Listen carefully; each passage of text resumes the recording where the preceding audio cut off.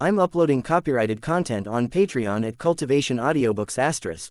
You can follow and request any novel you'd like. Please like, follow, and comment on the videos of this YouTube channel. It's free for you and a great motivation for me. The Ravens' capital, Reagan, was as large as Leon expected from a medium-sized tribe. A city of hundreds of thousands tucked into the wide valleys between the tall, imposing mountains of Katagita's northwest. However, it was far from a normal city. For one, more than a dozen arcs were flying in lazy circles around the city. They weren't as large as those Leon had seen that had been built by his clan, but by and large, they were larger than those he'd seen built by the empires and had more weapon emplacements. The reason for all these arcs was apparent for the second reason the city was notable: massive archyards located to the south of the city, embedded in the mountains there. Nearly 100,000-foot-long berths were carved all along the mountain slopes, some of which were filled with yet more arcs, and 10 of which had the skeletal frames of arcs currently under construction filling them. The third reason for the city's notability was the large collection of facilities on the north side of the city, also embedded into the mountains. Several dozen massive complexes, mostly architecturally boring, but in which Leon knew the real magic of the Ravens took place. Those buildings were their primary research labs. Not all their research labs, of course; every clan had its own facilities, but these labs were where they accumulated and compiled the work done by the tribe's constituent clans. Some of these labs Leon had seen on the flight over from Raythelion, though he hadn't stopped at any for any length of time. Some of his tribal entourage did announce his presence as he flew over, however, and he noticed that a great many ravens came out to see him pass. Their emotions had been somewhat mixed, but largely depressingly neutral, almost as if those who cared he was even flying over them were a minority. He wasn't sure if he preferred that reaction compared to the nothing he got from the lions or the almost immediate respect from the jaguars. Perhaps most noticeable about the city, however, even if Leon's attention was mostly consumed by the labs, were the several other flying objects above the city, large palace-sized islands that hovered several hundred feet in the air, suspended on clouds. Fluffy white clouds that resisted his arrival. That took Leon by surprise. He had, after taking the relatively lackluster welcome he and his people had received from the Hearts, decided to make like he had when visiting the Eagles and Hawks for the first time and assume Thunderbird form. His people's arrival over the Ravens' capital came with a darkened sky, buffeting wind, blinding lightning, and earth-shaking thunder, but the clouds that lifted the islands into the air resisted his power, remaining the very picture of conventionally perfect clouds even as his storm raged about them. He hadn't been so attention-grabbing when flying over the rest of Raven territory. For the most part, he and his people didn't attract much attention, and what attention they did get was soon lost as the Ravens in question quickly went back to whatever they were doing, as if Leon's group wasn't worth paying attention to. Leon found that he didn't mind that approach too much, though now that they had arrived at the Ravens' capital, he'd changed his strategy and summoned the storm. It seemed to work, for his party was quickly met by a group of 6th-tier ravens led by a 7th-tier chief, who welcomed them to Reagan and settled in to escort them to the gathering hall located on the largest of the flying islands. On their way there, Leon took the opportunity to quickly scan the city and noted that his method of summoning a storm had worked. His arrival had certainly been noticed by most of the populace. Few seemed particularly aggrieved at the storm, and many even took to the sky to see him fly, and he noticed that 5th and 6th tier mages in the Raven tribe apparently had the capacity for flight, which they now put on display. He wasn't given too long to inspect the tribe, however, as they soon arrived at the gathering hall. The place was one of the simplest, yet most beautiful he had seen so far. Instead of being made of more conventional building materials, it had been constructed almost entirely from ice, though he felt little cold seeping off of it. He could sense great magic flowing through it, likely helping to keep it from melting. The ice was beautiful in the way it glittered with every flash of lightning that announced his arrival, but the hall hadn't been otherwise decorated that he could see. It was like the Ravens had carved their gathering hall from the clearest, most eye-catching iceberg they could find, then called it a day there and stopped. Notably, not even their tribal totem was by the hall but was instead directly beneath it, made of more conventional wood instead of ice. However, his party landed on the floating island lighter than it had at the Hearts' gathering hall, Leon and all the others who hadn't already taken human form upon their touchdown. Sar had wanted some time to speak with Cassandra, but Leon hadn't wanted to spend too long in Raythelion, only long enough to accept the oaths of fealty from the majority of Heart Elders and Chiefs as they arrived in the city. So, With his business in the city largely concluded, he decided that he'd go on ahead while leaving Cassandra behind to convince the hearts of the sincerity of her empire's desire for peace. While she seemed to actively avoid being so, he knew she could be diplomatic when she had to be. And for this, she had to be. Of course, he didn't just leave his wife alone, he left most of his retinue with her as well. Anna and her beats, Anshu, Valeria, Marcus, Gaius, and Alex were all left in Raythelion with her, along with half of the Tempest Knights. They'd act as her bodyguard and entourage while also at least, in Valeria's case helping her keep her eye on the ball. Red, Anzu, Alcander, and Maya accompanied him, along with most of his tribal allies and the other half of his Tempest Knights. There weren't many ravens about who could appreciate his slightly smaller party, however. Aside from his escorts, there were only a handful of ravens in the hall, which Leon realized as he and his people were led in. Apologies for the cold welcome, the chief who'd escorted them to the hall said as he held out his hand to indicate some of the seats not too far away from the elders' benches. The hall wasn't too different on the inside than it was on the outside, with all decoration largely coming from the material the building was constructed of rather than anything else. The elders' benches were arrayed in the long hall in a fairly standard configuration with a dais at one end and benches to the right and left.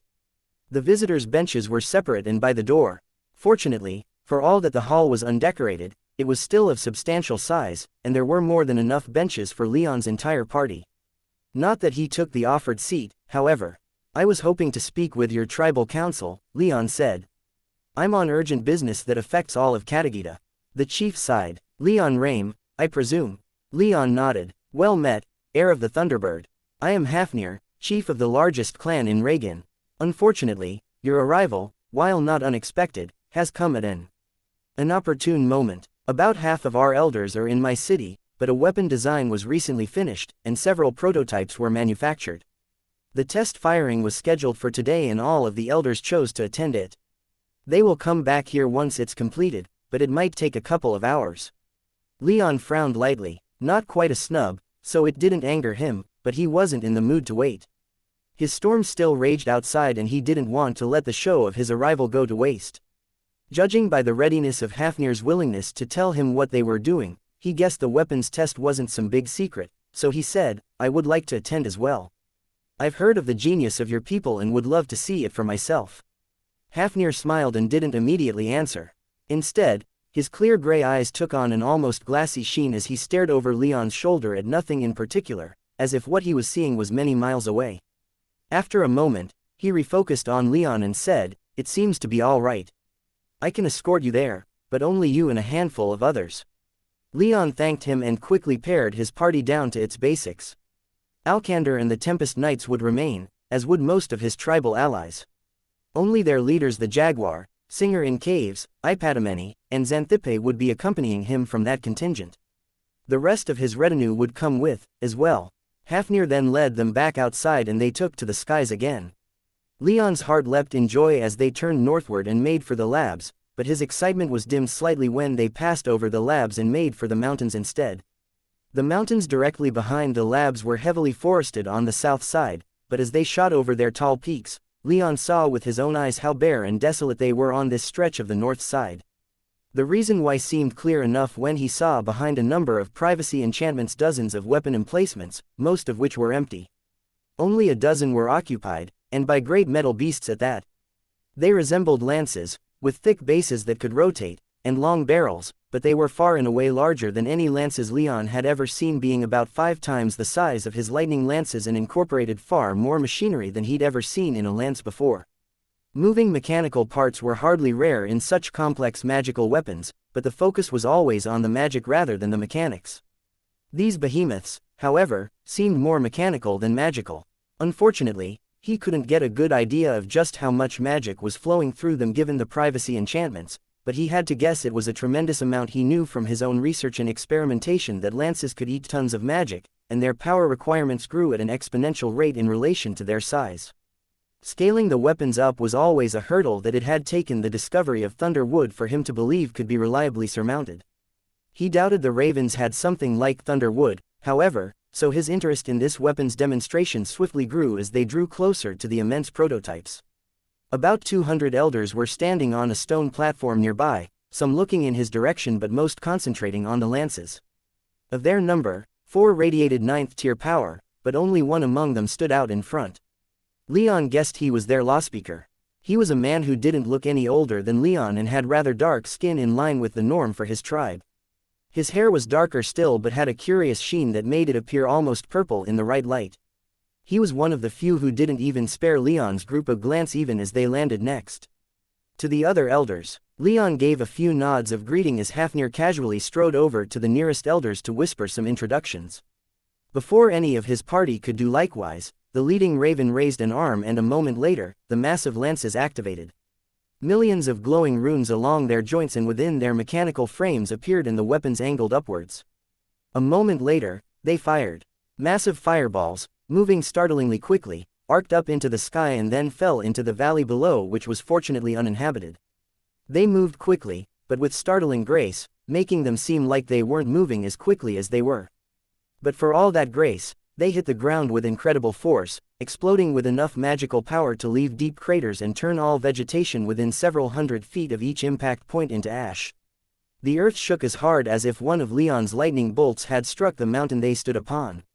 From what he could sense, Leon estimated that one of those shots could have killed an entire battalion of 1,000 soldiers back in the Bull Kingdom, and perhaps even a mage as high as 8th tier even if their defenses were up. Ha ha ha ha ha ha. The leading raven roared as the fires below raged. Did you fucking see that? He crouched and thrust his hands out toward the nearest impact point. He glanced over his shoulder at the other elders, many of whom began shouting, stomping, and roaring into the sky in celebration. Every single one of the weapons had fired successfully, and as far as Leon could tell, none had malfunctioned or been destroyed channeling so much magic power. The leading raven sprang back and joined the others. A handful of other ravens joined his side and together, they received much acclaim and back-patting from the others, leading Leon to think they were the ones responsible for designing the weapons. His people were just as impressed but some had important questions, too. I wonder how much that cost. Ipatameni wondered aloud. Leon wondered the same thing. The kind of magic power that would have had to be stored and channeled into each of the weapons would have been staggering. The leading raven heard his question even above his people's celebrations, however, and he loudly said, "Ah. You must be an eagle, aren't you?" His deep voice resonated with confidence and authority, and many of the other ravens quieted themselves as he spoke. Ipatameni stared at him with a look of utter disbelief on his face. "Aushkar, do you not remember me? We've met before. We practically sat next to each other at the last meeting of the Elder Council." Well, Eagle, you're not wanted here. We don't need your wise stewardship, or your good accounting standards, here. I wasn't. Ipatameni sputtered in confusion before Leon stepped forward and took control of the conversation. "Hello there," he called out, drawing Aushkar's and the other ravens' attention. "I am Leon Rame." That was an incredible display. Aushkar's rather dismissive attitude toward Ipatameni vanished in an instant and he lit up like a kid receiving an unexpected present. It was, wasn't it? What a spectacular showing. Do you mind if I ask you the specs on those weapons? Leon enthusiastically asked. How fast can it launch those fireballs? Once every week, Aushkar proudly declared. Leon blinked in surprise. He'd expected a more practical answer, but when he glanced back at the weapons, he knew he wasn't even capable of making one at all, let alone one that could fire as quickly as one per week. And what is their range? He asked with only mildly dampened enthusiasm. They can accurately hit a target up to 100 miles away with minimal loss in power. Aushkar boasted. If the user is willing to sacrifice power and accuracy, they can hit even farther than that. Leon's eyes went back to nearly bulging. Even at once per week, that was an incredible advantage. Not even Imperial lances had that kind of range or accuracy. Before he could ask another question, the jaguar stepped forward, his expression carefully schooled. These weapons are, indeed, impressive. But we're here on official business. Leon gave him a baleful stare but grudgingly forced himself back on topic. Right. We know why you're here, Leon Rame, one of the other 9th-tier ravens said. She was an ancient woman with a spine that seemed to be looking forward to a second life as a bow, but with sharp eyes and a sharper aura. You want us to swear ourselves to you? Leon graciously smiled and nodded. I am here to open such negotiations. I would be honored if your tribe would join the others who've sworn to support me when we call a meeting of the Elder Council. Aushkar said, we don't care about that. Go away, we don't want anything to do with that. Well, what do you want to do? Leon asked. Politics are for idiots. The man loudly shouted, and many of the elders shouted and stomped their agreement. We'd rather stay here and focus on our own business. He waved at the nearest super lance, and this time, nearly all of the elders stomped and shouted. Would you mind if we stayed a while, then? Leon asked. Honestly, I'm something of an enchanter myself, and if you don't want to talk about politics, then can we at least compare notes? I'd love to hear absolutely anything at all about your projects. Your Majesty, the jaguar whispered into his mind. Let's take our time with this one, Leon responded. At almost the same time, Aushker cast his gaze about the other elders, and after some head nods, he turned back to Leon and said, "That's fine. We're not rude." He then turned his eyes to Ipatameni. "I'll hear nothing about cutting back on expenses or other such nonsense, though." Ipatameni grimaced but nodded his agreement. "Wonderful," Leon said as he just about sprang forward to join Aushker and the others with him. Already, he was practically shaking with excitement. So excited was he that the storm above them was growing just a little more intense, though he was still at least keeping it from raining. "I think we have quite a bit we can share." The super lances were given several other tests during the course of several hours, including having most of their now white-hot internal components removed and replaced so that they could be fired again without waiting the week Aushker had claimed they'd need. Showing the weapons to truly be prototypes, 9 of the 12 lances had broken down for one reason or another during the tests, even with the constant swap in components, though none of the ravens appeared too put out by that. If anything, that 3 survived their tests was a pleasant surprise, if Leon was reading the raven elders right. Leon took the opportunity to try and speak with the elders during the tests, but he didn't make much progress as they were all too focused on observing the tests and the adjustments made to each of the super lances. He only got a good chance to speak with any of the elders later when he accompanied Aushker back to his lab, the 9th tier elder apparently deciding that since he was going to head back to the lab anyway, there wasn't much need to spend time in the gathering hall. Leon, appreciating the man's candor and devotion to his work, agreed, not that Aushker left much room for disagreement. As a result, while most of his people got themselves situated in guest houses by the rest of the ravens, Leon took Anzu, Alkander, and a handful of Tempest Knights with him to Aushker's lab.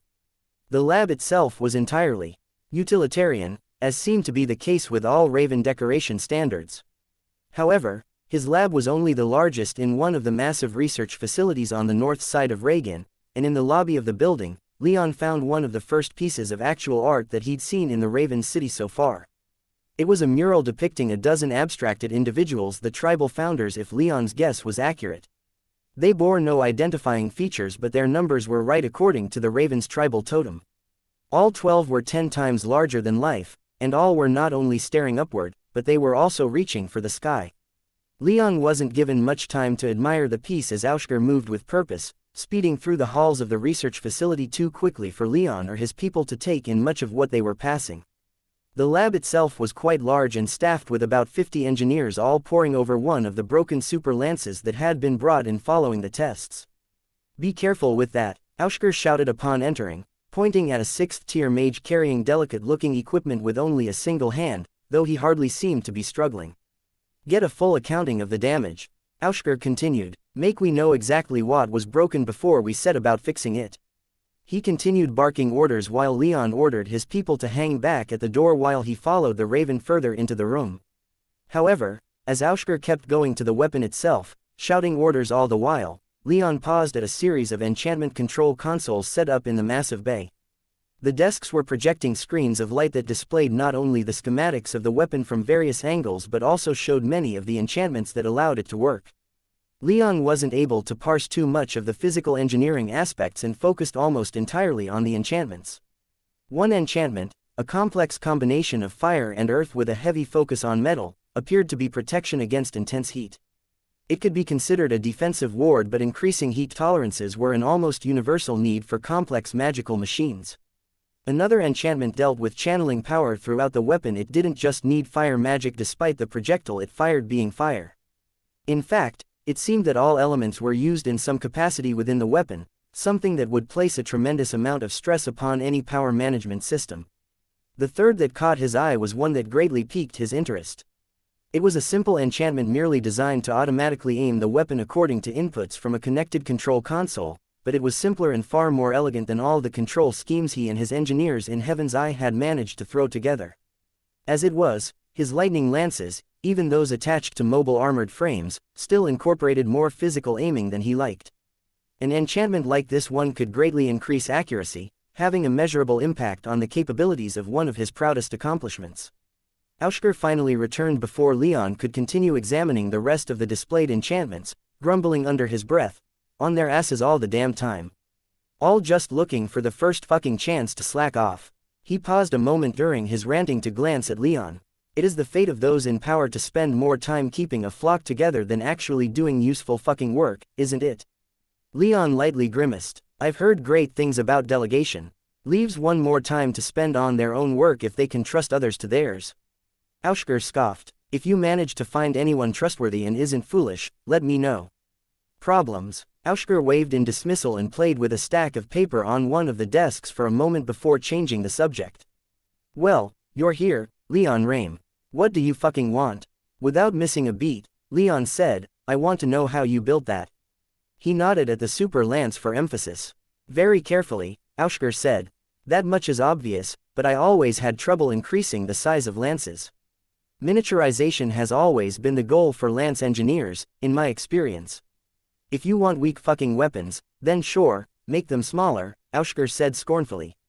"Making them is better. More room for enchantments. More room for everything." Leon softly chuckled. "Could these weapons be mounted on arcs, by any chance?" "That's what they're designed for," Aushker replied. "Wouldn't that be a significant drain on power? For a lance that size, wouldn't it be more efficient to mount 10 regular lances instead? I just saw how powerful these weapons were, but are they so powerful that they're worth the power drain?" "Do you think they aren't?" Aushker asked combatively. "Didn't say that. I want to know what you think. I think firing one shot from 50 miles and destroying your enemy is better than firing 20 shots from 5 miles and only doing scratch damage. The power requirements, so long as they aren't crippling, don't matter." "I tend towards agreement," Leon said, "but I wouldn't say that power requirements don't matter. In the weapons I've developed, I had an eye on sustainment, reliability, and endurance, so ignoring such a massive drain on magic power just doesn't sit well with me, especially with how much power these monsters obviously need." "Oh, I don't fucking suppose you have one of your weapons with you, would you?" Aushker snarkily asked. "I'd love to examine whatever you've brought. It would only be fair, wouldn't it, since you've gotten to look so closely at mine?" Leon grinned as he waved his hand more theatrically than he'd originally intended, reached into his soul realm, and pulled out a maul. Immediately, Aushker's eyebrows shot up and he rushed over to inspect it. "Is this a vehicle?" he asked as he found the handle for the hatch in the back. Without waiting for Leon's response, he dove inside. The maul shook slightly as he rampaged about within, and Leon walked over to the open hatch. "Yes, it is. Thick armor, crew of 3 with space for 8 passengers, range upwards of 300 miles with a top speed of around 40 miles per hour. "Wait," Aushker called out from inside. "About 20 tons, Leon answered. The maul stopped shaking for a moment before Aushker poked his head out the hatch. 20 tons, he asked. Leon nodded. Aushker gave him an incredulous look before hopping out the maul and digging his fingers down below the vehicle's wheels. He can't possibly be, Leon thought in disbelief before. Indeed, Aushker began lifting the maul with apparent ease. "Well, fuck me, it is 20 tons, he whispered as he gently set it back down. He backed up a few steps to take the whole thing, and Leon saw his eyes drifting up to the lightning lance. "How many shots can it fire?" "Standard load is 100 bolts, but it's a mobile platform, so some consideration has been made to keep its engine powered." "Bolts?" he asked. Leon pulled out one of the bolts in question, an iron cylinder small enough to fit in his hand. "The lightning lance uses, well, lightning magic to propel one of these at incredible speeds. Enough to punch holes in the curtain wall of a heavily warded castle." "Show me," Aushker demanded, and with a grin, Leon did just that. It took nearly an hour, but Aushker had driven the maul about his large lab, then took it outside through the lab's bay doors into a firing range for weapons of the lightning lance's size. After firing off a dozen shots and taking some readings, Aushker drove them back to his lab. Upon exiting the mall, he walked over to his desk and began scribbling down notes. Throughout all of his tests, he'd barely spoken to Leon aside from getting clarification on the controls, but to Leon's surprise, he'd picked up on the controls far quicker than anyone else had and hardly needed much instruction. After the first shot, he'd only needed to see Leon reload the lance once before he was able to do it himself. Only once he began recording his observations did he finally start asking more detailed questions again. "How did you get it moving like that?" he asked. "Its weight-to-size ratio is too heavily skewed towards the former, so it shouldn't move as easily or as quickly as it does. Its engine incorporates some rare materials that I've picked up in my travels," Leon explained as he fished a small piece of thunder wood from his soul realm and tossed it to the Raven Elder. Aushker caught the sliver of wood not much larger than his index finger and brought it up to his eye for inspection before abruptly pulling it away when it started sparking and crackling with lightning magic. "Lightning magic stored in wood?" he whispered in wonder. "Of a sort," Leon answered. "Wood mutated by the power of a tree sprite and some special lightning results in what you have right there. Thunderwood is what we've been calling it. It's made building an engine small and powerful enough to fit in that platform much simpler, and using it with the lightning lance drastically increased its efficiency." Aushker continued staring at the piece of thunderwood he held for a long time, but he still seemed to take in what Leon was saying. "How, precisely, is this wood created?" he asked. He finally turned back to make eye contact with Leon, his expression carefully neutral but betrayed by an almost manic look in his eyes. "Trade secret," Leon answered with a coy smile. "There's a lot we'd have to discuss before I'd ever come close to agreeing to share that secret with you. But if the Raven tribe swears themselves to me and my cause, then sharing my secrets with you would only be natural, wouldn't it? Some of them, at least." Aushker closed off his expression, then, after glancing from Leon to the thunderwood and back to Leon, he tossed the thunderwood back to Leon. "No deal," he replied. "As enticing as that is, the Ravens are neutral in whatever political fuckery is going on in Stormhollow. We don't want any part in it. All we want is to build. All we want is to create." Leon chuckled again. "I understand that feeling. Honestly, I do. Were I anyone else, I'd be living just like this. Devoting myself to my crafts and ignoring all else. Unfortunately, I'm me, and I bear the burden of my lineage. I respect your decision, but I'm going to have to press. Press as you will find that our minds don't change easily. Not even for more gifts," he asked as he retrieved a small piece of fulgurite from his soul realm. The rough glassy substance glimmered with the stored power of the iron needle, and when Leon tossed it to Aushker, the Raven caught it and held it even more gingerly than he had the thunder wood. This time, he wasn't able to confine his amazement to only his eyes. "So much power," he whispered in awe. "So small a thing, I haven't been able to replicate its creation, but I have the materials to continue trying. I was hoping the Ravens would be able to aid me in researching how to make more." Aushker frowned before tossing him back the fulgurite. Before he could speak, however, Leon pulled out the rock feathers and bull's horns from the hunt down in Hawk territory. "I have more interesting materials that, to my eternal regret, I simply don't have the time to study. I could use some help, and it would help if that help came in the form of people I can trust." Aushker's eyes narrowed and he said nothing. "In addition," Leon continued, "I would share with your people the knowledge for how to assume the shape of your eponymous ancestor." At that, Aushker scoffed again. "This transformation rumor, huh? I would have thought such a thing beneath you, Leon Rame, after this showing. Such transformation is impossible for mankind. I know, I've spent quite a bit of time investigating the matter myself in my younger years." Leon cocked an eyebrow. The man seemed quite young, but he supposed at the 9th tier, he could be as old as 300 or 400 and still look like he was in his 20s by mortal standards. But after that, Leon simply sighed, pulled his clothes into his soul realm, and before anyone could have a chance to so much as look down, he began his transformation. A moment later, he stood before Aushker in his silver-blue thunderbird form, his aura towering, his presence unmistakable. "It isn't impossible," Leon smugly stated. "I've shared this power with all the tribes who've sworn themselves to me. I am their king now, helping them to go become more in tune with their inherited powers is only natural, wouldn't you say?" Aushker stared at him in abject shock. His mouth opened and shut several times as he struggled to find the words. Even the workers in his lab stopped what they were doing to stare at Leon. "I don't think I'll ever get used to this," Leon thought as he basked in the astonishment shown by the Ravens. "Still feels as good as the first time. If you're still skeptical," Leon said, "get in touch with literally anyone else in the city. I and the rest of my supporters flew in none too subtly, and many of us were transformed. In fact, all of my Tempest Knights are capable of the same. He glanced at the few Tempest Knights in the room and gave them a silent order. All had been pulled from the Knights Jaguar contingent, so in a moment, 5 Jaguars stood where 5 Knights once had. The sight finally brought Aushker out of his stupor and he stumbled forward a few steps before breaking out in a swift stride. He walked right up to Leon and poked him in the hip. Huh, the raven grunted. Then he grabbed one of Leon's feathers and plucked it right out of him, sending a sharp needle of pain shooting through Leon's body. Anger flashed through his mind in equal measure and his aura exploded out of him, as fierce as if he were fighting a hated enemy. Aushker's assistants working on the super lance collapsed under its weight while Aushker himself paled and froze. But he kept himself in control and simply used his element-less magic to rip the feather from Aushker's hands and into his soul realm. Don't do that again, Leon warned as he, with some effort, restrained his aura, allowing Aushker's people back to their feet.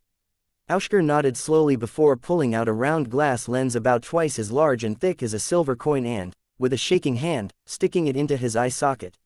Flexing his brow held it in place and Leon saw numerous runes light up on its surface while it emitted strange magics that seemed to scan him up and down. Certainly not an illusion, Aushker murmured as his shaking stopped. Of course I'm not an illusion, Leon said dismissively. You ought to trust your eyes more. I trust what my data tells me, it's too easy to fake everything else. Aushker looked him up and down and while he wasn't sure what his scanning glass did exactly, Leon didn't think it was doing him any harm, nor would it see the secret behind the transformation enchantment.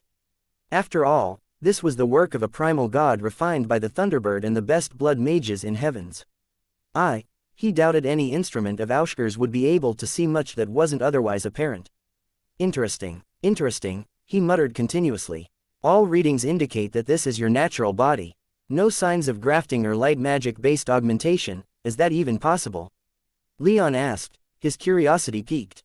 No, Aushker answered before pausing a moment and seeming to think it over. Well, not without some disgusting costs to the user. There's a reason we dropped that particular avenue of research, Leon notionally frowned. After a moment, he asked, have I finally caught your interest? Will you at least hear me out with the other Raven Elders? Aushker halted in his examination and Leon took the opportunity to assume human form. When he was properly dressed, Aushker quietly stated, give me some time. I have to speak with my tribe. I'll come find you when we're ready to give you an answer. He began striding back to the lab's main doors, but he'd only taken a few steps before he paused again and clarified, an answer about hearing you out. Not about acknowledging your claim title. Fair enough, Leon replied, pleased that he'd at least gotten this far. I still think we have plenty to discuss, he said as he glanced back at the super lance. There were quite a few Heaven's Eye projects that he felt would benefit from a Raven's knowledge, and vice versa. He just had to hope that the Ravens saw things as he did. Though he'd hoped for them to move faster, Leon spent near a week in Reagan before the Ravens called their Elder Council together. It was a fair consolation that they had to call their other elders and chiefs together first, but Leon had still felt some amount of impatience, especially with how interested Aushker had been in what he had to offer them in exchange for their support. But in those days, Leon wasn't idly waiting. Instead, he spent almost all of his time in the Ravens research facilities spending time with Aushker, the other 9th-tier Ravens, and the rest of the Ravens research teams. The experience was illuminating, to say the least. The Ravens researched just about anything and everything that they took a fancy to: arcs, healing, personal defense shields made of light magic, teleportation, weaponry of all kinds, blood magic, communication techniques including refinements to existing comm stones, anti-magic, and so much more. For his part, Leon was most interested in their research on inherited bloodlines. Since all 10 tribes were based around inherited bloodlines, it made a degree of sense that a tribe like the Ravens would be experimenting with them, and some of their research held quite a bit of promise, as well as had several insights that Leon had never considered. For one, the Ravens had discovered certain magical resonances within their blood that grew stronger when awakening their blood, then quickly returning to their previous levels after the ritual ended. The theory was that the resonances grew stronger while their ancestor was present in their soul realms, but given that the Raven of Hale Hall was about as talkative as most other ascended beasts were to their descendants, the Ravens weren't able to test it with much accuracy. Another was a series of autopsies done mostly on lion children given their lifestyle, but incorporating other tribes as well if their children died young, that confirmed profound changes in bone marrow after bloodline awakening. While Leon lacked the anatomical knowledge to make much use of this knowledge, he still noted the changes, hoping they'd be useful later. Finally, the ravens had managed to get their hands on several relatively weak ascended beasts, none above the 7th tier and most already dead. However, as part of Aushker's admission that they'd studied transformation before, they had certain magical insights that Leon was eager to share with Valentina's team the next time he made it home. While it wouldn't be of much help that he could see with the already refined transformation enchantment, he hoped it would help him to figure out how to transform into a dragon if such a thing was even possible. If it was, then even the Black Eagle transformation that he'd been forced into during his final fight with Jorman might be possible to recreate. As payment, though hardly specified as such by the ravens themselves, if no less expected, Leon had given them some of his research materials. The enchantments he'd placed upon his armor with an emphasis on his darkness invisibility enchantments and strength-enhancing enchantments piqued their interest. His experiments with anti-magic also attracted some attention, though he quickly realized it was due to the design of his gauntlet, which allowed him to swap enchantments in and out as the situation demanded, that the ravens wanted to see. While many of his other works were discussed during those days, Leon didn't allow anyone to inspect anything more than his armor. Aushker had spread the word about his maul and other materials, which many of the ravens wanted to see for themselves, but Leon only allowed them to see them, not handle any of them. But if they gave him their support, he'd told them they could inspect all they wanted. Unfortunately, they pulled something similar with their archyards. Despite Leon expressing strong interest in seeing them, the ravens didn't allow anyone other than their own people to access the yards. Even the Thunderer wasn't allowed access to the yards, and the bears had come close to trying to force their way in not long after the Thunderer was voted into his office. The ravens had remained steadfast in their refusal, however, and the bears had eventually backed off under threat that the ravens would cancel all their arc orders. To Leon's pleasant surprise, none of the ravens seemed to care all that much about Cassandra or any of the empires, for that matter. They liked that their weapons were being used, but they didn't share the special hatred that the other tribes had for their nemesis across the sea. Leon greatly appreciated that attitude. He wasn't sure he would have made many inroads with the ravens if they were bitter about his choice of romantic partners alongside their general unwillingness to even discuss their political leanings. As it was, he felt like he'd struck up a fine rapport with the other leading members of the Raven tribe, who were by and large more than willing to spend hours at a time discussing the finer points of enchantment with him whenever he pleased. They seemed, if nothing else, pleased that someone outside their tribe was even interested in their work, something put on display by how they treated the rest of Leon's tribal allies. The jaguar and Xanthippe practically went insane during those few days, as the ravens practically ignored them entirely. The jaguar was somewhat bitter that they hadn't called the tribal council already and was forcing them to wait while the rest of the island prepared for the inevitable calling of the elder council. While Xanthippe had every challenge, friendly and otherwise, she issued to the ravens bluntly rebuffed, driving her just a little stir-crazy. Ipadameni had his enthusiasm dampened by Aushker's attitude following their arrival, while Singer in Caves was the only one who seemed perfectly willing to just walk around Reagan and take in the sights as they waited for the rest of the Raven elders to arrive in the city.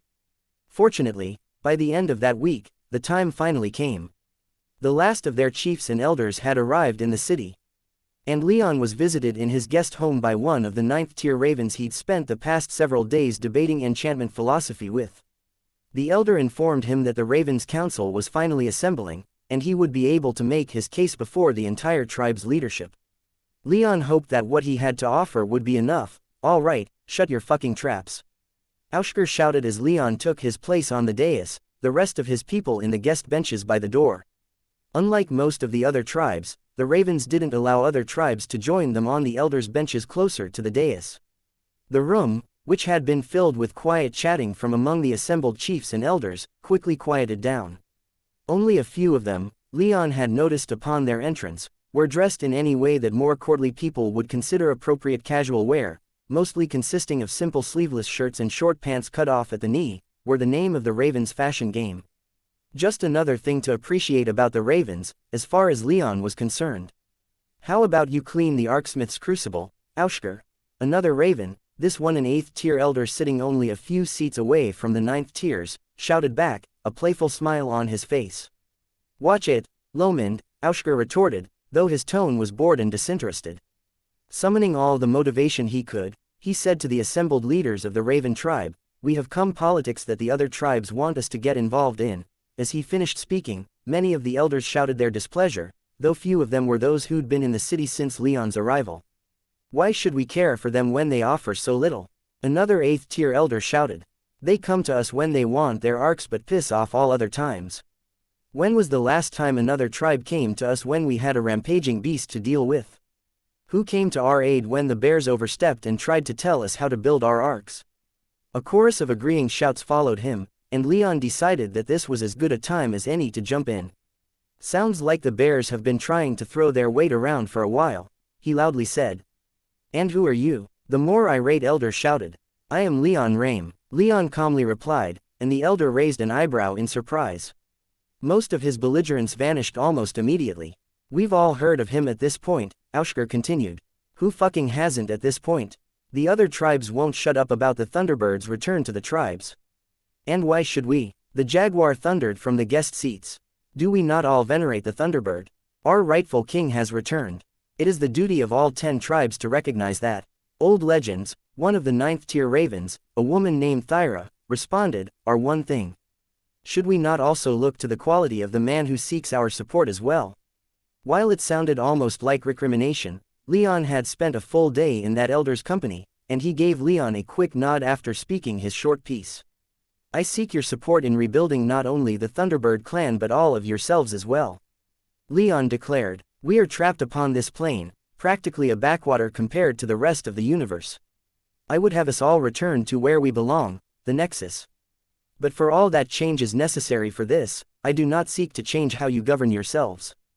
So long as you declare me your king, I would provide you with all the security and resources you need to continue your research, and how you organize yourselves will be entirely up to you." Leon Rame has already shown us some of what he claims he would share, a 9th tier raven named Trigvi shouted. "I am personally convinced of the value of what he offers." "As am I," Thyra added. "It seems we're going to be dragged into this political squabble anyway, so we might as well pluck a few feathers while we're doing it." Leon didn't quite understand her metaphor, but he got the gist of what she said, and he gave her a nod of appreciation. The final 9th tier raven who had yet to speak was a man named Frode, and he had been the one Leon had interacted with the least during his time in Reagan. All eyes turned in his direction as Thyra's voice echoed throughout the icy hall. But instead of giving his opinion, he stared at the raven on the dais with Leon and asked, "Aushker, your opinion?" Aushker mumbled as if his mind had been far away and was unexpectedly dragged back. "He showed me he can transform. The rumors were true. I want to fucking know how it's done." "Then you're with him?" Frode asked. Aushker glanced at Leon, and Leon smiled back at him. That seems to be the price, doesn't it? Then fuck it, what's a king, anyway, next to the progress that could be made? He's offered other things of interest, as well." Frode turned his eyes back to Leon, then stoically nodded and said, "Then he has my support as well." With the 4 9th tier mages having said their piece, it was time for the 8th tier ravens, and a surprising number of them spoke out against Leon. Few of those who did were those Leon had interacted with at least once in the past week, though there were 1 or 2. Once they were done, the chiefs, who Leon had had comparatively little interaction with, began speaking, and they were more divided despite the 9th tier elders in his corner. When they were done, the jaguar stepped forward again. "I apologize for my earlier outburst," he said. "It's terribly unbecoming for a man to interrupt another tribe's gathering. However, I simply wanted to emphasize the importance of the times we now find ourselves in. The Thunderbird clan has returned. Our tribes can unite behind a proper king for the first time in 80 millennia. Such a momentous occasion can't be ignored. And he isn't just of Thunderbird blood." Xanthippe added, "I can testify to his prowess with a blade. He beat the Thunderer himself in a duel to first blood on my tribe's sacred sand.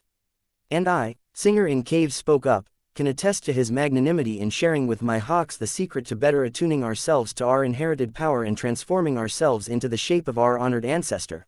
When she finished speaking, she demonstrated just what she meant by transforming into her avian form. "He has also shared this secret with the other tribes sworn to him," she added. "And I can attest to his character," Ipadameni declared, joining his voice to the others. "He has made no demand of the tribes to change our ways, and has indicated that he would be a wise administrator that listens to our concerns. It is the belief of my tribe that our fair island will only find unity behind him and not the Thunderer." Leon couldn't stop grinning as they spoke in turn.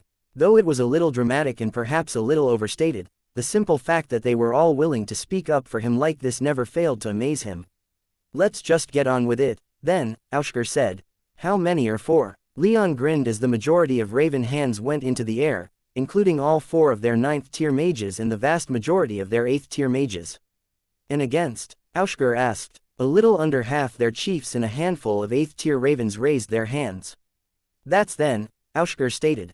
"Looks like the Raven tribe will be supporting you, Leon Rame."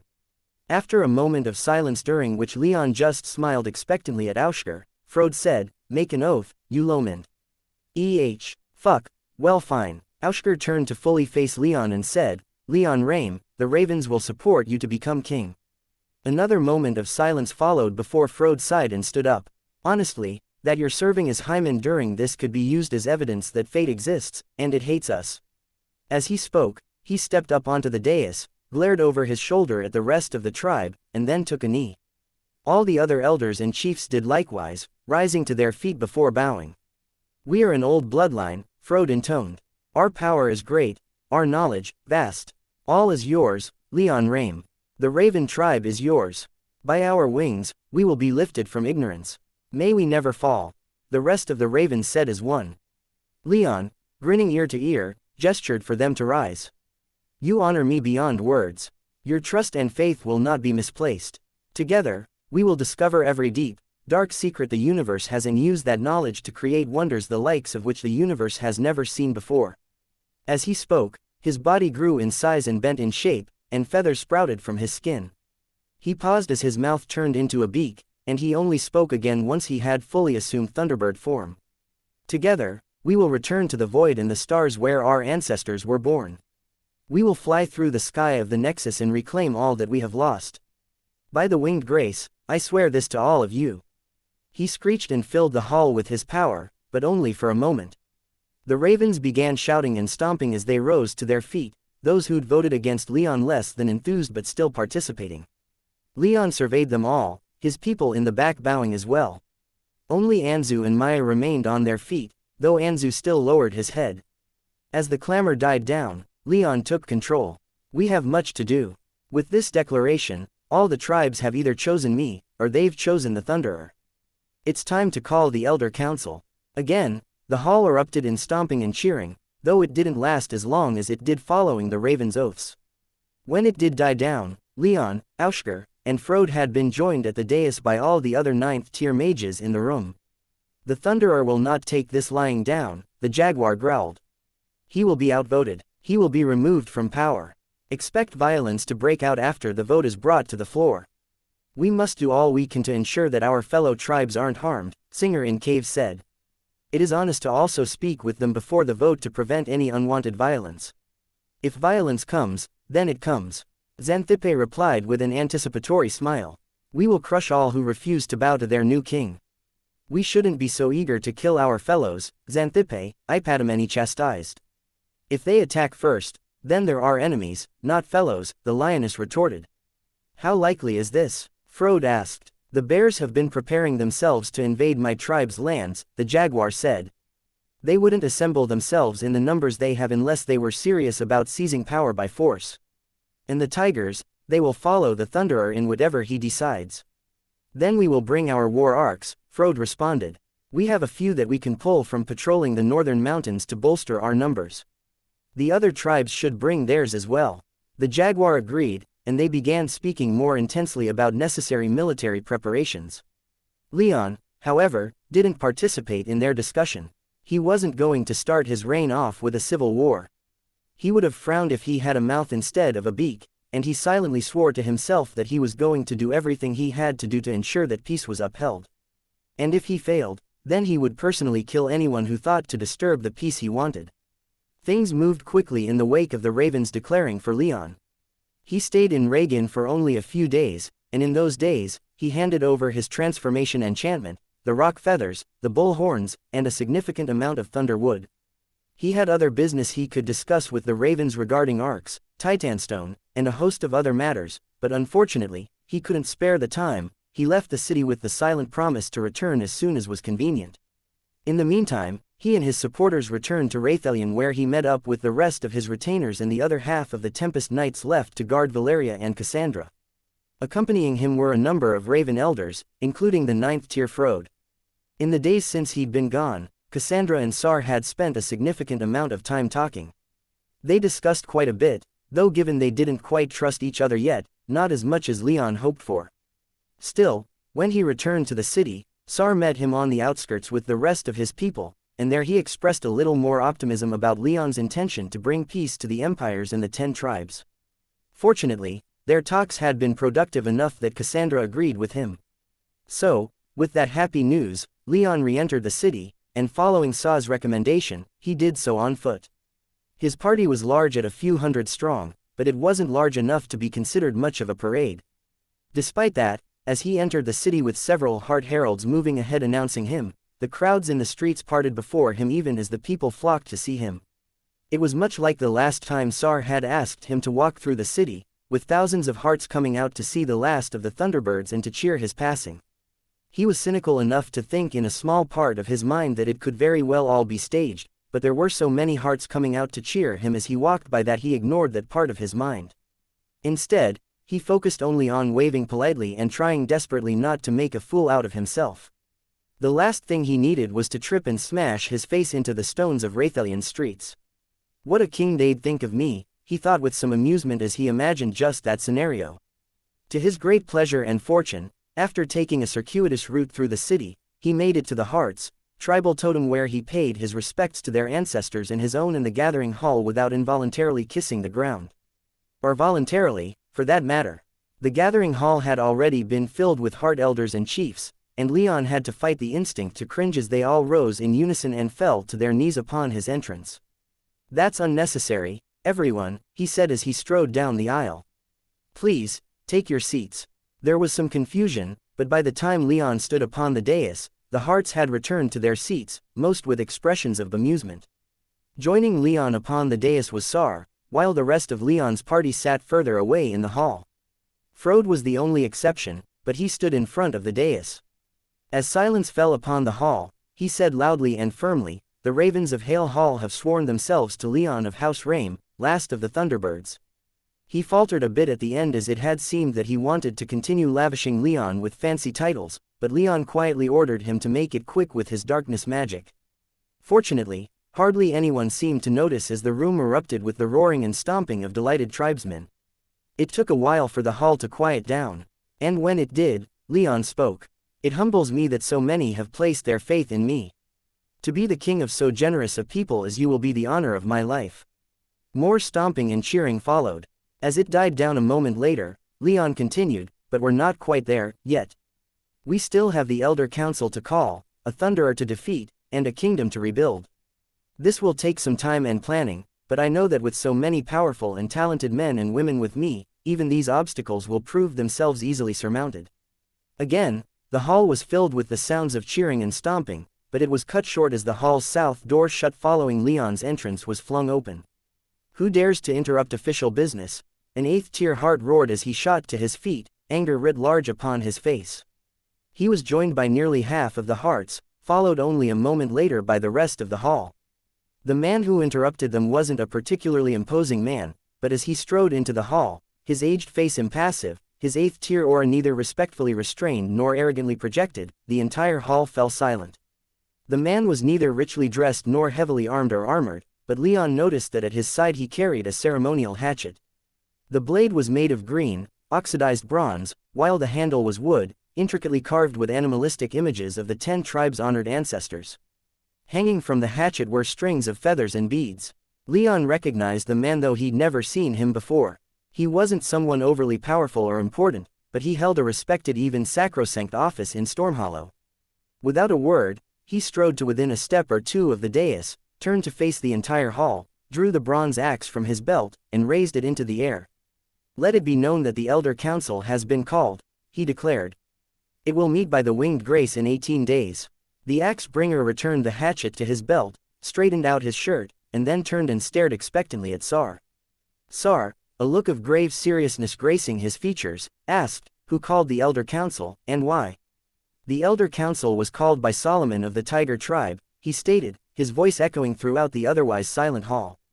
Addressing claims of treason, sabotage, and collusion, as well as the continuance of the ongoing war. Sar pondered his words for a moment before nodding, and the axe-bringer turned and left, undoubtedly to visit the Raven tribe next.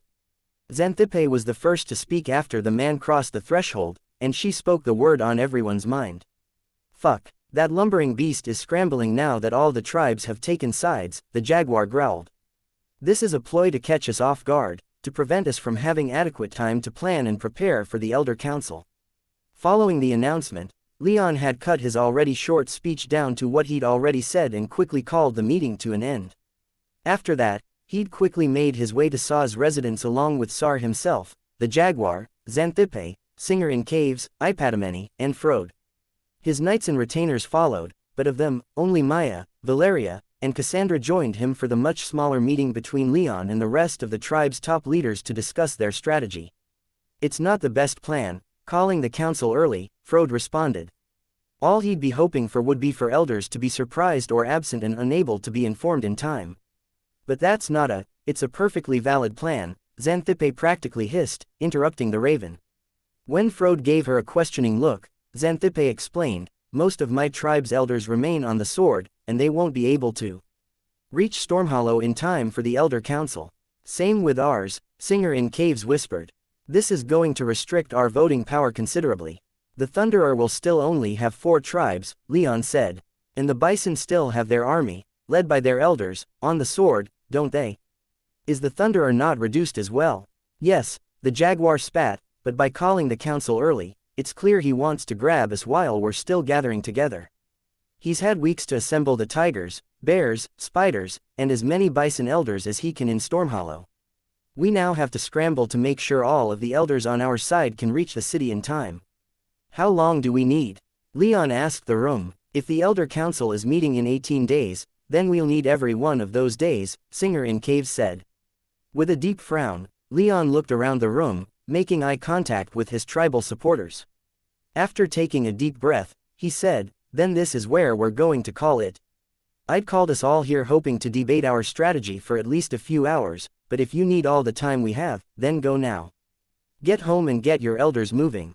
We're going to need every damned vote we can get at that council. The elders had already sent word back to their respective tribes using calm stones and vox bats, though the Hearts and Ravens were the most distant from Stormhollow, so the other tribes probably already knew, but Leon wanted their 9th-tier mages to lead them personally. Get going, he ordered. Don't wait around. Aside from a few apprehensive looks, the elders bowed to Leon and made for the door. Eventually, Leon was left alone with Sar, his wives, and only the Jaguar. You need to head back to the Jaguars too, Leon said to the Jaguar of the West. I would rather accompany you, Leon, he replied. My tribe has the privilege of being the closest to Stormhollow. Nikolaus has already gotten nearly all of our elders heading to the city. They'll be there before us. Leon sighed, then looked to Sar. How many hearts have been assembled? All but 2, Sar replied. 89 elders are in the city, getting ready to make for Stormhollow as we speak. Leon nodded. Good, good. How quickly can we get them moving? By morning, Sar easily replied. Leon made eye contact with Valeria, and without him even having to say anything aloud, she smiled and nodded. Maya, too, understood him, if the flexing of her aura was anything to go by. We're going to Stormhollow in the morning? Cassandra asked, a look of anticipation on her face. Yes, Leon replied. Have to finally put the Thunderer in his place, Maya snarled. His place is on Death's own arc on its way to the Ashen Fields, Cassandra added. Look at that, the Jaguar said, a tinge of sarcasm in his voice, something we can agree on. Cassandra just stared at him for a moment before turning back to Leon. What do you want to do? This changes nothing, Leon said. We can still settle the issue of kingship then, can't we? The Jaguar sighed loudly and furiously. It's complicated. The matters of the Elder Council can be complex. There aren't many set rules, but by long tradition, the one who calls the council dictates the schedule. So that means the Tigers will be presiding over this meeting of the elders. Valeria quietly asked, will that mean Solomon will be in charge? Yes, the Jaguar confirmed. Not the Thunderer. No, The Thunderer derives his power by consent of the Elder Council, and is such a subordinate to them. However, the Thunderer is still an elder of the booming brown bears and has a seat on the council. His current position doesn't change that, and in practice, still gives him significant power. More than that, I can almost guarantee that he's the one who actually called the council, even if Solomon is the one who physically went to the axe bringer. Leon asked, "What is Solomon like?" "You know him better than I think anyone else here, unless Sar is on good terms with the tigers." Sar simply shook his head. "Solomon," the jaguar whispered, "was an honorable man when we were younger. I welcomed him as my brother-in-law gladly, especially since it would have meant Hector and I would be bound by kin. Since my sister's death, however, I haven't spoken much with Solomon. We've been too busy dealing with our own duties, mine protecting the western shores and Solomon's as hegemon of the tiger tribe. I don't know how devoutly he follows the Thunderer or what his intentions might be for this meeting. I expect him to conduct himself well, but that expectation is based on the man I knew hundreds of years ago." "Then let's prepare as if he were a complete unknown," Leon said. "This treason matter is directed at me, isn't it? Or others?" Sar mused. "Good excuse to execute or exile elders who might support you. Fewer elders means fewer votes. If you can't win the votes," Cassandra said with a derisive smirk, "just get rid of the voters, huh? Arranging so that as few can attend as possible, and then disqualify more right before. Devious. How likely is this to work?" "That depends entirely on how many of our elders we can get to show up," the jaguar explained. "All votes in the Elder Council are by simple majority. If we outnumber them, then we've won. But if they outnumber us, keep in contact with all our supporters," Leon ordered the jaguar. "I want an accurate headcount of absolutely everyone we can bring to bear. Once we get to Stormhollow, I want the same for the Thunderer's side. How many elders do they have, and whether or not it might be possible to turn some?" "Turning elders away from their tribes will be functionally impossible," the jaguar said. "In 80,000 years, a tribe has had split votes only thrice, and even then never on important issues. For something like this, don't count on any elders breaking ranks." Leon frowned as he lost himself in his thoughts, but he was almost literally pulled back as Maya took his arm. "If they reject us, then we kill them," she said to him. "So don't worry." Leon just about burst out laughing at her suggestion, put forth so earnestly. "I hope it doesn't come to that," he said as he leaned a little further into her. "I really do. I gave no such order," the Thunderer thundered. So loud was his voice that his home shook down to its foundations despite its spectacularly powerful enchantments. Fortunately, it was unlikely that anyone in the city itself would be able to hear him. Despite this, only those in the room with him would hear. Those people were Linda, the High Inquisitor, and Hector, his right-hand man. Linda was as impassive as she always was, while Hector looked almost more like a mad dog than a tiger. "I know that," Hector shouted. "You never would've. Too blinded by your own ideals that you can't see what's about to happen." "You have no idea what's about to happen," the Thunderer growled as he advanced upon his subordinate. Hector shrunk back for a second before straightening up and standing firmer against the Thunderer. "I do know. If you had your way, Leon Rame would have walked right into the hall and been acclaimed king then and there. He has 6 tribes now. Even with the Hawks and Hearts counted, he still has more elders than you do. You were going to give them time to assemble themselves, and in doing so, lose everything." The Thunderer's nails dug into his palms from the force of his clenched fist. It took him all of his self-control not to slam his fist into Hector's face so hard that it turned into a fine pink mist. "You have been too passive," Hector continued. "Our dream is about to die because you're too honorable. My record is enough," the Thunderer stated. "What I have built must stand on its own if it's to outlive me. The elders will see the government I have built and know that I am where I need to be. They will crown Leon Rame their king and throw you out," Hector scoffed. "I am doing what must be done. What you cannot. That's why I'm here, to keep you from dirtying yourself and our goals from these matters. I will not kneel to that pretender, and I will ensure that he never becomes king." "And so you called the Elder Council," Linda neutrally stated. "I did," Hector admitted. "Our allies are here, ready to go. If even a few of their elders don't come, then we can block all their attempts to crown Leon Rame. And if this session closes, then they won't be able to call another one for at least a year." "That's not a rule," Linda replied. "Then we only need to get rid of a few of their elders," Hector replied. He might have said more if he hadn't been sent flying across the room, blood pouring from his mouth. "You will not utter such words again," the Thunderer said as he straightened up and rubbed his knuckles. Though he was stronger than Hector, Hector was still a 9th-tier mage and possessed a thick skull to boot. "We will do this my way." "No," Hector growled as he rose from where he'd landed, an almost manic look in his eyes. "You are too soft-hearted to do what must be done. I've made arrangements." "What arrangements?" the Thunderer asked as his fury grew.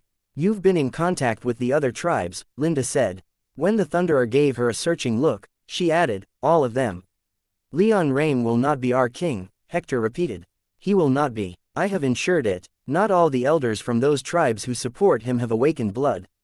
They number only a handful, but it's enough.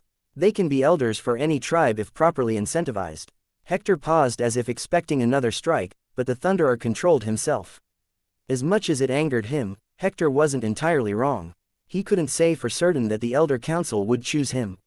Leon Rame stood a damned good chance at becoming king. And neither was he wrong in blaming him and his passivity. "My friend," Hector said, his tone softening, "all I ask for is your trust." "Your trust? Only for a few days. And what we've built together will survive this. Please." The Thunderer turned away from Hector and stared at a finely made woolen tapestry that had hung in his office for many years. It depicted the ancestors of all 10 tribes coming together in harmony and mutual understanding.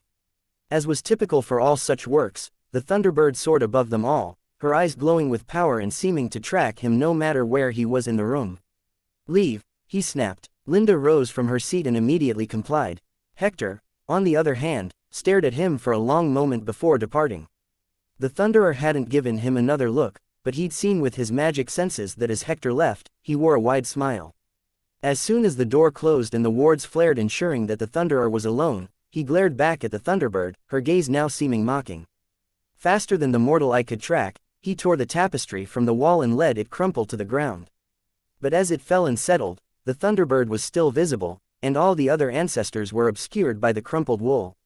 Stormhollow was a rather different city compared to what Leon had seen so far on Katagita. It was most like the Raymondas, the capital of the Screaming Eagles, in that it was dense and always populated, as opposed to the more open and sprawling Raychati or the only transiently occupied Raykos. The architecture of its largest buildings reflected the cosmopolitan heart of the 10 tribes with influences from all tribes present, but the Jaguar's style was clearly dominant. It made sense, however, for the city had once belonged to the Jaguars before it had been given autonomy by the Elder Council.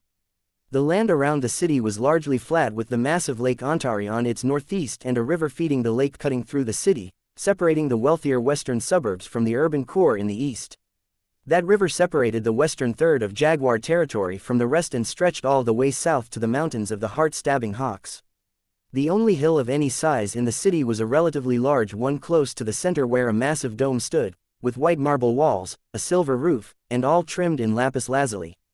The Elder Hall, Leon grimly thought. It would be there in just a few days' time that the future of the 10 tribes would be decided.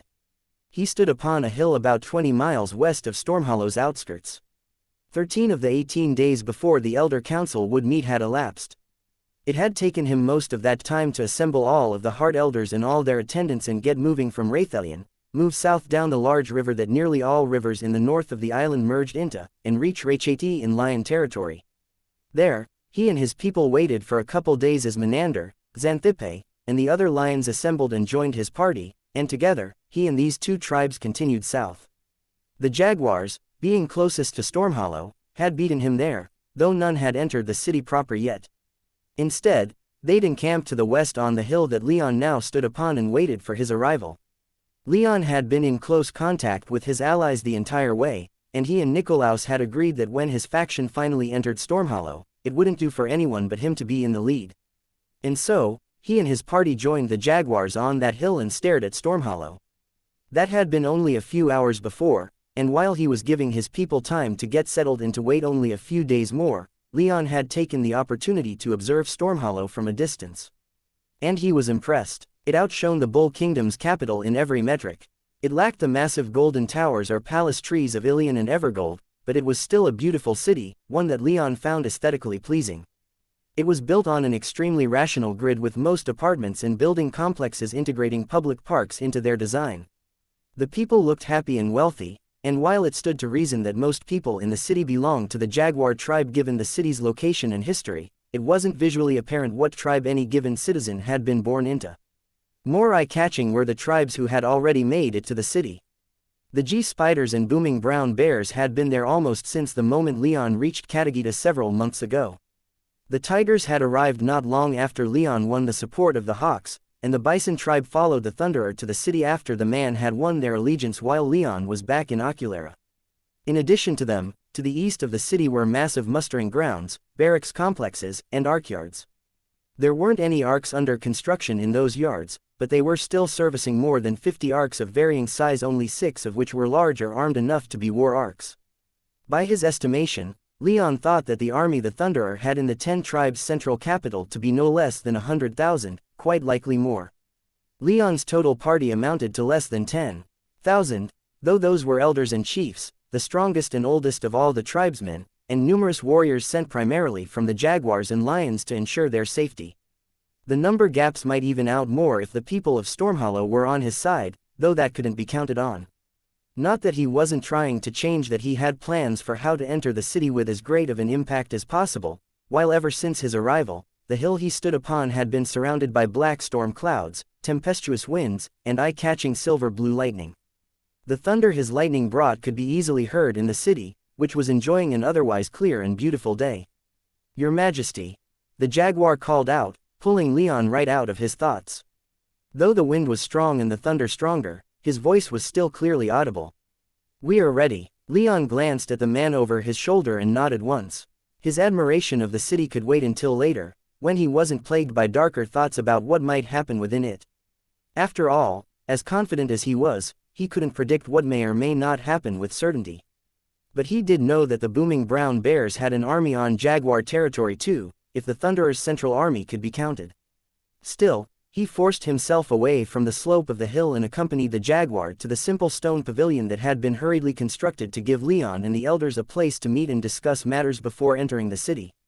The time it had taken to build and properly ward was the main reason he hadn't exchanged much more than pleasantries with his supporters since arriving on the hill. Most of his tribal allies had beaten him to the pavilion, with nearly all of the jaguar, heart, and lion elders present, at least those who weren't still on the sword. "What's our headcount so far?" Leon asked without any preamble upon entering the pavilion. "The jaguars have brought 133 elders," Nikolaus immediately reported. "The hearts have 91, Sar declared. "The lions have 22, Menander announced. Leon quietly sighed. The lions were still holding the sword, and they had the largest presence there, too. 37 amounted to all the elders they had on Katagita, unfortunately, and getting those on the sword back to the island in time for the vote was impossible. And the hawks were likely in a similar situation, too. So, if all goes well and we're able to bring all elders on the island to Stormhollow," Leon began, already preparing to fail to accomplish even that, "then our total count would stand at 489, is that right? 101 from the eagles, 44 from the hawks, and 98 from the ravens," Nikolaus listed. 489, Leon said. "How many can the Thunderer bring to bear?" "We can't say for certain," the jaguar said. "The bears haven't brought their full complement of elders in a long while, but when the Thunderer was elected they brought 79 elders to throw behind him. The bison tribe is also still at the sword," Menander said. "Though they win much glory for themselves and their tribe, they won't be appearing at the vote in 5 days. "How many might they have, then?"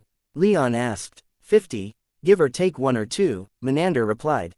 Leon nodded as he kept count. "The spiders and tigers, then." "The spiders have a good many elders," Sar explained. "They aren't the most populous tribe, but they aren't that violent, either, which means their elders tend to live a little longer than some other tribes I could mention. If they wish to die ingloriously, then that's their decision," Xanthippe growled. "What cowards they must be too. Take the safe path. What use are claws if they rend no flesh?" She received no answer, but Leon doubted she expected one. "They will have 116, Sar finished. Leon frowned in surprise as he kept track. "The tigers will have the most of any tribe," the jaguar gravely intoned. "More even than the jaguars. 142. Leon clicked his tongue, but simply added up the total. 388, including the Thunderer, he said. "That's quite the difference." "Indeed it is," the jaguar replied. "Assuming our numbers are right." The entire eagle tribe could stay home and we'd still tie, Menander observed. Can we even tie? Leon asked. What's the protocol for that? There aren't any set rules for tie breaking, Nikolaus said. However, by tradition, we'd hold another vote. Whether that was immediately after the first or after taking a break. Any break taken would last no longer than a day, however. Leon nodded and went silent for a moment. The chances we have all elders available to us is slim, he said. That's the whole point of calling the Elder Council early, wasn't it? He glanced around and saw only agreement. We are ahead of the Thunderer by 101, but that's only on paper. I don't mean to insult, but I also want to float the idea of individual elders being poached. How likely is this? Ha! Menander immediately boomed. Almost in unison with the lion, Nikolaus chuckled. The jaguar said, not a single jaguar will break ranks. Not one, Leon asked. Not one, the jaguar emphasized. Same with my lions, Menander added with a vicious smirk. If any did, I would beat them back into line, have no doubt about that. Leon gave the lion a thin-lipped smile before turning to Sar. The hearts know who has given them their new power, Sar said as he flexed his aura minutely in what Leon recognized as channeling power into the transformation enchantment for less than a second. We have sworn ourselves to the Thunderbird and to you, personally. Leon sighed. Keep an eye on everyone, all the same.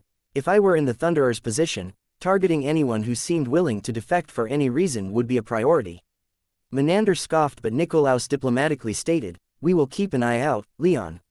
Have no fear. Before Leon could respond, a 7th-tier jaguar chief entered the pavilion and announced, a party is heading this way from Stormhollow. The Thunderer looks to be leading it. Ha! The jaguar roared. I hope he's come to surrender, though I doubt that's the case. More likely he's here asking us to surrender, Nikolaus calmly stated. As if a jaguar would ever retract his claws in the face of his enemy. Should we let him enter? The jaguar chief asked Leon. Yes, Leon said without hesitation. He and the elders with him had been sitting in a circle, but as the Thunderer drew closer, they quickly rearranged their chairs so that they sat to Leon's right and left. Nikolaus even retrieved a larger, more opulent armchair from his soul realm and offered it to Leon, but Leon refused it. When the Thunderer was shown in, he was accompanied by several 8th and 9th tier mages that Leon took to be elders from other tribes. There were 2 red-haired bears, 3 pale-skinned black-eyed spiders, 1 fierce tiger, and 2 burly bison. The tiger, he noted, was not only wearing the same uniform that the Thunderer was, he was also staring daggers at the jaguar. It's good to see all of you here, the Thunderer said pleasantly, though the smile he wore didn't reach his eyes. A meeting of the Elder Council is always an event worth celebrating. Leon could sense the impatience in his elders, but as Nikolaus, Menander, and the jaguar all made to retort, he silently whispered for them to hold back. It's good to see you, too, Leon neutrally stated. In truth, I wasn't expecting to see you so soon, not before the Elder Council met, at any rate. The tiger at the Thunderer's side sneered as he briefly turned his gaze toward Leon before his eyes flitted back to the jaguar, his aura pulsing with a few thin strands of killing intent. Given the circumstances, I felt it would be best to welcome you on your first visit to Stormhollow. I assume you will be staying in the Jaguar's district while you are here. I hadn't given much thought to my accommodations, Leon admitted. More important things on my mind, you understand. The Thunderer grinned and nodded. Leon, I was hoping we could speak privately. Leon looked around the pavilion. There weren't many people within it, only his most important supporters who were present along with the Thunderer's party. Half of his Tempest Knights were guarding the pavilion with tribal warriors, while the other half were with his family and retainers where his portable villa had been set up. We're in private now, aren't we? He said, intentionally misunderstanding what the Thunderer wanted. He wanted the Thunderer to directly state what he wanted. Arrogant bastard, the tiger whispered, though not so quietly that anyone in the pavilion failed to hear. You dare! The jaguar roared as he shot to his feet. Before the tiger could respond, the Thunderer's spectacularly heavy aura descended upon him, while Leon reached out with his own aura to halt the jaguar. Both went quiet, but continued glaring at each other. Apologies for Hector, the Thunderer said, to Leon's somewhat muted surprise. He'd heard of Hector but had never met the man before. He can be a bit impatient. But I would prefer if we could speak just the 2 of us. He didn't elaborate, but he kept his eyes trained unwaveringly on Leon.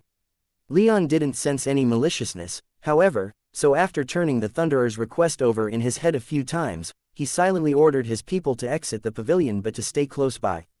He got a few questioning looks, but a confirming order had them all rising from their seats and leaving the range of the pavilion's privacy wards. At the same time, Leon nodded briefly to the Thunderer's followers, and without a word, they followed suit, though the two bison went to either side of Hector and practically escorted him beyond the wards. The Thunderer and Leon were thusly left alone, though still visible to all. "Not quite what I had in mind, but fine," the Thunderer said. "What did you want to talk about?" Leon asked as he rose from his seat and began to slowly pace about the pavilion. The Thunderer, remaining stationary, said, "I want to urge you one last time to give up on your foolish endeavor. The 10 tribes don't need a king, especially not one who would sell them out to the barbarians across the sea." "Are you referring to my wife?" Leon calmly asked. With a bit more anger in his voice, the Thunderer said, "Too much blood has been spilled for us to forgive them. We will reconquer this plain and end this fighting once and for all." Leon clicked his tongue in displeasure again. "I would bring peace, an end to this conflict. You would continue this forever war. That I have an imperial princess for a wife ought to show that I'm actually capable of delivering on my promise for peace. It serves as nothing more than to show you as the traitor you are." Leon grinned. "Am I one of you?" he asked. The Thunderer gave him a cold stare, his face remaining stony and expressionless, save for a slight tilting of his head. "Some would argue, no." His eyes briefly flickered in Hector's direction. "Some would even argue that you aren't worthy to even stand in the Elder Hall. So for any votes that would declare me king, you would have me wait around outside?" Leon asked. "The matter of your kingship is not why this council has been called," the Thunderer stated. "Don't play coy with me. Whatever happens in 5 days will decide whether or not it happens. Whether the 10 tribes makes its peace with the empires and follows me to the Nexus or stays here with you and fights a bitter war that has lasted for nearly 80,000 years. I won't be calmly perched outside preening my feathers while the votes that will determine what I am to the 10 tribes take place." The Thunderer audibly sighed. "I will not allow that. I will not allow any of this. You will lead the tribes to ruin. The barbarians cannot be trusted. You cannot end this war. My clan started this war when we invaded this plain," Leon growled. "No one can end this war but me. You can't take the empires. They're too big, too populous. So I'll ask you, Thunderer, to step aside. You stand in the way of peace. I am not the one demanding to be made king and provoking civil war," the Thunderer replied. "I would mock that statement if I were in the mood to do so," Leon shot back. "Letting mood dictate action is the sign of a terrible king. Not letting my emotions get the better of me is a sign otherwise." The Thunderer went quiet and closed his eyes for a long moment. When he opened them, any trace of warmth was gone. While he was thinking, the Jaguar and Hector had nearly come to blows outside the pavilion, though the sound they made was blocked by the pavilion's wards. Fortunately, both Leon and the Thunderer's side kept them from coming to physical or magical blows. "I expected more from you," Leon said. "The company one keeps can often say more about one than their disposition. Hector is a brilliant organizer. What I hope to build would be impossible without him. My army would be a shadow of what it is now without him." "I would have never guessed," Leon said as he slowly sauntered in Hector's direction. The Thunderer quickly interposed himself between them, and their movements were clearly noticed outside as the Jaguar and Hector both went quiet and all of the elders regarded them apprehensively. "Take these 5 days to think, Leon," the Thunderer stated with muted fury plain to see on his face. "If you put your name forward to be our king, you will show yourself to be an enemy of the 10 tribes, one who would plunge us into civil war." "It is your side provoking that," Leon countered. "You need only pay more attention to the company you keep and the tribe that claims you as its own." The Thunderer glared at him, and after a moment, said, "Then there is nothing more to say." "I'll see you in 5 days, Leon responded. The Thunderer gave him nothing more than a sharp glare before turning and walking out of the pavilion, the elders he'd come with scrambling after him. Only when he was gone did Leon finally let out the breath he'd been holding. As confident as his position made him, the Thunderer was still a 10th tier mage, and that made him incredibly anxious. If things turned violent, the Thunderer was going to be beyond dangerous. He even started questioning his first impression of the man. He'd made it to 10th tier so he couldn't be free of personal ambition.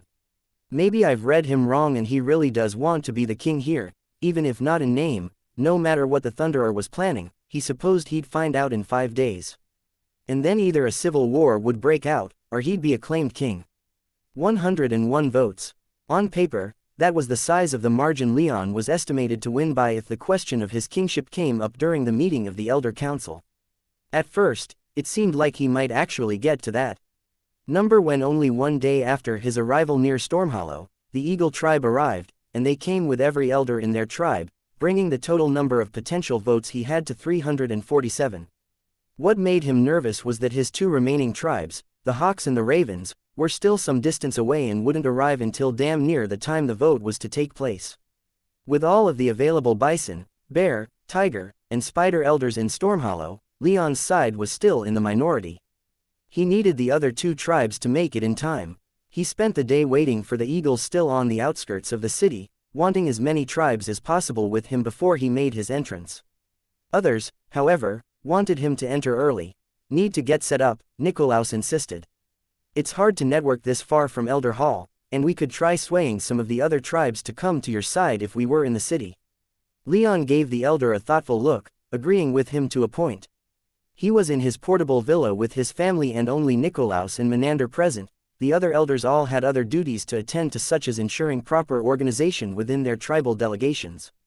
Thousands of people separated along tribal lines wasn't an easy force to coordinate, and it would only grow more complicated when the Hawks and Ravens finally arrived. I agree, Cassandra boldly declared, eliciting some curious looks from Nikolaus and Menander. Remaining here on the hill can make us look weak, and no one follows a weak emperor. Nor a weak king, Menander added with a sly, appreciative smile. Leon nodded in understanding as he glanced out the projected window on the wall. I wanted to enter the city with as much fanfare as possible, he quietly said. To enter with the tribes around me and show the people that I wasn't some foreigner.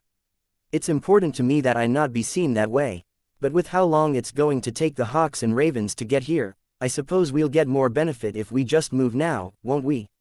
I would agree with that statement, Nikolaus diplomatically stated. Leon thought for a moment longer and said, all right, then. Let's make our entrance. Everyone who can transform will do so. I want our arrival in Stormhollow to be an event worthy of legend. Ha ha, Menander boomed. Our arrival will be worthy of a king. He and Nikolaus bowed their way out of the villa, leaving Leon alone with his family. Are all of you ready? He asked the room. We're wading into potentially hostile territory. If anyone attacks us, we can use it against the Thunderer, Cassandra said rather flippantly. If he's been in charge of this city for decades, then any violence within it is on his head. If anyone attacks us, we'll kill them, Maya said aloud. I'm ready, Valeria simply stated. All eyes turned toward Anzu, who had been quietly reading in the corner. It hadn't taken him that long to learn how to read, though he seemed more into the fantasy and mythical genre than nonfiction. Leon couldn't blame him, but he was somewhat dismayed to see his little brother more captivated by fiction than by more practical tomes. Anzu looked up after realizing such attention had fallen upon him. Are we going to be attacked? He asked out of genuine curiosity. We can't say, Valeria said with a smile as she walked over and wrapped an arm around his shoulder. If we are, will you protect us? Anzu's blood-red eyes glittered, and his aura spiked in intensity. Of course, anyone who attacks any of you will have to deal with me. And no one would dare to threaten us with such a fierce warrior defending us. Cassandra added as she joined the two and added an arm to Valerius around the griffin in human forms. Shoulders. Anzu nodded with utter seriousness, determination radiating from him unabashedly. Then let's keep our eyes open, Leon said as Maya took his arm, and make a spectacular entrance. As he spoke, his magic rose into the air. He'd let the storm he'd summoned upon his arrival dissipate somewhat, though the black storm clouds hadn't gone away. Now, with a soft kick from his power, the wind picked up and lightning began to fall. We've stayed on the outside long enough. Time to make our presence known. The wind howled about him, sliding through his feathers as silver-blue lightning filled the sky. He didn't want to do any damage to Stormhollow, so every bolt that fell from the clouds arced back up into them, though their light still filled the city and the thunder they brought shook windows. It had been a partly cloudy day, but that had swiftly changed as Leon transformed into his natural Thunderbird form and sent his magic rolling forward in a great wave. He couldn't blanket the entire city so openly with how heavily warded even individual homes were, but it was still more than enough to assert his authority over the sky. As he took off, it had only taken a matter of minutes for the sky above Stormhollow to blacken, for the wind to howl through the streets, and for his lightning to render the magical street lamps redundant. He flew ahead, every wingbeat summoning eye-catching bolts of lightning and claps of booming thunder. He'd had an errant thought about trying to use the iron needle to summon lightning of other colors, but he'd dismissed that as unneeded. He could barely control the thing, and using it for such an impractical purpose was unwise. Those flying at his side more than made up for any perceived deficiency, however. To his left flew Cassandra and Anzu, and to his right, Valeria and Maya. Maya had transformed into a water dragon while Anzu was in his griffin form. Further out were his retainers, and of them, Anna and Red cut the most impressive pictures. Anna was riding upon one of her wyverns Nadur, Leon thought, whose scales had turned a rich, vibrant gold color. Astar flew beside them, his scales a brilliant electric blue. Both were utterly dwarfed by Red's enormous bulk, however.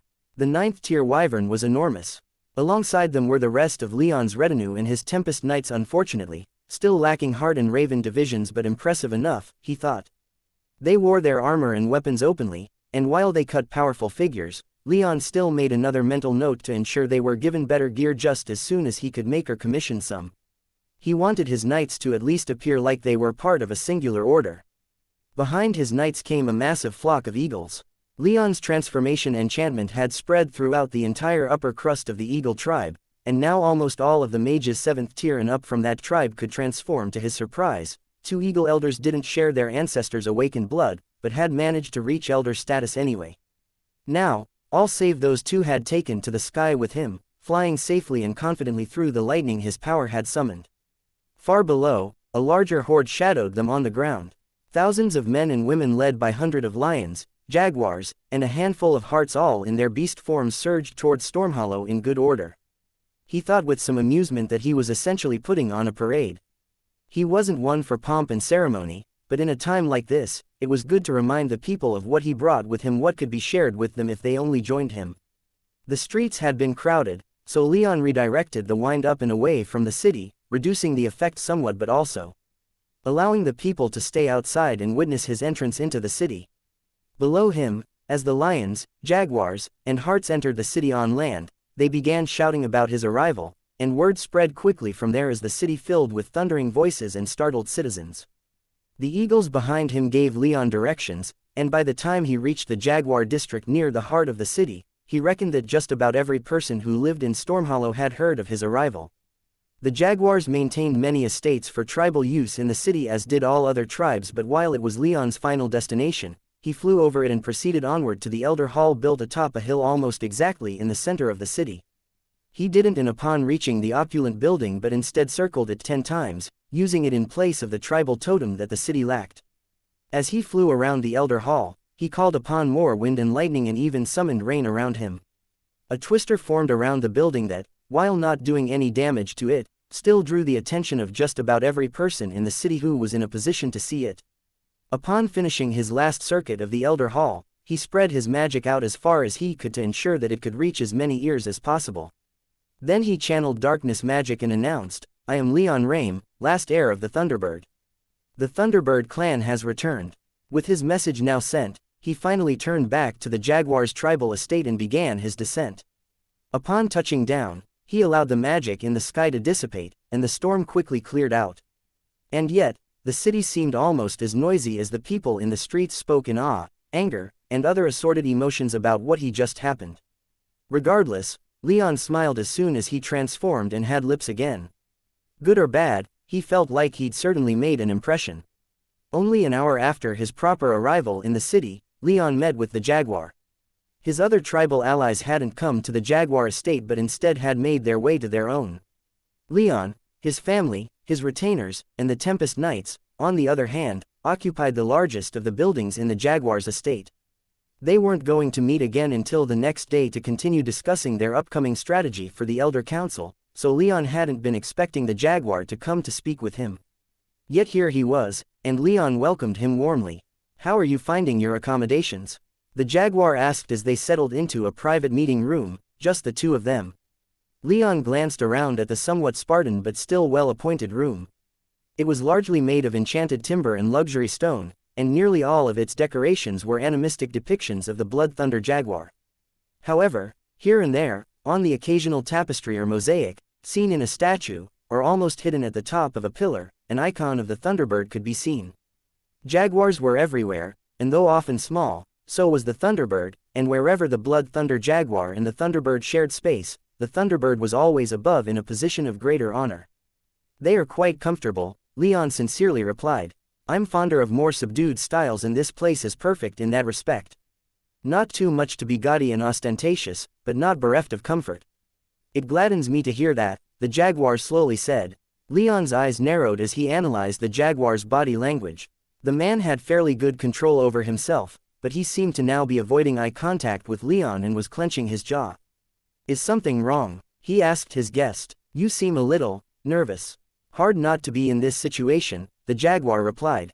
Waiting on the hawks and ravens is wreaking havoc on my nerves. I can understand that, but I don't think that's all. You seemed perfectly calm last time we spoke and little has changed. The jaguar began to frown but didn't deny it. Instead, after a moment of thought, he admitted, I received word from a couple of contacts of mine.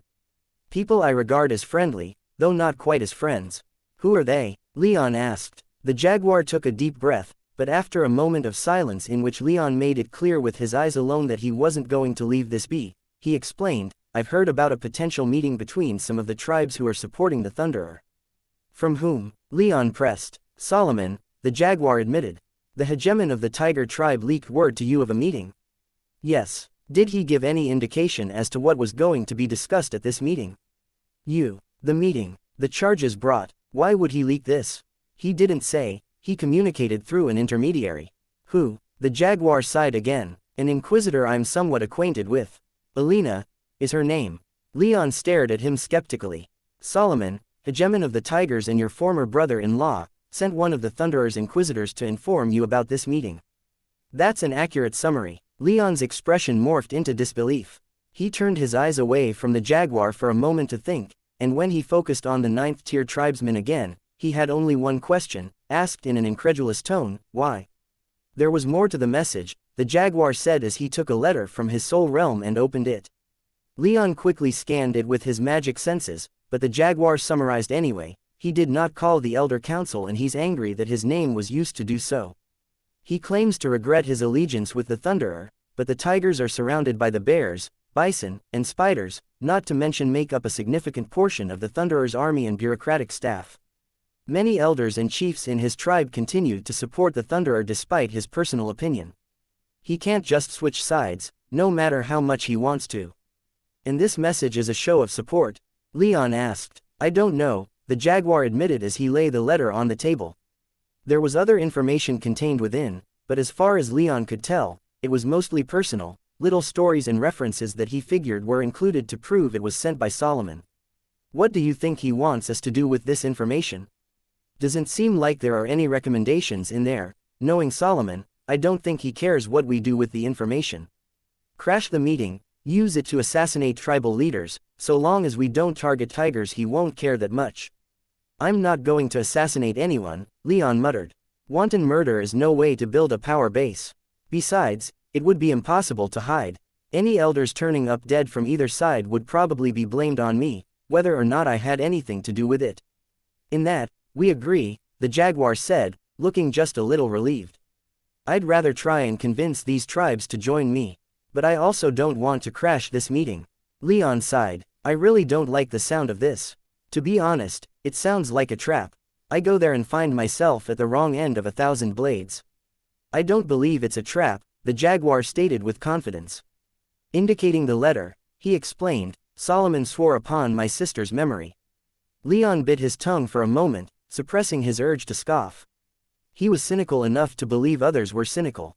However, he knew that the jaguar loved his sister and had a complicated history with the twins Hector and Solomon, and after a moment of thought, he came to the conclusion that if he ever swore upon any of his lady's names, he would treat that like an ironclad oath. Solomon had wives other than the jaguar's sister, of course, but Leon had multiple wives as well, and his feelings for them were all as strong as ever. After a long moment of thought, Leon asked, how would you recommend we handle this information? The jaguar took another long moment to think before saying, I believe we have 3 avenues open to us. The first is simplest. We ignore it. However, It would be a tremendous waste of an opportunity if we do, I believe. The second is more straightforward. We attend the meeting, invitation or not. Make the case for your kingship in person. I'm sure we could sway at least a couple of elders over to our side, especially with a display of power, an explanation of support you already have, and a promise to share with them all that has been shared with the other tribes. The third is the most complicated. We attend the meeting but do so in secret.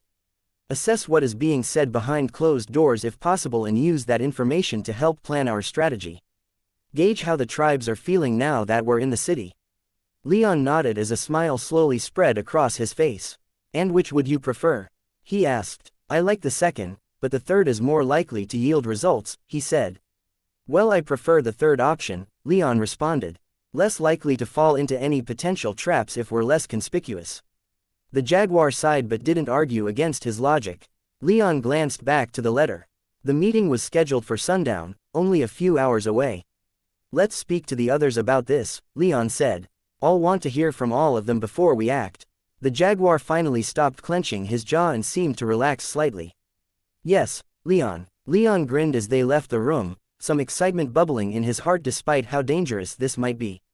Dealing with politics was tiring, and sneaking around and doing something dangerous sounded like just the stress relief he needed right then. Fortunately, it didn't take much of the other tribal leaders to see things his way, and by the time the sun neared the horizon, he and a group including the jaguar were on the move. They were going to find out whatever this meeting was supposed to be. The meeting that Solomon had warned about was to be held not too far outside of the city. It was just to the east of the city's outskirts, past the army barracks and close to the fields where the bears were keeping their war beasts. Leon didn't much like that, but with the group he had, he didn't think it would be too big of a problem. Accompanying him were Anzu, Cassandra, Valeria, and Maya, all quite powerful in their own right. Of his retainers, only Red was coming with, and even then, only for a relatively short distance. She'd wait at a pre-arranged point with a few others just in case the meeting turned violent and Leon had to fight his way out. The jaguar was the highest-ranked tribesman joining him, but about a dozen other jaguar elders left with him as well, though all of them would be waiting with Red. That number of elders was quite deliberate, for that was how many invisibility-granting enchanted items the jaguars were able to scrounge up on such short notice. So, about an hour before the meeting, Leon and his team took off from the jaguar's estate, none of them visible. They flew high over the city, wary that any of the buildings around might disrupt their invisibility enchantments, a reasonable worry given just how heavily enchanted the city was. But they made good time and didn't once have anyone lose their invisibility. They paused over the mustering grounds in the east where Red and the jaguar elders would wait, and then Leon and the rest of his team continued onward, though not without some parting words from Red. If you don't return, I'm going to burn this entire city to the ground, she warned. That seems drastic, Leon replied. But all the same, I'll be sure not to tarry.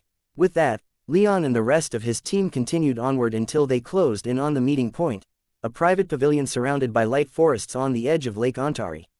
Landing at a prearranged point, Leon, unable to locate the jaguars since he wasn't using one of Leon's invisibility enchantments, quietly said aloud, "Everyone still with us?" He knew Maya, Valeria, Cassandra, and Anzu were still with him, but he had little idea where the jaguar was until he vocally responded, "Yes."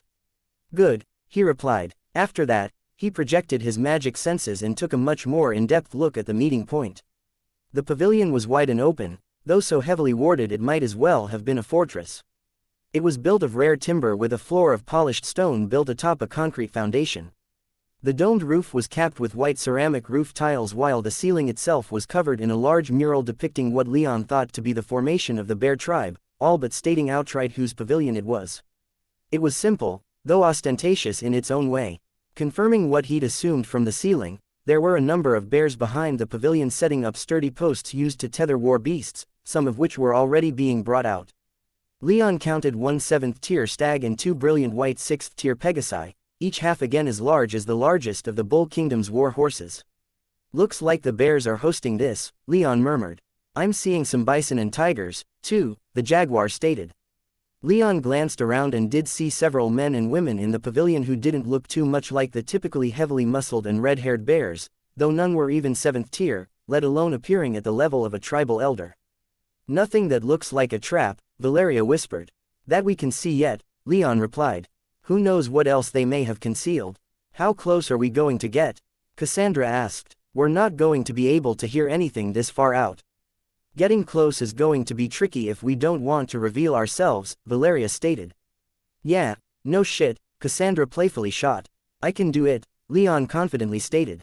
Perhaps it would be better if I were to take this risk, the jaguar began before Leon quickly cut him off. No, I'll do this. If you get caught, the jaguar whispered anxiously. He won't, Valeria immediately replied. Leon gave a confident smile in her general direction, only knowing which way that was thanks to the trackers he'd placed in his people's armor, which allowed them all to keep track of each other when invisible. Wait here, Leon ordered everyone before he began creeping forward. The pavilion was fairly well guarded, though not as much as Leon would have expected for the site of such an important meeting. There were a few patrols, but not so many that he found it hard to approach the pavilion. The enchantments being limited to the pavilion itself didn't help matters, though they did mean that he had to stop at the building's edge. There were plenty of chairs being set up, indicating that this was going to be a fairly large gathering, bigger than he'd thought or that Solomon had indicated. The chairs were being arranged in 4 sections, implying that all of the tribes that the Thunderer had gathered would be attending, not only some of them. Unfortunately, from what Leon could sense from the enchantments now that he was up close, once the wards were up, there would be no way for him to eavesdrop. Even though the pavilion had no walls. So, he figured that would be his first problem to solve. He still had some time, but he set about immediately. The enchantments were thorough and robust, but that was the only compliment he could pay the pavilion's builders.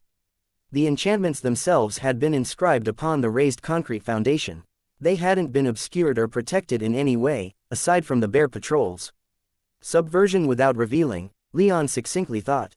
If the wards were going to prevent him from listening in on the gathering, then he would have to change that, though he'd have to do so in a way that wouldn't reveal what he'd done.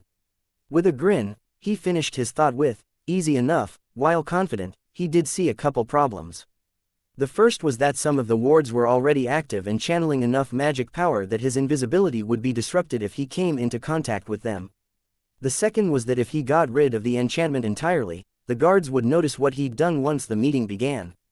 So, instead of completely disrupting the enchantment that would prevent their voices from leaving the pavilion, he'd have to get creative. Fortunately, he had just such a plan. He projected his magic senses as subtly as he could to keep an eye on his surroundings and then got to work. They're here, Leon, Maya whispered to him just as he was finishing up his work. Good, I'm done anyway and wasn't keen on waiting, Leon replied as he quickly put distance between himself and the pavilion. While he had yet to see any sign that this was a trap, he still didn't want to be caught anywhere near the pavilion once the meeting started. It didn't take any time at all before he made it back to where the others were waiting. Looks like patrols are stepping up, the jaguar observed. They should have stepped up hours ago, Leon stated. Now, who am I looking for? Flying our way on Pegasi from the city, the jaguar responded. Leon glanced that way and saw a fairly large group of bears making their way over, though none, he noticed, were 9th tier. Anyone of note? He asked. A few elders, the jaguar replied without too much conviction, indicating what he thought about the delegation so far. That changed as the bears drew closer and the lake began to emit an eye-catching aura. As the bears were landing, a monstrous creature erupted from the waves onto the shore, a 9th tier bear on its back looking bone dry. The monster itself was 8th tier and looked like some profane fusion between a dragon and a gecko. For the most part, the latter dominated its features, being a massive quadruped covered in ocean blue scales with a long tail, but its head was angular and vicious with 4 horns sprouting from a prominent forehead bone plate. Despite how powerful the beast was, Leon didn't detect any hint of sapience or intelligence in its eyes or behavior. It simply surged over to the pavilion, its aura making several weaker bears in the area collapse, and halted next to the largest of the war beast posts that had been erected. The rider then leapt down and the dull-eyed beast was tied to the post, at which point its aura immediately lightened considerably. The beast lord, the jaguar whispered, identifying the man who'd rode in on the dragon gecko. Before Leon could ask anything about him, he felt a flurry in the ambient magic power around them and realized that an arc was on its way.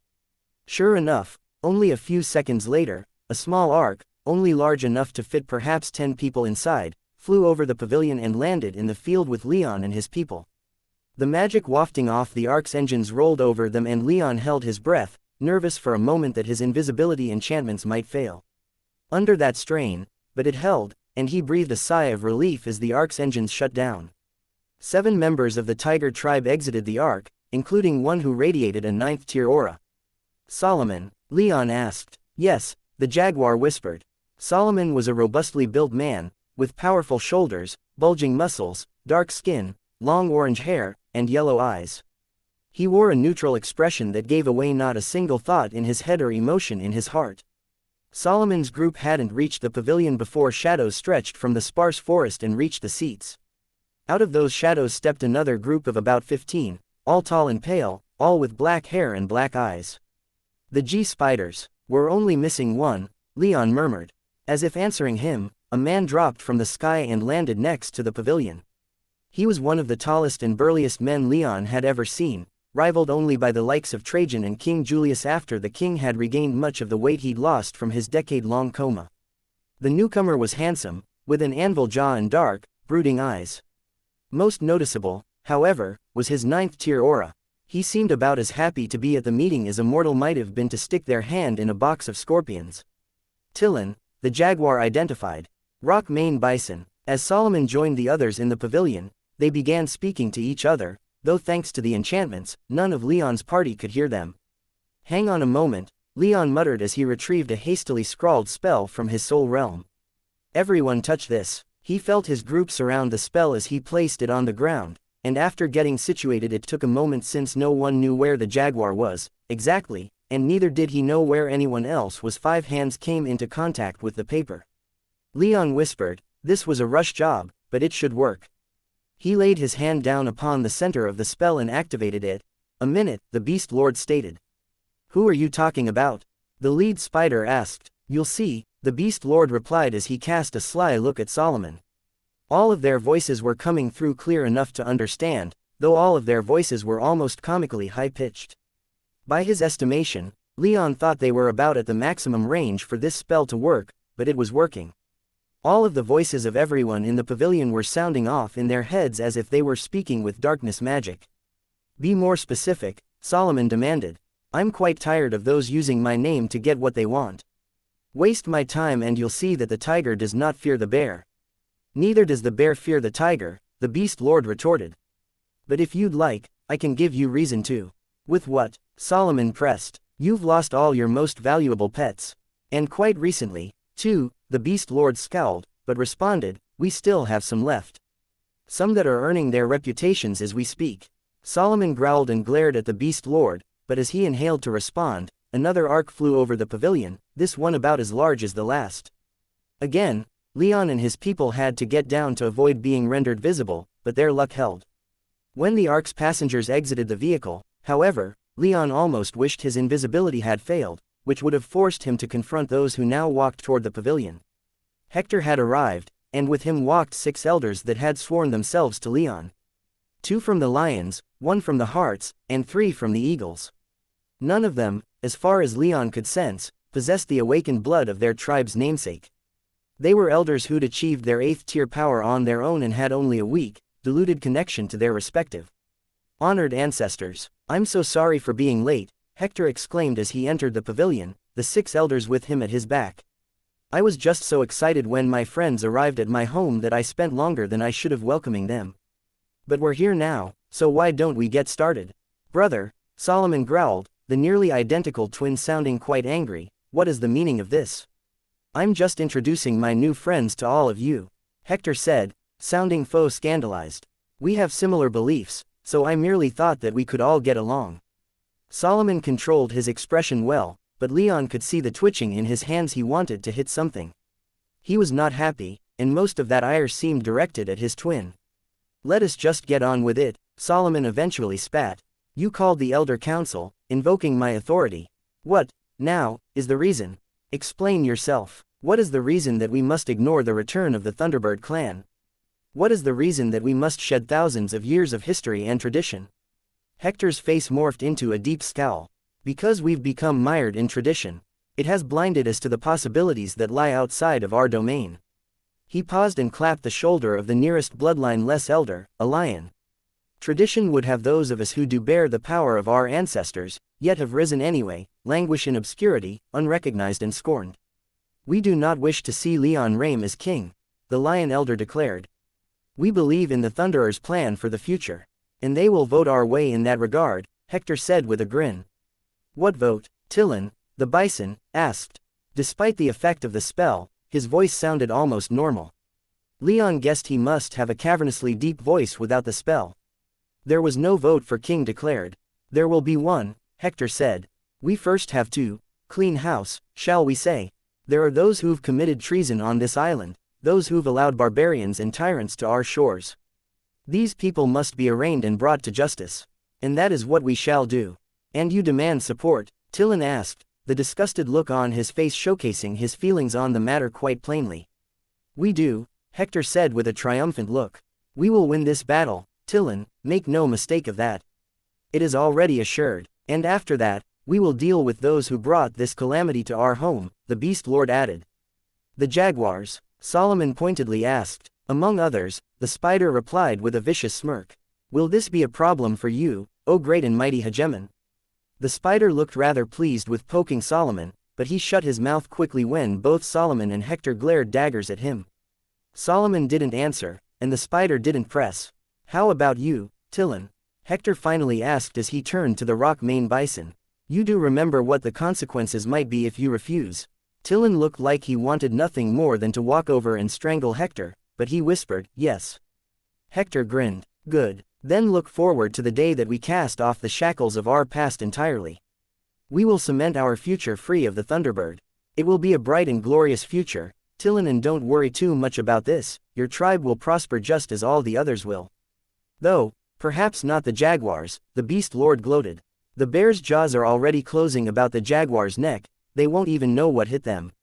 You would have us believe that Solomon began, but his voice quickly grew in pitch until it simply went silent. Leon's spell had burned itself out. They would hear no more. Is that all we'll be able to hear? The jaguar asked, his voice audibly laced with fury even with how low he was muttering. Yes, Leon replied, but it was enough. Let's go. Without a word, he and the rest of his party took flight again. Confronting those in the pavilion did cross his mind, but knowing the other side's strategy had its advantages. This way, they would be able to counter the Thunderer without the Thunderer even knowing and having a chance to alter his strategy. As infuriating as it was, they had what they needed to win. Hector may boast that Leon would lose, but it wouldn't matter in the end. 6 elders, even if they did nothing about them, wouldn't change things once the ravens and hawks arrived. Fucking turncoats, the jaguar thundered as he split a table in half as soon as he entered the room. I take it everything went well? Nikolaus dryly asked. Leon and the rest of his party, including Red and those elders left behind at the rally point, had just returned to the Jaguar tribe's enclave. Waiting for them there was the rest of the Jaguar tribe's high leadership, along with the leaders of the tribes sworn to him that were in the city. Learned of some with a flexible definition of oath, Leon replied, his fury more subdued than the Jaguars, but no less hot. In short, he was furious, but such a thing happening was almost inevitable as far as he saw it. That the tribes were swearing themselves to him so quickly, even after he did them favors, had always struck him as almost suspicious. That it was the elders who didn't bear any power from their ancestors likewise wasn't that surprising. It was their weak link, arguably their most overlooked demographic. After all, it was easy to think of the Jaguar tribe and think only of those who bore the power of the Blood Thunder Jaguar, especially since they largely formed the ruling class of chiefs and elders. However, there were only about 1 million of them in total, whereas the Jaguar tribe's total population was on par with that of the Bull Kingdom, numbering in the hundreds of millions. The vast majority of those in the 10 tribes were not bearers of awakened blood despite their leaders almost exclusively being of that class. With a deep scowl but otherwise restrained emotions, Leon took a seat and explained what they had found. When he revealed the 6 oath breakers, reactions around the room were quite similar to the Jaguars. Menander immediately rose from his seat, fury and killing intent radiating from his body more intensely than his aura. At his side were the other Lion 9th-tier elders. Sar was perhaps the most subdued, but Leon still detected a flash of anger and killing intent from him, as well. But by far, Exalos Ados had the most intense reaction. He didn't rise from his seat, but his aura darkened, and a look of such intense wrath crossed his face that for a moment he appeared like a completely different person. "We will find these traitors," he darkly promised. "When we do," he didn't finish his vow aloud, but it was clear what he was thinking from the ferocity of his aura alone. Despite how obvious it seemed, however, Red seemed to need to confirm it. "You'll eat them?" she asked. The entire room looked at her, most with nonplussed looks. Menander and the lions, however, brightened up a little, and one of them that Leon didn't know so well even burst out laughing, lightening the mood a tad.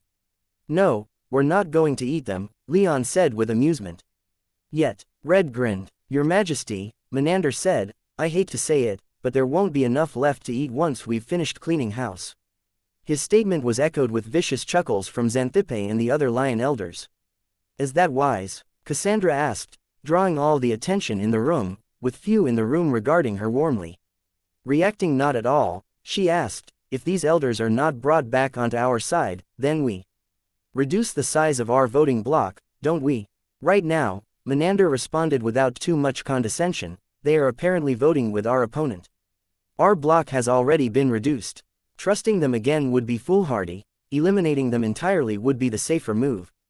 "And more satisfying," Xanthippe added with a savage grin. "If we kill everyone who isn't on our side," Cassandra pressed, "then how can we hope to find any more allies?" "How would you deal with them, then?" Sar asked, his tone not quite hostile but not too far from it, either. "Imprison them," Cassandra suggested. "Leave them alive, but don't allow them to vote. Say that something came up. When my husband is declared king, let them out when they can no longer exert any influence." "An elder can always exert influence," Menander growled. "When one betrays the rest of the tribe, they can no longer serve upon the tribal council. They have lost the trust of us all. To continue to tolerate their existence is abhorrent.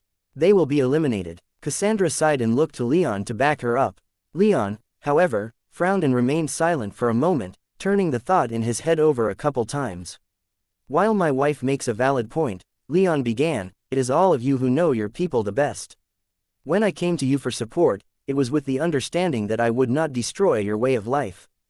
Division weakens us, so if you believe that these elders can be reasoned with and returned to our side, then it would be my preference that an attempt to do so is made. If you do not believe this is possible, then deal with the oath breakers in accordance with your tribal laws." Menander and the lions practically roared in approval, while Leon received looks of support from the other tribes, especially from the jaguars. Cassandra, however, looked disappointed, and he knew he'd likely be hearing about this again soon. "Now," he continued as the rest of the tribes settled down, "how many elders do we currently have in our ranks who might be convinced to join the Thunderer? It doesn't seem like a coincidence that of those that Hector trotted out, all were elders who had no awakened blood." "In our elder ranks," Sar began, 4, 7 here, Exalos added after a quick consultation with Ipadameni and Chrissy. 3, Menander said. 6 for the Jaguars, Nicolaus said. "So 20 in total," Leon said. "Any idea about the Ravens and Hawks?" "Perhaps another 10 at most," Nicolaus said. "But there might not be as much of a reason to fear it from their side. They won't be in the city until just before the vote, which means that the Thunderer won't have the time to corrupt them." Leon almost found himself nodding in agreement, but something that Nicolaus said struck a chord in him and he fell silent. "Your Majesty," Nicolaus asked after a moment, pulling Leon out of his thoughts. With mild irritation, Leon waved his hand and said, "Just drop the, Your Majesty, shit. Honestly, it does tickle my ego a bit when it's used, but just leave it be. Maybe I'll allow it after the vote, but only if I feel like it and especially only if I win. I have no need for fancy styles and a never-ending list of titles, my name will do." Nicolaus gave him a thin-lipped grin and nodded. Continuing his thought, Leon slowly explained, "I wonder at the perpetrator of all this. It was Hector at this meeting, Hector whom Solomon accused of calling the Elder Council." "Leon," the Jaguar whispered, his earlier anger still there if a little faded, "whatever Hector's dealings, it is with the consent of the Thunderer. Do not doubt this. He is a ruthless and ambitious man, devoted to tearing down our institutions and rebuilding us in his own image. This is what we're fighting against." "Speak for yourself, cub," Menander growled. "The lions are here for Leon. As are the hearts, and for the Thunderbird clan as a whole," Sar added. Fine, the Jaguar said with annoyance. The point is that the Thunderer is too ambitious to be let off for the actions of his subordinates, even if they are acting independently, which I doubt. The Thunderer is the enemy. I will still speak with him at least once more, Leon announced. It may be as productive as yesterday's meeting, and if so, then so be it. But I will look that man in the eye one last time before we head to the Elder Council and see what it is he wants. The Jaguar appeared like he wanted to interject again, but Leon powered on ahead, speaking just a little bit louder and faster to make his point. Furthermore, I will hold a meeting with the leaders of the Bison tribe, and with Solomon if given the chance. Perhaps even the spiders and the bears. I have little hope for the outcomes, especially in the latter two cases, but I would be remiss to simply write off the other 4 tribes as die-hard supporters of the Thunderer. If even a few of their elders were to switch to supporting me, it would be a powerful statement. And since they're trying to poach our elders, well, turnabout's fair play. There is logic in this, Sar said in support. Morality, too. While I'm doing this, Leon said with a quick smile of thanks sent Saw's way, I want the rest of you to meet with the other elders in your tribes again and make sure that we're a solid block. I floated this idea yesterday, but it's become even more important today. Get your tribes in order. He spoke sternly, especially his final sentence, and to his relief, the elders looked more ashamed and embarrassed than angry, at least, angry at him.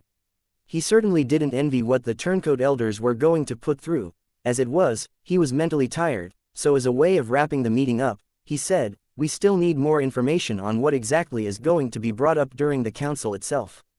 I would prefer to have as much information on that as we can get before the council meets. And with that, why don't we break for the day, unless anyone has anything else they wish to bring up? For a moment, everyone was silent, until Valeria asked, what about the bears? Leon cocked an eyebrow and glanced at his silver-haired lover.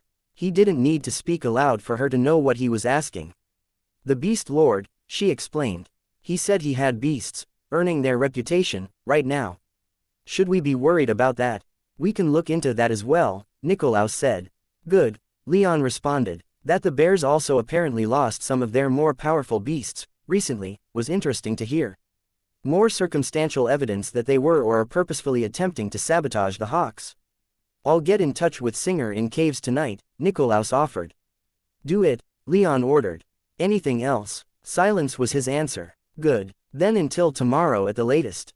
He stood up and, with his family and retainers, left the meeting room, making for his guest palace where he could collapse for a while with his family and friends and mentally relax for what was sure to be a long and patience-trying day. Leon sighed in contentment as he slid into the massive marble bath, his eyes swiftly closing to give them some rest. The bath was more like a small swimming pool, but with complex control enchantments designed to heat the water, create a whirlpool, fill it with bubbles, and all sorts of other functions that Leon didn't care to experiment with at the moment. He just wanted to soak in hot water for an hour or so. Maya had beaten him in, which she made apparent as she appeared from the water and snuggled up against him, her body solidifying in the crook of his arm. Leon was all too happy to accept the naked river nymph into his embrace and pulled her closer, letting the fragrance of her hair and the feel of her skin gliding against his beneath the water become the entirety of his existence for a short while, but that existence was disturbed when Cassandra and Valeria entered the bathroom. Not that Leon was complaining given both wore little. Cassandra was fully bare while Valeria had wrapped a towel around herself. Without much grace, Cassandra giggled in glee and slipped into the water without much grace. Ah, she sighed. A bit warm, Val, but how can it not be with these two in here first? Leon cracked an eye open and found her leering at them, mostly at him, he noticed.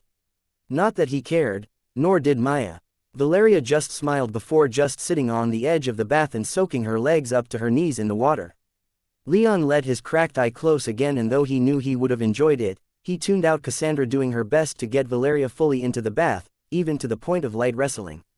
He almost fell asleep like that until he felt a finger poke him in the cheek. Again, he cracked an eye open and again saw Cassandra. She'd moved next to him and was now staring at him softly, but with a more serious expression than she'd worn a moment before. Valeria had been dragged into the water, though she'd managed to retain her towel, he noticed and quietly regretted. Need something? He asked as he lifted his arm and pulled her closer, filling both of his arms with a gorgeous lady. Cassandra slid into the offered position before speaking her mind. Are we really just going to let those elders do what they want with the oath breakers? Leon's smile faded slightly as he rubbed her arm and pressed a quick kiss into her golden hair. However, it was Valeria who responded first. Is there something you think we should do, Cassie? Letting allies be tortured and executed is a little much, don't you think, Val? Sure, but what can we do? Forbid such methods. If these people are claiming Leon to be their king, then they will follow his lead on this matter. Leon interjected, tradition is important to the tribes, as is the at least nominal autonomy they are to enjoy. They are to be vassals, not directly annexed into the Thunderbird clan. Dealing with internal matters is to be left to them, as they see fit. And you will do nothing to prevent such horrible treatment of those who were counted as trusted friends, or even family, just a few hours ago. Cassandra pulled away from him slightly as her tone turned accusatory. Leon straightened up a bit and fixed her in his gaze. I don't support such methods. As I said, I would prefer they find another way to deal with this that doesn't shed blood. Then why not push harder for it? Cassandra insisted. Because this isn't the sacred Golden Empire, Leon growled. My word is not law. Not yet, anyway. Allowing the tribes to deal with their own problem makers is a good way to make them see that I don't want to turn them into puppets. For those in that room, sure, Cassandra grumbled. What would you rather we do, Cassie? Valeria wondered. They swore oaths to Leon, which they're now breaking. I'm sure if this meeting of the Elder Council turns bloody, they would have happily seen us dead along with Leon. What should their punishment be? Something other than torture and execution, maybe. How does your empire handle such affairs? Leon asked. Cassandra scowled and averted her eyes. Not exactly the same, but close, I'm sure. Traitors aren't well received anywhere they go.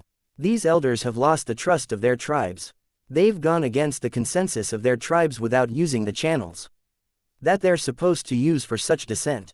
They willingly pledged themselves to us and then, as soon as they saw an opportunity, betrayed those pledges.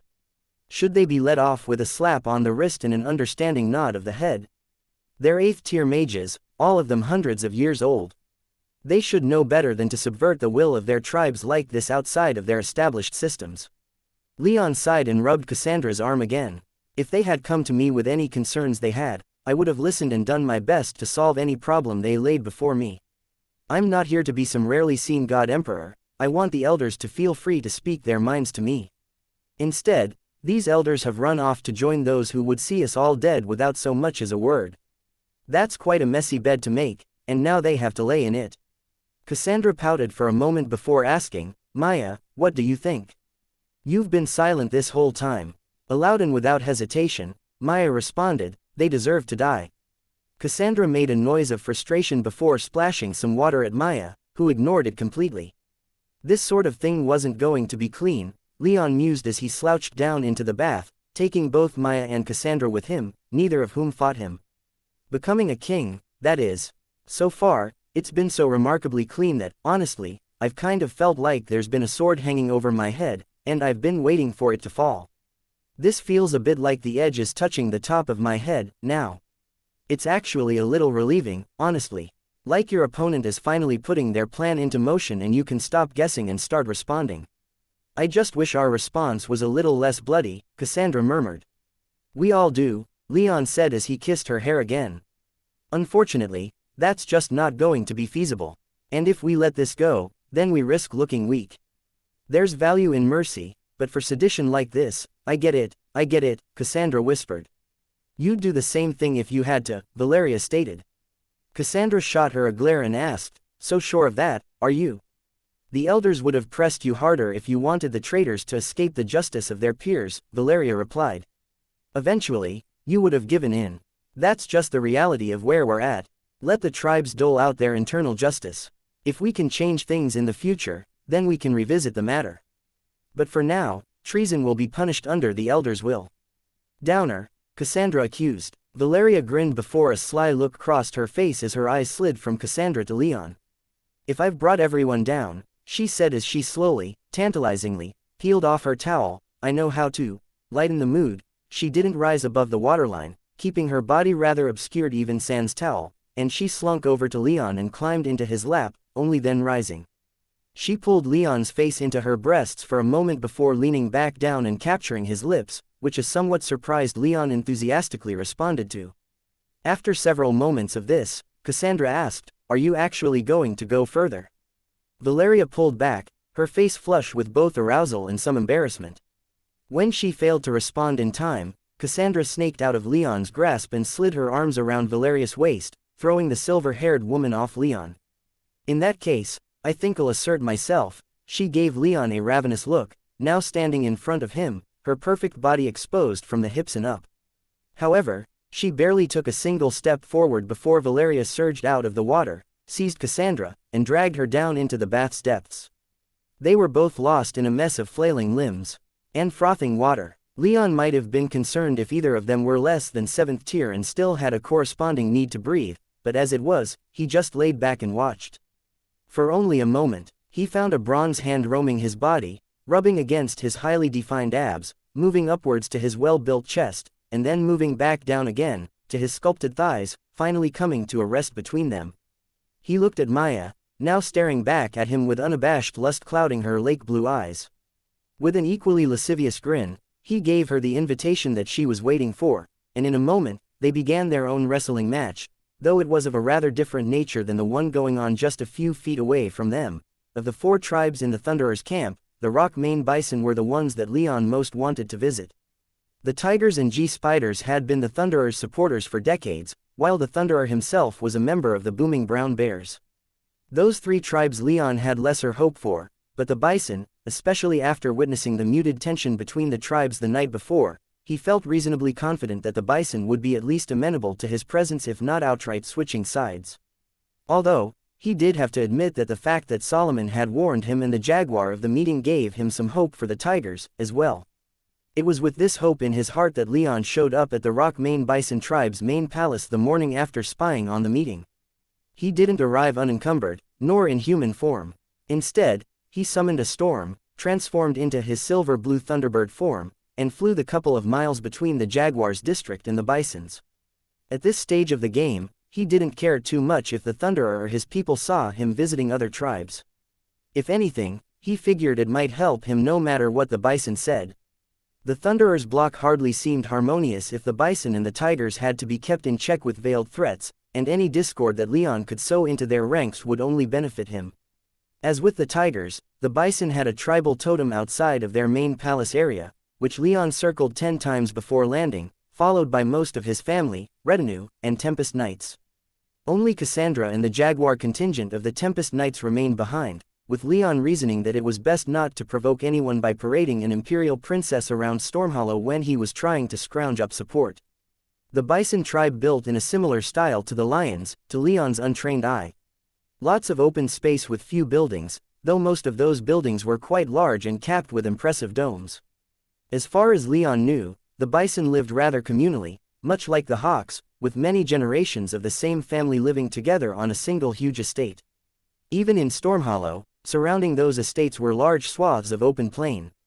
There were gardens here and there, but as far as Leon could see, the Bison tribe was content to let these fields be. The main Bison estate was the largest of them all, and when Leon landed in the stone square in front of it, dozens of guards came pouring out, all fully armed and armored, though all were 6th tier or below, with only a single exception, a 7th tier woman with the most ceremonial-looking armor of them all. Her armor was trimmed in gold and intricately embossed with images of bison roaming plains and locking horns. Before she could even say anything, Leon had transformed back into his human body and loudly declared, "I am Leon Rame, last of the Thunderbird clan. I am here to speak with the honorable leaders of your tribe." His words were punctuated with a terrific clap of thunder and near-blinding flash of silver-blue lightning reaching down from the dark storm clouds above before arcing back up. The brandished weapons of the guards shook in response, and while they maintained their formation, it became looser as they looked to their leader for instructions. To Leon's eye, it didn't seem like they wanted to get in his way. Their leader appeared of the same mind as she stood at the top of a short flight of stairs separating the plaza from the estate behind it. She stared at him, a look of wonder crossing her face for a moment before she schooled her expression. "I'm afraid," she began with some hesitance, "that our elders are going to take some time to receive you. If you'd like to," before she could even finish, a voice, amplified by enchantments in the estate, echoed from all around them. Leon recognized it as Tillin's. "We will humbly acquiesce to the Thunderbird's request to meet." A ghost of a smile graced the 7th-tier woman's lips as she bowed slightly, gestured back to the estate, and said, "Please, follow me, Leon Rame of the Thunderbird clan. Leon smiled and gratefully followed her into the massive dome behind her. The estate was easily comparable in size to the massive arena the Lions had constructed in the city to serve as their central base, though the Bison's building wasn't dominated by an actual arena. Instead, its internal structure was made up of wide hallways that curved around the building in concentric circles, until reaching a single large meeting room where the elders and chiefs were to meet when in the city. The decor was ostentatious, as Leon expected, with strong animalist themes dominant. Marble sculptures of the rock mane bison, murals of the tribe's founding and subsequent glories, and here and there, an icon of the Thunderbird, to Leon's delight. He was brought straight to the estate's meeting hall where a handful of elders were already awaiting him. He didn't take offense to their low number given their army was still deployed to the sword. As it was, there was another 9th-tier mage present, which was significant since Leon knew the tribe only had 4 of them in total. The meeting hall was circular, with the dais in the center of the hall instead of at the far end and the elders sitting on tiered benches around it. Tillin was already standing upon the dais, waiting for him with a subdued expression of polite hospitality on his face. "Welcome, Leon Rame," he warmly said as Leon and his entourage filed into the room. "To what do we owe the undeniable pleasure of the Thunderbird clan's presence in our hall today?" Leon, a grin slowly spreading across his face as he advanced toward Tillin and joined him on the dais while his people remained by the door, replied, "Your honored ancestor was known as a loyal and honorable vassal of my clan. To not at least visit and pay my respects to such a venerable figure when I'm in the city would feel like I missed out." "Your words do us great honor," Tillin replied. He seemed to relax slightly as his thin, shallow smile widened and appeared just a little more natural.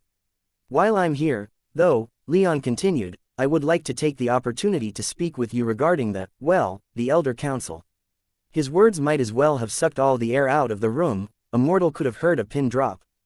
The handful of elders stared at him as Tillin stiffened and whatever defenses he'd lowered in their brief greeting went right back up. "The words of the Thunderbird clan," the Bison lawspeaker said, "will always be held in high regard by the rock mane bison." "That's delightful to hear," Leon said as he deliberately kept his tone light and conversational. He didn't want to just walk into their home and demand fealty, even if that was what he wanted. "You know that I'll be advancing my claim as king of the 10 tribes then, don't you?" "Will you?" Tillin said apprehensively. "Is that a problem?" Leon asked. Tillin went quiet for a long moment as he cast his gaze around the room, making eye contact with all the bison elders present, and lingering on the other 9th-tier mage for longer than any of them. "We welcome the return of the Thunderbirds," Tillin finally stated. "However, not necessarily as our kings." He paused and took a deep breath. "We have long been without kings," he continued.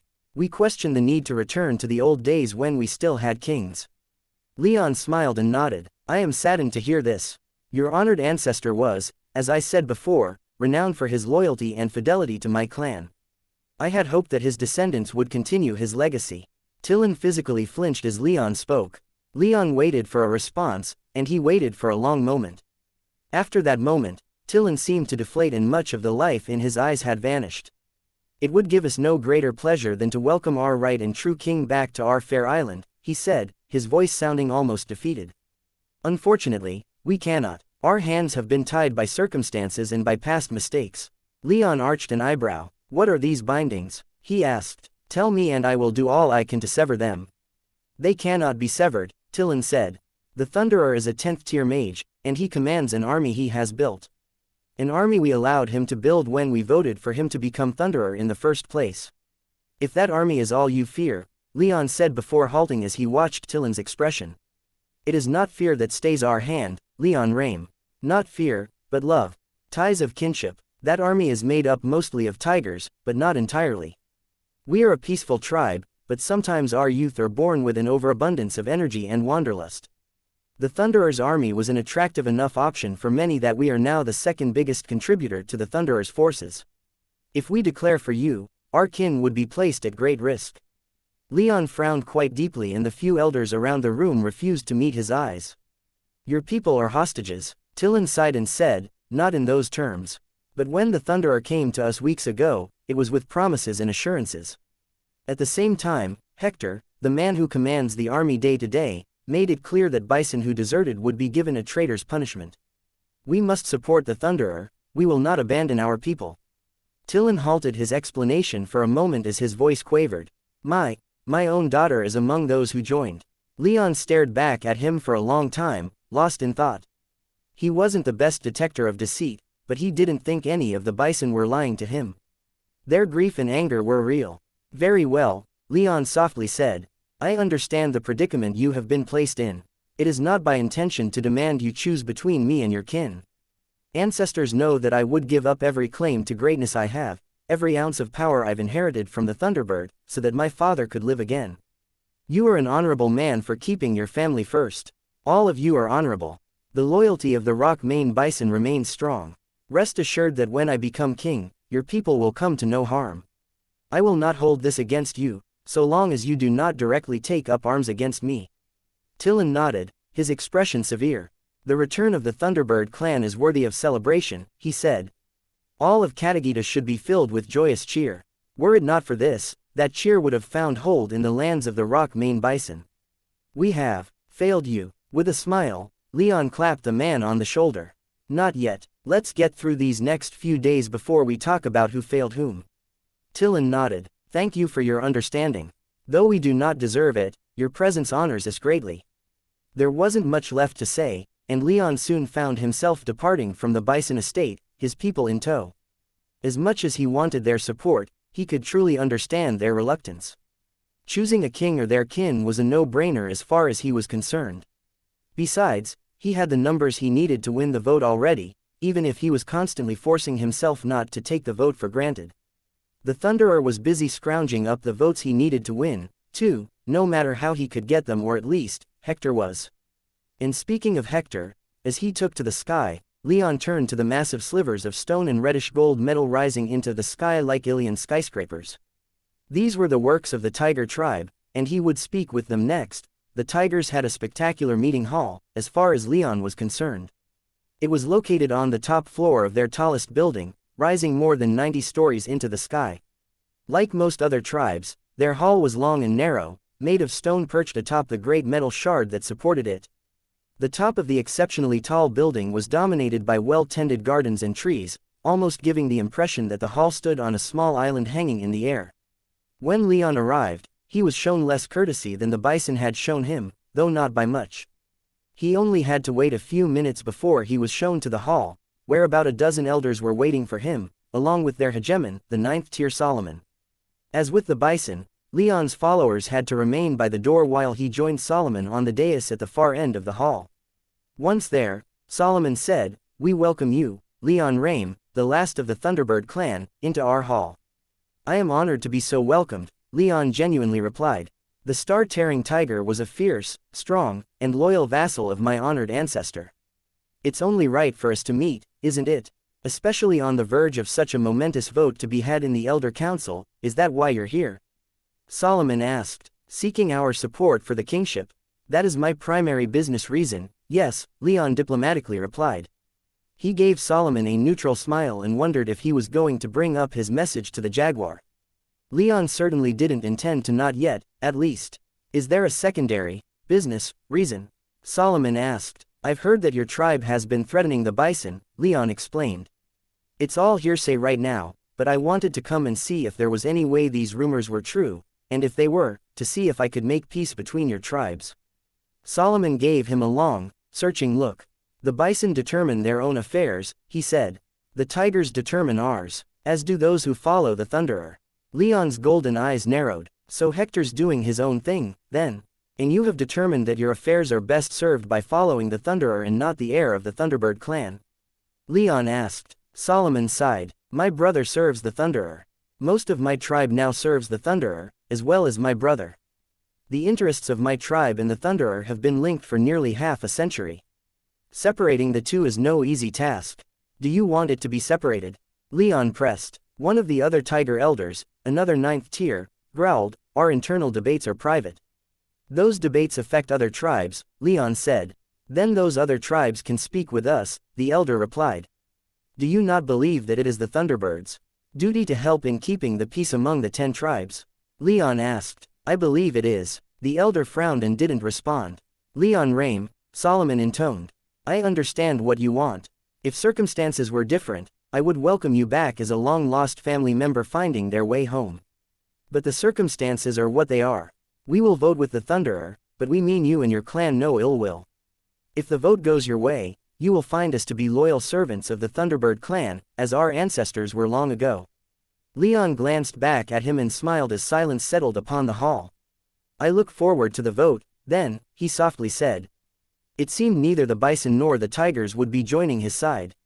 He was disappointed, but not surprised. Gaining the support of these tribes was always going to be hard, especially with only 2 days remaining before the Elder Council was to meet. They had to have joined the Thunderer for a reason, and with so little time, he couldn't solve the problems preventing them from signing on with him instead. Leon and his people departed from the Tiger's Hall after a few polite parting words.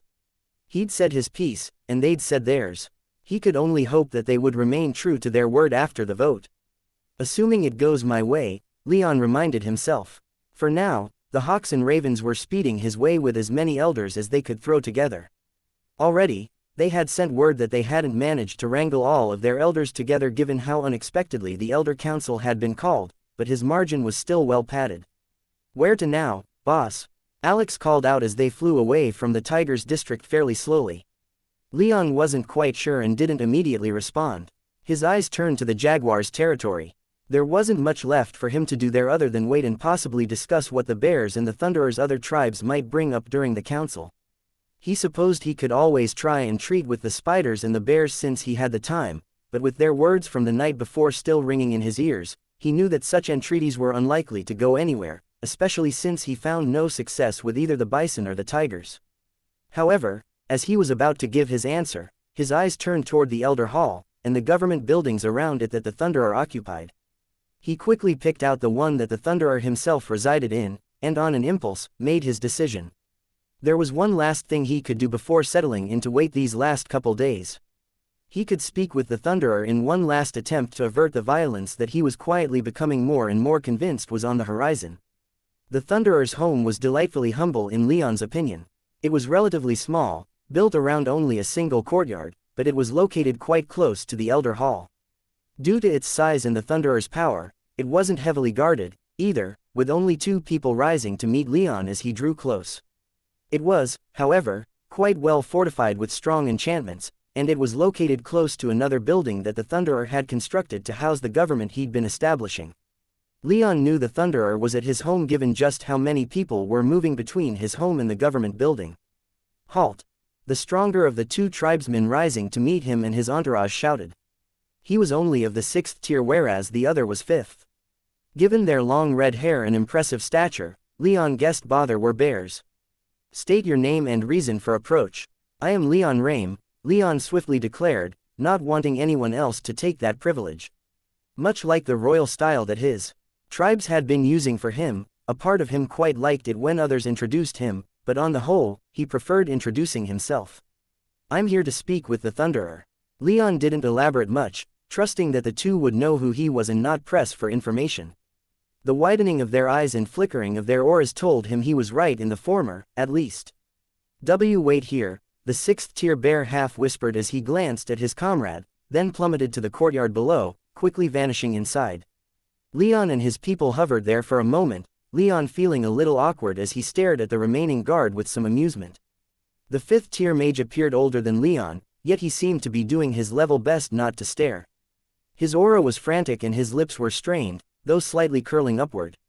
If Leon had to guess, he would have said the man was excited. "So," he said, "surely, it won't be an issue if we wait on the ground." Without waiting for a response, he dropped from the sky. "Wait!" The 5th tier guard called out, but Leon ignored him, as did his followers. A moment later, he touched down on the gray stone tiles of the Thunderer's empty courtyard. There were a few people in the surrounding peristyle who stopped and stared due to his arrival, but Leon focused on standing there looking confident and unconcerned with what could be seen as invading the home of a 10th tier mage.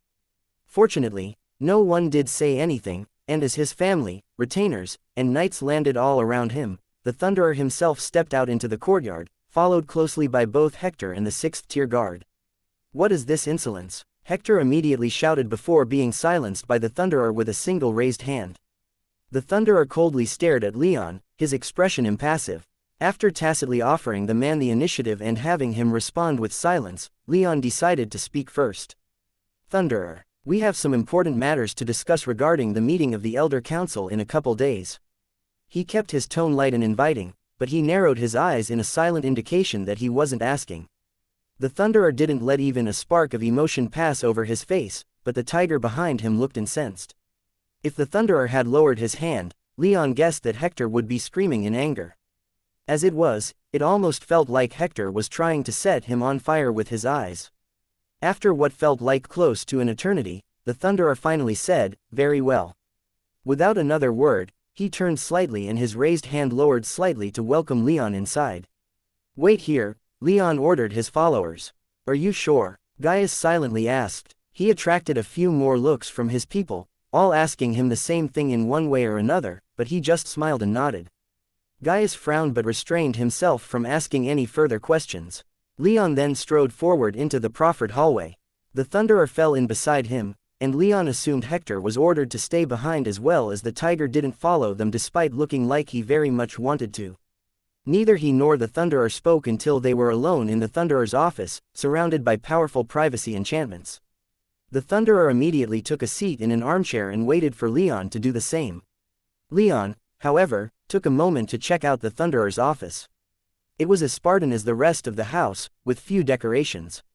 The furniture was aesthetically pleasing and was undoubtedly quite expensive, but there wasn't even a tapestry or painting on the wall, and there wasn't a single relief or statue to be seen. It was a fully functional office, devoid of more personal touches that anyone else might have put in their workspace. After taking the place's measure and finding that he appreciated the business-like atmosphere, Leon took a seat in another armchair across from the Thunderer and turned his scrutinizing gaze to his opponent. He was deadly serious, his emotions completely impenetrable. He couldn't discern even a hint as to what was flying through the man's head at the moment. But since the Thunderer didn't seem like he wanted to speak first, Leon took the initiative again. "So," he said, "we have that vote coming up. I don't think the 10 tribes has had one so consequential in all their history, nor will they have another like it for a long time." The Thunderer tilted his head slightly and his stoic demeanor finally cracked as he replied, "As you say. The matter of how we will rule ourselves is of paramount importance, and everyone is taking it seriously." "Quite seriously," Leon agreed. "In some people's case, they're taking it perhaps a little too seriously." The Thunderer gave him a questioning look that Leon could translate without effort. "I'll explain what I mean by that in a moment. First, though, I would ask you a question, and I hope that you'll see fit to answer me honestly." "That will depend on the question. I don't want to hand out guarantees for such unknowns." "Good, I like that philosophy. Then I'll get right to it. I believe that the 10 tribes should decide their fate peacefully, not by force of arms. Do you agree with me? All who desire to bring prosperity to the tribes believe this. And do you count yourself among them?" "Yes." "Then scheming to win it by underhanded means is an illegitimate tactic." The Thunderer's eyes narrowed. "Define scheming." Leon grinned. "Using dishonorable or illegal means to acquire votes. I know that that's a broad statement, so I'll also say that I don't include normal politicking in it. Convincing a tribe or even singular elders isn't what I'm talking about. I'm talking about levying threats or using violence to get what you want. I'm talking about plotting against fellow tribes for perceived slights. It is the duty of all tribesmen to work for the betterment of the tribes," the Thunderer answered. "Those who conspire to harm their fellow tribes are unwelcome on Katagita." He leaned forward and gave Leon an intense glare. "They especially aren't welcome in positions of power." "I would agree with that sentiment," Leon began with a smirk, "if I thought you meant it." The Thunderer's glare magnified in intensity. "You doubt my intentions, my sincerity." His aura began to rise in tandem with his anger. "How can I not when those who've sworn themselves to you had to be browbeaten and threatened into it? How can I not when your own tribe conspires to attack the jaguars no matter which way the vote goes?" The Thunderer chuckled to himself despite his aura not decreasing at all in ferocity. "Those are quite the accusations. Extraordinary accusations require extraordinary evidence, you know. Then allow me to wave my hand and conjure some from the air." Leon dramatically said, though he didn't move. "I don't actually have any, but for a man such as yourself, a cursory look around your side will reveal the truth." Leon sighed and leaned back in his seat and averted his eyes from the Thunderer. He didn't mind if the Thunderer was angry, but he didn't want the Thunderer to be murderous. "I can accept," he said after a moment, that you truly want what's best for the 10 tribes. I wouldn't be here otherwise. I'd just trust in the votes I've collected to oust you from power and let that be the end of it. But right now, well, I believe that you are sincere in your desire for peace among the tribes. That you're honest in your desire to bring them power and prosperity. So here I am, hoping we can find a peaceful resolution to our current arrangement before anyone has the chance to bring unpleasantness to the island. Are you threatening me? The Thunderer demanded. No, Leon easily replied. As I said, it is your side who intends to bring war and death to this island. I heard it from the Beast Lord's own lips. Your birth tribe is planning on attacking the Jaguars no matter how the vote is decided. Whether or not you remain in power doesn't matter. Hector seemed all in on the idea, and I believe that he intends to join in with whatever force he can spare. Given you placed him in charge of the army you've built mostly from Hector's own tribe, no less I can believe that he can spare quite a bit of force. You claim that scheming is an illegitimate tactic, yet you come here to spin lies for your own benefit. The Thunderer growled. Poor lies they are, if they are, indeed, lies, Leon replied. All it would take is a few cursory questions, just some due diligence on your part, and they'd be exposed. As it is, you're the only 10th tier mage on the entire island. You occupy a unique position among the 10 tribes. If we can pledge to keep any disagreements between us peaceful, then peace is retained within the tribes. I have no intention of allowing peace to be broken, the Thunderer said. We have not fought each other for many thousands of years. I will not allow that streak to be broken under my watch. Good, Leon stated. Silence fell between them for a long moment. Leon wanted to give the Thunderer some time to mull over what he'd said, for his words to take root in the Thunderer's mind before speaking his next piece. As far as he could tell, it was time well spent, as the Thunderer didn't seem quite so intent on trying to stare a hole through his face anymore. I'd like to also say, Leon eventually said, that I respect you a great deal, Thunderer. I wasn't aware of the taboo among your tribe of using old names, and when Nikolaus used one of yours during your visit to Reiko's wasn't something I would have allowed had I known at the time. You seek to be our king, yet you know so little about us, the Thunderer softly replied. Yet, I appreciate the thought.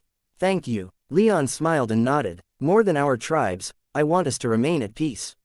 I don't disagree with the need for the 10 tribes to centralize in order to grow stronger. I believe that what you've done so far is good for the tribes as a whole. If I were to replace you, I don't think I'd change anything on its face. The balance of power between the tribes and the empires has to change somehow, and reforming tribal society is a good way to achieve that. I want to assure you of that. If you wish for me to surrender, I will not, the Thunderer said. I still believe that my people have moved beyond needing kings. I do not want to be king, nor do I want to see us return to the servitude of our ancestors. Have you ever spoken to the booming brown bear of your concerns? Leon asked. The Thunderer looked a little taken aback. After a moment of silence, he replied with some disbelief, Our ancestors do not guide us so directly. Leon grinned in solidarity. The Thunderbird was the same. My clan declined hard without its core members, without Jason Carranos there to unite them. Still, it took thousands of years for all our many branches throughout the universe to wither. During this fall, the Thunderbird remained silent, as she had for ages beyond counting. When my father was, when he died, and I was left the sole remaining bearer of the Thunderbird's power, the Thunderbird continued to remain silent. I saw her once, briefly, when my power was awoken, and I rose to the second tier. The Thunderbird did eventually reveal herself to me and offer herself as a mentor of sorts after I reached the 6th tier, but even then, she still has her own maddeningly unpredictable schedule. Sometimes, she comes to me once a day to train and talk. Oftentimes, however, she'll go for weeks without visiting. I haven't spoken to her since before I reached Katagita. You are lucky, the Thunderer said, to have so personal a connection with the most venerable. I know, and I do my best to appreciate it as much as I can, Leon replied. After a moment of silence, he continued, I want to rebuild my clan and to bring as many of those who are yet loyal to its memory with me to glory and prosperity as I can. And fighting with you would be detrimental to that goal. No matter what, I would like us to commit, even if only here, privately between ourselves, to not disturb this peace. To condemn any violence between the tribes no matter who starts it. The Thunderer nodded in agreement. An easy thing to agree to. I do not want you dead, either, Leon Rame. I only want the 10 tribes to move forward in their own direction, not to be dragged back to the system that trapped us upon this plane so long ago. Leon rose from his chair and took a couple steps forward, not quite getting in the Thunderer's personal space, but close enough to reach out his arm and offer it to the man. The Thunderer looked rather surprised by the gesture, but he hesitantly rose from his seat as well and clasped Leon's forearm. "Peace," Leon said with a smile. The Thunderer responded with a smile of his own, one that looked more genuine than any he'd put on since the meeting began. "Peace," he said. The time had almost come. Leon stood outside of the guest palace in the Jaguar district, his gaze fixed south. The Elder Council would meet in a matter of hours, and the hawks and ravens could be seen in the distance, moving as quickly as they could. Most of the hawks were flying under their own power, either purely using magic power, or by transforming and using their wings. The ravens, on the other hand, were showcasing their wealth and prowess of engineering by flying in a dozen arcs. Leon, as excited as he was to have them finally arrive, was just a little disappointed. Though they'd had a few weeks to organize as much as they could, neither tribe was able to bring all of their available elders with them since they were the most distant from Stormhollow. The hawks, with their army still on the sword, had 44 elders on the island, more beast problems in the east though none quite as serious as what Leon had helped deal with. They could only bring 28 of their elders. The ravens were better, but many of their elders had returned home after swearing their oaths to Leon, confident that they'd have more than just a few weeks to prepare. Of their 98 elders, they'd only managed to wrangle together 77 elders who could reach Stormhollow in time. Leon had also been informed quite gleefully in Menander's case that the 6 elders that he'd seen with Hector would not be participating in anything else for the remainder of time, so he could hardly count on their votes anymore. The remaining elders who lacked bloodlines were being watched carefully, but no one quite trusted them anymore. In total, he had 446 votes. The Thunderer, meanwhile, was estimated to have 388 votes, so while Leon was disappointed in his numbers, things weren't looking as dire as they could be. He saw to it that the hawks, who arrived first, were warmly welcomed to the city. The ravens were a little more aloof and didn't land in the Jaguar tribe's district as the hawks had, but he welcomed them as well as they allowed him to. Then, he met with all of his elders in the Jaguar's front courtyard. Thousands of tribesmen arrayed before him, including the hundreds of elders who would soon be making their support for him official in the eyes of intertribal law. Chiefs and their strongest warriors had come, too, and with them were his Tempest Knights, his retainers, and his family. Of them, only Cassandra looked upset. Leon had decided to again leave her in the palace, with all of the Tempest Knights to act as her guard. He would be surrounded by elders, he didn't need them to guard him for this moment. As a result, Alex and Alcander would be staying as well. With a smile, Leon walked over to his second wife and pulled a crown from his soul realm. Cassandra's eyes widened in immediate recognition and she accepted it as he pressed it into her hands. It was the crown that the Grand Druid had given him after he'd demanded it back, the crown of Nestor's sister Penthesilea. "Hold on to this for me," he said. "I'll return a king, and you'll no longer be a princess, but a queen." Cassandra stared at him for a long moment before a grim smile graced her face. She pulled the crown into her soul realm and simply said, "Just return." She gave him a kiss, then walked back inside. Leon watched her go with a deep feeling of anxiety and apprehension settling into his stomach. But he projected as much confidence as he could and turned back to his supporters. "Let's go," he shouted. His supporters answered with cheers so thunderous he thought that all of Stormhollow might have been shaken. And with that, he took flight and made for the Elder Hall. It was time to become a king. Leon knew that it was often hard to appreciate the importance of events as they happened. However, as he took off from the Jaguar's guest estate and made for the Elder Hall, he couldn't help but feel the weight of all his ancestors settling in around him. He knew he had to make this spectacular. This was going to be a momentous occasion, one that either solidified his hold over the 10 tribes or ruined it. This would be the final foundation stone he laid for his power base, and if the foundation had been too poorly laid, then he would have significantly more trouble rebuilding his clan than otherwise. So, Leon transformed as he took flight, shifting into his natural Thunderbird form and filling the sky with his power. There were other competing auras up there since there were so many strong mages now in the city, but Leon's dwarfed them all, seizing control of the sky and filling it with black storm clouds. In less than a minute, Stormhollow had gone from bathed in the sun's gentle rays to strobing as the sky was filled with silver-blue lightning. Behind him, his tribal allies shifted as well. The ravens, eagles, and hawks took flight and fell in behind him and those of his retainers that were accompanying him to the Elder Hall. Below them ran the lions, jaguars, and harts. Hundreds more of his supporters who lacked the bloodlines of their clans joined the procession, though only the elders, chiefs, and any other high-ranking tribesmen would be joining Leon in the hall. Leon made directly for Elder Hall, though he flew at a more lazy and sedate pace. He flew fairly low to the ground, making sure that he flew over the most crowded streets he could see on the way, giving the throngs of people on the streets plenty of time to witness his flight. He saw many mixed emotions on the people's faces. Some paled in fear, some frowned in anger and derision, and some laughed and wept in joy. He wondered if it was just because it was what he wanted to see, but he thought those who seemed happy at the sight of him outnumbered those who apparently felt otherwise. Even as slowly as he flew, though, the Elder Hall wasn't that far from his guest house, and he soon found himself on his final approach. Stormhollow had no central location for tribal totems, so instead, Leon began circling the hall itself, only landing in the largest courtyard of the circular building after completing 10 circuits. He reassumed human form as his talons touched the stone bricks, and his retainers landed to his right and left. A moment later, the massive flock of hawks, eagles, and ravens landed behind them, and all those who were in their beast forms returned to humanity. Just behind them, the parade of lions, harts, and jaguars arrived, those who were in beast form likewise transforming back. Leon began confidently striding toward Elder Hall, though he walked slowly enough that the 9th-tier mages who led his supporters had more than enough time to catch up with him and walk in a line just a step behind him.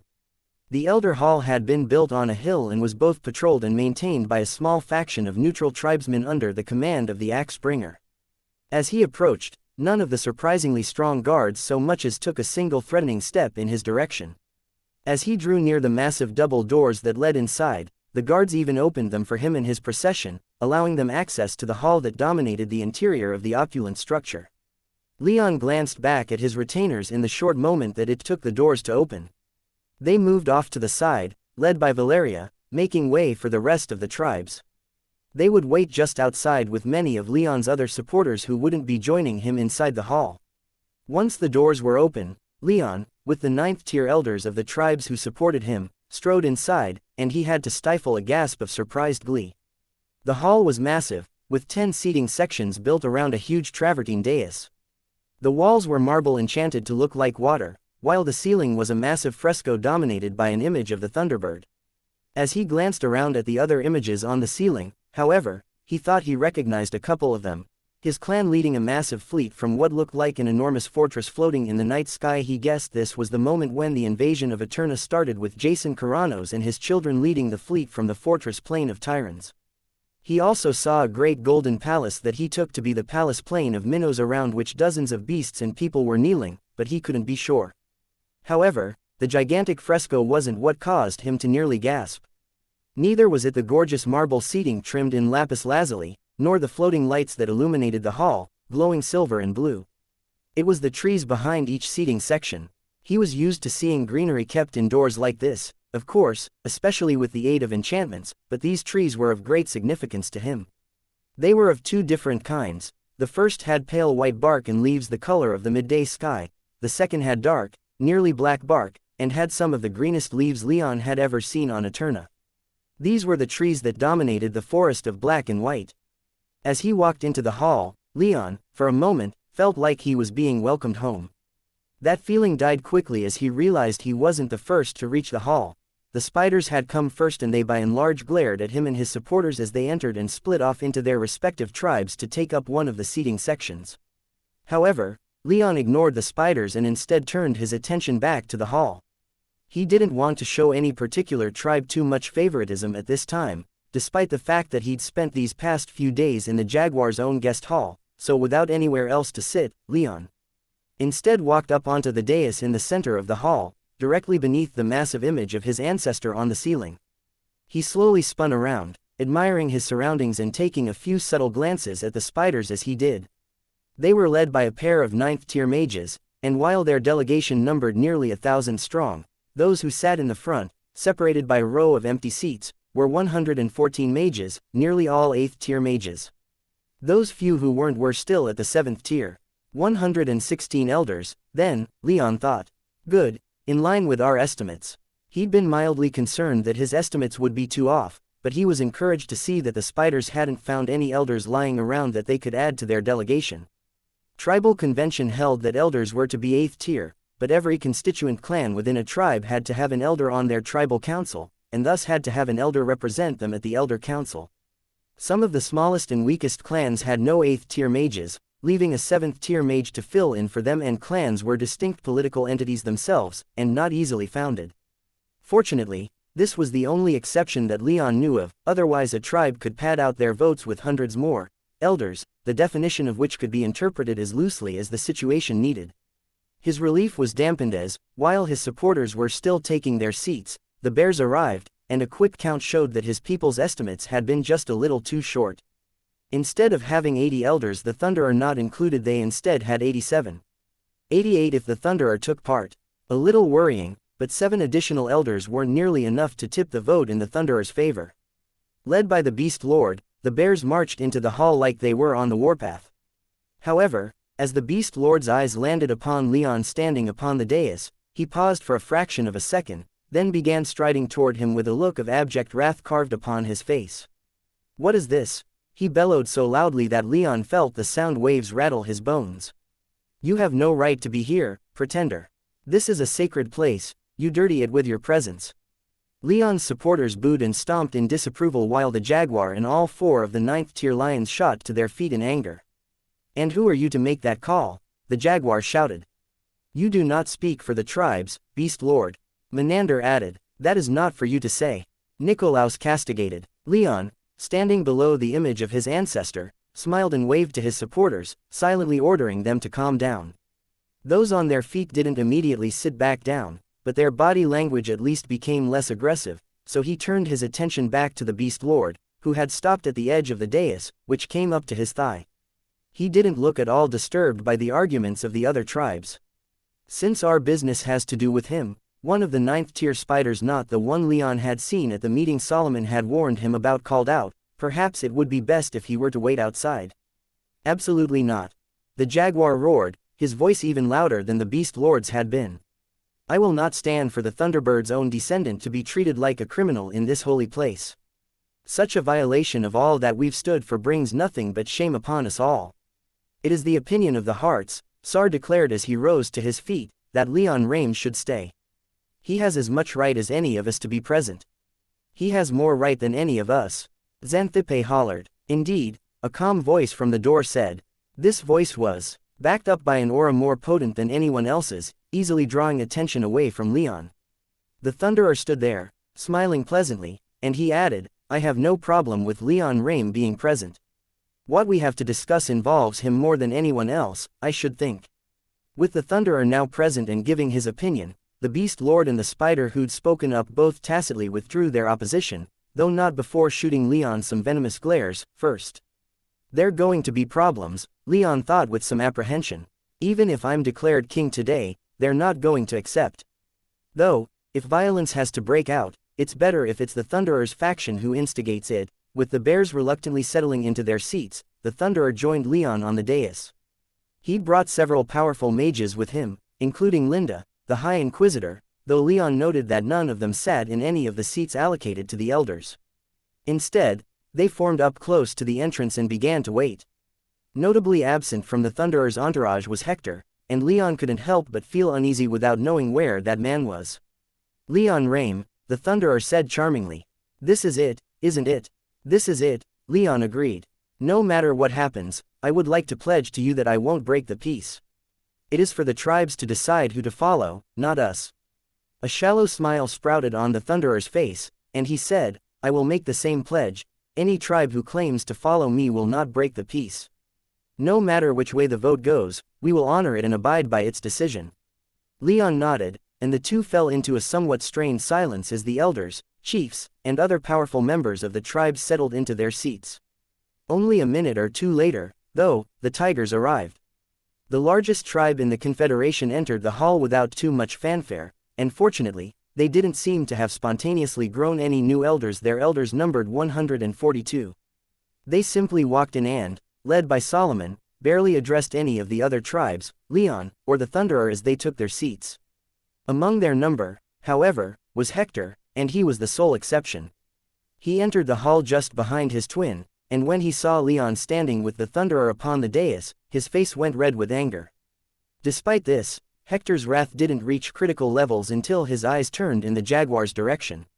Hector looked about ready to make some kind of outburst as the Beast Lord had before something seemed to occur to him, and he held himself back. He grinned to himself, gave Leon and then the Jaguar a smug look, and sat with his brother at the front of the Taiga's delegation. Hector's going to vote, then, Leon whispered to the Thunderer. He didn't speak quite so softly that Hector wouldn't be able to hear, but he was only being polite and didn't actually care if he did or not. Most of the army I built, the Thunderer responded, is comprised of his fellow tigers. It only made sense to appoint him their commander. However, even with that appointment, he is still an elder of the tiger tribe. Do you object? Leon stole a glance at Hector, who just leaned forward a little and gave Leon a daring smile. He almost wanted to object just to spite the smarmy asshole, but Leon turned back to the Thunderer, shrugged slightly, and said, no. It wouldn't be very fair if we started disallowing elders from casting their votes. Every clan in every tribe should have their votes counted, shouldn't they? That is the way of the 10 tribes, isn't it?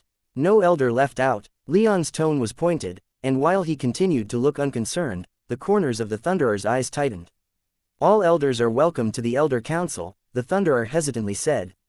Wonderful, Leon said, a shame they have to be physically present, though, isn't it? No matter what happens here, there are going to be elders who don't get to cast their votes. Lions, hawks, bison, we do what we can, the Thunderer said. It is simply not feasible to expect every elder to come to every Elder Council. It is unfortunate, but the world waits for no one, and our elders have duties that often keep them away. As he spoke, the final tribe arrived, and Leon's easy-going smile froze. The bison were helping to garrison the sword from an imperial counterattack. As a result, their delegation was largely on par with that of the hawks and lions, both of whom had the smallest delegations of any other tribe. However, their contingent of elders was much larger, numbering 95 at a quick count. Leon's estimate had been somewhere around the 50 mark.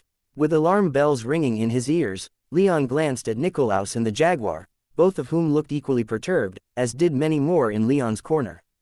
Hector, on the other hand, looked like he was barely restraining himself from doubling over with laughter, and the bear and spider elders looked quite pleased with themselves.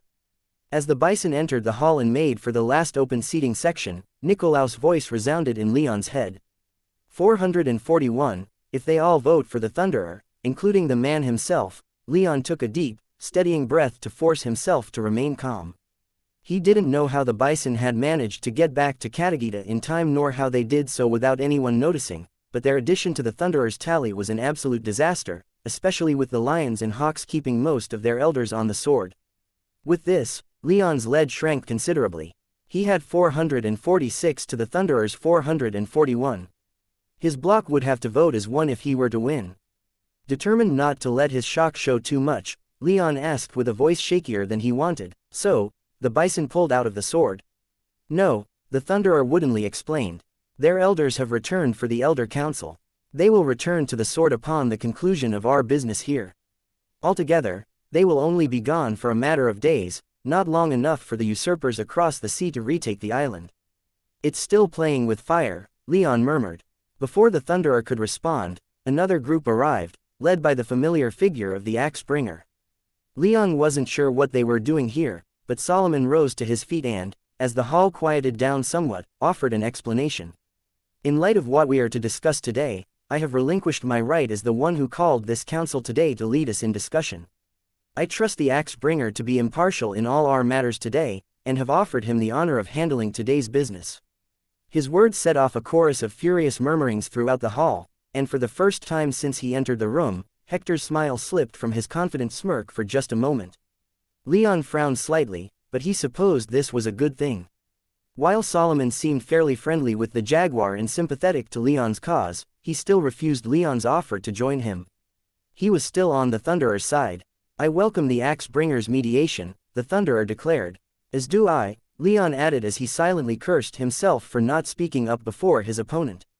I am honored, the axe bringer said as he mounted the dais. Those he'd entered with, much like Linda and the rest of the Thunderer's followers, didn't join the rest of the tribes, but instead arranged themselves by the doors. If no one has any emergency business they wish to bring to this body, shall we launch right in? The axe bringer asked. The hall fell silent and no one spoke up. Very well, the axe bringer said. By the winged grace, by the power that our august elders have invested in me, I declare that this meeting of the Elder Council has begun. As he spoke, the doors were shut tightly, and powerful privacy enchantments were active. They were essentially sealed in with no practical way for anyone outside to hear what was going to be discussed inside. But as silence fell upon the massive chamber, Leon's heart began to beat so furiously that he felt it quite likely the entire hall could hear it. The first item of business today, the axe bringer loudly declared, his voice echoing throughout the massive chamber, is a matter of grave importance. Allegations of treason have been levied upon someone present. He paused and Leon heard a few whispers mostly from his side, but for the most part, everyone was silent, waiting for the axe bringer to finish. Leon Rame, the axe bringer said as he turned in Leon's direction, nearly giving him a heart attack, the Tiger tribe accuses you of the crime of treason. Leon Rame, the axe bringer said as he turned in Leon's direction, nearly giving him a heart attack, the Tiger tribe accuses you of the crime of treason. For a short moment, silence fell upon the hall. However, once everyone had processed what the axe bringer had said, pandemonium just about erupted among the elders. Nearly all of the elders supporting Leon began hissing and shouting and stomping their feet in outrage, and several of his 9th-tier elders sprang to their feet.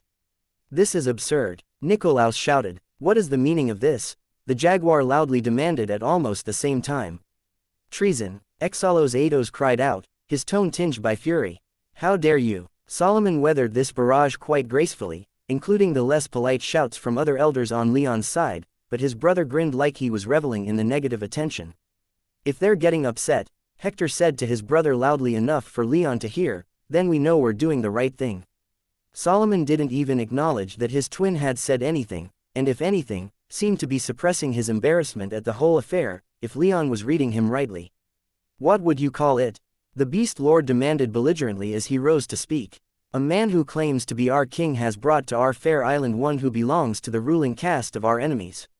Had anyone else done so, they would have been fed to wild beasts by now.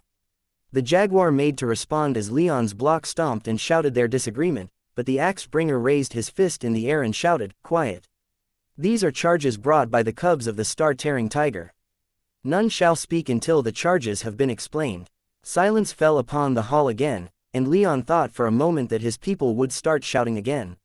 However, to his muted surprise, his supporting elders sat back down, though not without glaring at Hector and the bears. Solomon, the axe bringer said, your tribe has brought these charges. We await your explanation. Solomon took a visibly deep breath, gave his brother an odd yet notable look, and then rose to his feet. He turned his gaze upon Leon, and Leon saw nothing but reluctance in his eyes. It is as the Beast Lord said, Solomon said without much conviction. A barbarian princess has been brought to this island by one who claims to be the last bearer of the most venerable's power. The bearer married this princess. With that said, Solomon sat back down, leaving the entire hall silent, as if in disbelief that he ended his explanation so abruptly. Apparently the man who cared the least, the axe bringer quickly asked in a neutral tone, is that all you wish to say? You believe that is enough to charge Leon Rame with treason? Solomon tilted his head and made a noncommittal grunt. Beside him, Hector snarled, yes. The axe bringer reserved his attention for Solomon, but after getting no new information, he turned back to the hall at large. Very well, the charges have been laid. Leon Rame, how do you answer them? Leon, his heart still racing, started to slowly pace around the edge of the dais. He'd had a few minutes to think of a proper response, and yet, nothing quite seemed enough. Regardless, he said, were I seriously asked by those I thought could charge me with treason, then I would answer that I am innocent. The spiders and bears stomped in disapproval. Insolence. The Beast Lord growled. Arrogance. Who are you to come to our home with your... One of the 9th-tier spiders began before the axe bringer slammed his eponymous axe upon the dais and roared for everyone to be quiet. Only once everyone had complied did he turn his eyes back to Leon. Have you more to say? I have much to say, Leon replied. He turned to face the Beast Lord, a half-baked idea forming in his head. Just a few minutes ago, you laid bare your belief that I am not worthy to be here. Is that true? You are not, the beast lord spat, to the displeasure of Leon's elders who made their feelings known. Leon held up his hand, however, and his elders quieted down. He then turned to the tigers, though he directed his words more toward the spiders and the bears. To be guilty of treason, would I not have to be one of you? You would not try to charge my wife with treason, would you? She is not of the 10 tribes, so what would she be committing treason against? You claim to be the descendant of the most venerable Thunderbird. Hector shouted. To act against the interests of the 10 tribes is to commit treason. You claim my honored ancestor is yours, then. Leon retorted. You believe she belongs to you, and not to me. And yet you believe that I am unworthy of standing here, of not belonging to the 10 tribes. By your very charge of treason, you are laying claim to me and my honored ancestor. If you do not believe that I am one of you, then drop the charge and bring something else. The hall fell silent for another long moment as all eyes turned toward the tigers and bears, the 2 most vocal in pushing this charge. Leon could feel his heart hammering his ribs even as he did his best to keep his composure and confidence. However, he didn't think the treason charge was actually going to go anywhere. It was a flimsy charge, one being used more as a pretext to call the Elder Council before his people were ready rather than a serious attempt to get rid of him. Or so he was assuming, anyway. Whatever the case, he still had the votes with him to win out on any potential charges, especially since he could see the bison and the tigers, Hector aside, were not so keen on continuing to hammer him with these charges. Breaking the silence, the jaguar rose and said, I can verify that these charges are false. Leon Rame has done nothing to warrant such outrageous charges. What's more, as the last descendant of the most venerable Thunderbird, we owe our allegiance to him as our king. The rest of the jaguars largely began stomping and jumping up to their feet in support. I agree, Menander declared as he took to his feet, the rest of the lion delegation doing likewise in his wake. Leon Rame has done more to strengthen our tribes than anyone else has done in thousands of years. He has brought us closer to our honored ancestors, Sar loudly stated as he joined the others on his feet, his tribe following suit. To even consider levying such charges upon our rightful king is ludicrous. It is extraordinary and will require extraordinary proof of intent from my tribe to believe it. If anyone has this proof, Tillin said, finally breaking his silence as he spoke for the bison, let them come forward. I have not seen anything that would lead me to believe Leon Rame has committed any kind of treason. Nor would I agree that he has no place here. Indeed, Singer in Caves added as the hawks rose for Leon as well. Look around you. To say that one of the most venerable Thunderbird's blood does not belong in this place of all places is to court madness and to insult all of our ancestors. Of all of us, Leon has the most right to stand here.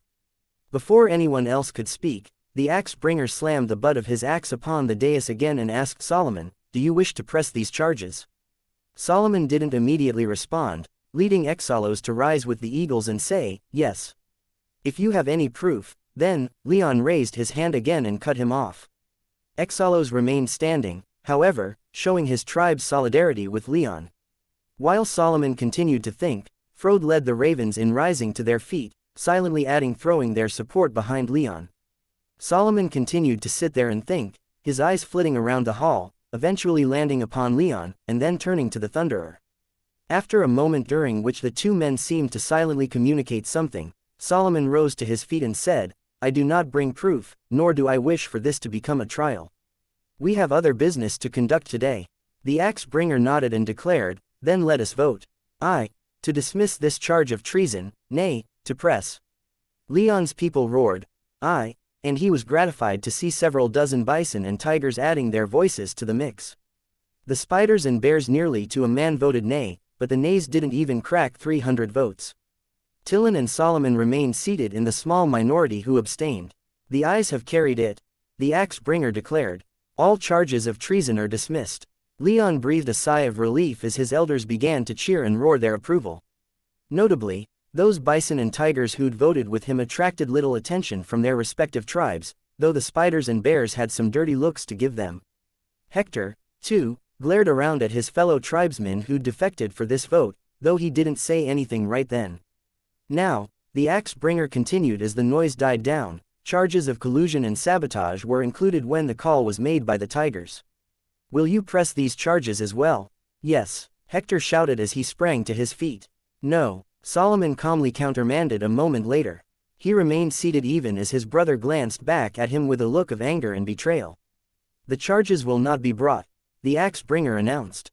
The continuance of the war is also on today's agenda. However, before we begin that discussion, does anyone else have any business they wish to broach? Without hesitation, Leon answered, I do. He was pleased to see little argument, though the spiders and bears certainly didn't look pleased. What business do you bring to the Elder Council today, Leon Rame? The axe bringer asked. Leon smiled and paced around the edge of the dais a little more before coming to a halt and turning his gaze upon the Thunderer, who so far had remained surprisingly quiet. I can't express the magnitude of the joy I felt, he began, to learn that the 10 tribes still venerates my honored ancestor so. My clan has been vilified on the mainland so completely that it felt quite strange. I can assure you that my clan, even though I am all that's left of it, remembers each of your honored ancestors as well. Your loyalty is a thing to behold. To be so warmly welcomed to your island has been one of the greatest honors of my life. The blood of the Thunderbird shall always be welcome amongst the 10 tribes, the jaguar shouted, and the jaguars stomped and roared their approval. And for that, I am most grateful. Leon shouted back, and I would reciprocate as well as I can. I have come here to make my claim. I am the blood of the Thunderbird, and I would be your king. As he finished his short spiel, he spread his arms and let silver-blue lightning arc between them, the bolts traveling above his head. He didn't think he was going to convince anyone with those words, but he felt they were worth saying anyway. Besides, he felt like he could always be proven wrong and encourage a few defectors again. Our king has returned, Nikolaus declared. The Jaguar tribe supports Leon Rame's claim. The Thunderer's aura suddenly spiked in intensity. The man did nothing more than that, and a moment later his aura receded, but it was more than enough to silence the hall as Leon's supporters were just getting ready to declare their support. Why should the 10 tribes give ourselves to you, Leon Rame? The Thunderer asked accusingly. What do you offer us that could possibly be enough for us to give up our hard-won independence? Why should the tribes bow down to a tyrant of the blood that led us here, far from the homelands of our respective tribes? The 10 tribes have not had a king for thousands of years. I would assert that we do not need kings. The bears roared their approval, as did the spiders. The tigers and bison were a little quieter but were hardly as silent as Leon's supporters. And how would you justify our lack of progress made in the past 80,000 years? The jaguar shouted. We are living as we have since the day we were forced from the mainland. Little has changed. Our lives were made undeniably poorer with the fall of the Thunderbird clan. But that power can be regained.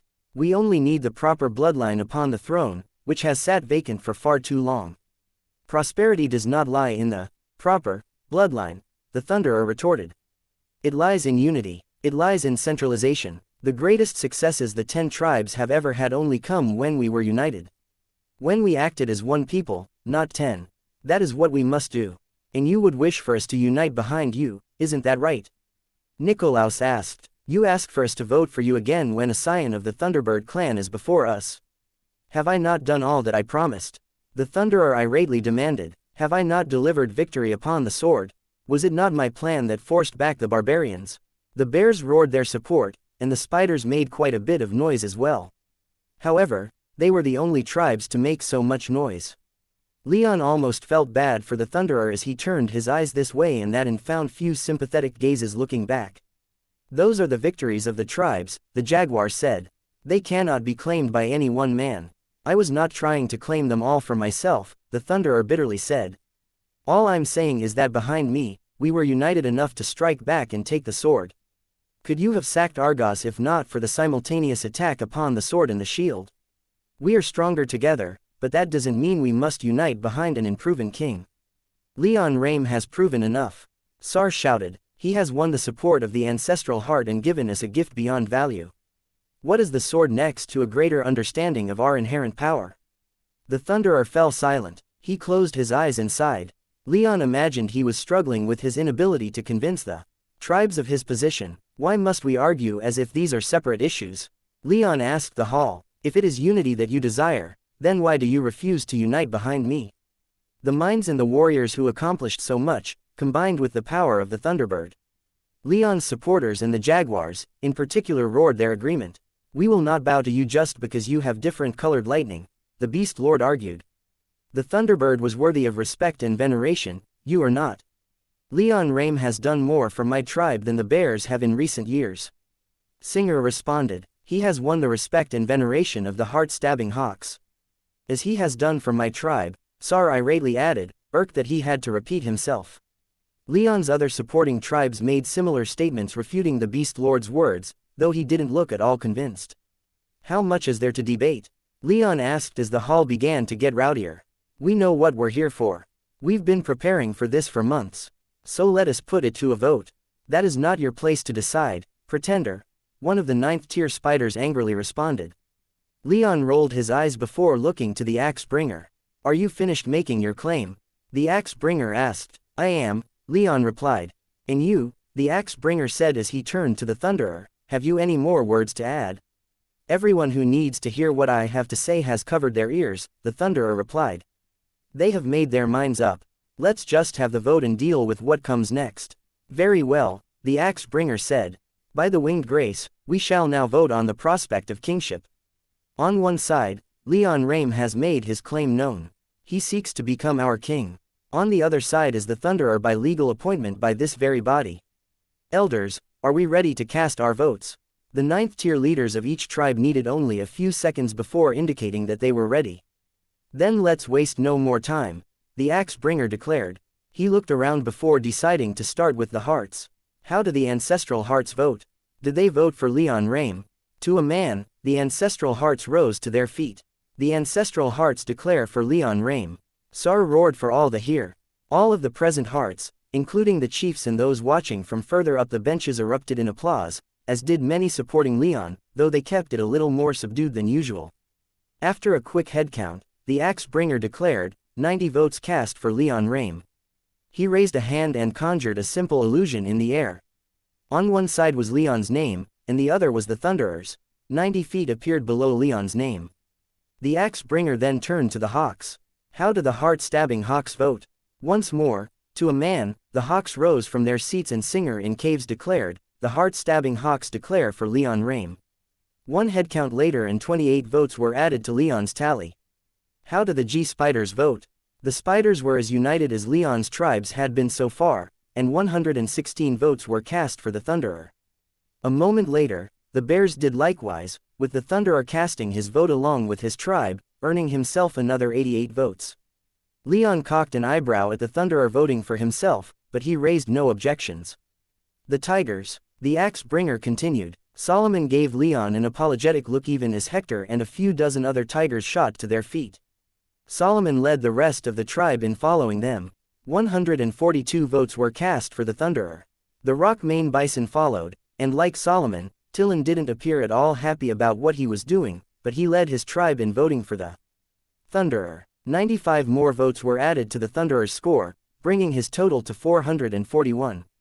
By this point, Leon's heart was practically in his throat, he could barely breathe and his skin felt like it was burning. All of his preparations had come to this, and while he was confident that he would win, it would be by the skin of his teeth. Such a close margin also meant that even after his ascension as king, there was going to be a lot of work ahead of him to unite the tribes under his rule. Buoying his votes, the Screaming Eagles were next, and Exalos Atos led his tribe in voting for Leon. With the loss of 3 elders following their attempted defection, only 98 votes were cast for Leon. The Lions followed, their votes now slightly lower than they had been just a few days ago. 20 more votes were added to Leon's total. The Ravens of Hale Hall were the penultimate votes, and Leon gained 77 more votes. He was on a roll, but his votes so far only amounted to 313. Fortunately, the Jaguars were next. How does the Jaguar tribe vote? The axe bringer shouted. For a moment, no one moved. This was the final moment, the decisive moment, and it was like all the air had been sucked out of the hall. Everyone stared at the Jaguars as the fate of the 10 tribes was laid in their hands. Nikolaus and the Jaguar stood up. The Jaguars vote for Leon Rame. Nikolaus declared, and for a moment, it seemed like it had happened, like Leon had won the vote. Relief flooded through his body as the hall erupted into near-deafening cheers. But in an instant, the hall went quiet as 3 bloodline-less elders walked down from the Jaguars' benches, their visages grim and unhappy but their footsteps determined. They circled the dais until they stood with the Tiger tribe at their back. We declare for the Thunderer, one of them proclaimed. The axe bringer gravely nodded and added the votes. Leon had won 443 votes. The Thunderer had won 444. Sadness, betrayal, crushing despair, even a bit of embarrassment. Negative emotions flooded through Leon's body as he stared at the vote count, but none were quite as pronounced as anger. Wrath flashed through his body like a lightning bolt, white-hot and wild. Rage had his hands twitching. Fury lit a fire in his chest that threatened to spill out into the world. But, after exercising a titanic amount of self-control, Leon took a few deep breaths and forced himself to remain calm. He was one of the few who managed to do so, however. The hall had descended into a moment of shocked silence, broken when the jaguar charged into the area between the benches and the dais, a look of wrath etched into his face so deeply Leon wondered if his face would now be stuck like that forever. "You, traitors," he growled as blood-red lightning flickered across his body. The three elders who'd defected from the jaguars quivered under the force of his aura, but they remained defiantly standing. A moment later, Hector had leapt over them, landing between them and the jaguar, his body as solid as a mountain. "These fine men are the newest elders of the tiger tribe," he said with such a shit-eating grin that Leon wondered if there were anyone in the hall, tiger or not, who didn't want to surgically remove his lips. "If anyone were to threaten them," Hector continued, "the tigers will defend them." The jaguar began before Leon's aura exploded out of his body. Leon let all of the negative emotions he felt loose into his aura, but instead of directing it toward Hector or the elders, he concentrated it on the jaguar. "Enough," he said in a tone of forced calm. "Back down. All elders have a right to vote as they will. I won't deny them their right to do so."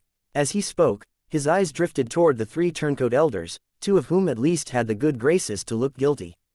Hector, however, looked as smug as could be. "Wise of you, pretender," Hector said. "Accept the vote and leave. Our voices have spoken. You aren't to be our king.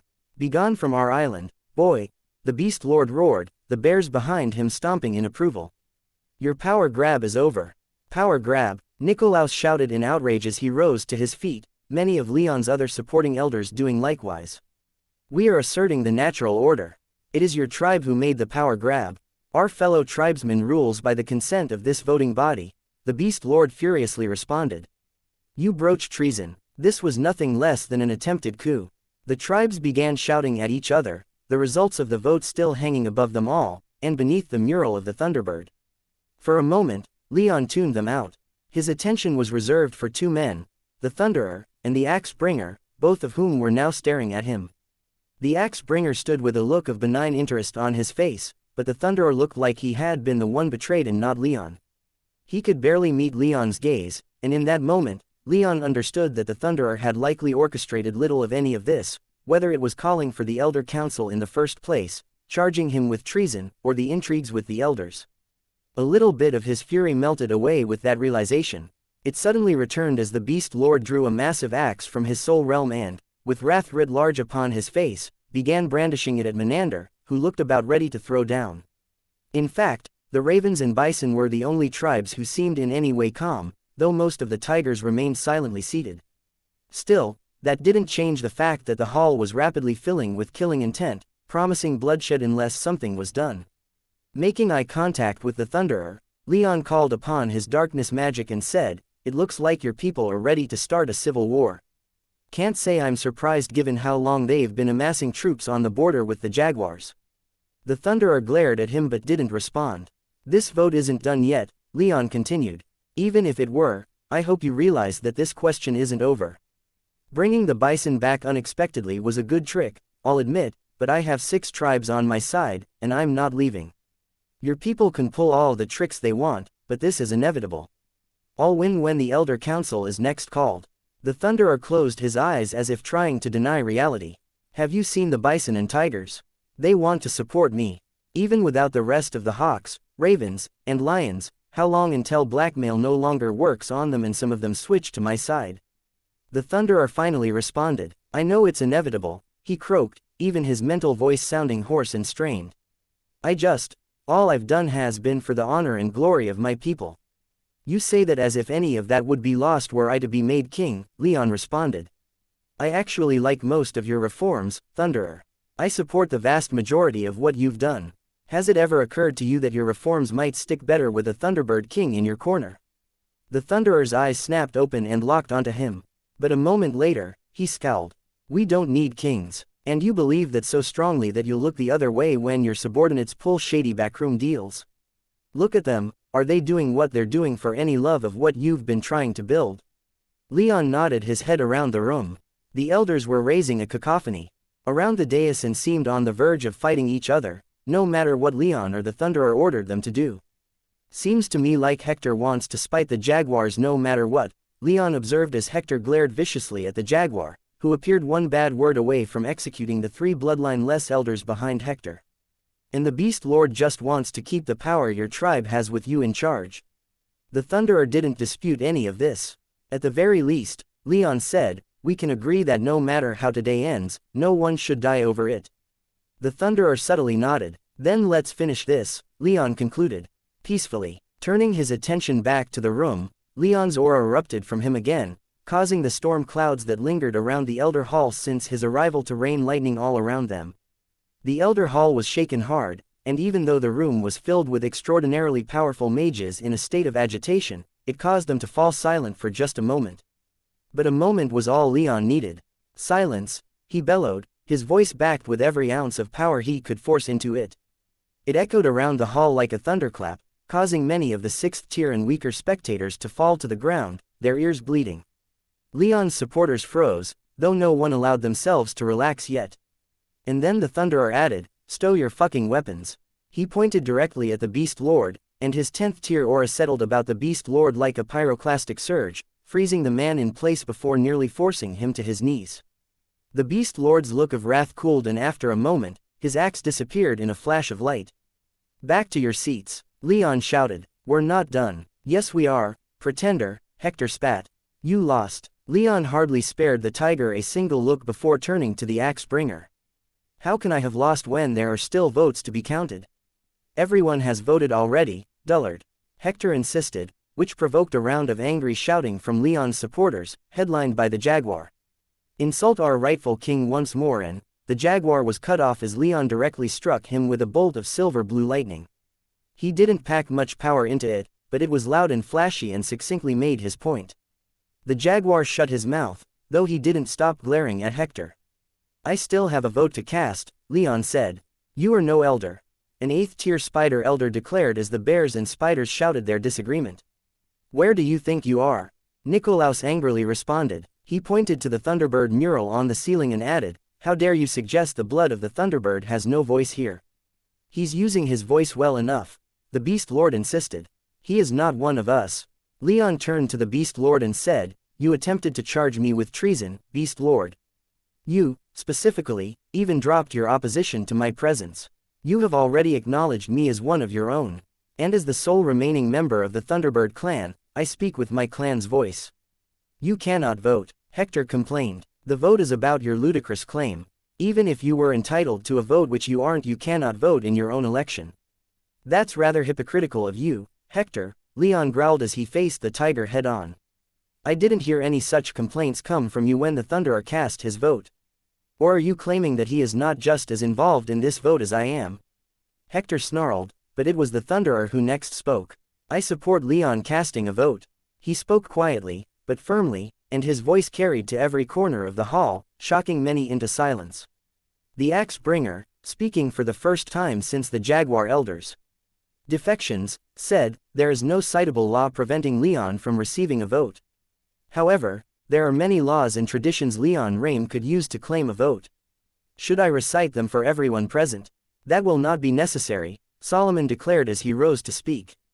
The tigers see no problem with giving Leon Rame a vote. The rock mane bison agree. Tillin declared. What followed was a moment of shocked silence. No elders stamped their feet or shouted in agreement or disagreement.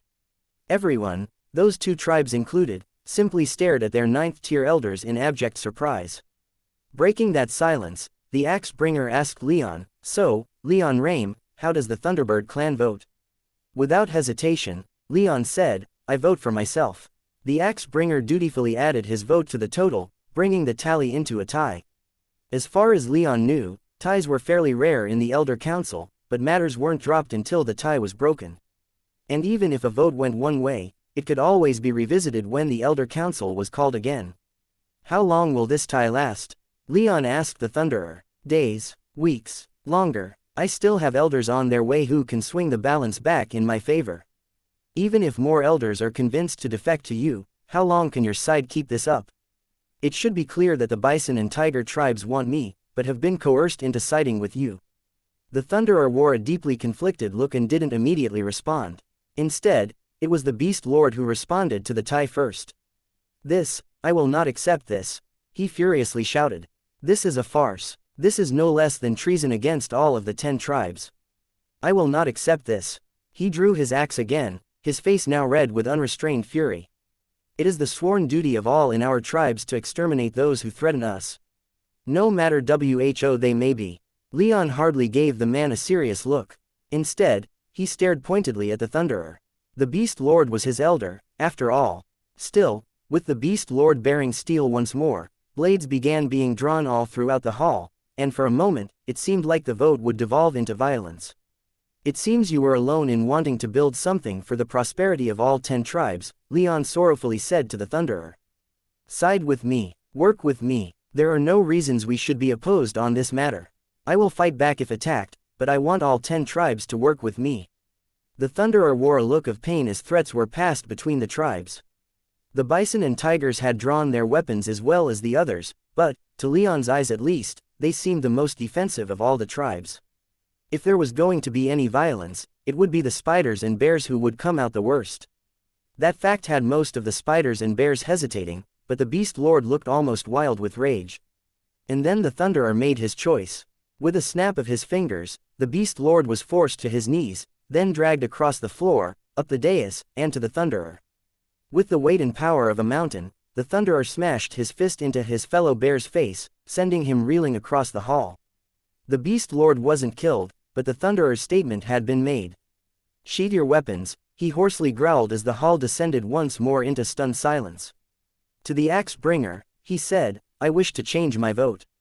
A mortal could have heard a pin drop in the hall as all eyes were fixed upon the Thunderer, and while all the tribes had their disagreements, nearly all the tribesmen in the room at least wore the same expression of disbelief for a moment. As you say, the axe bringer said, reducing the Thunderer's vote total to 443, and raising Leon's to 445. My vote was counted in error. Tillin then declared, I voted for Leon Rame. As was mine. Solomon added. Their voices truly broke the silence the hall and the bison and tigers was under, and dozens of elders began calling out for their votes to change. And then dozens became hundreds. Leon could hardly believe his ears as more and more elders were declaring their support for him now that the Thunderer and their tribe's most respected elders had done so. He was gratified to see that even a few bears and spiders joined in, though the 3 defecting jaguars didn't make a sound. Instead, they quite diligently stared at the floor, looking as if their entire world was collapsing around them. So many elders were calling for their votes to change, in fact, that the axe bringer had to call for silence and had to systematically work his way through the tribes again. When the final votes had been cast, Leon had won 691 votes, while the Thunderer had won 197.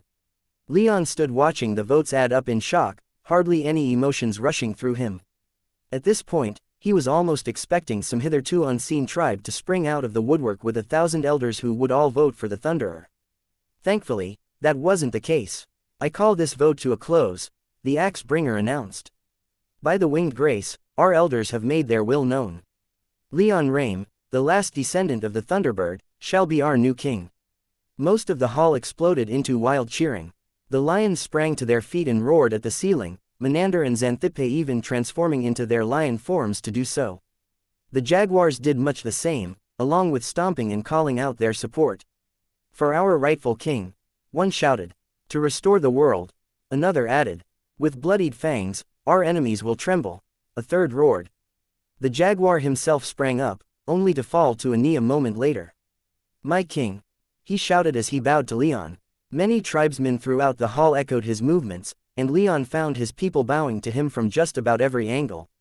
Singer led the hawks in a wordless song, the harts stomped and cried out in glee, and the ravens sat relatively stoically, though Leon could see more than a few faint smiles among their number.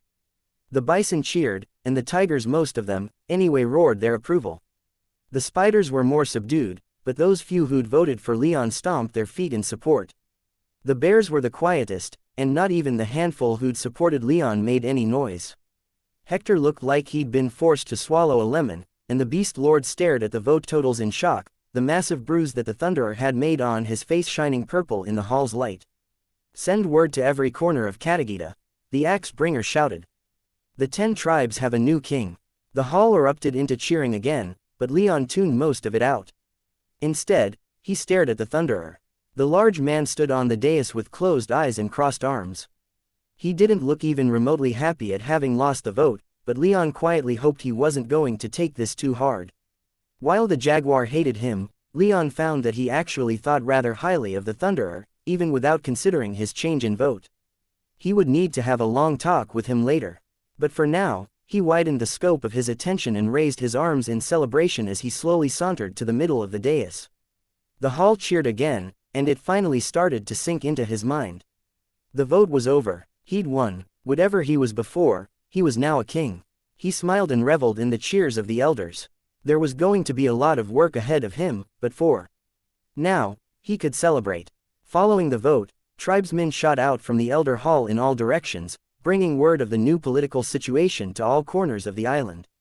The axe bringer took care of spreading the word within Stormhollow, and he was so efficient about it that by the time Leon strode out of the hall, the streets were lined with countless tribesmen waiting to get a glimpse of him. Celebration could be heard throughout the city as the people almost spontaneously began partying, and with his tour through the Hearts, capital city still fresh in his mind, Leon remained in human form and began walking through the city, intending to take a circuitous route back to the Jaguar's guest palace. Following him were the vast majority of the leadership of most of the tribes. The bears and spiders were the two main exceptions, but even then, Leon had a handful of elders from each tribe and many of their chiefs with him. He wasn't yet concerned about them, but he knew he'd have to deal with those two recalcitrant tribes at some point in the near future. For now, though, he let himself get swept up in the city's jubilation. At just about every street corner the people burst out into song and dance, and street vendors popped up everywhere selling food. It was like the entire city had turned into a fairground, and nearly all the songs were about the Thunderbird clan. Leon couldn't keep the smile off his face as he passed every group, all of them celebrating the return of his clan to their island and his elevation as king. As he walked through the streets, thousands of people rushed out to see him, and while the rest of his followers were a little wary of so much attention, he waved them off and allowed his people to approach. He confidently strode through the crowds, thousands of people shouting their blessings at him and reaching out to touch his clothes. Leon had long been insecure about how the 10 tribes would receive him, even after he'd arrived. Seeing so many people in Stormhollow now celebrating his ascension was intoxicating and terrifying and relieving all at the same time. He felt like he could drown in the public adoration, but he immersed himself as much as he could. Eventually, he reached his limit and took off into the sky, transforming as he did. He, followed by his most direct followers, flew back to the Jaguar's guest palace, though he didn't hesitate to fill the sky with silver blue lightning to give the people that much more assurance that he was still there and still celebrating with them. He just wanted a more private celebration. Now, he landed in the guest palace's forecourt where Cassandra and the Tempest Knights were waiting. All but his wife took a knee as he landed and returned to human form, the rest of his retainers doing likewise at his back. "Welcome back, Your Majesty," Alcander roared. The greeting echoed throughout the assembled knights. Leon, wearing a face-splitting smile, strode through them, nodding to as many as he could. But for all that appreciated them and wanted to acknowledge their service and loyalty, it was Cassandra that he wanted to reach. It was she, Valeria, and Maya that held the lion's share of his attention. Cassandra awaited him at the top of the stairs separating the forecourt from the peristyle, a proud smile on her lips. "Welcome back, Leon," she said as he ascended the last step. "I take it every..." Leon interrupted her by sweeping her up into his arms and planting his lips upon hers. He spun her around a couple times before putting her down and repeating the gesture with Maya and Valeria, both of whom were happy to participate. "Take out the crown," Leon said to Cassandra. She shot him a rather provocative smile before glancing at Valeria and Maya, both of whom nodded. A moment later, the crown was in her hands, and Leon guided it up to her brow. Down below, those watching cheered as Leon's queen was crowned. He didn't think he'd ever wear a crown, but letting Cassandra, Elise, or even Valeria or Maya wear one was more than fine with him. And with that done, he led his ladies inside to wind down. It had been a stressful day, and while he was still amped up over his victory, he needed a few hours to rest. That Hector's going to be a problem, Valeria said once Leon was finished telling them what had happened in the Elder Hall. It was just the four of them relaxing in the main bedroom. No one was feeling too amorous, though Leon was still cuddling with Maya while Cassandra and Valeria sat on the edge of the massive bed. They were joined, however, by a projection of Elise, who'd been called almost immediately once they were in private.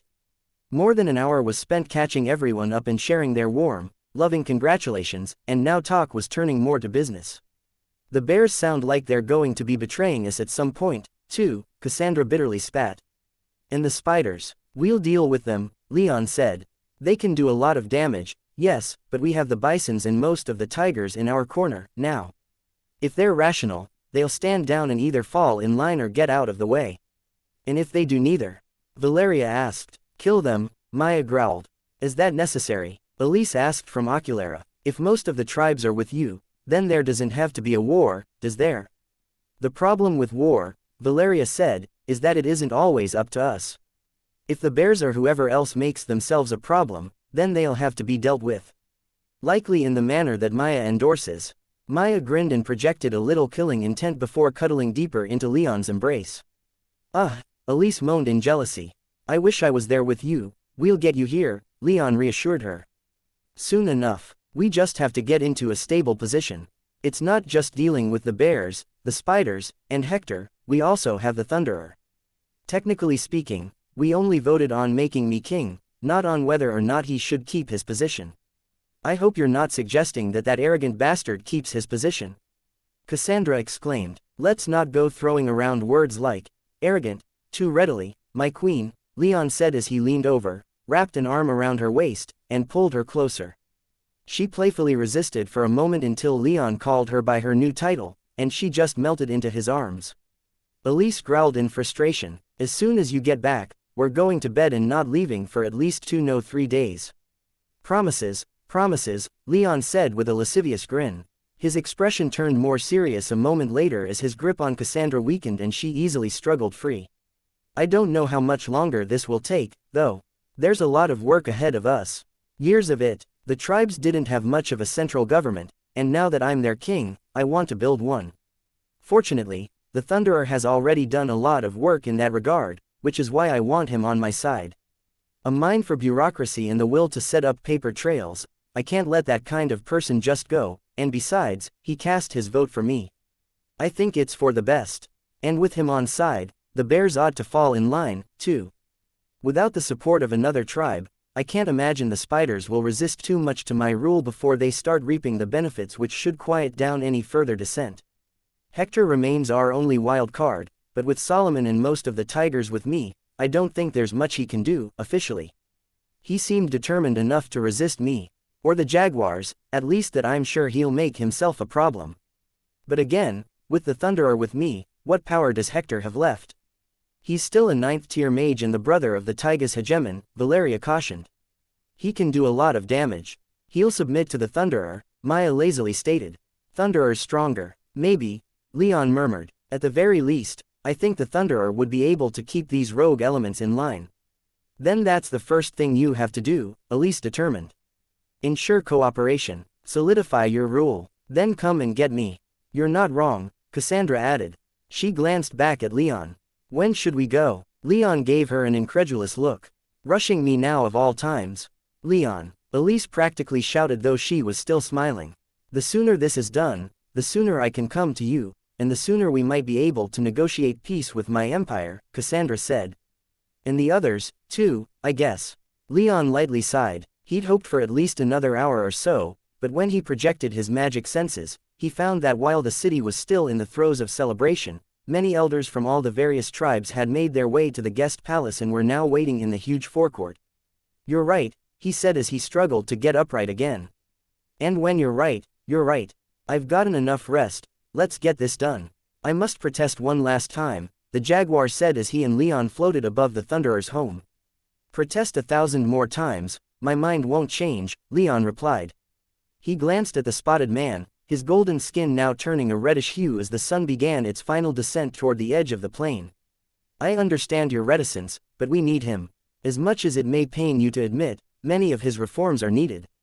But I promise you that I won't infringe upon the tribes, your people will remain your people. The 10 tribes, however, must also become one people. These two things are not mutually exclusive. And, even if all of this falls through, he'll still be the strongest elder of the bear tribe. His support must be secured, we can't assume we have it just because he voted for me. The jaguar frowned quite deeply, but he didn't protest any further. Instead, he bowed slightly and flew back into the sky where the rest of Leon's followers were waiting. And so, Leon descended to the entrance of the Thunderer's home, still guarded by a number of bears and tigers, though with considerably fewer bureaucrats scurrying about within. In his wake came the rest of his family, retinue, and the Tempest Knights, though the horde of elders that had accompanied Leon here, many of whom joined the jaguar in expressing their dissent about trying to recruit the Thunderer, remained hovering in the sky. The guards at the Thunderer's front door watched him descend, and though Leon thought for a moment they might try to deny him entry, or at least kick up a bit of a fuss, they wordlessly opened the door for him. Leon made it to the Thunderer's main courtyard where he was met by who he assumed was the Thunderer's steward. "Your Majesty," the man said in greeting as he bowed low. "Lord Thunder has sequestered himself inside with orders not to be disturbed." Leon frowned slightly. "Inform him I've arrived to talk. If he's not in the mood, we can speak later, but I hope he'll at least meet with me today." The steward bowed again and escorted Leon and all but his Tempest Knights into a large waiting room before leaving to find the Thunderer. Leon fielded a few doubting looks from his retainers, but he didn't think the Thunderer would turn him away. It was a bit manipulative, but propriety at least would demand the Thunderer find out what he wanted, let alone the optics of turning away a king. The steward returned after about 5 fairly tense minutes. "Your Majesty," he said as he returned. "Drop the style," Leon said with a good-natured wave. "My name is enough." The steward grimaced. "King Leon, Lord Thunder has agreed to meet with you." Leon grinned in triumph. At least he wasn't wrong about that part. He ordered his people to remain in the waiting room and followed the steward deeper inside. He was brought to a private balcony sheltered by an arched roof and many powerful wards. It faced west, and as Leon was shown in, he found the Thunderer sitting quietly, watching the sunset, a look of morose serenity on his face. After showing Leon in, the steward bowed once again and left, leaving Leon and the Thunderer alone. Leon took a deep breath and joined the Thunderer, sliding into the only other chair on the balcony. And then he sat there in silence, appreciating the way the sun set over Lake Ontari as much as the Thunderer seemed to be. After what felt like an eternity, Leon asked, "Why did you support me?" The Thunderer responded in a quiet tone, "It seemed the quickest path to peace." Leon slowly nodded. "Do you still believe that the 10 tribes don't need a king?" "I do," he readily replied. Leon let his statement linger for a moment before saying, "I meant it when I said I would support your reforms. The 10 tribes need to be unified. There was a real chance there that a civil war might have broken out. You supporting me might have been the thing that brought us back from the brink. I will always do what I believe is best for the 10 tribes, he stated. And it is for that very reason that I want you to work with me, Thunderer, Leon replied. The Thunderer smirked self-deprecatingly. That is no longer who I am. Leon gave him a thin-lipped smile. The bears strongly linked what one did with who they were. The Thunderer's name, so long as he filled that position, was the Thunderer. It was his identity as much as it was his position in bear culture. Why not? Leon asked. I don't recall you losing your position. The Thunderer finally spared him an almost derisive look. He kept that as his only response. I want you to work with me, Leon said. To continue your work and to ensure that the tribes remain at peace with each other. We need this. The Thunderer sat and thought for a long moment before saying, I know we do. I have always tried to show deference to the tribes. Despite what the Jaguar of the West claims, I have never wanted to be a king. I have only ever wanted to strengthen my people. I have always followed the laws passed by the Elder Council and abided by the restrictions placed upon my office. And I thought I had found people who saw what I was trying to build and wanted to support me. But now I understand that my tribe only wanted to seize power, and Hector wanted to spite the Jaguar. Leon sighed but didn't interrupt. I don't know what to do anymore, Leon, the Thunderer continued, sounding rather choked up. My tribe nearly started a civil war. Everything I've built is now so fragile. I have tried to honor my people in the Elder Council, but any support I've ever had has always been begrudging at best. My people don't want me. They want their rightful king. He glanced at Leon, a look of such sorrow on his face that Leon felt his heart sink in empathy. I don't know what use you might have for me, he said. I don't know what use I could possibly provide you. All I've tried is to bring my people together, but all I've done is sow discord. You've laid the groundwork for the kingdom to come, Leon finally said. I know that you have said you don't think the 10 tribes need a king, but they've clearly disagreed. Now I ask that you honor their decision, but that doesn't mean your work has failed, or even that it has to stop. Work with me, help me maintain peace within the tribes, and together we can bring about a new golden age for our people. The Thunderer softly snorted. If only it were that simple. It is. And if it isn't, then I'll make it simple. Tribal politics can't just be bludgeoned through. You've clearly never seen me bludgeon. The Thunderer chuckled. I am the king now, Leon continued. I want people at my side who I trust and who I know are competent. I trust you, and I know that you're competent. At the very least, you're a 10th tier mage and a member of the Booming Bear tribe. Out of everyone on this island, I want your support the most. You flatter me, the Thunderer replied. I but speak the truth. Peace on Katagita is in our hands, we need only work together. What exactly do you need me for? The Thunderer asked. What don't I need you for? Leon shot back. The army you've built, the bureaucracy you've established, the inquisitors you've raised. Your contacts with the tigers, spiders, and bears. The Thunderer grimly grinned and waved for Leon to stop. Fine, fine. It was my fault I couldn't gain the support needed to keep trying things my way, so we'll try it your way instead. I'll do what you ask of me, so long as I believe it to be in the best interests of my people. Then I'll only ask that you always speak your mind and remind me if you think I'm straying too far from honorable ideals, Leon responded. The Thunderer nodded. I'll need a new name. Leon thought for a long moment as he curiously regarded the Thunderer. You were once known as Iron Striker. Did you like that name? The Thunderer frowned lightly but shrugged and nodded. Is there a more fitting name for a man who will work with his king to build a better government for the 10 tribes? Leon asked. The Thunderer's frown turned upward a bit and he said, I suppose not.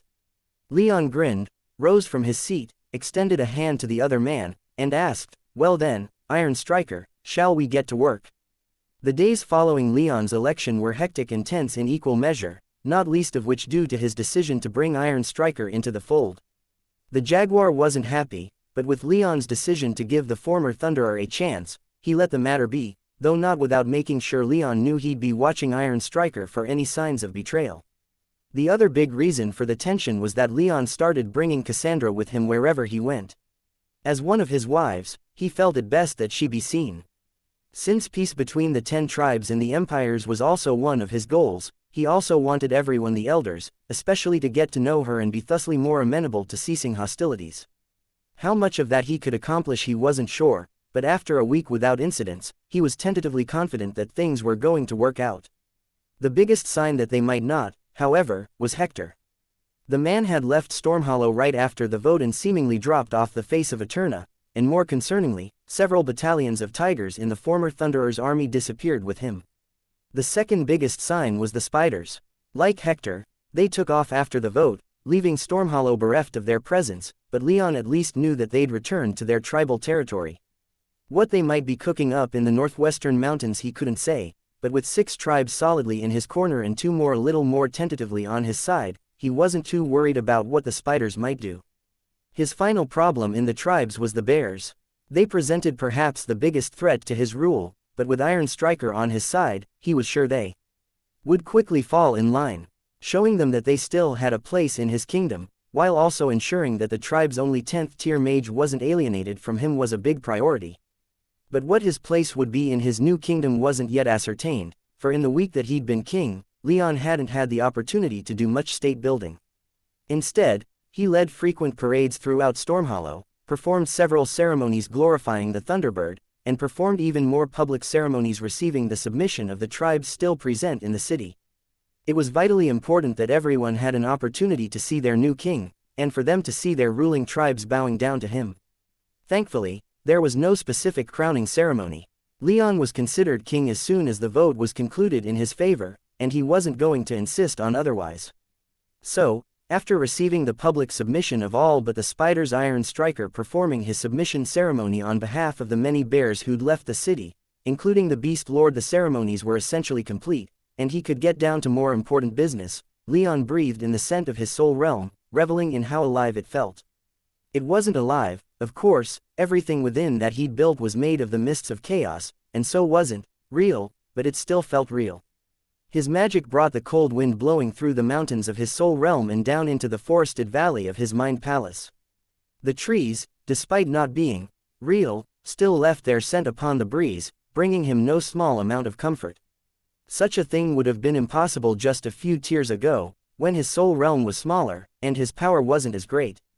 He could still remember the days when the air in his soul realm felt stagnant and stuffy, nearly requiring effort to breathe. But now it almost felt like a proper forest. There weren't any animal calls and the flowers didn't have quite as much effect on the air as the real forest of black and white, upon which Leon's soul realm was modeled, but when he wasn't paying attention, he could almost think he was back home. And for the moment, he needed that comfort. The first proper meeting he'd have with the Elder Council would take place in just a couple hours, and there he'd be deciding the direction that his new kingdom would take in the coming years, or rather, he'd be announcing the direction he wanted to take, and he wasn't quite sure how the tribes were going to take it. He'd never hidden his intentions before, but now, having brought Iron Striker onto his side, he had some worries that the tribes might lose faith if he pressed too hard for what he wanted. "You're worrying too much," Zafin growled. Leon had only been sitting on the shallow steps up to his throne in the middle of his mind palace, so the Lord of Flame wasn't too far away. "You're giving me a headache." "Good. That means you can share in my pain." "Don't share your fucking pain with me, human. I don't need it." "Too late, it's been shared, no take-backs." "You're giving me conniptions, boy." "Wow, aren't I generous? Giving you both headaches and conniptions. I'd rather have neither. You've given me something as useful as a eunuch in a brothel." "Wouldn't eunuchs be useful in a brothel, though? I can think of quite a few things people without sex drive can do that'd be useful in a place that sells sex. They can be trusted not to partake in the offerings, so to speak." Zafin groaned in frustration, bringing no small amount of joy to Leon. Before either of them could continue their barbed conversations, another voice joined theirs. Well, aren't you two boys having fun?" Leon turned his head and saw the Thunderbird herself in human form sitting on the edge of the huge stone perch he'd built for her. She was reclining back on her arm and gazing at him with motherly pride and a mirthful smile. "Is this how a king should be acting?" she asked. "I don't know," Leon playfully replied as he rose to his feet. "How should a king be acting?" "Domineering," Zafin immediately replied. "He should be walking around like he's got the biggest swingin' dick in the room. Kings are the most important people around and should blazing act like it." "Crude, but not wrong," the Thunderbird said as she lightly dropped down to the ground and sauntered over to Leon. Her smile didn't fade in the slightest, and as she approached, she pulled him into a tight hug. "Well done, Leon," she whispered into his ear. "I'm so proud of what you've managed to accomplish." Leon gratefully returned the hug. "I've missed having you around," he said. "I think you spoiled me a bit with how frequently we've trained in the past decade." "You're like my own grandson," she responded as they finally broke their hug. "What kind of grandmother would I be if I didn't spoil you at least a little bit?" Her smile turned into a grin, and together, they sat back down on the steps of Leon's throne platform. "I'm sorry I haven't been around. I didn't want to influence you unduly in this endeavor. It was important for me to see how you'd perform when it finally came time to make your case for being king." "Not a fair test," Zafin growled as he walked over to the edge of his pavilion to speak more comfortably.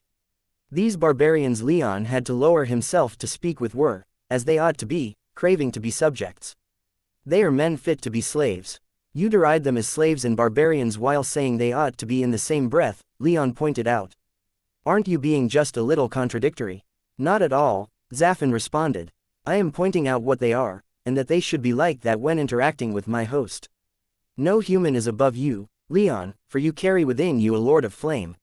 He raised his arms for effect, but Leon only shrugged and moved on. I suppose he's not entirely wrong. The 10 tribes were almost surprisingly amenable to having me as their king. Only a couple tribes have been particularly uncooperative, and even then, they're not entirely monolithic in their views, either. Tell me about them, the Thunderbird asked. Leon took a few minutes to give her the gist of how the 10 tribes had behaved since his arrival on Katagita, but placed more emphasis on how the bears, spiders, and tigers were showing signs of resistance. When Leon finished, the Thunderbird leaned back as she turned the problem over in her head, giving Zafin the opportunity to speak first. If they're being too much of a problem, the demon said, destroy them. Or one of them, at least. Show the others that you're no pushover. Show them the consequences of standing against their rightful ruler. More bees are caught with honey than vinegar, Leon responded. You're trying to catch a bunch of dipshit humans with more pride than sense, not fucking bees. Zafin replied, if you respond to them too flaccidly, they'll think you weak. The other tribes will think you weak and eventually disregard everything you have to say. These first days are critical. Assert your power and establish your dominance. Leon couldn't help but grin despite himself. He didn't want to be tyrannical, but he knew that at least some of what Zafin was saying had some merit, not to mention hitting the bears and spiders back appealed to him on a visceral level, too. But he refrained from replying until the Thunderbird said her piece.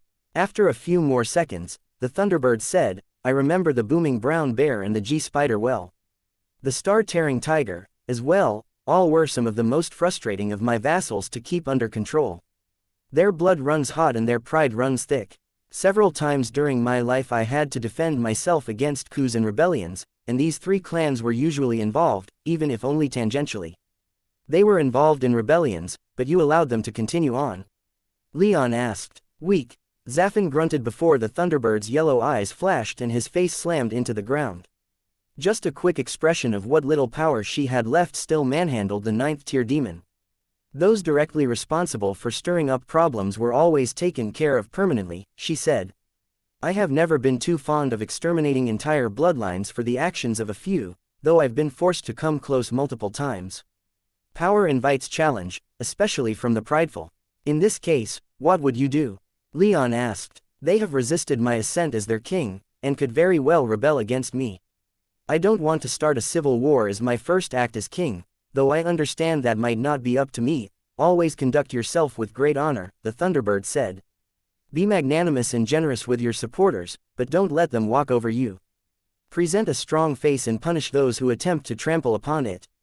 As you say, a civil war may be inevitable given how some of these unworthy descendants have chosen to wield their ancestors' power, but if it is, ensure that you are the aggrieved party. That way, you will be in the right when you retaliate. While she spoke, she lessened her hold over Zafin, and the fire demon struggled back to his feet.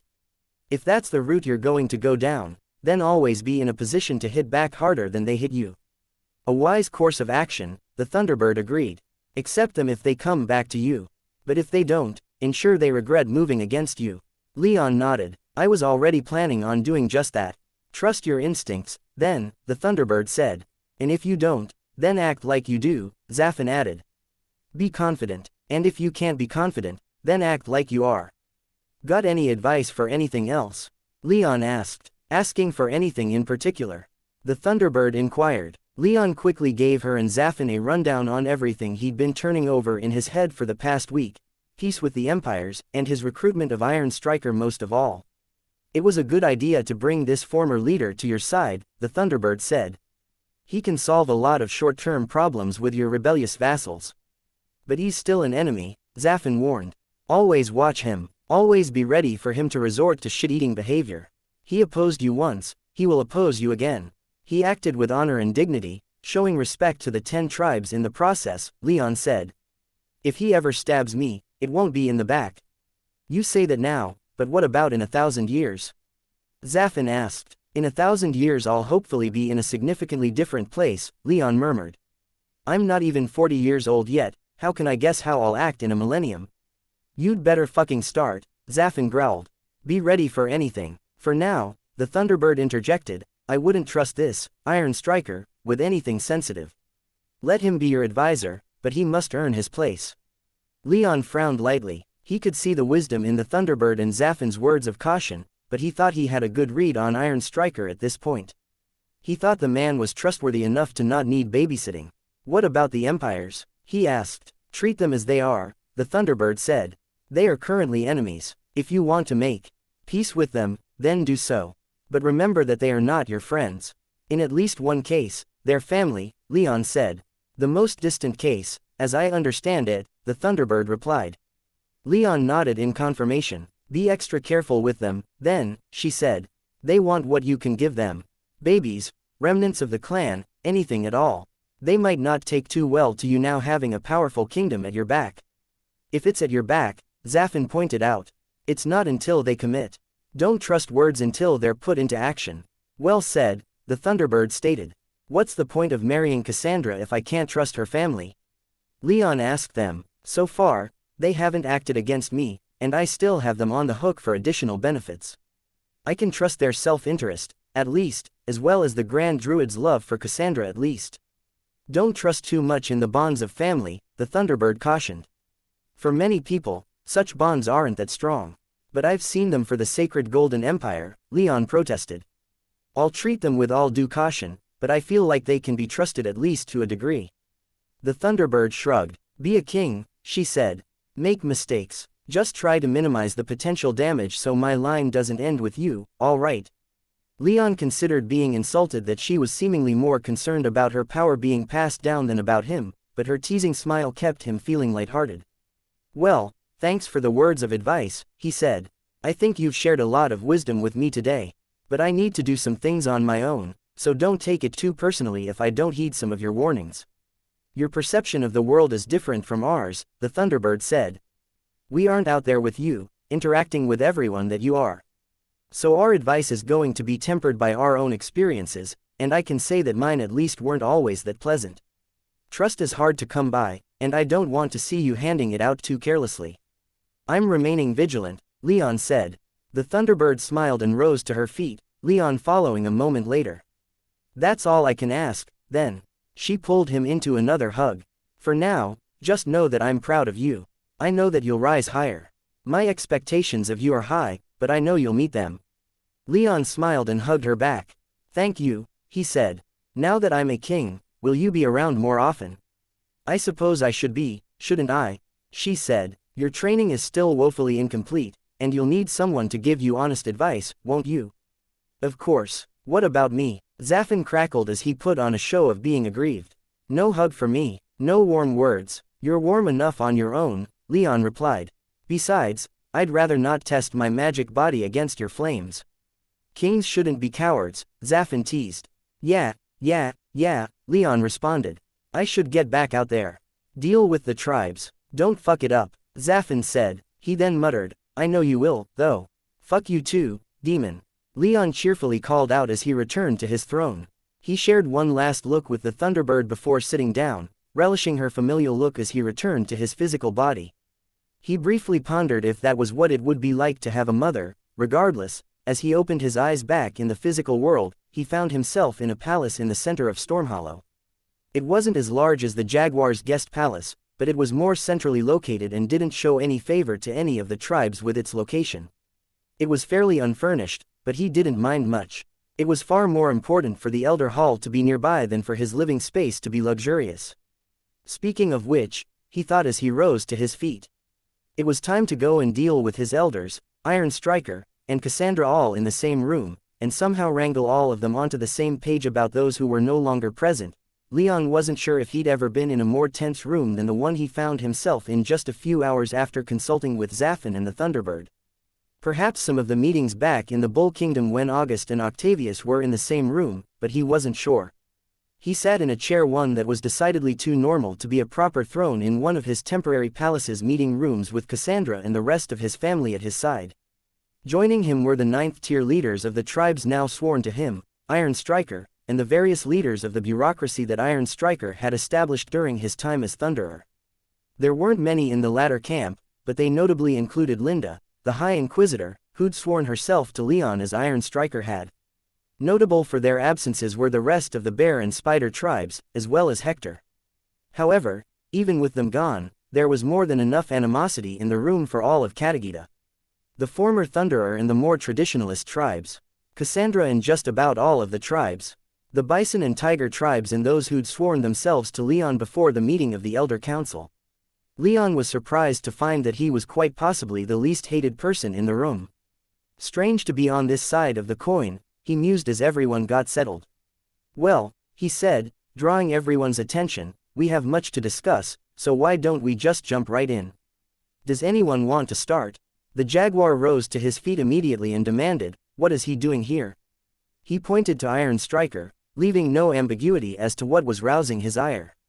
"He's here because he's sworn himself to me," Leon simply replied, and there were more than a few gasps of astonishment in the room.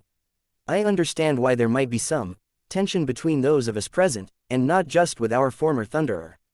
So, let's air those grievances now and see them lanced instead of leaving them to fester. The man who nearly destroyed the 10 tribes has no right to be here," the jaguar insisted. "And as your new king, wouldn't you say that's for me to decide?" Leon replied. The jaguar shot Iron Striker one last venomous look before returning to his seat, not looking too mollified. In response, Leon glanced at the former Thunderer, who looked barely concerned with the jaguar's mistrust. Instead, he sat in his seat completely impassively, his arms folded across his chest as if nothing in the world was large enough to concern him. As the island's only 10th-tier mage, he would be almost right in such an attitude. Iron Striker caught his eye, and though he seemed like it was the last thing he wanted to do, he took to his feet. "It is true," he declared, "I have sworn to follow Leon Rame. As I've told him, and as I've told all of you many times, strengthening the 10 tribes has ever been my goal. The Elder Council, however, has seen fit to entrust the fate of our people with the blood of our former kings. In this, I will not argue, such is the will of the Elder Council. I am but fortunate that Leon Rame has proven himself magnanimous in this whole situation, and by the winged grace, he has allowed me to represent the Booming Bear tribe in this council." Leon grinned for a moment before forcing his face back into stoic neutrality. "It will take us time," he said, "to regain much semblance of trust and cohesion among the 10 tribes, but I want all of you to attempt to make peace with each other. The Elder Council met and declared me king. There is no further need to antagonize the man who lost the election, especially when he's been so graceful in accepting his loss." Leon cast his gaze about the room, but he felt like everyone knew who his words were directed at. The jaguar frowned but sighed and nodded. Leon considered that fine, for the moment. "What concerns me," Nicolaus said as Iron Striker returned to his seat, "is what the rest of the bears are doing right now. Though our friend is now representing them here, the rest of the tribe, nor our good fellows in the G-Spiders, are here. How can anyone represent a tribe when the tribe is now with them?" Murmurs of agreement rippled throughout the room. "That is our first order of business, then," Leon said. "The Booming Bear tribe, they left the city following my accession. Where did they go and what are they doing?" Again, Leon cast his gaze about the room, but this time it wasn't one of the elders who spoke up, but Linda. "The Beast Lord took the rest of the bear delegation back to Raidenkana," she said, referring to the capital of the bear tribe. "It hasn't been long enough to determine what, precisely, they're doing, but the army on the border with the Jaguar tribe hasn't been disbanded, and there have been some signs that war beasts are being moved. They intend to launch a civil war," the Jaguar growled, killing intent radiating from his body in intense waves. "They have already started attacking mine," Singer in Caves replied, drawing Leon's attention. "How so?" he asked. "The Hawk Elders who weren't able to attend the Elder Council were waylaid by more troubles in the east. More powerful beasts, though none as strong as those you helped us defeat, but all entering our territory through passes used by the bear tribe. The stronger beasts are understandable, it's hard to corral and keep control over such monsters, but those my elders had to deal with were weaker and more easily handled. The bear tribe had no business losing control of them, especially more than one in so short a time." "You have my apologies, for whatever they're worth," Iron Striker quietly said. "It's been a long time since I was last with my tribe. They were always obsessed with keeping their claws sharp, but I never thought they'd actually use them, least of all on a fellow tribe." "Then you're a fool," the jaguar unkindly responded. "I am," Iron Striker somberly whispered in agreement. "A fool who believed too strongly that we were ready to become one people.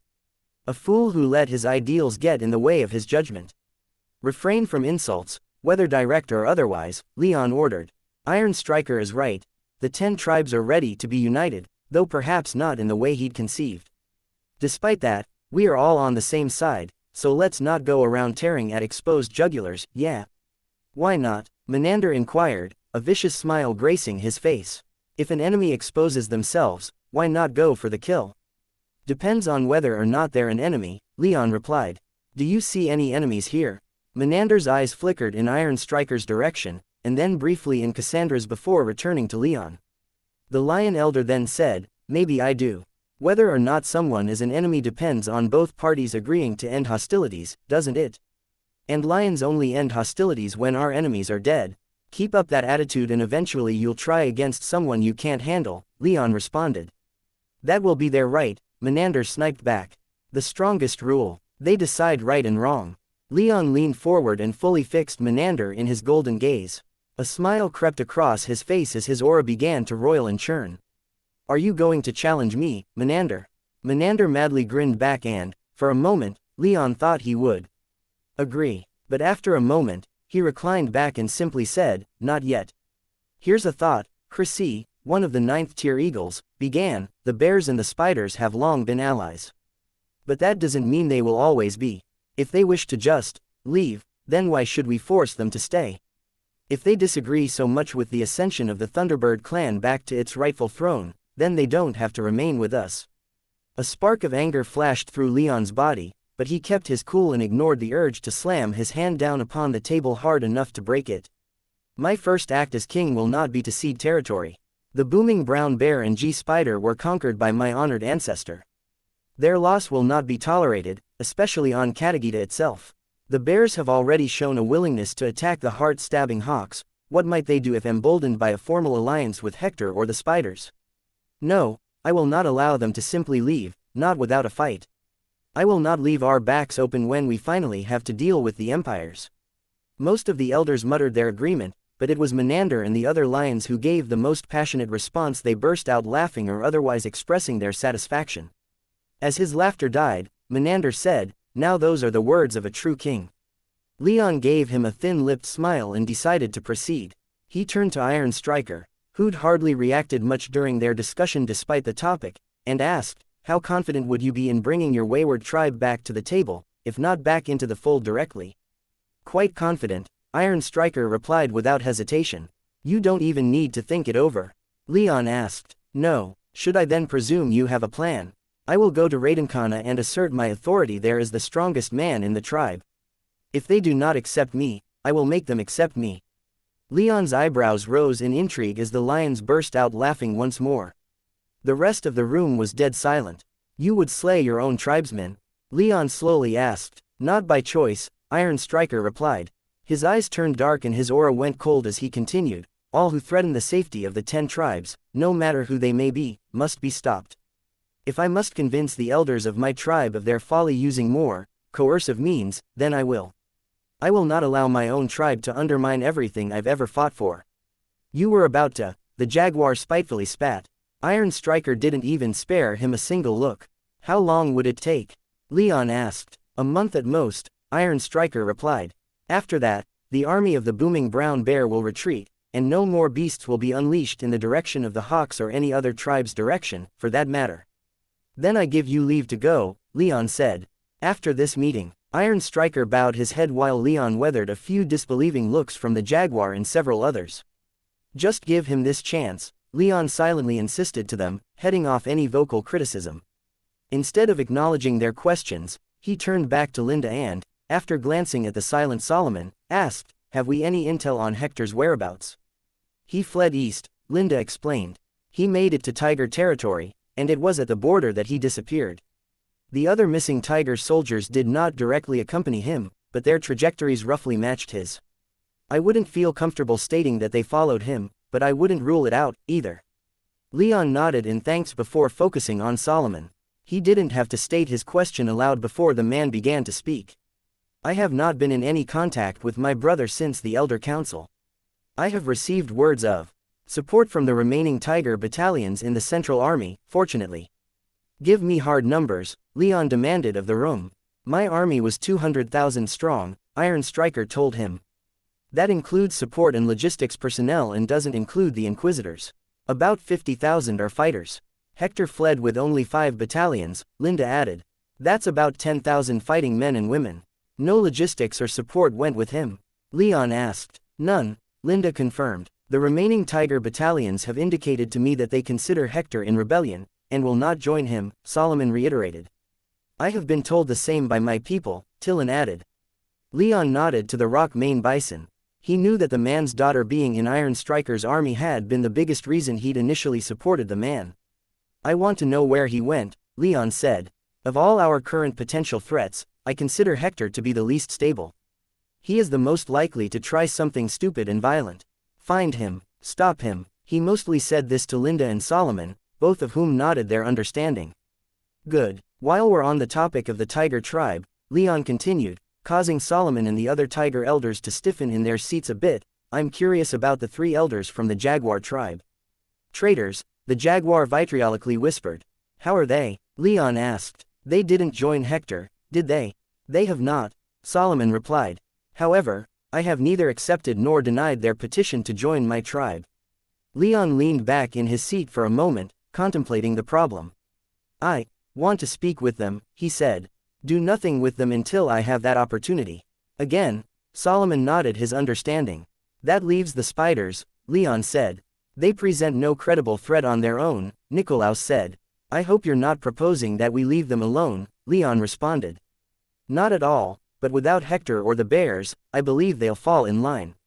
I agree, Exalos Ados said. Leon glanced around the room and found that most of the elders agreed. Fine, he said, but I want all 4 tribes that border the spiders to be on high alert for any sign of action coming from their territory. We can put together a diplomatic mission later. He looked around the room and found agreement on the faces of everyone present. Now, he continued, let's get to perhaps the most consequential bit of business we need to clear up in the coming however long this takes. The empires across the sea. The atmosphere in the room became even more serious as everyone's attention turned to Cassandra. I have personal alliances with the Ilian and Sacred Golden Empires, Leon stated. I am also allied with the Director of Heaven's Eye and have access to essentially all of their resources. For all intents and purposes, Heaven's Eye, formed from many defecting organizations set up by my clan, has returned to the fold. I want no one to doubt my commitment to these alliances. They have proven valuable enough, in their own ways, and if they're to be broken, it will not be by me. In the other empires? Solomon asked. Fair game if they attack first, Leon said. We're largely in a defensive posture anyway, so nothing is to be changed in practice. Defend what we have, for now. If you have concerns about this, bring them up to me. But I intend to attempt to forge a peace between the 10 tribes and the empires after we finish dealing with our domestic problems. Reaching some kind of truce at the very least with the empires will give us the breathing room to prepare to leave this plane. And the Ilian and Sacred Golden Empires are amenable to that truce. Leon gave Cassandra a look, and she stepped forward. On behalf of my grandmother, the Grand Druid of the Sacred Golden Empire, and my mother, the Sacred Golden Empress, I will affirm our commitment to our alliance with Leon. She paused and hugged Leon from behind. I wouldn't have married him if we weren't committed. We've spilled our blood enough, we have to stop at some point, and I hope that that point isn't when one of us ceases to exist. Silence fell upon the room as the elders exchanged looks between themselves. Leon guessed many were communicating silently, and he allowed the silence to stretch so that they could get on the same page. He would keep working at this until the tribesmen accepted his decision. Just to be clear, Exalos began, breaking the silence, if the empires attack us first, what are our rules of engagement? Return all hostilities with prejudice, Leon said, earning him a few chuckles from the lions and a few smiles from the tigers. As I said, defend all that we have, including the sword. There is no truce until it has been agreed upon, is there? Exalos bowed his head slightly in acceptance. Leon could see that this was going to take more work on his part from the way the elders were looking at him, but at the very least, there weren't any more questions right now. After waiting a while for any more, Leon turned to the ravens. Back in Oculara, I have someone of great interest. Well, several people really, but for your tribe specifically, I want to introduce all of you to someone. Who is it? Aushker asked without much care. A like-minded researcher, Leon responded. You see, Heaven's Eye managed to get its hands on a great deal of old arcs and other curios from my clan. The mention of arcs certainly seized the attention of any elders who might have been zoning out. None of them are entirely functional, though all are relatively intact. However, to return them to working order will cost a significant amount of resources, and would require tools that we don't currently have back in Oculara. Nestor can give you the entire list later and we can see if we can coordinate on that. We'll need a lot of titanstone, and we need to see if we can build some facilities that are capable of repairing wisps. Wisps? Aushker asked, his eyes widening in surprise for the first time in the entire meeting. In fact, all 4 of the 9th-tier ravens were now staring at Leon with unabashed surprise. Indeed, we have a couple that survived the fall of my clan and the millennia since. Not undamaged, but, you know, that's why we need the repair tools. Aushker's expression flashed to excitement but quickly fell. We have no tools that can fix broken wisps. We can see what we can do when we speak with Nestor, Frode said, practically panting in excitement. Fantastic, Leon said without much inflection. There is a possibility that some wisp-related tools are still in my clan's old capital on this plane. But, of course, whatever remains of that place is deep in Sentinel lands, and I have nothing even close to an alliance with them. Getting access to those old palace complexes is going to be difficult, even with an unlikely alliance. As it is, I'm already assuming we're going to have to fight our way there. But one of the wisps we have is a navigation wisp, and that will be a key tool for our departure. We need to get those tools. Leon turned his attention to the rest of the room as he spoke, impressing upon them one of the more practical needs for his desired peace with the empires. He received much the same reaction as before, but he didn't mind. Now, is there anything more we might need to discuss? He asked the room. Yes, Solomon said, it is my understanding that you have a personal guard of 100 warriors pulled from 4 different tribes. I would ask that my tigers be allowed to join, as well. That was always my intention, Leon said. He glanced at the bison, hearts, and ravens. There will also be space in my Tempest Knights for your tribes, as well. I want all the tribes represented in this order. Nods were given all around, though only the tigers looked particularly pleased with that order. Leon supposed he understood. The hearts were fairly peaceful, the ravens cared for little other than their own research, and the bison were farmers, not warriors. Still, they had to have some warriors to spare for his Tempest Knights. Even if they were mediocre, he trusted Alcander and Alex enough to get them up to scratch. Anything else? Leon asked once more. This time, it was Nikolaus who said, yes. Leon turned to him, and the Jaguar Elder said, it is not lost on anyone that this palace, while suitable for an elder, perhaps, is not up to the standard of a king. It is the opinion of my tribe that work must begin on a new palace more befitting of our king. Leon smiled and allowed himself to start relaxing. If it was time to talk about palaces, then there wasn't much more of immediate import to discuss. There was still much to do, but he was at least happy with what had been done today. The days following Leon's strategy meeting with the top elders from the 8 tribes now loyal to him were packed, and little of it was of much interest to him. Meetings and more meetings with bureaucrats put in place by Iron Striker when he was Thunderer, ensuring that each and every one of them were, if not loyal to him, then at least competent and trustworthy enough to continue on a provisional basis. For the most part, the bureaucracy that Iron Striker had built was quite limited in scope. The 10 tribes had their own affairs, oftentimes with each clan in a tribe seeing to its own administration. The bureaucracy established in Stormhollow didn't have much power beyond the city, and even then, the Axe-Bringer was still de facto mayor of the capital, overseeing much of what any other bureaucracy would handle. So, Leon didn't just have 10 different bureaucracies to reconcile and streamline, he had nearly 1,000. It wasn't hard to see why Iron Striker had been having so much trouble without even touching on issues of tribal rights and autonomy.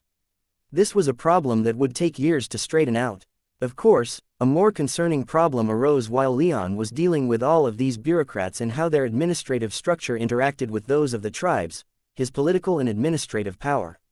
He was a king, but what power that title granted him wasn't clear.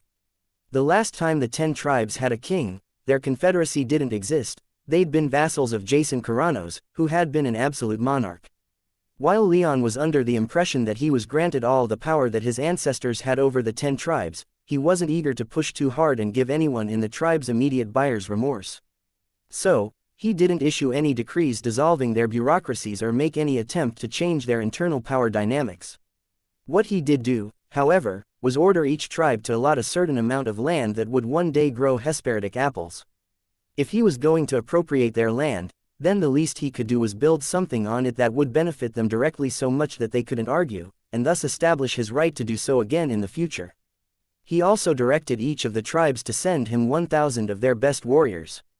He was expanding the Tempest Knights to include 100 from every tribe to act as his personal guard and to be the most elite fighting force on Katagita. This directive ran into some problems since the lions, hawks, and bison still had their best warriors on the sword, but Leon authorized them to carry out their own trials to determine who would join his knightly order. Additionally, he worked with the axe bringer to expand the mustering grounds to the city's south and to begin construction of a massive theater. No shows would be played there. Instead, Leon intended for all 10 tribes to hold their bloodline awakening ceremonies within it, under his watchful eyes. His intent was to promote cooperation amongst the tribes by having them participate in such ceremonies together, and starting with something so fundamental to their identities made sense to him. Relatedly, he also decreed that all future tribesmen who were given the transformation enchantment would receive it in that theater, and their first transformations would take place within, just as their bloodline awakenings had. While he was out there with the axe bringer, he also took the opportunity to inspect the army that Iron Striker had built in more detail. He'd already received the obeisance of its commanders and had held several ceremonies where more of the rank and file could see and bow to him, but that had been his first real inspection. He found himself rather impressed. The army had 35 arcs of varying size, though only 15 were armed enough to be combat aircraft. For their size, these arcs he found were surprisingly unarmored. Aushker, who'd accompanied during the inspection, explained that the kind of armor he'd put on his mauls wouldn't work at scale on arcs as their propulsion systems weren't strong enough for all that extra weight. With his thunder wood, however, Aushker was confident that they could start building not only more heavily armored arcs, but also much stronger weapons to mount onto them. Weapons, he'd assured Leon, that wouldn't be rendered inoperable after only 1 or 2 shots. On a more personal note, the elders made good on their decision to begin building a new royal palace for him. It was located between the Elder Hall and Lake Ontari, with both the bison and tiger tribes giving up a hefty amount of land to make room for the sprawling complex. Already, the largely empty palaces in that area had been demolished, with architects and magic engineers swarming over the place ensuring the site was ready. Work wouldn't truly begin, however, until Leon was finished checking over and adding to the ward scheme. There was still so much more to be done, and Leon knew that would never change no matter how much work he did. Running a kingdom divided into 11 parts, including Stormhollow, was a job larger than any one person. He needed to not only codify the powers that he had over the 10 tribes, but he also needed to delegate that power to wise and experienced ministers. He just wasn't going to do any of that until he was sure he had Iron Striker's army on his side, his Tempest Knights were fully staffed, and he had a functional administration. Fortunately, he had the aid of many competent people. Iron Striker left only a couple days after the meeting to bring the bears under control, and many of the 9th tier elders returned to their tribal territories to see to elder business. The bison, in particular, had to supervise the return of their elders to the sword to defend the island. However, the jaguar remained behind, as did Xanthippe, Ipadameni, Rain Dancer, Sar, Aushker, Tillin, and a 9th tier tiger named Isidore. These elders would act as the go-between for him and the tribes, and while it had him feeling a bit nervous, there were no immediate problems with this structure. It was an encouraging sign since he knew he'd have to keep the tribal structure somewhat intact if he wanted to retain their loyalty. He'd just have to find some way to include them in the administration of the kingdom. His allies didn't stop at the border of Katagita, thankfully. Leon got in touch with the director again and confirmed all that had happened, as well as his hope that Heaven's Eye would provide all due assistance when the time came. For the moment, actually sending any people or material was out of the question, but the director could start laying the groundwork for a more tangible alliance and supply chain now that he had the confirmation that Leon had been crowned as the Sky Devil's king. More importantly than the director, though, were Anastasios and the Grand Druid. It had been nearly 2 weeks since Leon's coronation and he still hadn't gotten into direct contact with either of them. In fact, of everyone back in Oculara, he'd only spoken to Elise, Nestor, and the director. If his alliance with these 10th tier mages was to last, he knew he needed to personally speak to them at some point, but he'd wanted to make sure that his position had been consolidated before doing so. That meant dealing with the bears, the spiders, and Hector before making any announcements outside of Katagita, whether private or otherwise. Unfortunately, some bad news from Elise indicated that they knew something had happened, even if they didn't know quite what, and Leon's hand was forced. He had to speak with the de facto leaders of the Ilian and Sacred Golden Empires. Leon, Anastasios drawled as he sauntered into frame. Good to hear from you, my boy. I hope you bring good news. Leon smiled. He'd called Elise using his calm lotus a few minutes before and, since he had some time, asked her to grab the Lord Protector and the Grand Druid if they were available.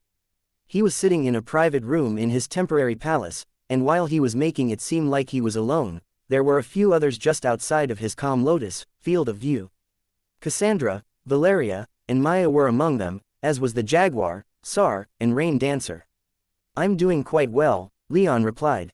"Matters on Katagita aren't over yet, but they are trending upwards, shall we say." "Wonderful," Anastasios replied. "Wonderful." A moment later, the Grand Druid appeared. "Leon," she said in delight. "How is my favorite grandson-in-law?" "He's doing fine," Cassandra replied as she slid into frame. "Hello, grandmother." "Cassie, my dear," the Grand Druid lovingly responded. "Are you having a child yet?" Cassandra's smile froze. "No," she bluntly replied. "Do think about changing that," the Grand Druid stated. "It's hard enough to have a child at your tier." "We're not here to talk about children," Leon interjected, to Cassandra's subtle relief. "Honestly, I'm glad that I caught the both of you, as there's been some developments that I thought you ought to be made aware of. Almost thought I'd have to wait for someone to come and find you too. We've made it a point to be available just in case you called," Anastasios said. "What you're doing down there is more important than just about anything else that we could possibly be doing, and we're watching it with keen interest." "How much do you know, then?" Leon asked. "A little over a week ago, several very fast arcs were spotted moving about the sword. They returned to the Sky Devil's Hell, and the number of powerful Sky Devils on that island noticeably decreased. The Sunlit Emperor was scrambling to try and take advantage, but it seems the missing Sky Devils have returned." "Indeed," Leon said. "I'm glad that Sunlit wasn't able to move in time. Would have taken the wind right out of my feathers." "What has happened, Leon?" the Grand Druid asked. Leon glanced at Cassandra for a moment, and, after a brief questioning look and a shrug, he replied, "Some might claim it's only proper to refer to me as King Leon, now.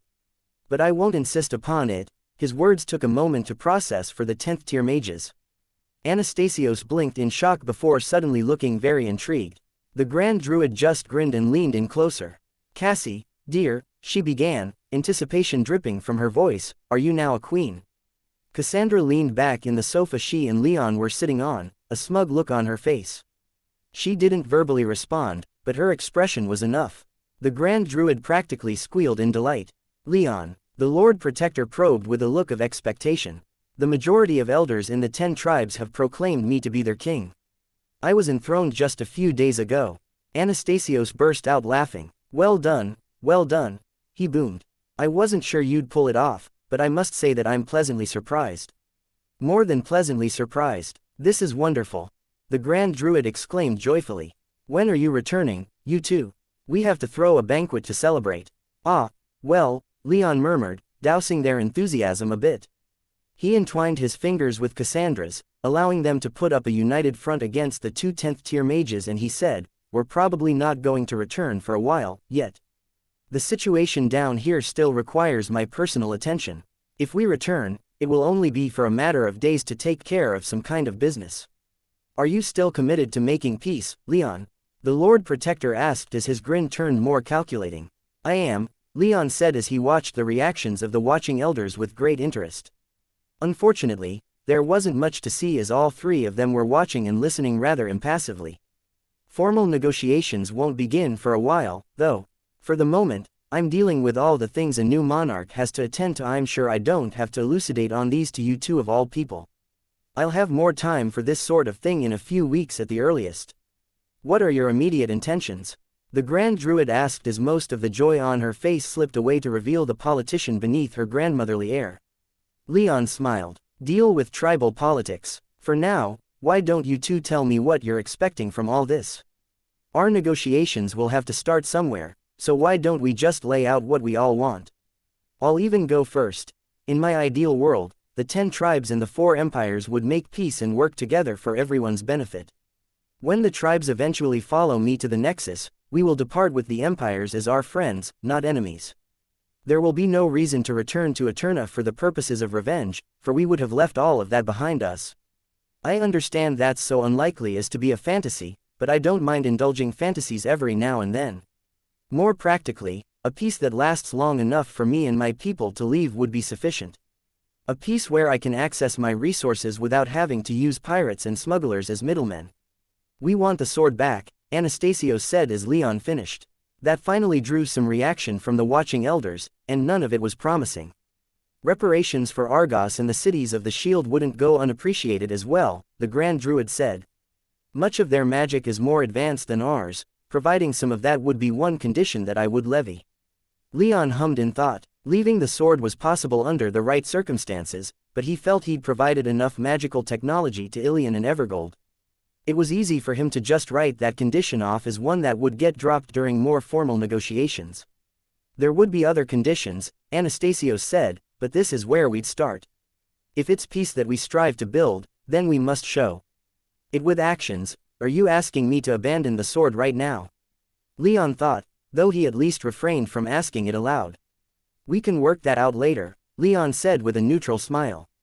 For now, it's at least good to hear where the negotiations will start. Anastasio smiled back and nodded. How are Sunlit and Keeper doing, by the way? Leon asked after a moment of silence. Both are determined to carry on the fighting, the Grand Druid stated.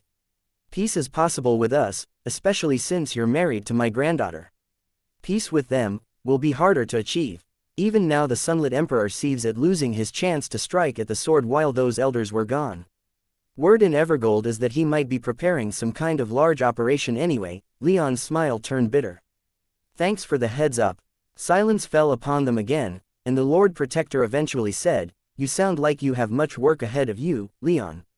We should let you get back to it if we want any possible chance at peace. But we'll be waiting for word of when you're ready to start the real negotiations. Leon nodded. I'll get back to you soon. Hopefully, some of my new friends will be willing to join me then. We can only hope, the Grand Druid stated. And by the way, Leon, welcome to royalty. Leon chuckled, and with that, the 2 10th-tier mages left. Elise returned to projected light screen a moment later.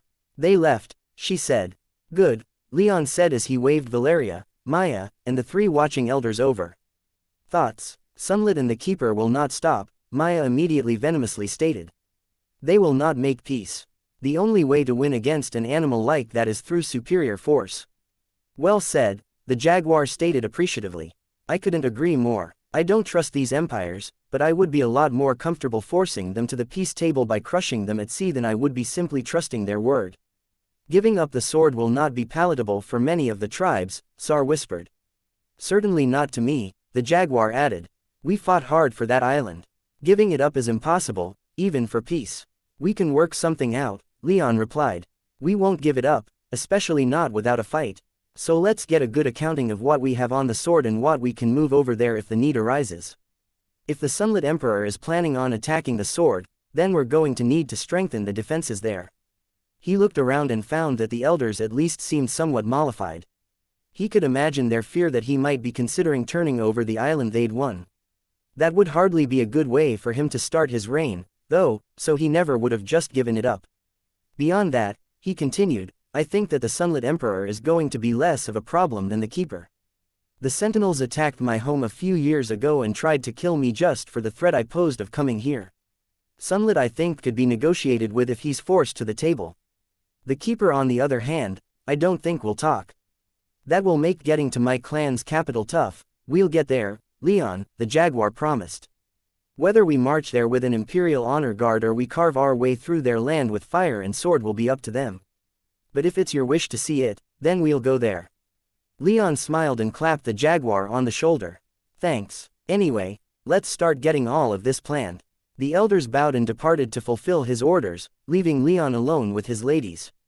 So, Valeria said once they were alone.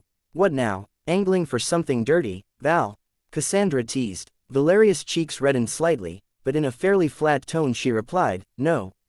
We don't have much time, anyway, to my eternal regret, Leon said as he allowed his eyes to travel up and down Valeria's body without putting in even a token effort to hide it.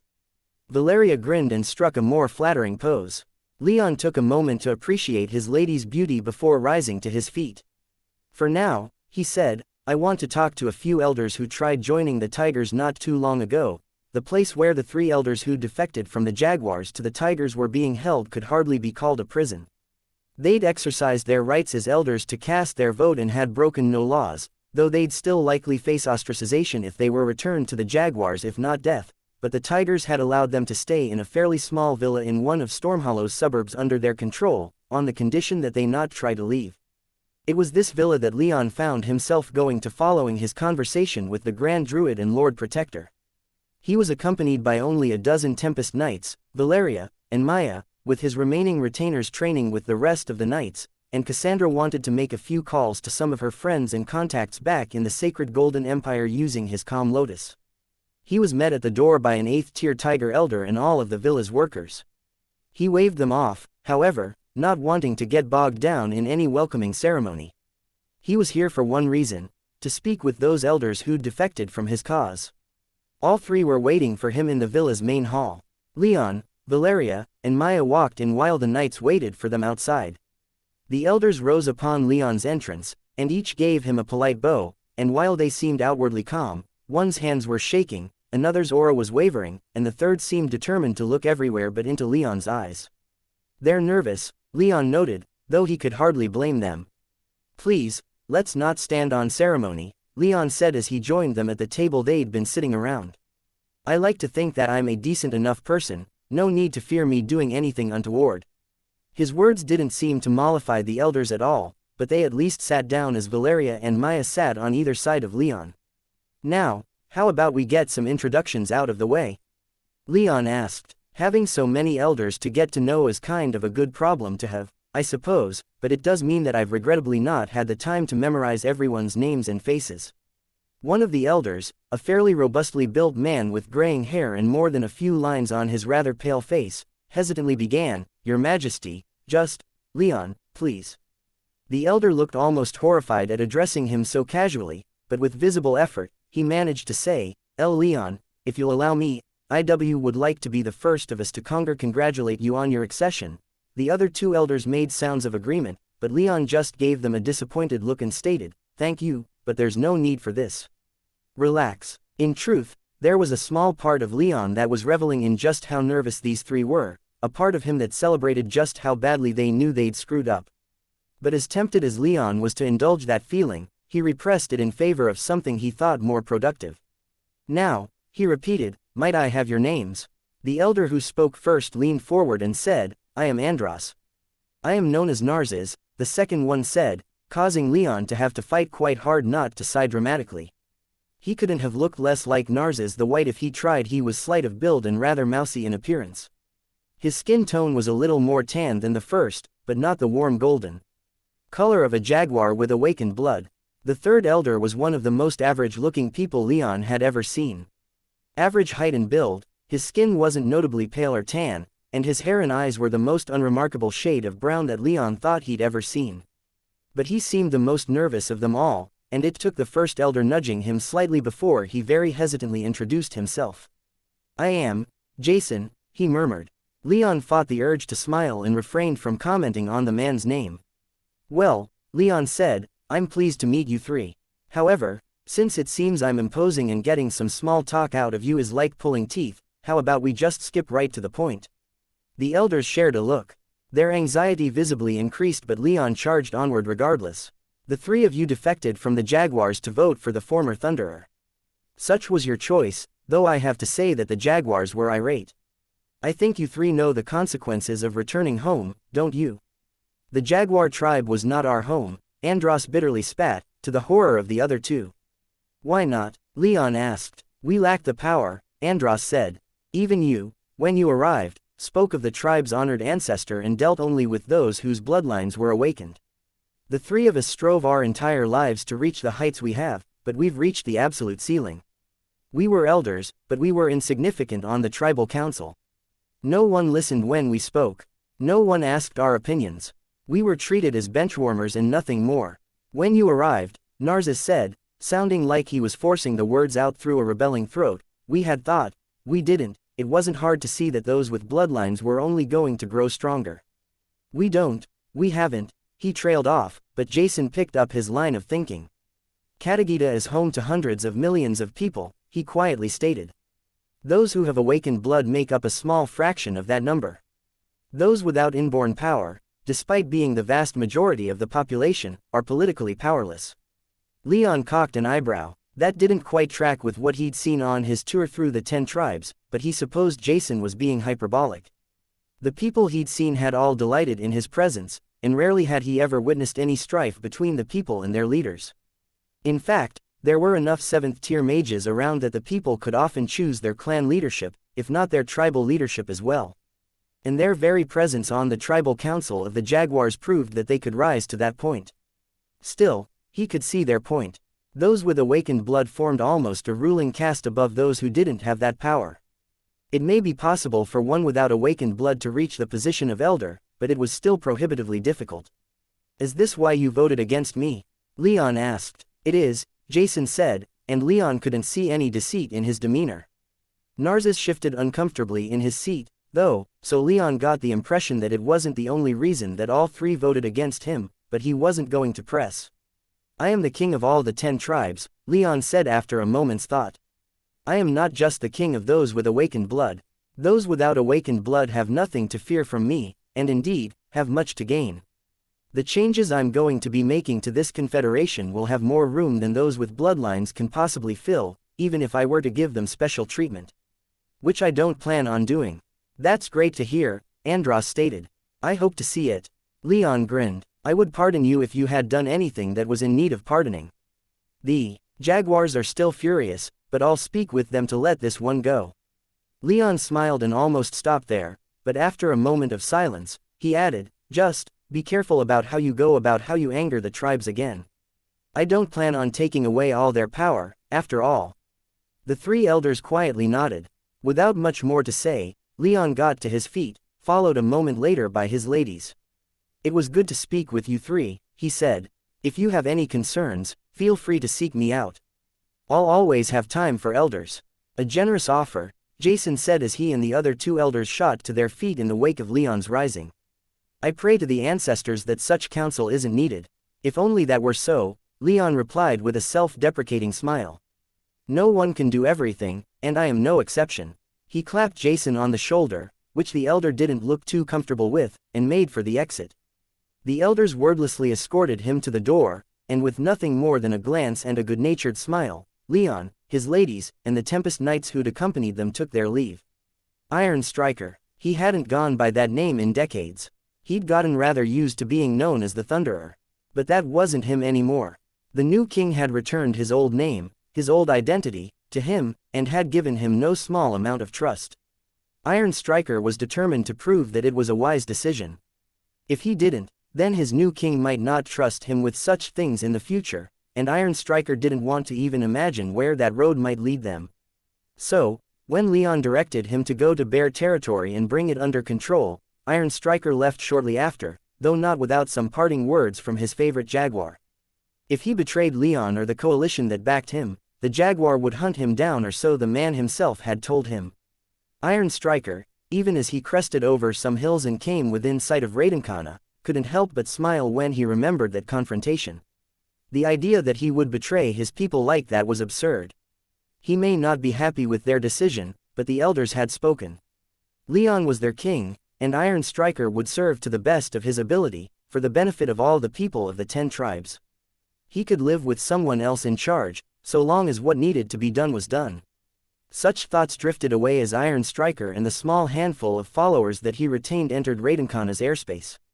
It had been a long time since he'd been in the capital city of his tribe, and it hadn't changed much. Most districts were built around a massive animal pen in which beasts of all sizes and shapes were quartered. All buildings had some kind of stable, but it was in these massive pens that the bears bred and trained their war beasts. Many of them were sadly empty, lying dark and silent in the darkness of the early evening. The bears hadn't managed to regenerate their numbers since the last great war between the tribes and the barbarians from across the sea, and nowhere was it more apparent than in Raidenkana, whose ruins and abandoned districts sprawled out across the plain. But the city was still mostly inhabited, and it was to the most inhabited district that Iron Striker flew. He wasn't in the least bit subtle as he flew over the city, and by the time he came in for a landing, many of the city's leadership had come out to meet him.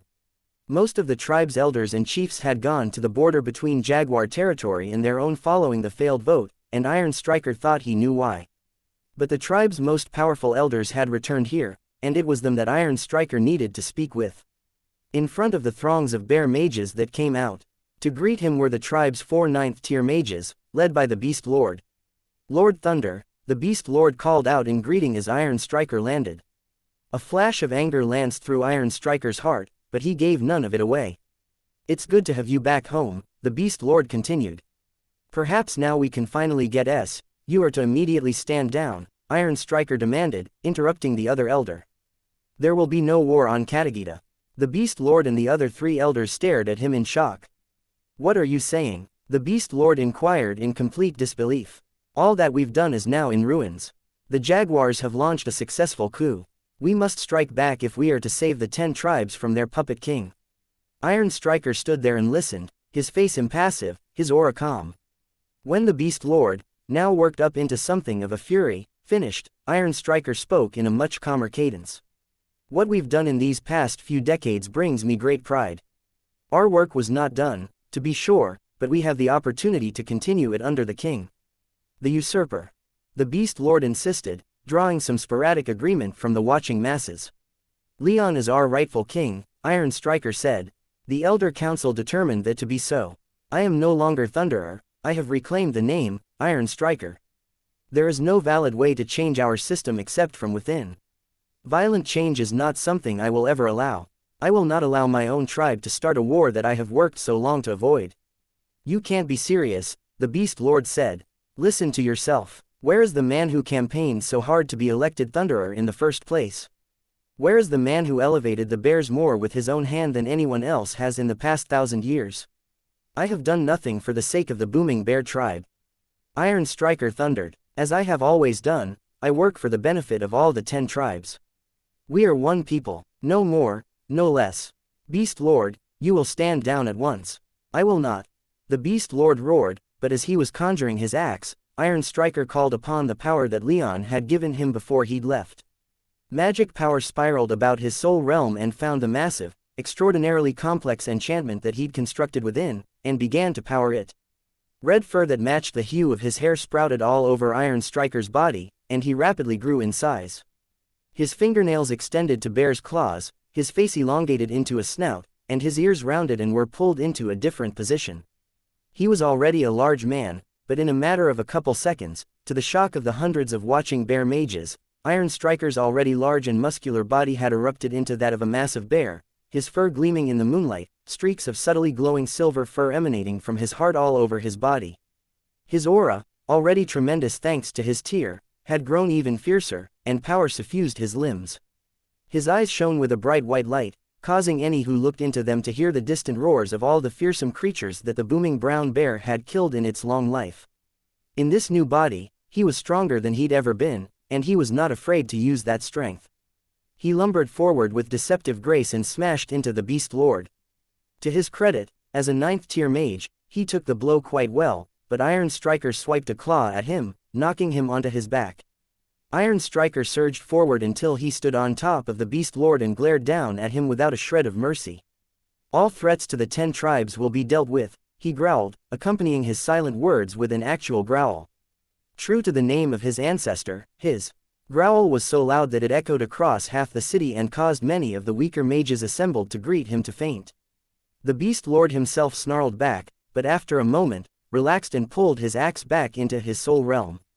Iron Striker, however, didn't get off him.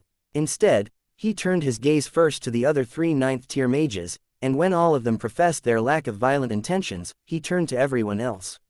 None of his other tribesmen appeared willing to come to the Beast Lord's aid. "Our army will stand down," Iron Striker roared into their minds. "They will return home at once." This time, in the face of the very image of their ancestor, his order was followed, with what few other elders were present scrambling to send off the appropriate messages. Turning back to the Beast Lord, Iron Striker said, "I intend to bring forth a vote to reclaim my old position as Lawspeaker. Do you object?" The Beast Lord looked down at Iron Striker's claws pressing down upon his chest. It would be the easiest thing for Iron Striker to slice into his chest, shatter his ribs, and julienne his heart, and Iron Striker could see that the Beast Lord knew this. The Beast Lord slowly shook his head. If Iron Striker could have smiled at that point, he would have. Violence had its place, but it certainly wasn't among the tribes. He returned to his human form and helped the Beast Lord up, who now looked utterly defeated. Iron Striker felt like getting him to retire would be for everyone's best, but that could wait for a little while. For now, he had to get his tribe back into shape. It seemed things had deteriorated quite a bit in the time he'd been focused on the 10 tribes as a whole. A man who can't keep his house in order has no business organizing the homes of others. He had heard disturbing rumors that the Beast Lord had released dangerous beasts into Hawk lands to try and increase their dependence on the bears. He'd have to ascertain the truth of this, and if it was true, then he might not allow the man to retire at all, and once all was back in order and everyone could breathe easier knowing that nothing would disturb the peace between the tribes, he would return to Stormhollow. Leon had seemed quite forthright in his desire to be a good king for the 10 tribes and in his apparent support for Iron Striker's attempts to centralize power within the tribes, but Iron Striker still wanted to be there to make sure that their young king didn't lose sight of the right path.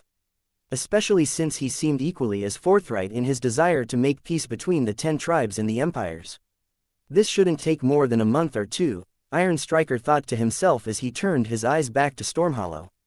For just a moment, a spark of hope raced through him. The obstinance of the tribes in resisting the changes they needed to undergo to make it to the future had nearly convinced him that his dream of seeing the tribes united was dead. But it seemed he'd found just a little bit more. Wrath burned hot within him.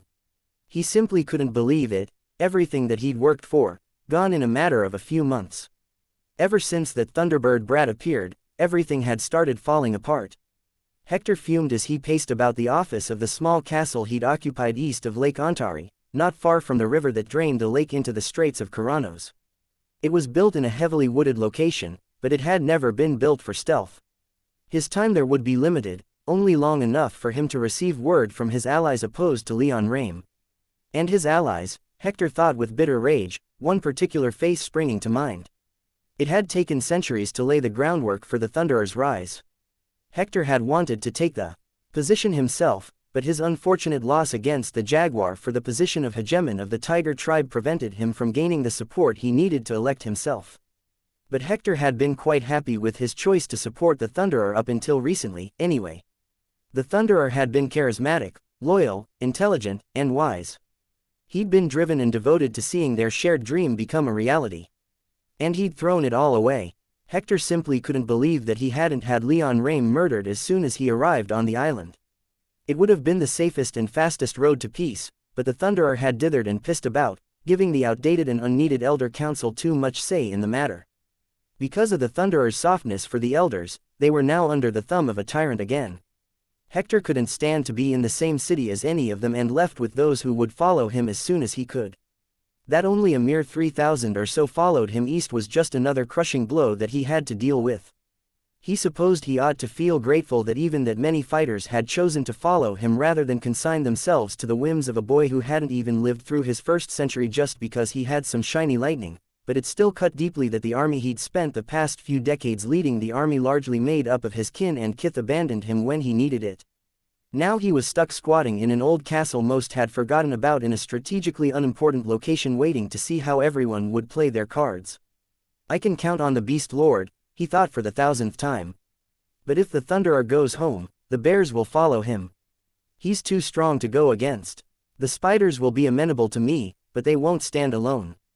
I'll need the support of my tribe if I'm to make an alliance. He knew that wasn't likely to happen anytime soon. He was just about out of options and could do little more than send a few messages and wait around for whatever was going to happen. Hector hated the passivity that was now required of him. He wanted to return to Stormhollow and tear out Leon Rame's throat with his teeth. He wanted to rend the Jaguar to shreds with his bare hands for all the broken promises they'd made each other in their youth. He wanted to claw out the Thunderer's eyes for being so blind. But as it was, he'd already heard rumblings from the few thousand that had joined him in flight from Stormhollow. Even though not much time had passed, they were concerned that more fighters weren't joining them. Already there were rumblings of surrender. It's like they think killing a king would be easy, Hector silently bemoaned. These clawless cubs lack commitment. Everyone on this shit-stained island lacks commitment. He desperately wanted to scream into the air in rage and frustration, and it was only his knowledge that the castle's wards were old and not working quite right that restrained him. Setting a bad example for those few who stayed would be a terrible idea. When a knock came to his door, he almost snapped. He was buried in his thoughts and pulling him out of them was, in the mood he found himself in, damn near grounds for execution. Fortunately, the man who interrupted his dark musings brought some, if not good news, then at least cathartic news. One of the men was captured trying to leave, the aide informed Hector once he was admitted into the office. The officers are asking what to do with him. Hector glared at the aide. The rules for desertion are clear. The aide looked a little nervous. Is that strictly necessary? He asked. We're not exactly. Hector growled and pushed the aide aside, striding through the door at a near jog. Weak, he murmured to himself. I'm surrounded by weakness. He ordered the man accused of desertion brought to the castle's bailey and as many of his officers to join as could fit. The castle was small, and the majority of his forces were encamped outside its curtain wall, so not even his entire officer corps could fit in the bailey, let alone the majority of his army. Once everyone had been duly assembled, Hector coldly, but furiously, took it all in. More than 100 officers, all 4th tier or above, and 2 of the lower enlisted on either side of the deserter, making sure he wasn't going to run. He wouldn't, Hector knew that. The deserter was only 3rd tier. He appeared quite young, too. Shame, Hector thought, a promising man, brought to an end through his own mistakes. He took a deep breath, burying as much of his anger at the situation as he could. He had to maintain discipline, but he couldn't let the fighters think he was acting out of wrath. I expect much from all of you, he declared. You are my best and most loyal soldiers. My brothers in arms. To have anyone among you, even those lower on the totem than you desert their post, it is an unforgivable crime. The deserter began whimpering, and Hector had to stifle the urge to have him muzzled. He'd follow through on the instinct if the boy tried to speak, but thankfully, he'd at least had the presence of mind to keep his mouth shut. Wartime demands that we enforce discipline, Hector continued, his officers looking on stone-faced and serious. He took that to be a good sign, though he was a little irritated that many seemed to be looking at each other rather than paying attention to him. A little louder, he added, we cannot allow the rot of desertion to take place in our army. For make no mistakes, my friends, we are at war. With the barbarians, yes, but also with the fools in Stormhollow who wish to see us shackled like slaves to an ancient bloodline, bowing to a usurper and a fraud. We are the only shield the 10 tribes have left against such tyranny. And that is why it is especially important that deserters are punished. Hector began to stride threateningly toward the deserter, whose whimpering became more pronounced. He opened his mouth to say something but Hector moved quickly, drawing a spear and plunging it into the deserter's heart before he could so much as take a breath. The deserter died instantly, whatever words he'd been planning on saying dying on his lips. Now, more than ever, Hector repeated as he pulled his spear back into his soul realm and continued to address the crowd, we must enforce discipline. And punish traitors. His officers had little reaction to the deserter's death, giving him just another reason to be irate. He hadn't expected roaring applause, but the stony silence he received was equally unexpected. Regardless, he ordered the 2 enlisted to clean up the deserter's bloody corpse and walked back into the castle.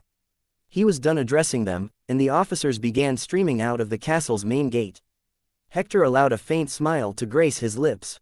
He couldn't do much about Leon Rame or the Jaguar right now, but he could at least maintain discipline in his camp. That, at least, he had control of. The sword cut through the air barely an inch from Leon's neck, but he didn't care. He dodged only as much as he'd needed to, and as the blade passed him, he lunged forward, striking his opponent with a hard jab to the chest. His opponent gasped in response, so Leon took a step forward, getting behind his opponent's guard and giving him a body check, sending him crashing to the ground. For a moment, his opponent looked like he wanted to continue, but as he stared up at Leon, he surrendered. You got me, brother. Anzu said, I don't think I'll win a fight like this. Don't think like that, Leon said with a laugh as he held out his hand for Anzu to take. The griffin in human form shrugged before taking Leon's hand and allowing himself to be pulled back to his feet. A few more years to get used to fighting like a human and you'll be a terror on the battlefield no matter what form you choose to take. Anzu sighed and gave his training sword a venomous look. I'd rather taste the blood of my enemies, he darkly stated. Tearing out their throats and their hearts with claw and beak are far more satisfying than anything. Leon fought the urge to smile. That's quite violent of you, Anzu shrugged again. If they oppose us, they deserve it. That statement gave Leon pause. Wait a minute, he said. That's not let's not get ahead of ourselves, here. Or too full of ourselves or whatever. I'd rather we not just assume that we're right and that everyone else is wrong. Even if they are wrong, there's nothing inherent about being wrong that demands we respond with violence. Anzu frowned. We've always killed our enemies, brother. Is that going to change? No, Leon immediately replied. It only depends on who our enemies are. Someone opposing us doesn't necessarily make them our enemy, does it? Look at Iron Striker, he was opposing us but I managed to persuade him to our side. And we're stronger for it. Leon smiled proudly. He'd gotten word just before this training session that Iron Striker had assumed control over the Bear tribe and that their army on the border with the Jaguar tribe was already dispersing and returning home. It looked like there wasn't going to be a massive civil war between the tribes he was now king of after all. He wasn't going to have to start his reign off by killing thousands of tribesmen. Anzu shrugged a third time. Would have been easier to kill him, he muttered. He's a 10th tier mage, Leon pointed out. One doesn't simply kill a 10th tier mage. It would have been easy for us, though. Anzu protested. No, and it would have made our lives harder. Leon insisted. Killing him would have made the whole system unstable and potentially could have triggered a war. This way is better. Less death and the tribes are more loyal to me than they might have otherwise been. Anzu continued frowning. Do you disagree? Leon asked with a smile. Anzu, in what Leon dearly hoped wasn't going to turn into a habit, shrugged. If you disagree, then prove yourself right, Leon said as he assumed a defensive posture. If your sword arm is so ferocious that you can ignore civilized conventions, then show me that strength. Anzu didn't say another word but charged at Leon with his weapon raised. Leon ducked under a telegraphed overhead strike and then slid out of the way of the follow-up feint with little more than a flex of his hips. Anzu pressed, but just because he was giving ground didn't mean Leon wasn't in control of the spar. And, to Leon's happiness, Anzu wasn't fighting like he thought he was in any way directing the fight. Leon supposed it was the dozens of spars they'd had that Leon was using to teach him how to wield a sword. It was slow going. Anzu was firmly of the belief that he would only ever fight in griffin form, not human form, but Leon wanted him to have some more diverse skills. Thus, not only the sword lessons, but he was also teaching Anzu how to use lightning magic. Griffins weren't just limited to wind magic, after all, and had some natural affinity for lightning. Not that that was going anywhere, but Leon wasn't going to let Anzu's lack of enthusiasm stop him from trying to round out the griffin's skills. Unfortunately, he was taking to the lessons on lightning magic about as well as he was to those on swordplay. While inundating the surroundings with his magic senses, Leon noticed Gaius enter the training room. Leon and Anzu had been training with most of the rest of the retinue, save for Alkander and Alex who were supervising the addition of hundreds of tribesmen into the Tempest Knights, while Gaius had been out acting essentially as Leon's secretary. Not that Leon would ever call the man that, but he was a noble and used to fielding petitions from civilians, so Leon put him in charge of his schedule. So, seeing the serious look on Gaius' face, Leon switched gears, easily dodging out of the way of a strike that Anzu overcommitted to and swept his feet out from under him. Good try, little brother, Leon said with a wry smile. Anzu grumbled as he returned to his feet, and Gaius walked over. Leon, the former nobleman said. Gaius, what's the word? Gaius' stern demeanor cracked for a moment to reveal a smile of anticipation. We've found Hector. All right, Leon said to the assembled inquisitors who had waited for him in one of his temporary palace's meeting rooms, led by Linda. Where is he? About 4,000 miles east, Linda said as she indicated a map already laid out on the meeting room table. In a fort close to the Eastvane River. The castle was already marked. That's great, Leon stated. Do we know what he's been doing for the past few weeks? He sent out a few messages, Linda replied, but he hasn't moved at all since his arrival or so my intel indicates. What's the source of this intel? Leon asked. I've had boots on the ground for the past 2 days so that I could confirm the report, Linda explained. We were tipped off by a defector from his army. A defector? 3,000 of his most loyal men and women who abandoned Iron Striker and Stormhollow for him, and they conveniently start defecting before even a month has passed. Leon cocked an eyebrow and gave Linda a doubting look. I understand, Leon, she replied without missing a beat. There have been multiple defectors, and all have confirmed the first's reports. Multiple. The first was nearly a week ago. He was caught and publicly executed by Hector. More have followed since. Leon softly snorted. Was he trying to prevent further defections with that execution? Looks like he only encouraged more. He's caught a few more, Linda continued. Their heads have been put on spikes on the castle's outer wall. How many soldiers does he still have? Half his original number. Leon's other eyebrow shot upwards. Half, 1,500 of his people have deserted in less than a week. What the hells has he been doing? Fucking their wives in front of him or something, one of the inquisitors quipped with a crude smile. He immediately straightened up when Linda gave him a withering glare. Apologies, your kingliness, Leon chuckled and fought the urge to correct him to using his name instead of his style.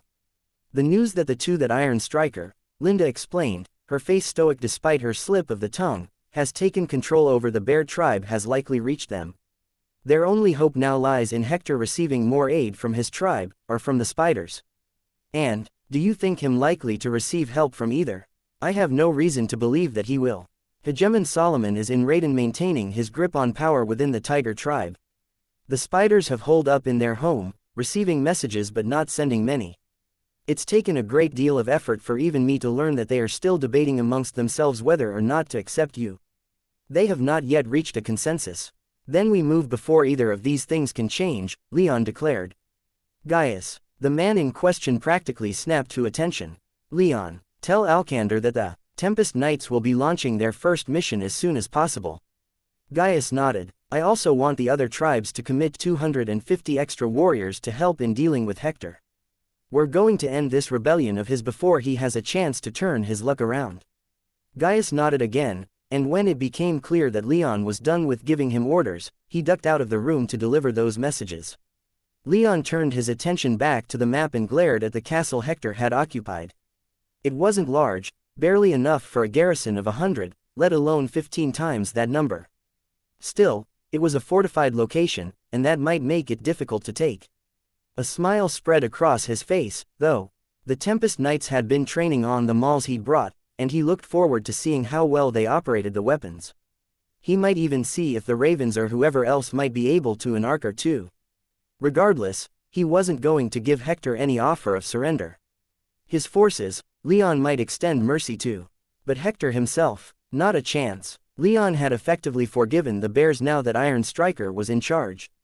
He was liberal with mercy where it was required, but in this case, he felt he had to make it known that he wasn't soft. Hector was going to die.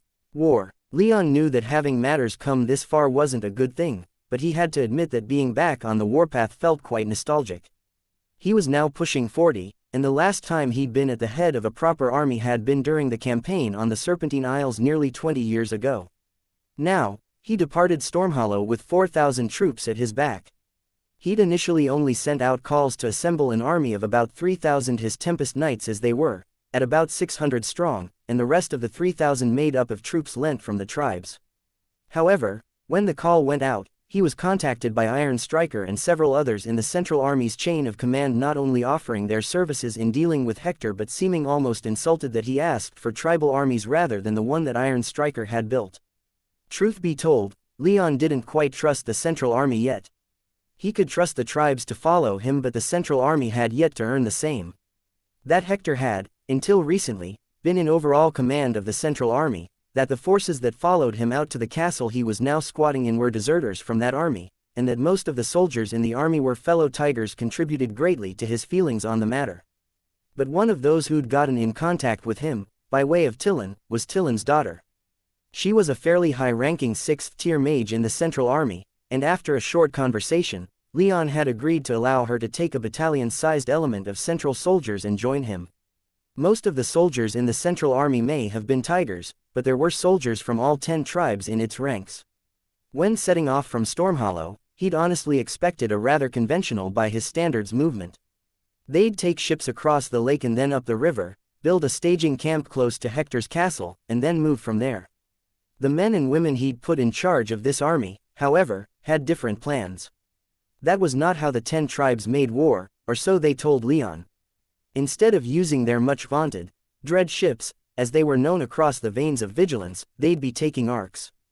The 10 tribes had more arcs than any one of the empires, and they put that material wealth on display for Leon as his army assembled. 36 transport arcs were required, all with limited armor, armaments, and maneuvering capabilities, but each one capable of carrying 150 troops to wherever they needed to go. Several of those arcs were even specialized to carry war beasts of varying sizes. With these arcs, it would only take a matter of a day to reach Hector, who had no arcs of his own. In addition to the transport arcs, his people had also pulled 3 war arcs from the yards for this operation, a spectacular expense, but one that Leon was wholeheartedly in support of. Rebellion and desertion of this sort couldn't be allowed to fester. He had to show the 10 tribes that he wasn't going to scrimp on keeping his new kingdom together. So, only a couple days after Linda gave Leon the briefing on Hector's whereabouts, his force departed Stormhollow by air. It would only take them a couple of days to arrive. Rage burned white hot within Hector. For the past few weeks, he'd seen what few soldiers that had followed him out of Stormhollow whittle themselves down to half their original number, and that wasn't even his biggest problem. He still had a few friends in Stormhollow, not close enough to abandon the capital for him, but still close enough to slip him a heads up about what might be coming.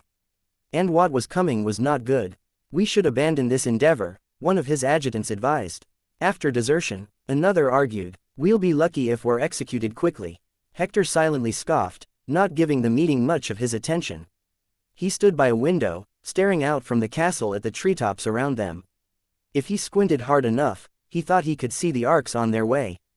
He knew he was just seeing what he wanted to see. There were too many hills between Stormhollow and his castle for him to see them yet. He imagined them all the same, as well as all the things he'd do to the traitors once they arrived. Surrendering might also be worth considering, a third suggested.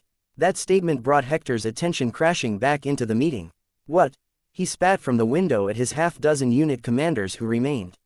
All of them flinched as his aura flared up and started shaking the castle. They'd captured some of the deserters who'd tried fleeing their cause and put their heads on spikes on the walls, but Hector's aura was so powerful and so out of his control that some of those spikes fell.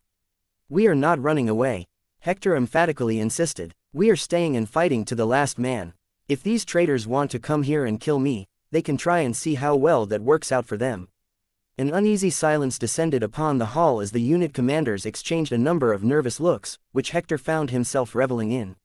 After a few seconds, one of them hesitantly said, well, the thing is, they have us completely outclassed in power. If we stay here, we'll die. Hector half chuckled, half grunted.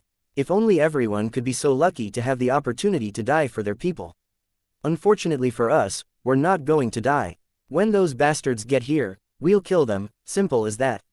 Another unit commander raised his eyebrows and asked, and exactly how are we going to do that? We're better than they are, Hector insisted. We have the advantage of fortifications.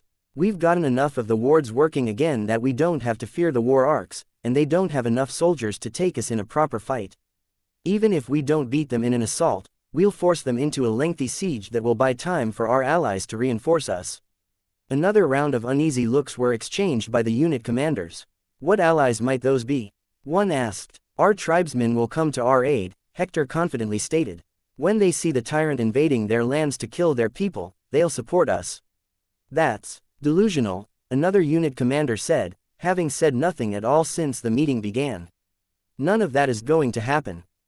His words were cut off when Hector slammed the sharp end of his spear through the man's throat. He fell, gurgling in a futile attempt to breathe. Even if I am, that doesn't give you the right to be disrespectful, Hector coldly growled, a manic look in his eyes. All of you, get to your posts. We're resisting to the last.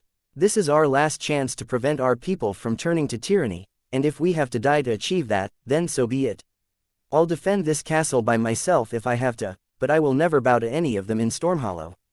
His words seemed to strike a few chords with his unit commanders, but their dying comrade was ruining the effect somewhat as he struggled to breathe with such a huge hole in his neck. That he was conscious at all was a testament to his toughness, but Hector saw him summon a healing spell and struggle to apply it. So, Hector knelt down and moved the spell up to the man's neck and pressed it in. The spell paper was bloodied, but the spell activated anyway, fixing the damage done to the man's neck. Of us, much is expected, and little is given, Hector said as he locked eyes with his formerly dying unit commander. Such is our lot. Get used to it. It will not hurt for long, and when it's all over, no matter how it ends, our names will be remembered for all time. As he glanced around, he saw that his unit commanders appeared to be steeling themselves for the future. Hector smiled. They would need that steel for the battle to come. Leon stared down at the castle from a fair distance away. He was in his Thunderbird form and was personally scouting out the location. He'd filled the sky with storm clouds, likely giving his presence away, but the arcs had already done that, so he didn't care too much about being subtle. Beside him were eagles, hawks, and ravens, as well as red, anzu, and several others not in a beast form that might make flying difficult. The castle was truly small and quite dilapidated, but Leon could feel at least some magic flowing through the walls. Some of the wards are back up, he thought. They weren't too powerful, but they'd make taking the castle that much harder. More concerningly, however, were the other defenses springing up around the castle. It wasn't nearly large enough for Hector's entire force, but the man apparently had a few magic engineers who were busy using earth magic to construct additional walls and towers further down the hill, ensuring what remained of their force had a fortified location to fight from. Once he'd gotten a good enough of a look, Leon led his people back to their camp, which had sprung up some 10 miles upriver. Much of the forest around their chosen staging area had been cleared to make way for the arcs to land, and a series of stone walls were erected afterward. However, they hadn't been there long enough to do much more than set up a few tents. Landing in front of the command tent, Leon reassumed human form and led his people inside. "So," he said as he and his subcommanders assembled around a table where one of the Jaguar's adjutants began sketching out the castle and the new additions that were being built, "thoughts. We should strike now," the Jaguar immediately stated. "The longer we wait, the more time we give them to dig in. The sooner we strike, the more effective it will be and the fewer troop we'll lose." "You don't even want to give them the option to surrender?" Sar asked. He and the Jaguar were the only other 9th-tier tribesmen in Leon's current force. "We know what his answer will be," the Jaguar darkly stated. "Whether or not we know it already doesn't mean we shouldn't ask," Sar replied. "You and he used to be friends. Is there no way to find some common ground that won't result in, 'It is because we used to be friends that I know he won't surrender,'" the Jaguar responded. "No matter what, he will fight to the bitter end. I could envision him running away, I could even see him sallying out to attack us while we're setting up camp, but I don't see him ever surrendering."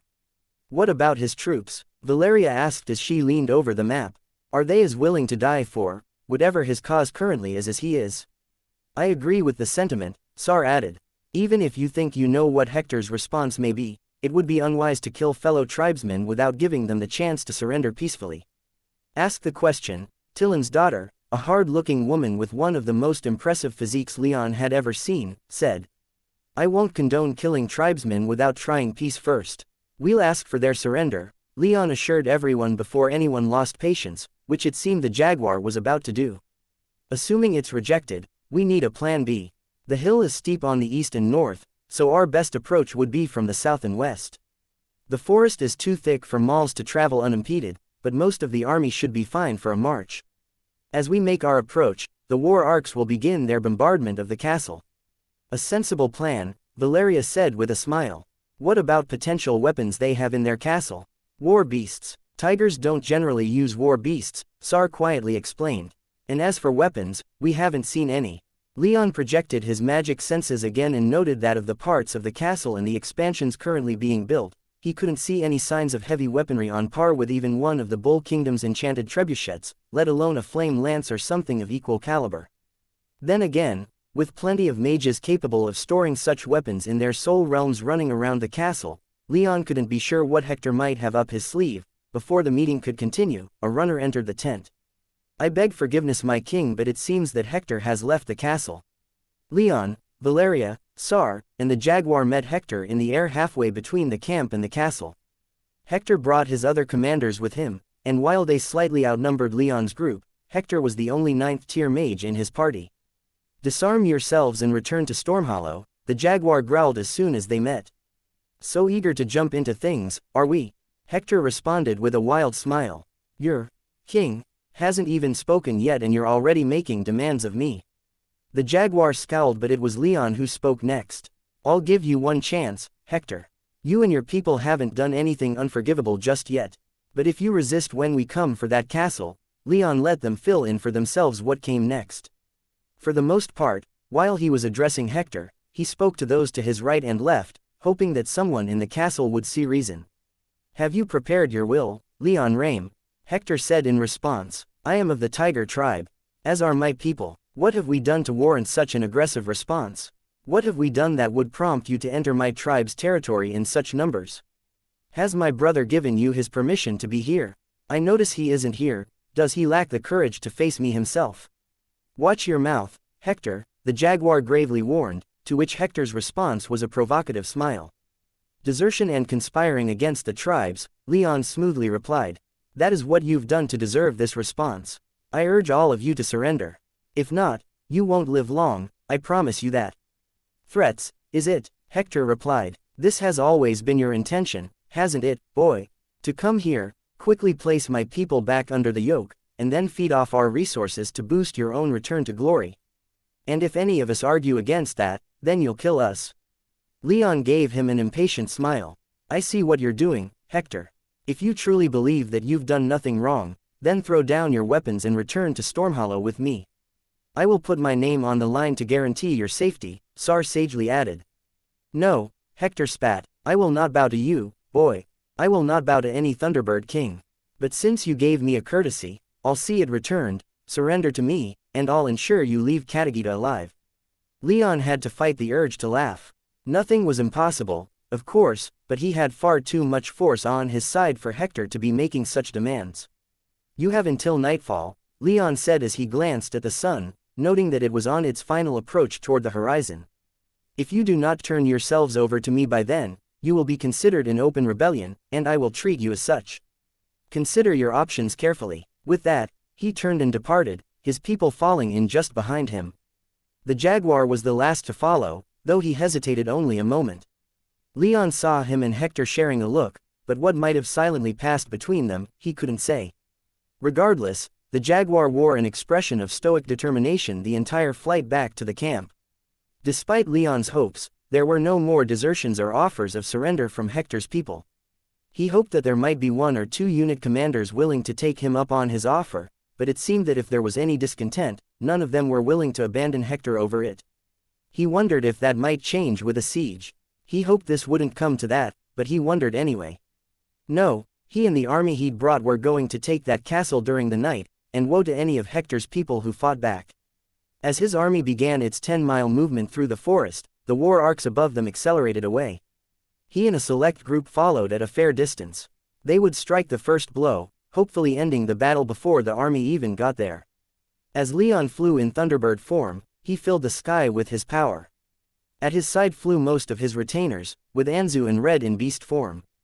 By air, it didn't take long for them to approach the castle. Hector didn't have many people with him with notable power, but he did have a handful of 7th tier and 1/8 tier subordinate, most of whom were hovering above the castle waiting to greet them. The arcs didn't get too close. They drew to within a mile and then showed just how fearsome they were as weapons platforms. The typical 10 tribes war arc had several different weapon systems.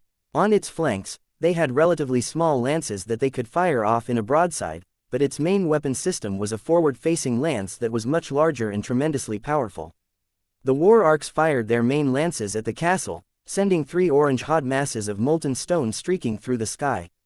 Before they hit the castle, however, a golden shield of light snapped into place, covering the entire castle in a dome of protection, including the castle's recently built expansions.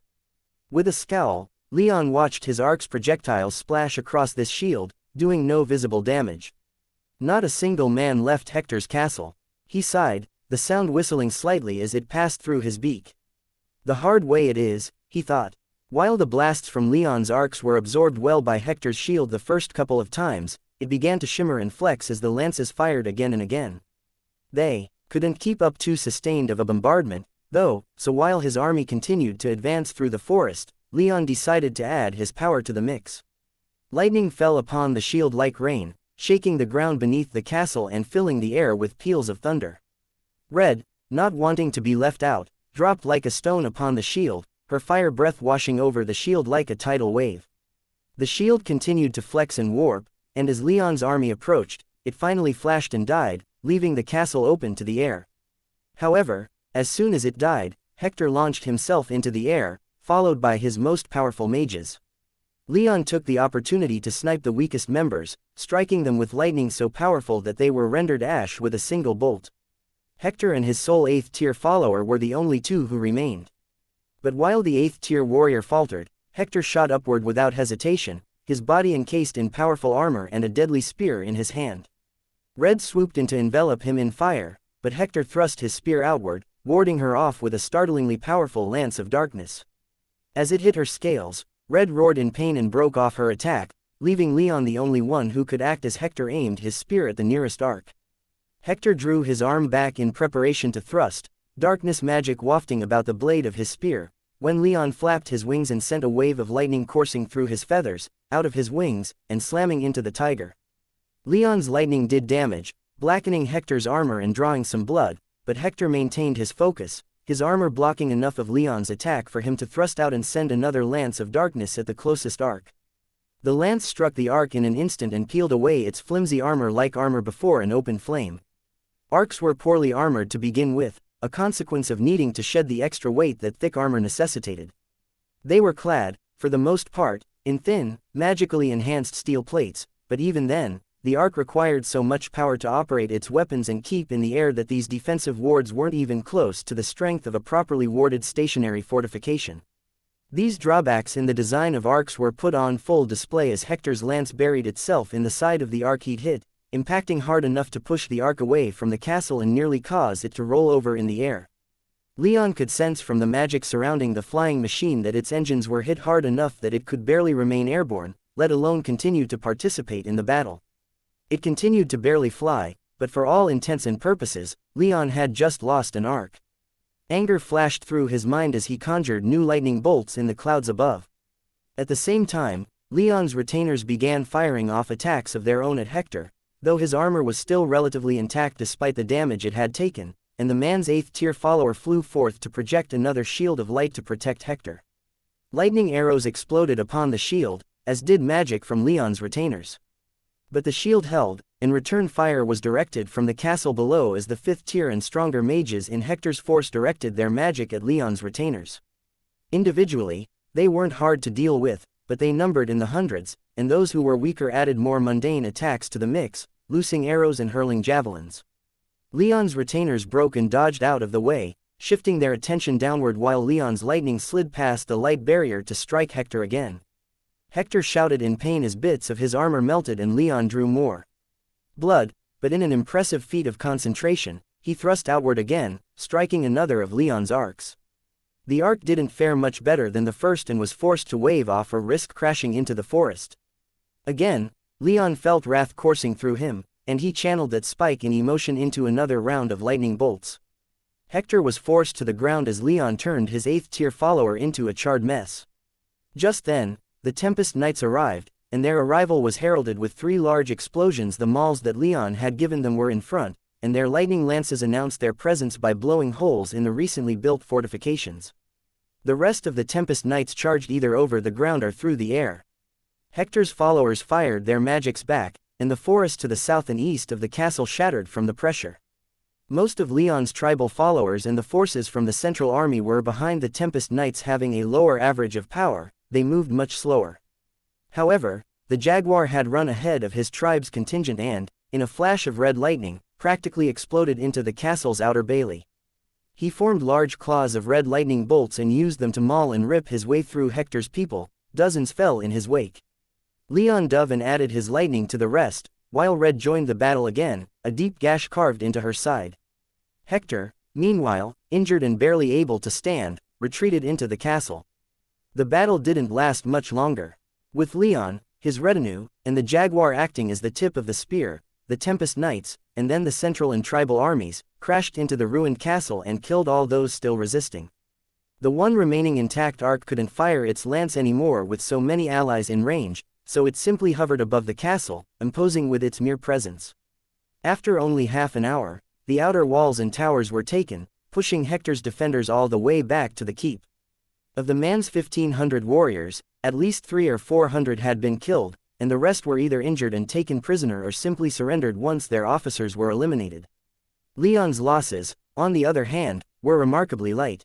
He'd expected much more, but he supposed he did show up with overwhelming force.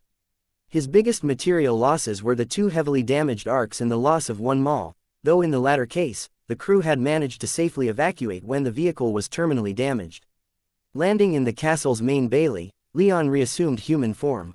He was soon joined by the Jaguar and the rest of his retinue, save for Red, who continued to fly around the castle roaring in triumph. You ready? Leon asked everyone, though his question was most directed at the jaguar. Everyone replied in the affirmative, but it was the jaguar's quiet but determined yes that saw Leon calmly walking toward the castle's main doors. The castle was heavily damaged and the fighting in its wards had been disrupted, so Leon didn't struggle much to kick the door open. What greeted him on the other side was the castle's main hall, largely empty save for a large table and a few chairs off to one side, and Hector sitting in one of those chairs at the other end of the hall. His spear rested against the chair, while his body was covered in shiny new armor. The injuries he'd taken earlier were largely healed, and Leon only had to look at the pile of used healing spells at Hector's feet to see how. Finally, Hector spat as Leon and his people entered. Took you long enough. With such weak-willed people following me, I thought you would have made it in here in half the time it took you.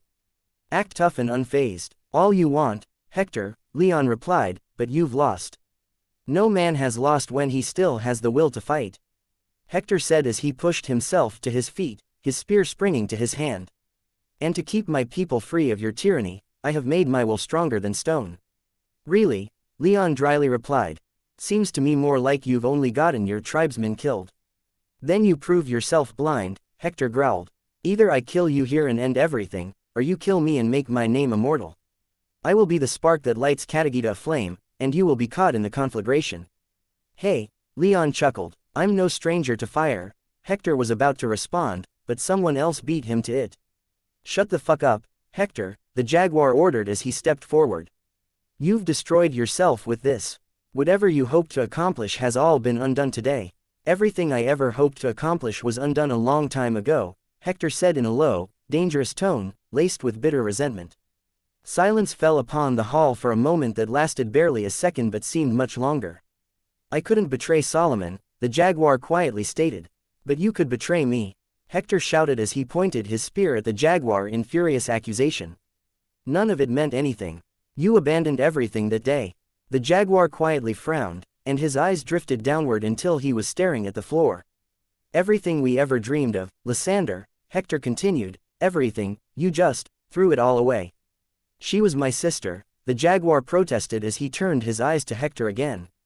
I couldn't abandon my family.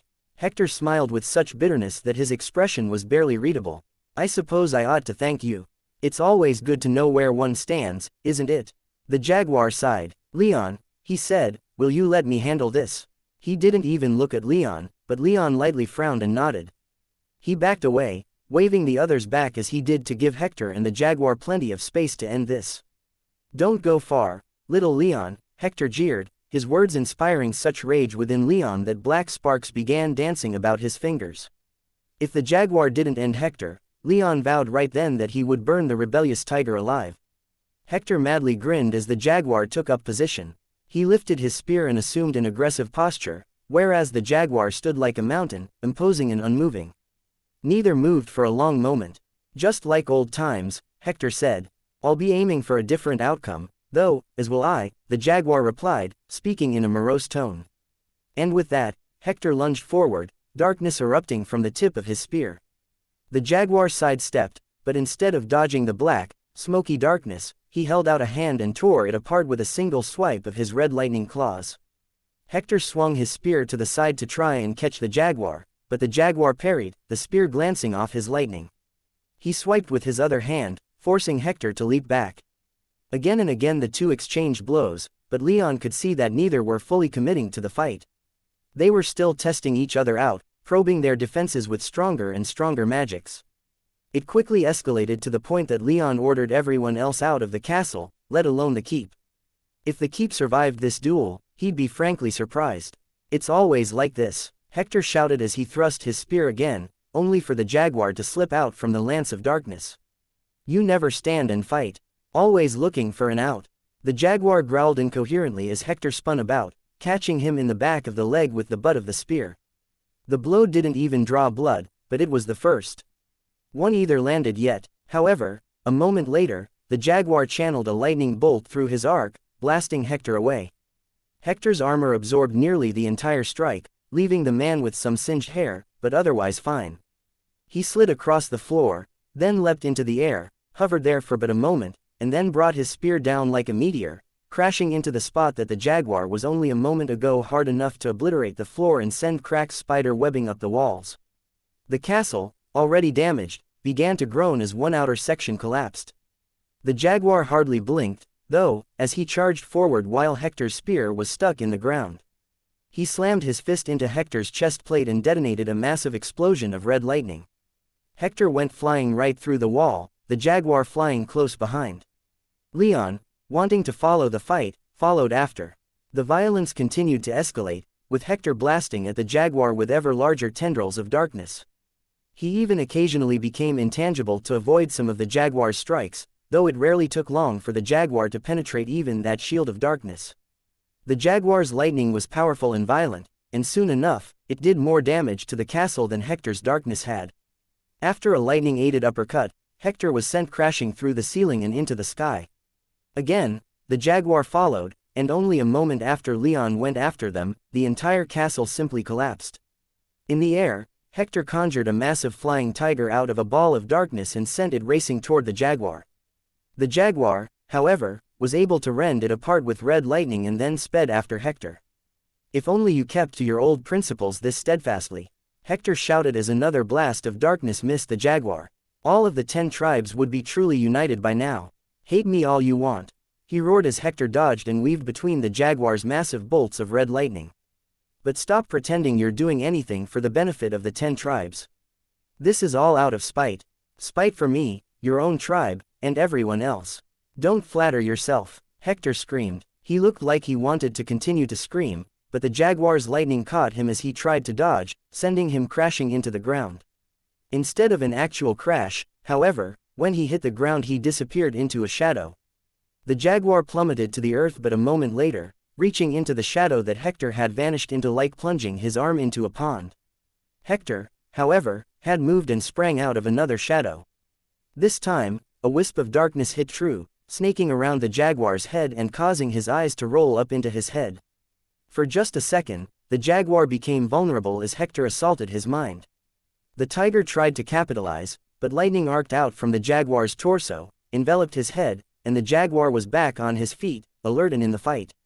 "A fantasy, nothing more," he said before charging Hector again. "It could have been real," Hector shouted as he did his best to dodge the jaguar's lightning claws. "It was you who threw it away. You wanted me to abandon my family," the jaguar shot back.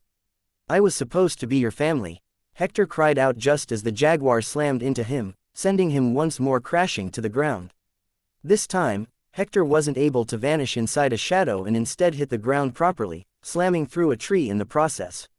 The jaguar followed up with a powerful blast of red lightning, shredding the remnants of Hector's armor.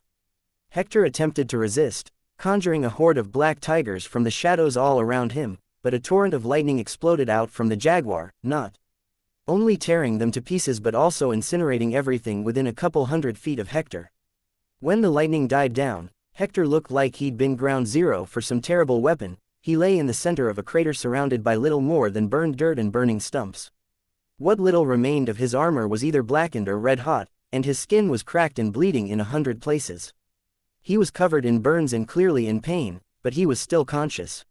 His aura was flickering and barely a fraction of what it once was, indicating to everyone who could see that Hector was no longer in fighting condition. The jaguar softly landed next to him. "For what it's worth," he said, "I am deeply sorry for how things turned out. You were the best friend I've ever had. But I still couldn't choose you over my sister." Hector weakly looked up at the jaguar and barely acknowledged what he said. "Just finish," he croaked. Leon hovered above them and watched as an expression of deep sorrow flitted across the jaguar's face, but the man didn't hesitate to extend his lightning claws and rake them across Hector's body, cutting him into several pieces. Hector was killed instantly as the jaguar's power sundered his body, ripped his heart apart, and shattered his soul realm. And with that, Hector's rebellion was over. Silence fell upon the surroundings, and Leon was somewhat aware that throughout the battle, they'd flown more than a mile from the castle and left a huge trail of destruction in their wake. However, Leon didn't break that silence and gave the jaguar time as he stood over Hector, staring down at his ruined body.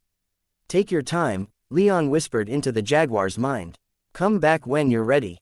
The jaguar acknowledged Leon with nothing more than an anguished sigh, and Leon turned to fly back to the castle. While this fight clearly weighed heavily upon the jaguar, and that dampened Leon's mood somewhat, he couldn't help but revel in this victory.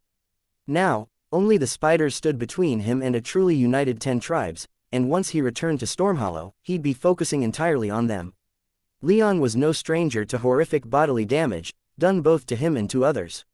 He'd burned men alive, shattered them with lightning, cut them apart with his sword, and shot them full of arrows.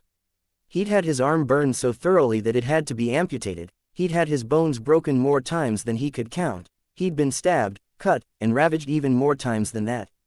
But seeing Hector's corpse in pieces was another thing entirely. The jaguar's lightning was a violent thing, rendering all the flesh it touched burned black. Since he'd cut Hector into nearly a dozen pieces, that was a lot of flesh. Hector had been an enemy, so Leon didn't rue his death.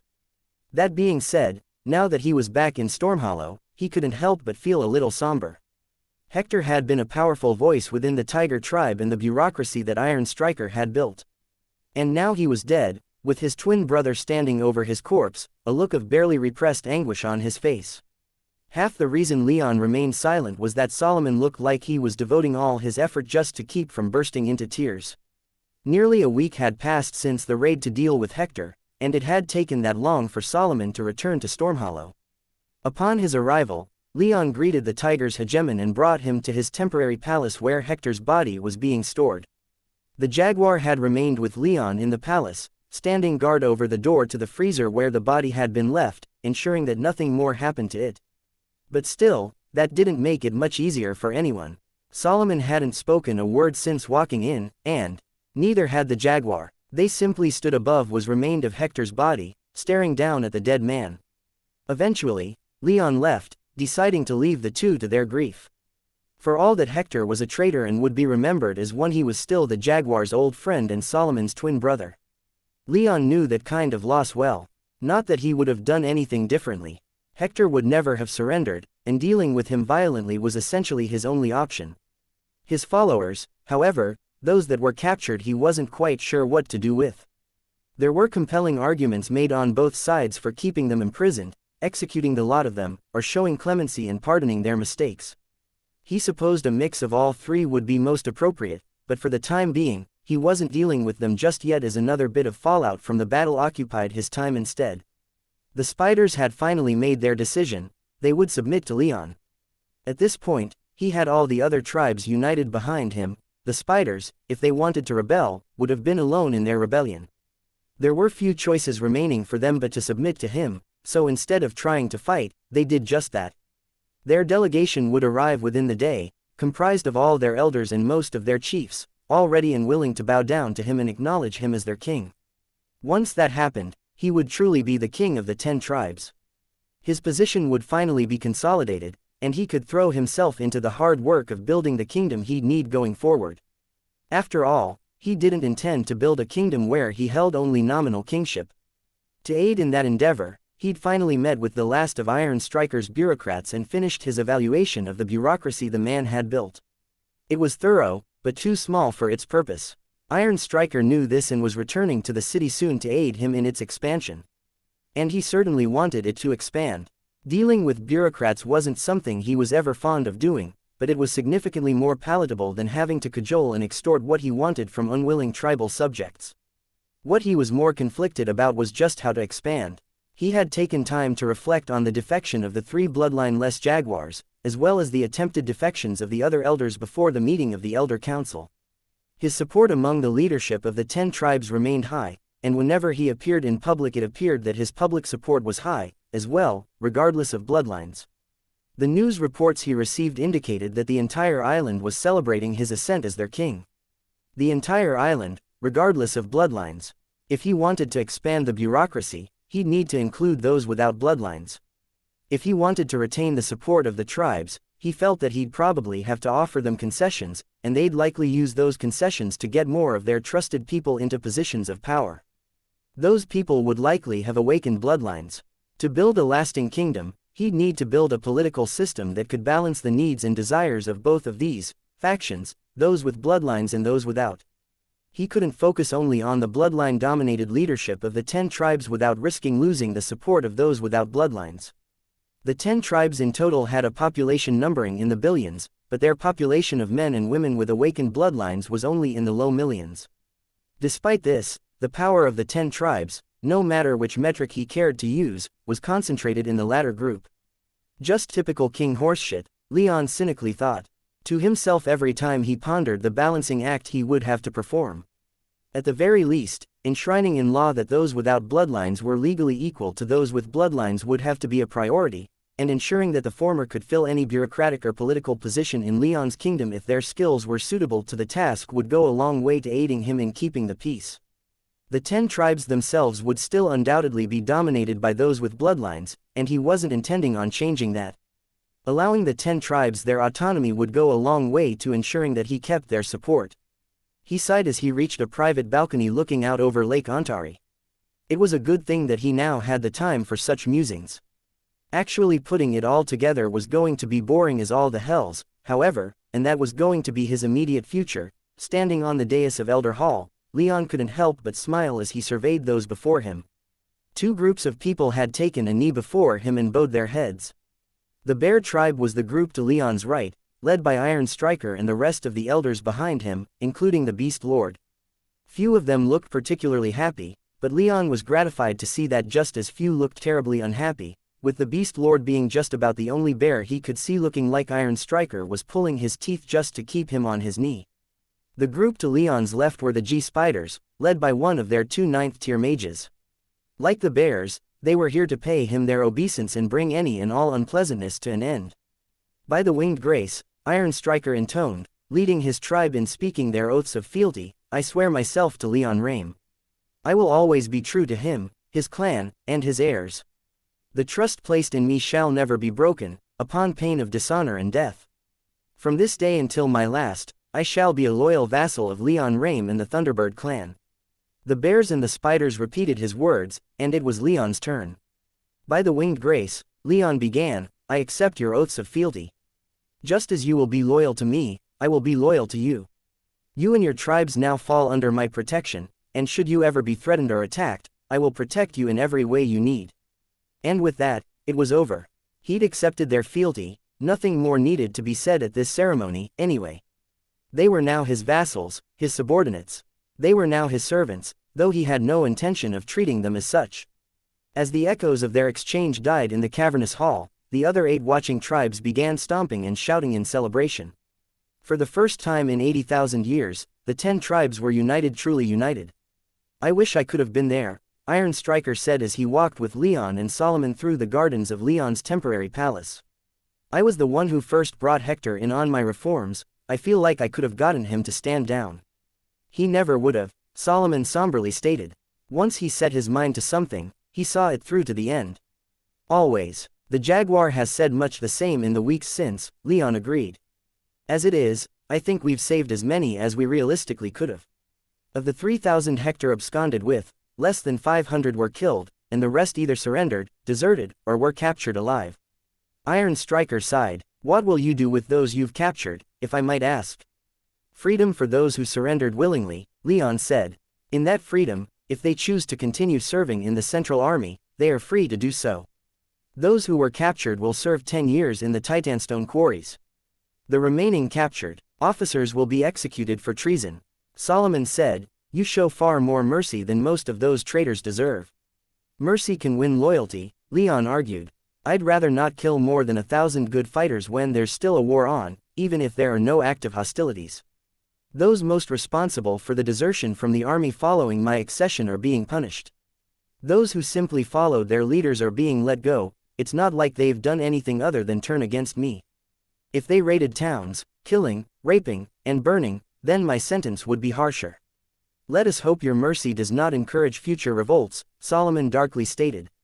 I agree with our king on this matter, Iron Striker said. Now is the time for healing old wounds among our people. Now is the time for unity, not blood. For forgiveness, not vengeance. If we cannot forgive these men and women, then we can never come together as one people.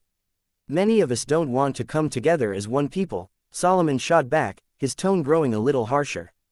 Many of us are satisfied with being distinct vassals to the Thunderbird clan. Unity will be our greatest asset going forward, Iron Striker began to argue before Leon cut him off. I will never expect the tribes to abandon their tribal identities, Leon said. But all who wish to serve me more directly are more than welcome. After a moment of silence, Iron Striker asked, speaking of, Leon, how did you find the troops during your operation? Leon took a moment to think over his question, searching for the right words to use. In truth, he hadn't seen them in action too much since the Tempest Knights acted as his army's vanguard and did most of the fighting to take Hector's castle. However, he was able to observe other aspects of the Central Army's doctrine during the short campaign. I was pleasantly surprised by them, Leon said. While mostly being bison and tigers, they were still made up of members of all 10 tribes. And they worked quite well with each other. They were motivated and professional, with good quality equipment and competent officers.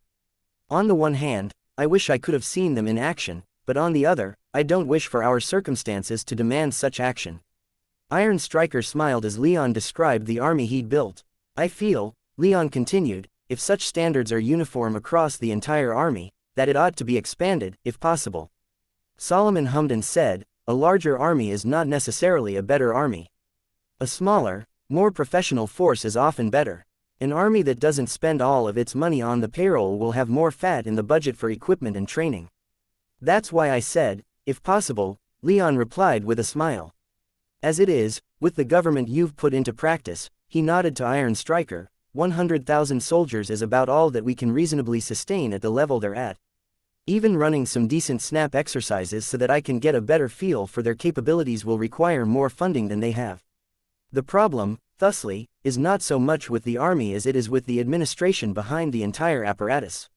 We need to build a true government, Iron Striker wistfully stated.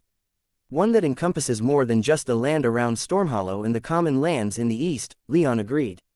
He paused a moment and glanced at Solomon, gauging his reaction. To his mild relief, Solomon wasn't letting any of his emotions show on his face, but Leon wondered if that would change with what he had to say next. We need to set up an effective treasury and tax administration. We can't survive only by taxing those in Stormhollow and the city's countryside. The tribes will have to contribute, as well. By how much? Solomon asked. We're still working that out, Leon quickly answered.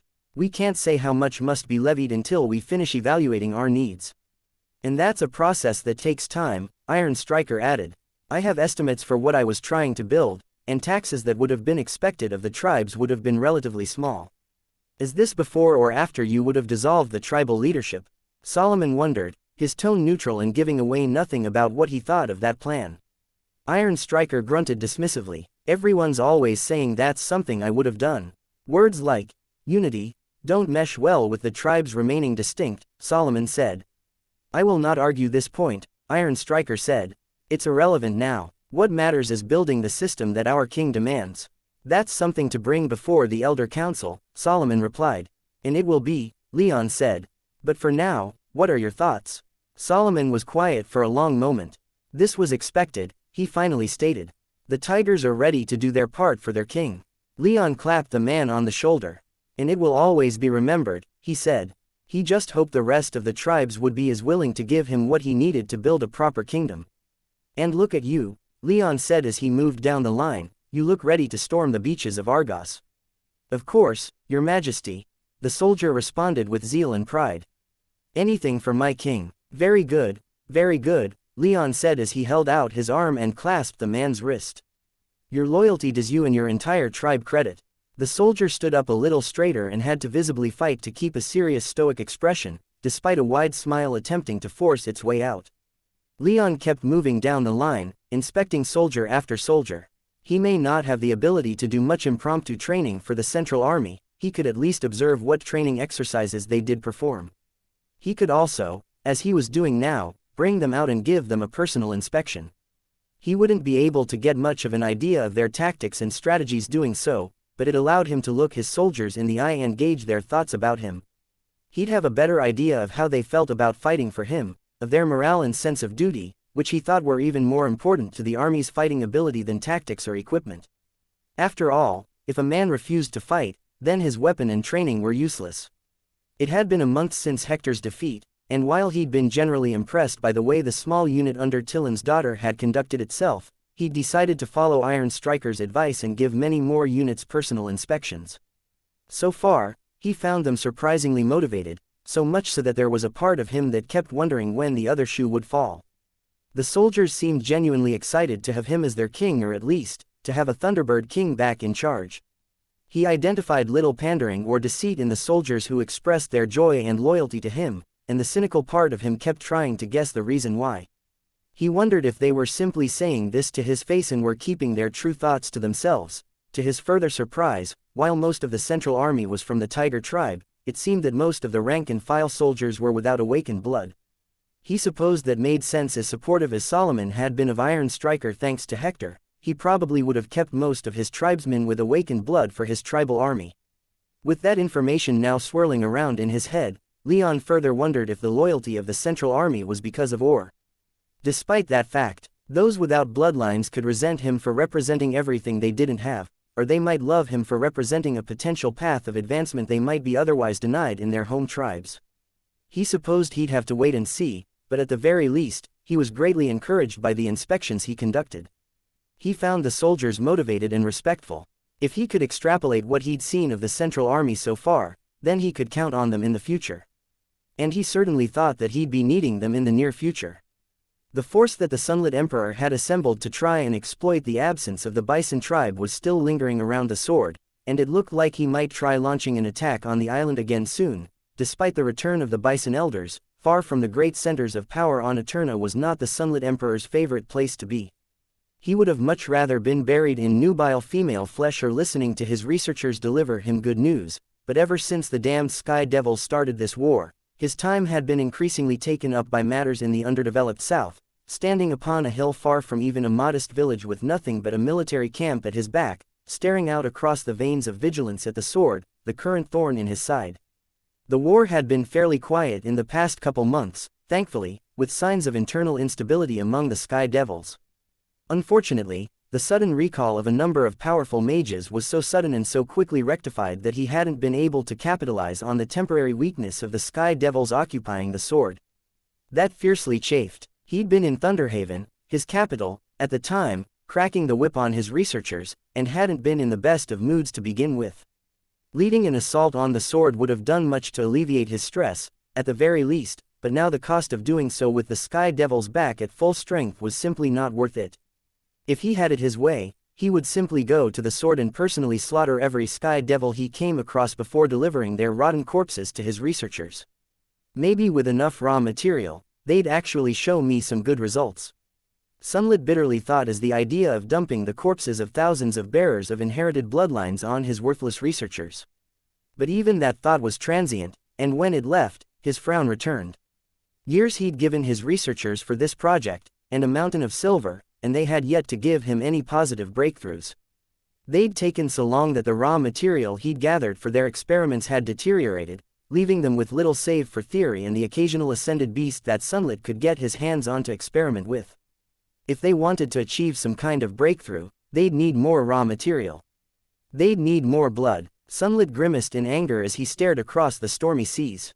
He'd rather cave in their skulls and give the task to a new research team, but he knew that these people were his best bet to achieve his goals. That left him with one option: get more raw material. But acquiring someone's blood is no easy thing, especially when they're powerful, highly ranked, and have the attention of some of the most powerful people on the plane. If Sunlit wanted more raw material, he'd need to get Leon Rame back into his empire. The brainless moron, Anastasios, and the frigid bitch, the Grand Druid, were both staying in Leon's villa, essentially preventing him from accomplishing his task.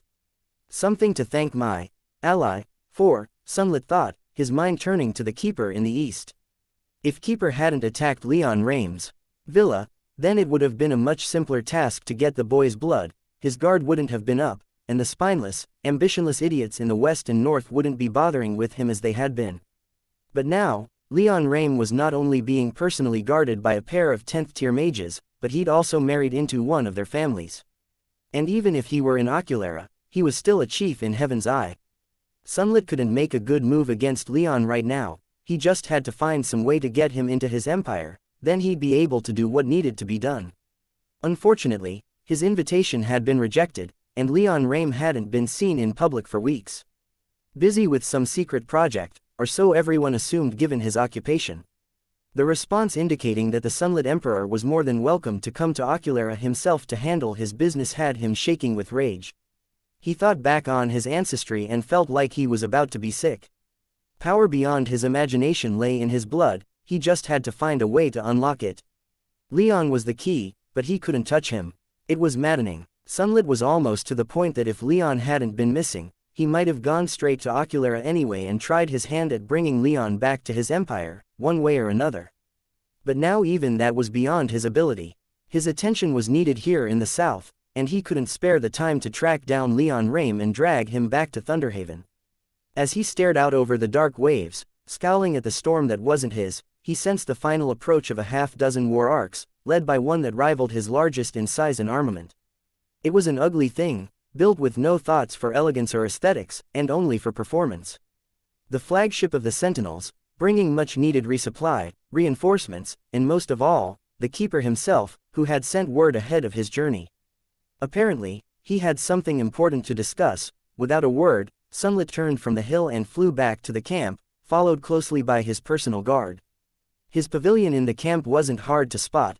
His best magic engineers had constructed a large, 3-story place out in the wilderness along the Pegasi coast, but it was only large enough for Sunlit to have brought 50 concubines, a tiny fraction of his harem and barely enough to quiet his lusts, let alone satisfy them. In one of his rear courtyards, surrounded by gardens of rare flowers and a peristyle of golden pillars and arches, he landed. He negligently cracked the floor mosaic depicting the glories of his forebears, made of marble and precious stones, though he didn't notice, let alone care. "Have Keeper brought to me in the central conference room," he ordered the nearest maid, his eyes wandering up and down the scantily clad woman and lingering on her enormous, nearly exposed breasts. The maid, as her training had taught her, curtsied low and slightly thrust her chest out, giving him such an eyeful that he had half a mind to make Keeper wait while he took the girl right then and there. The look of barely concealed anxiety and desperate need to please on her face further stoked his ego, making him truly feel like he was the emperor in a way his power never had, making his decision all the harder. He turned away from the girl, though not without making a mental note to have her visit his bedchamber later, and to have her bring straps, chains, and whips to keep her there until it was time for him to leave. Reluctantly, he made his way to the conference room. It had none of the golden statues of beautiful women in various states of undress that he enjoyed back home, but it had at least been decorated with friezes and mosaics, all depicting him and his current favorite concubines mid-coitus, no details spared, and some perhaps slightly exaggerated. Sunlit ordered his guards to remain outside, entering the conference room alone. Unlike more typical rooms of such sort, there was no central table, but instead a small ring of chairs with side tables in the center of the room. It took little more than a wisp of intent to have most of the chairs hurled across the room, leaving only 2 and their accompanying tables. He sat in the larger of the 2 and adjusted himself so that his padded shoulders didn't wrinkle and his large codpiece didn't vanish beneath him. And there he waited, only for a few minutes, but that was more than enough time for his impatience to nearly get the better of him. But before he angrily stormed off, Keeper was shown in. The rest of the sentinels were kept outside, leaving the 2 10th-tier mages alone to talk about 10th-tier business. Sunlit had to suppress a chuckle as Keeper's perpetually closed eyes momentarily narrowed in anger and disgust at the way he was sitting in his choice of attire, giving him an intense thrill that lost only to sex in intensity. "Keeper," Sunlit said in greeting. "Sunlit Emperor." Keeper responded as he took one look at the remaining chair, disintegrated it with a snap of his fingers, and conjured a rough boulder to sit cross-legged upon. As usual, he was dressed in rospun rags, his dangerous aura the only thing to mark his status as one of the most powerful and dangerous men on the plane. Without any preamble and with characteristic bluntness, Keeper said, "The Lord Protector and Grand Druid have betrayed us." Hot wrath coursed through Sunlit's veins, though that was hardly a difference compared to how his mood had already been. "Explain," Sunlit spat. "You likely haven't yet been informed since you've been away from Thunderhaven for a couple weeks," Keeper said, and Sunlit stifled his instinct to literally growl in displeasure at the reminder, but each announced an end to support for hostilities against the Sky Devils. "They are publicly calling for peace." "Peace," Sunlit practically roared as he shot to his feet, his aura becoming so chaotic that the chair he sat upon was obliterated and the polished marble beneath his feet shattered. A few bolts of gold lightning shot out from his arms and eyes, burning the walls as he instinctively sought anything to make him happy. "Peace," he repeated angrily. "Peace." Keeper sat in the center of this storm, his attention never wavering from Sunlit, the only sign of his displeasure being the slight tightening of his brow. Yes, he confirmed. Peace. Granted, neither empire has made any official announcements regarding an end to war preparations, but with both the Lord Protector and Grand Druid making these announcements, like good whores, Ilian and Evergold will do as they're bid, Sunlit snarled. Anticipate a need to expand your supply lines, Keeper said, ignoring his crude metaphor. Resources from Ilian and Evergold will soon dry up, and their fleets and armies small as they may be in this theater will soon leave. Sunlit couldn't believe what he was hearing. The enemy of them all, as they were so recently reminded, was the Sky Devils, and yet the Lord Protector and Grand Druid both were calling for peace between them. But then something occurred to him, something that had stoked his anger months ago when it had happened, though had mattered less to him as the days passed. Leon Rame married the Evergolden bitch, he said. He did, Keeper neutrally stated. Where has he been these past few months? Occupied with some personal project as far as I've been able to ascertain, Keeper replied. I said where, Sunlit spat. And I responded with what I know, Keeper coolly replied, his anger made known by a noticeable drop in temperature as his killing intent momentarily flashed through his aura.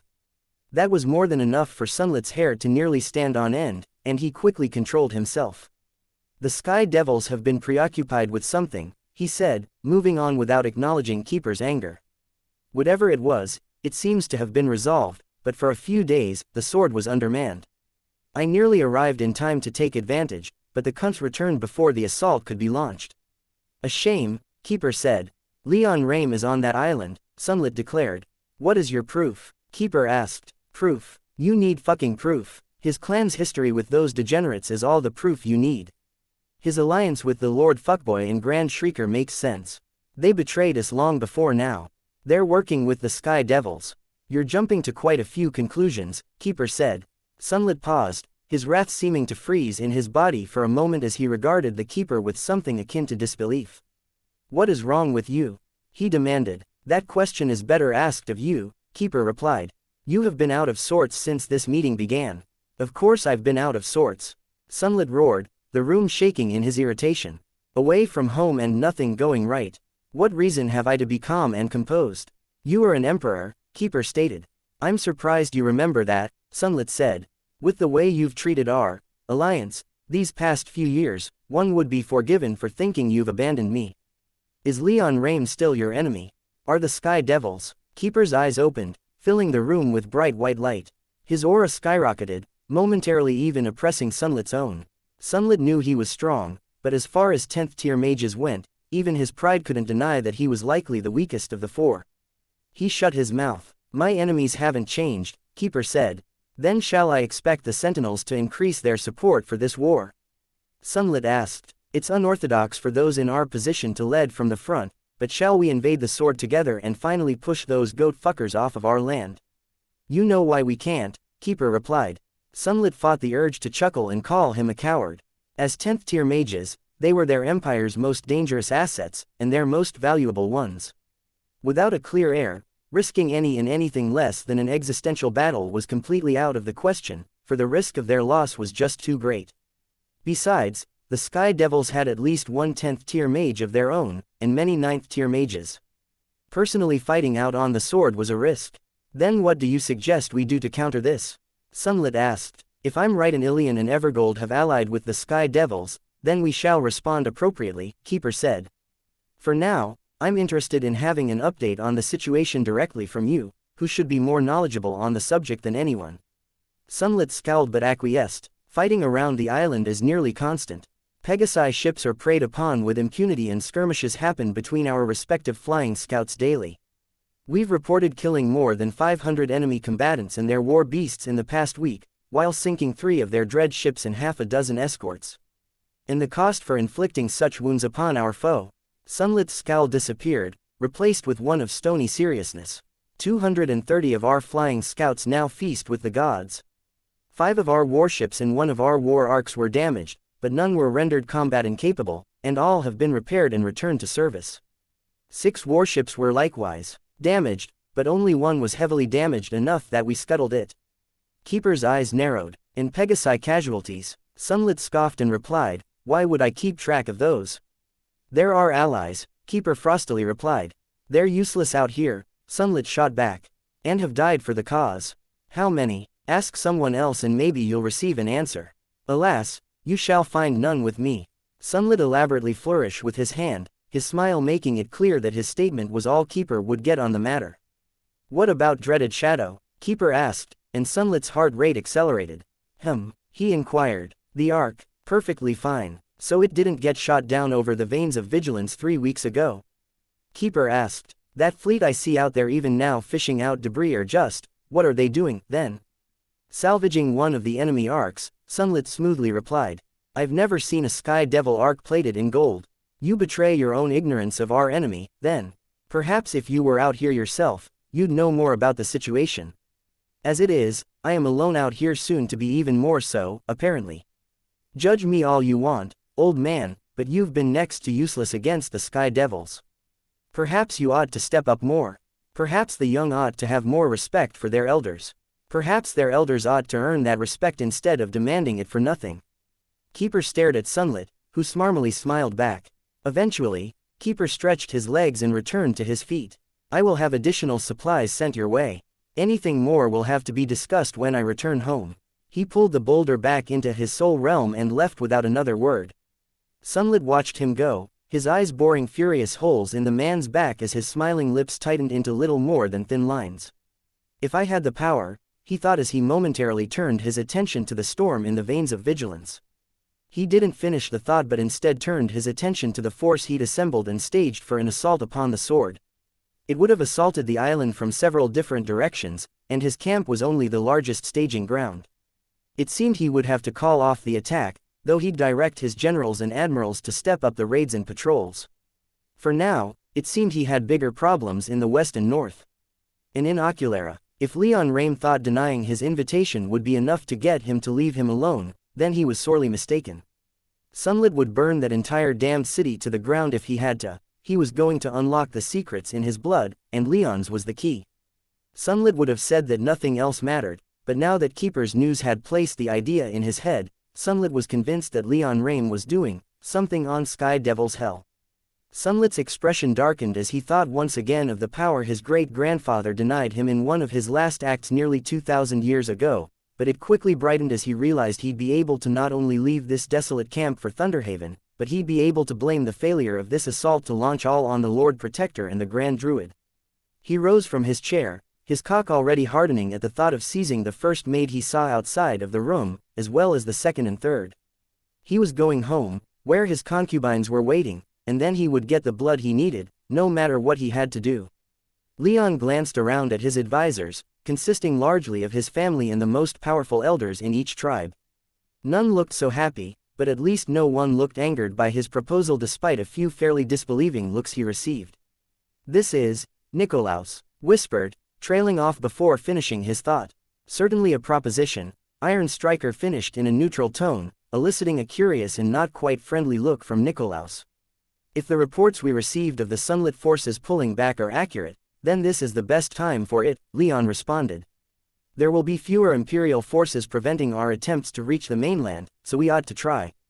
And if the Imperials attempt to retake the sword while we're gone? The Jaguar asked as his eyes flickered in Cassandra's direction. If all of this is merely a ruse to let our guard down? It isn't, Cassandra replied. I've been personally assured by my grandmother that they're pulling support for the Imperial attempts to retake the sword for the time being, at least. She grinned, and while Leon had learned this himself the night before, it was still hard to believe. He'd gotten in touch with Elise for their regular chats, and while they spoke, she mentioned that there had been some developments, but that it would be better if the Lord Protector and Grand Druid could speak to him about it themselves. So, after fetching them and parking them in front of the Calm Lotus, they told Leon and Cassandra about their public declarations calling for an end to the war. Truth be told, Leon was still reeling from the call, but it hadn't been the impetus for the plan he'd come up with. Rather, it was word from their scouts in the veins of vigilance that there were fewer Imperials in the Straits and that the massed invasion force was dispersing that had him making these plans. He was going to assemble some of the best negotiators that his new kingdom could bring together, and then he was going to take them all to Oculara. Once there, they would begin secret negotiations with the Lord Protector and Grand Druid or, more accurately, representatives from Ilion and Evergold nominally led by the Lord Protector and Grand Druid. His biggest problem, though, was who to bring. Bringing those who were too against his desire for peace could be disastrous, but he wasn't sure if there were any in the 10 tribes who fully supported him in this endeavor.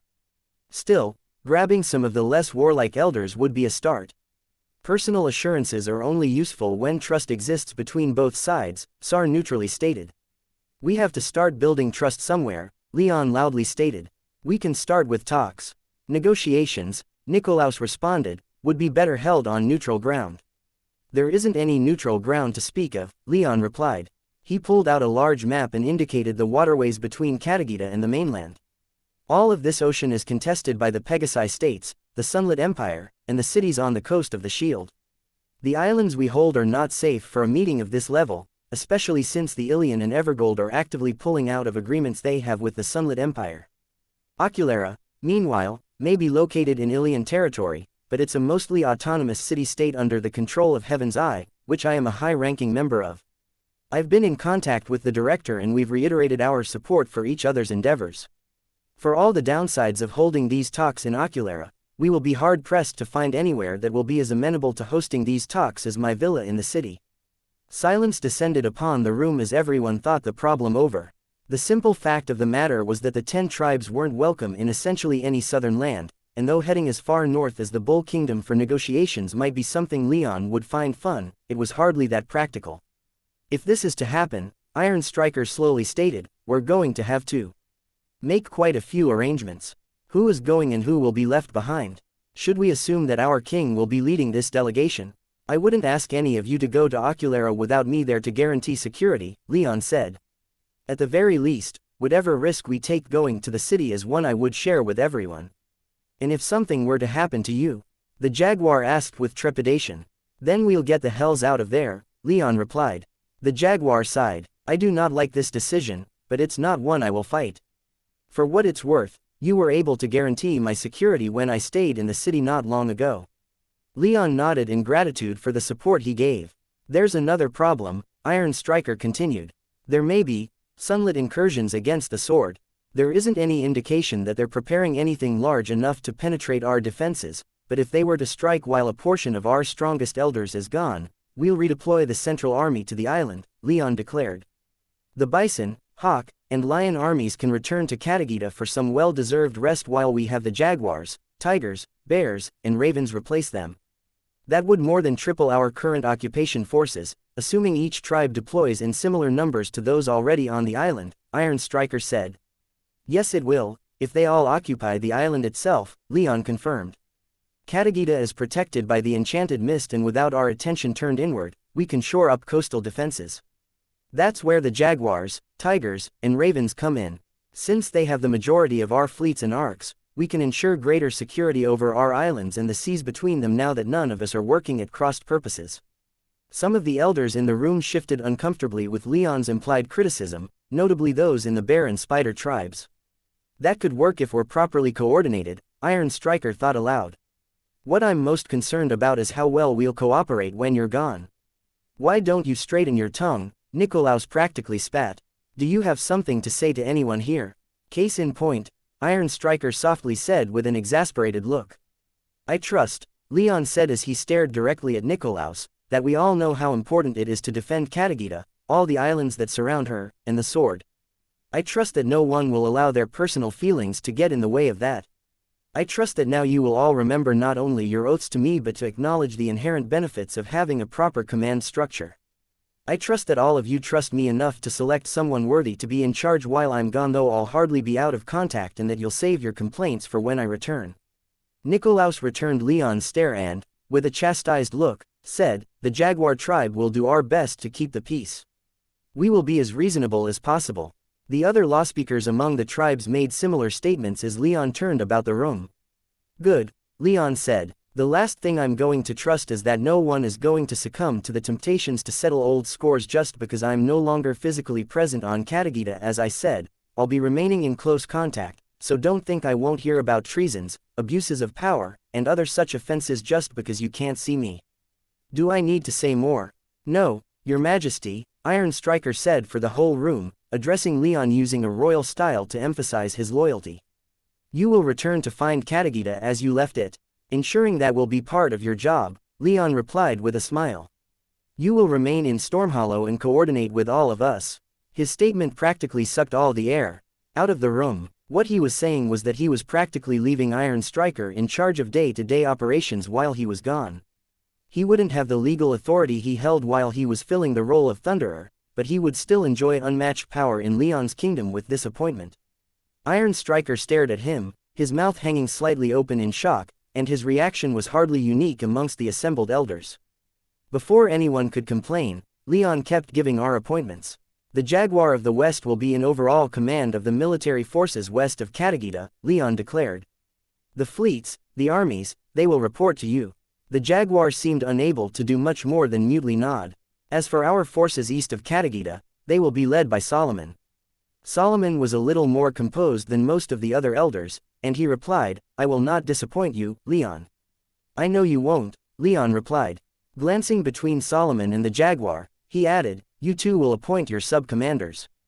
I understand that you're going to feel some measure of obligation to fill any such positions with fellows from your tribes. I won't argue with such appointments based on tribe alone. All I ask is that such appointments are made based on competence and that you don't neglect potential talent within other tribes. He received affirmations from both that they understood, and he then turned to Iron Striker.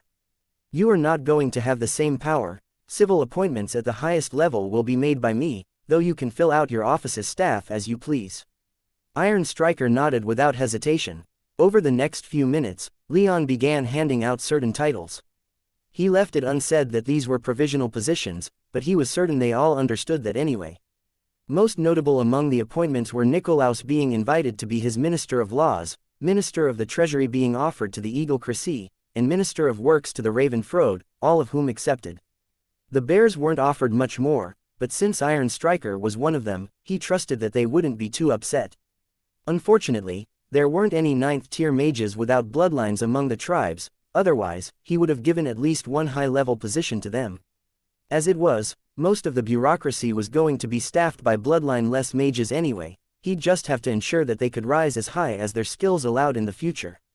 But for all the appointments that Leon handed out, there were a few rather obvious people who hadn't been offered anything yet. Most notable were Sar and Exalos, so Leon made sure to extend to them the invitation to join his negotiation team. They weren't particularly fond of war and so far had proven themselves more than loyal, so he figured they'd be the perfect men to lead the initial peace negotiations. There was quite a bit more organization to handle, but for the most part, the most important bits of business were taken care of with those appointments. They'd be making their way to Oculera in only a few weeks' time. She's a real beauty, Leon said with naked admiration. Absolutely, Aushker gushed as he showed Leon around the arcpad, upon which sat a large arc, though not one so large as to be an obvious military platform. She's the pinnacle of my tribe's arcsmithing techniques. We won't produce anything of superior quality until we start getting a better supply of that thunder wood of yours. We'll have to get on that as soon as we can, Leon replied with a wide smile. He was already planning on bringing Nestor and Helen back with him. He'd have to consult with Tikos about what it would be able to do remotely. After all, production of thunder wood was still reliant upon Tikos' power to prepare the wood before its lightning treatment. Now, Leon continued, why don't we get on with this tour? Aushker blurted out in surprise. It seemed he'd gotten a little too into admiring the work of his tribe's arcsmiths while Leon was lost in his thoughts. Right, let's go. The arc truly was a thing of beauty. It had a sleek arrowhead shape and was large enough to need a crew of 20 at least, making it about as large as Leon's yacht. It wasn't a military vessel, though it was about as armored as it could be and remain airborne, and was armed with half a dozen of the 10 tribes' most advanced flame lances. Unfortunately, it had been in the final stages of construction when Leon gave the Ravens his designs for lightning lances, so his more accurate and longer-range weaponry wasn't yet installed upon this arc, and neither were the massive cannons that the Ravens had been testing upon his first arrival to their territory. Most important of all the arc's features, however, were its speed and its stealth capabilities. It was sleeker and narrower than most arcs, allowing it to fly faster than just about any modern tribal or imperial arc could manage.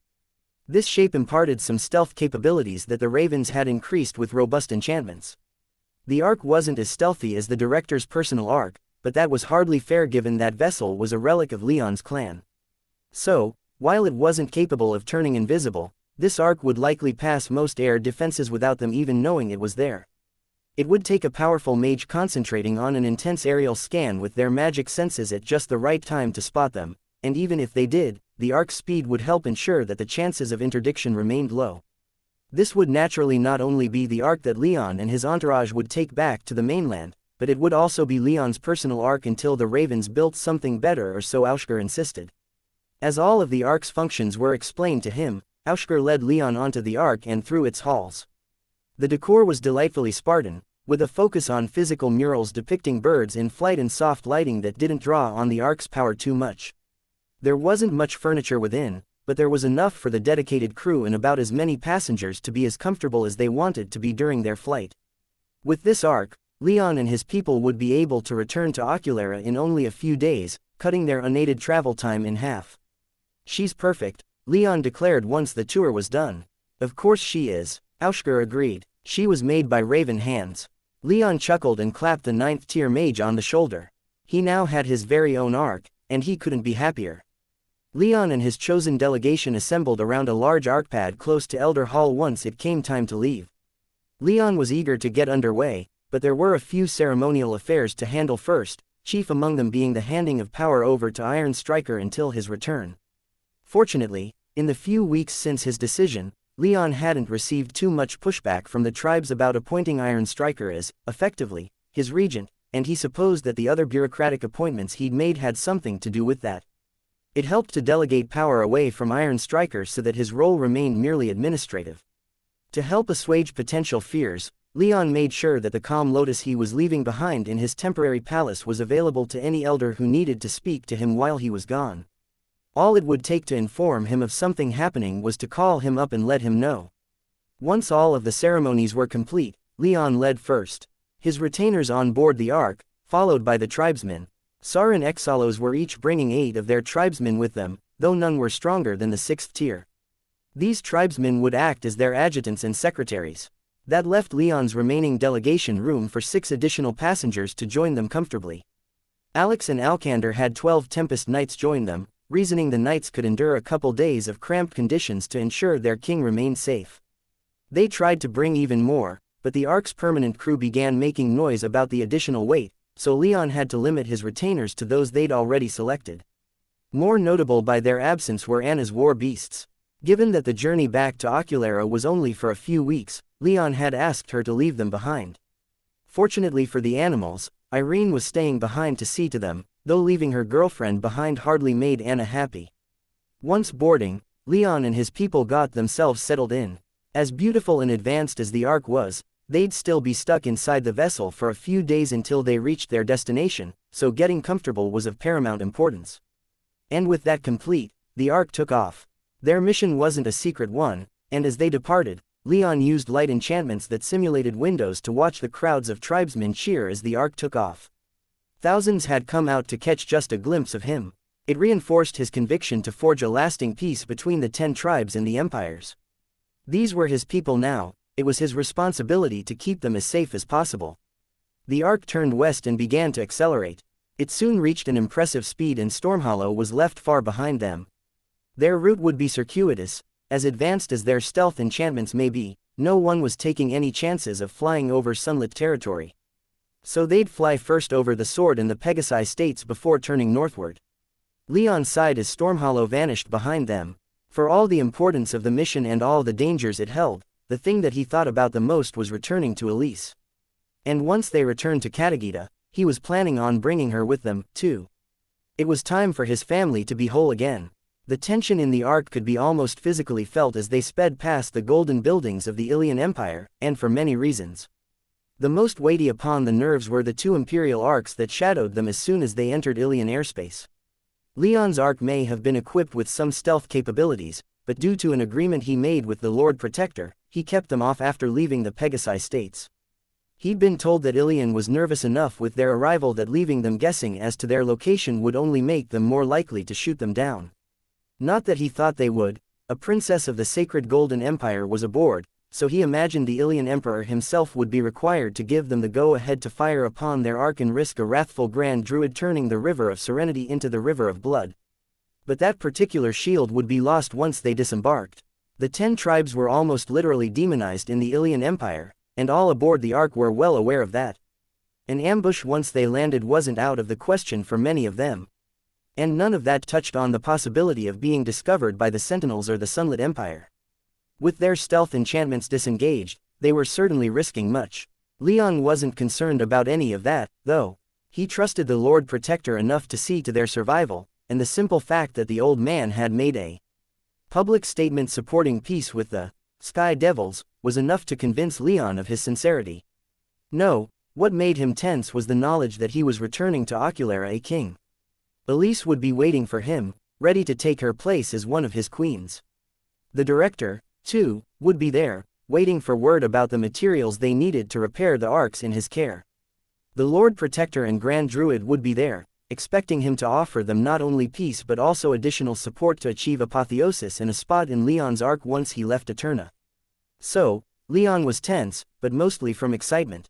The future was looking bright, but only if he could get his accumulated resources properly aligned. Heaven's Eye, 2 empires, and the 10 tribes, he didn't think he'd need any more resources than them to not only ensure his safety but also to achieve apotheosis within the next century and leave for the Nexus. Your Majesty, one of the Ark's crew said, bringing him out of his short reverie as he stared out of the window in the Ark's common room. He glanced upon, acknowledging the crew member's presence with an anticipatory smile. We're going to begin landing procedures in about 5 minutes. Leon nodded, the crew member bowed as he left, and Leon glanced around the room. The Ark was packed, relatively speaking, and most of the Ark's passengers were in the common room, quietly discussing the upcoming visit. However, the crew member's announcement, the last in a series of updates that had started when they were a couple hours out, rendered the entire room silent. Leon took a deep breath to steady himself, then stood up. That's it, he gravely intoned. Get ready. While landing procedures would only start in 5 minutes, it would take a few more until they were actually on the ground. Still, his peace delegation began to scramble to get ready. Closest to the door stood Alex and Alcander leading the handful of Tempest Knights that Leon had brought. After them were Sar, Exalos, and the tribesmen they brought. Following them were Leon's retainers, letting the security and official people go first. Leon, however, strode to the front, with Valeria, Maya, Cassandra, and Anzu by his side. Alcander looked like he was about to protest, but Leon silenced him with a glare and a shake of his head. He didn't want the knights to go first no matter the risk, imagined or otherwise. His kingdom was technically still at war with the Ilian Empire, so he would lead his people from the front. Those last few minutes passed interminably slowly for Leon's tastes. The Ark passed through the massive buildings of Oculera and landed at a large, though private, Heaven's Eye Arkpad typically used for imperial visitors who didn't want to advertise their presence. The Arkpad was not only on the roof of a rather nondescript building not too far from the hexagon, but it was also capable of being lowered into the building, allowing any visiting Ark's passengers to disembark in the privacy they desired. Leon's Ark landed, and the pad began its descent. Over the course of one of the longest minutes of Leon's life, it descended about 3 stories before coming to a halt.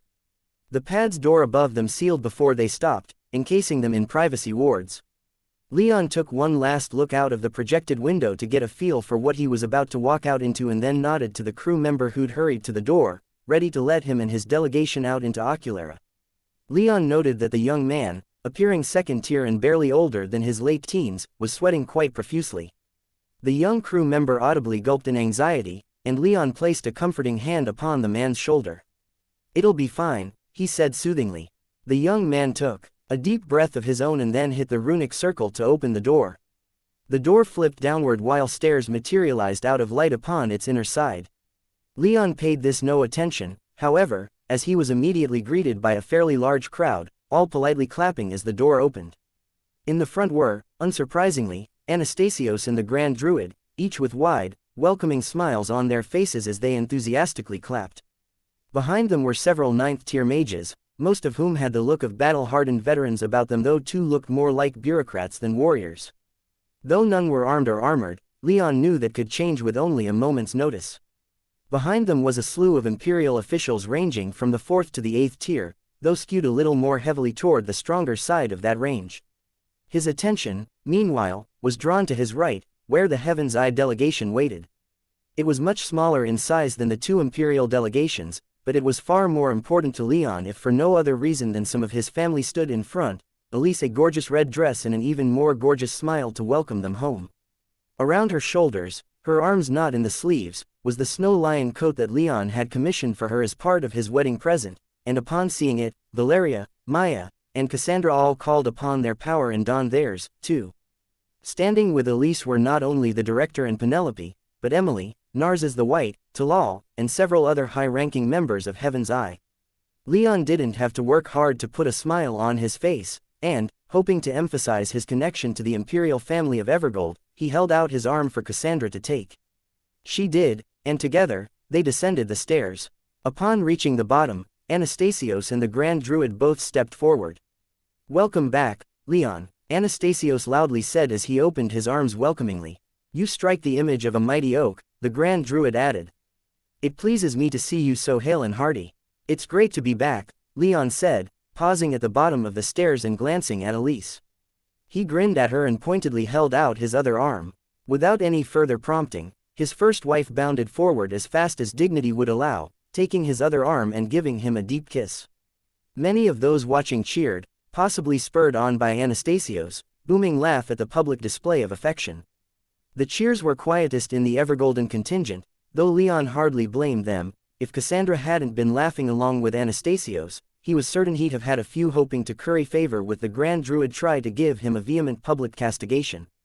With his wives on his arms and the rest of his family descending the stairs after him, the Tempest Knights followed suit, and Leon noticed many in the crowd stiffen up as his knights, unarmed but wearing fancy ceremonial armor, appeared. They marched down the stairs, led by Alex and Alcander, and fanned out to the left and right. Numbering only 10, it only took a moment before the rest of Leon's peace delegation appeared. Exalos was the first to reveal himself. He cut an imposing figure, strong, powerful, and dressed to impress. Leon sensed the man quickly being bathed in magic senses. That attention was shared when Sar emerged, his aura robust and a cloak about his shoulders emblazoned with a stylized image of the ancestral heart. They stiffly descended the stairs, now the focus of nearly all the attention in the room. Upon reaching the bottom, Leon took stock of the other two most important people in the room. Anastasios was still smiling widely, but he'd spread his feet just a little to lower his center of gravity, and his pink eyes were narrowed slightly, though what emotion was running through his mind, Leon couldn't guess. The Grand Druid, meanwhile, appeared even less happy, with her welcoming smile gone in favor of stone-cold seriousness. "This is Sar, lawspeaker for the Ancestral Hearts and a member of the Elder Council," Leon said, indicating the man in question, who merely glanced around the room, taking it in and giving away none of his thoughts. "And this," Leon smoothly continued, "is Exalos Ados, the lawspeaker for the Screaming Eagles and also a member of the Elder Council." "Well met," Anastasios said. "Well met, indeed. Welcome to the mainland," the Grand Druid added. "I'm sure it's been a long time since you were last here by invitation." "Less time than you may think," Exalos coolly replied. The Grand Druid gave him a thin-lipped smile in response and her aura rose a hair, setting off alarm bells in Leon's head. "This is the Lord Protector of the Ilian Empire," Leon said to his elders. "And this is the Grand Druid of the Sacred Golden Empire." Sar grunted in response, perhaps a deliberate snub and one that didn't land well amongst the imperial entourages. Exalos at least nodded and said, "Well met." A cold silence descended upon them all as each sized the other up and, Leon suspected, waited for the other to make the first move. Those behind the 10th tier mages were so tense as to appear almost like a coiled spring, a single misplaced word away from springing into violence. The Tempest Knights' auras pulsed with anticipation, their magic just below the skin of their fingertips. But it was the director who moved next, and violence was far from his mind. He walked up from behind Leon and said with out-of-place enthusiasm, "Welcome to Oculara, my friends from beyond the sea. I look forward to formalizing a peace between us, that we may all reap peace's great benefits." His statement caused much of the tension to deflate, and everyone breathed a sigh of relief. There was not going to be a battle this day, they'd all live to see if their expected battle would kick off tomorrow.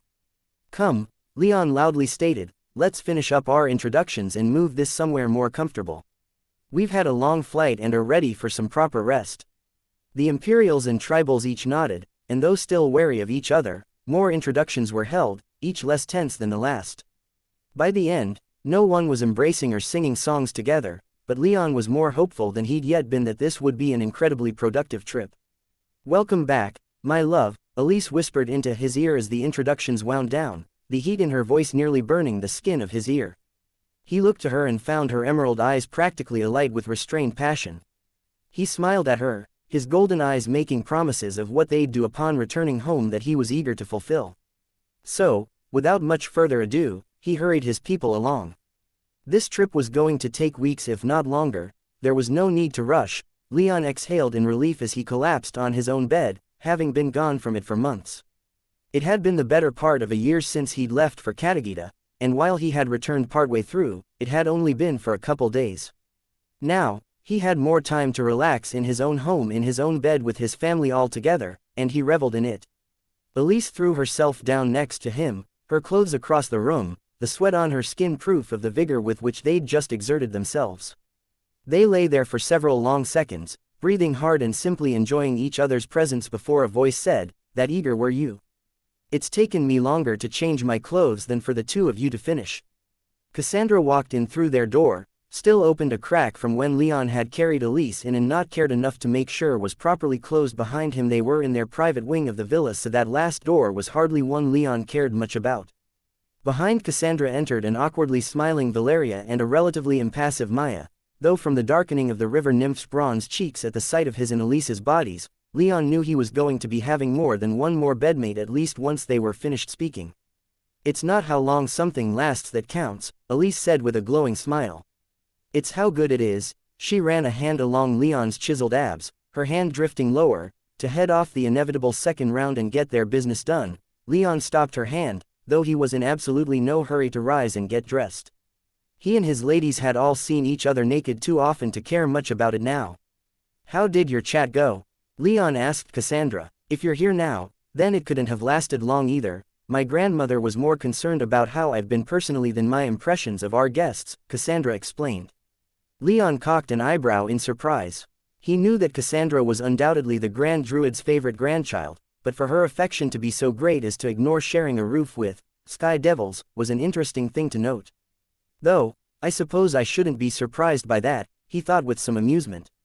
He had his tribal delegation staying in his villa, and while he'd half expected the Lord Protector and Grand Druid to find more official accommodations, they'd both opted to stay within Leon's villa as well, along with most of their entourages. The peace talks themselves would be held in one of Heaven's Eye's more opulent negotiation halls, but most of those participating in the talks would be staying in the same place. Leon's villa was large, but this many people staying in it strained his guest rooms a bit. To ensure that no one was left out or that anyone from any particular delegation would have to room with anyone from another, he'd also had to segregate everyone to their own wings and have a few of the lower-ranked members of the imperial delegations share a room. "She said nothing of our other guests?" Leon asked. "Only to say that she wanted to talk later," Cassandra replied as she sat down on the edge of Leon's bed, leaned back and propped herself up with her hands, and stared at the ceiling in thought. "I know my grandmother well, though, and I can tell that she's hopeful. This is not only a good chance for peace, but also a good chance for her to achieve apotheosis. She's not going to screw this up." "Good," Leon said. "I have to admit that I was a little worried about both the Ilian Emperor and your mother sitting these talks out, but if you're confident these are going to work, these are only preliminary talks," Cassandra said. "Nothing's going to be decided here." Leon nodded in understanding. He knew that he wouldn't be walking away with a peace deal quite yet. A war that lasted in various forms for 80,000 years did not end in just a couple weeks. There was a lot of baggage to work through, and the respective negotiators would have to get to know each other first. So, that's what these negotiations would be focusing on, getting to know one another and working to become friendly on a personal level before doing so on a political level. "They're still in the loop, the emperors," Elise whispered into his ear. "They may not be here, but they're still controlling their representatives. I expect quite a few breaks for the negotiators to call home before proceeding. Then we know the Grand Druid and Lord Protector won't be directly participating." Leon asked. "They won't be," Cassandra confirmed. "They're here to lend weight to their representatives' words, not to directly negotiate. They may do so further down the line, but not now, not until sufficient groundwork has been laid." "Great," Leon sarcastically said as he envisioned his vain hopes of not being bothered too much in his first few days back home dashing upon the rocks. Wasteful, Maya said with a disapproving shake of her head. The strongest rule, the strongest should then be the ones to dictate terms. They'll be approving any decisions no matter how involved they get, Elise pointed out. It's better to leave the smaller details to those specially trained for such things. Maya scoffed. We should all think ourselves lucky that we do not negotiate with my mother. A river nymph Pleone wouldn't bother with long negotiations, you either accede to her demands, or you don't. There is no meeting in the middle. Aren't you now considered a Pleone? Valeria wondered. Being 9th tier and all, I'd have to have territory, a school of lesser nymphs, and daughters for that, Maya replied with a pointed look sent Leon's way, which he pointedly ignored. Children would come, he was always insistent on that. Just later. They'd come later. Less talk, Elise said as she threw a leg over Leon and mounted him, more sex. We have a lot to do in the next few weeks, time alone shouldn't be wasted. Without any further ado, she sealed Leon's lips with a kiss, one that he quickly returned as he wrapped his arms around her waist and pulled her closer. With his magic senses, Leon could see Valeria's face turn crimson before she made for the door, though a smile graced her face anyway. He knew he'd have to see to her before too long, too, from the heated look she sent over her shoulder as she left the room. Maya, on the other hand, calmly pulled all her clothes back into her soul realm and stalked over to the bed, which Leon had fully expected. He held out an arm for her and pulled her into his and Elise's embrace once she leaned into it. What he wasn't quite sure about was what Cassandra was going to do. However, when he and Elise finally separated their lips, he glanced at his other wife and found her staring back at them, a mischievous look on her face. Room for one more? She asked. Leon gave her a deep-bellied laugh and pulled her closer. He's ended the introductions between the Imperials and his delegation with calls for rest, but it seemed he wasn't going to get any for the rest of the night. When Leon awoke, for a brief few minutes, he was happy. His mood was not tainted by worries, stresses, or any other weighty things that titles such as king brought. The reasons for his mood were tucked under his arms, Maya and Elise with limbs entwined beneath his right arm, and Cassandra curled up with her back to him under his left. He missed Valeria but felt secure knowing that he was going to see to her needs this night. And so his good mood persisted even as he carefully extricated himself from his ladies despite his care. He still disturbed them enough that Cassandra was loudly groaning in protest while Elise had sat up, blinking with bleary eyes, clearly still half asleep and thus not quite knowing what he was doing. Maya, on the other hand, simply curled up and went back to sleep. Leon didn't think her eyes even once opened. It took him barely a minute to bathe thanks to his water magic, and when he returned to the bedroom, he found Cassandra was now sitting up and Elise was leaning against the backrest, propped up by pillows and with Maya in her arms. Time for work? Elise asked, her emerald eyes narrowing as a smile bloomed on her face. Leon nodded. Among other things, we have to sit in on the beginnings of the negotiations, and when we can leave, I have a lot of people to visit.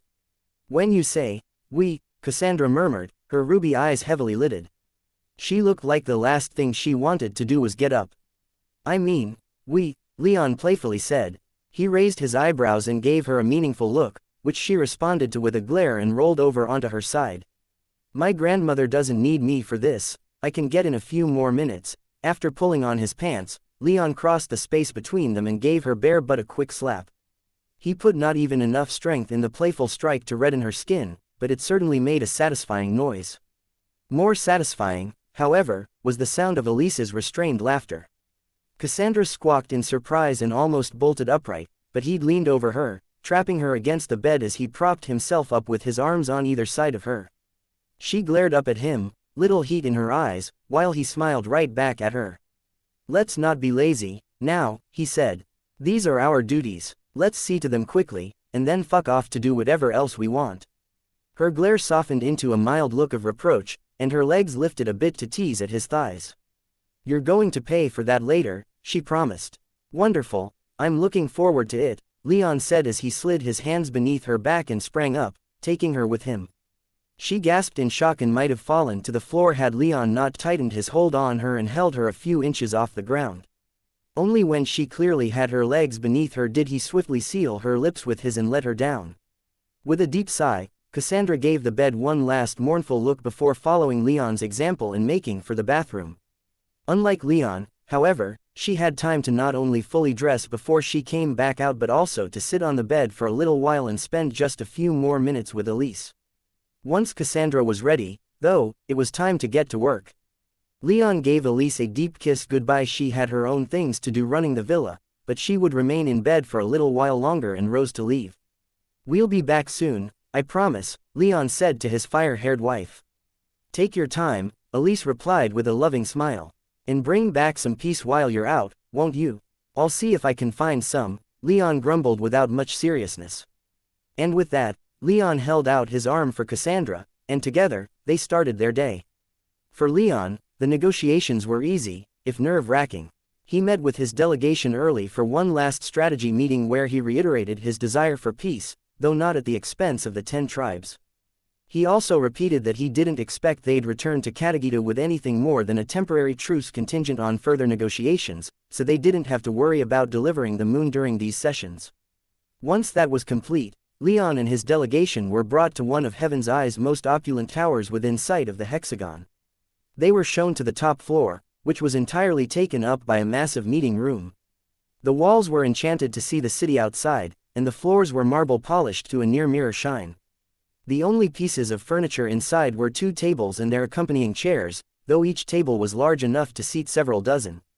Each side of these negotiations would sit at one of the tables, though what surprised Leon the most about this was seeing only 2 of them. He'd assumed that the Sacred Golden Empire and Ilian Empire would be negotiating separately, though this at least implied they'd be presenting a united front against his kingdom. Soon enough, the Imperials arrived, only a couple minutes behind his people. Leon nodded in greeting at Anastasios and the Grand Druid, both of whom were now accompanied not by any powerful guards, but by a small army of bureaucrats, few of whom were even 7th tier, let alone 8th. However, from the look of them, Leon assumed them to be master diplomats. Accompanying them was Cassandra, who gave him a confident smirk as she entered, dressed in a golden gown cut in the evergolden style. Once everyone was in the room, both sides took their seats at the same time, with Leon sitting in the center of his table and flanked by Sar and Exalos. Opposite him was the Grand Druid and Anastasios seated side by side, and Cassandra on the Grand Druid's other side. Introductions were made again, but before any terms could be stated, Leon rose and made his desire for peace known. He spoke no more words than that, not wanting to box his people in with his words, and when he was finished, the Lord Protector and Grand Druid both rose and spoke similar words. And with that, they left. Cassandra joined them, leaving the negotiations to each other's people.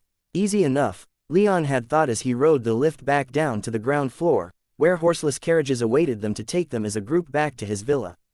Seemingly on the same page, Anastasios said as the lift shot downward, "Painless, wasn't it?" Leon hummed in response. "Our roles in these talks," Anastasios said with a smile. "Isn't it great to be so powerful and important that one can just tell other people to do something you don't want to do?" His smile turned into an almost diabolical grin, which faltered when the Grand Druid pinched his arm. "One shouldn't be so eager to foist one's duties off on others," she reprimanded. Turning to Leon, she added, "A monarch's role is integral, and they should never shirk their responsibilities." "No one's shirking anything," the Lord Protector responded with faux indignity and outrage, dramatically rubbing the spot where the Grand Druid had pinched him. "I but do what all good monarchs do." "Delegate." He flashed Leon another grin. Leon chuckled, "As you and so many others have repeatedly tried to teach me. Better for a king to recognize his shortcomings and find someone competent to pick up the slack. See, look at that, you get it." The Lord Protector earned himself another pinch for that one, though Leon could tell it was all in good fun with how exaggerated his look of betrayal was. "So, Leon, where to next?" Cassandra asked as she draped herself over his shoulder. Leon noted Anastasios and the Grand Druid glance at him with great interest when his wife asked that question, so instead of giving her a straight answer, he simply turned his head, grinned mischievously at her, and said, "Oh, you know, places. Things to do, people to see." Cassandra pouted and cried, "You can tell me, can't you?" "I could, but we're about to reach the bottom floor," Leon pointed out. Immediately, the 4 of them straightened up. When the lift reached their destination and the doors opened, they exited with all the dignity and grace that their stations demanded. The 3 Imperials were met with their large entourages, Cassandra's unit of personal guards having come from Evergold to see to their now queen, while Leon linked up with his Tempest Knights. Up to this point, his knights had mostly been in full armor when on duty. Now, however, with him not wanting to draw too much attention, they were dressed in rather nondescript clothes that didn't stand out too much from what the average citizen in Oculera was wearing. They were clearly his people, but no longer was it obvious that they were from the 10 tribes.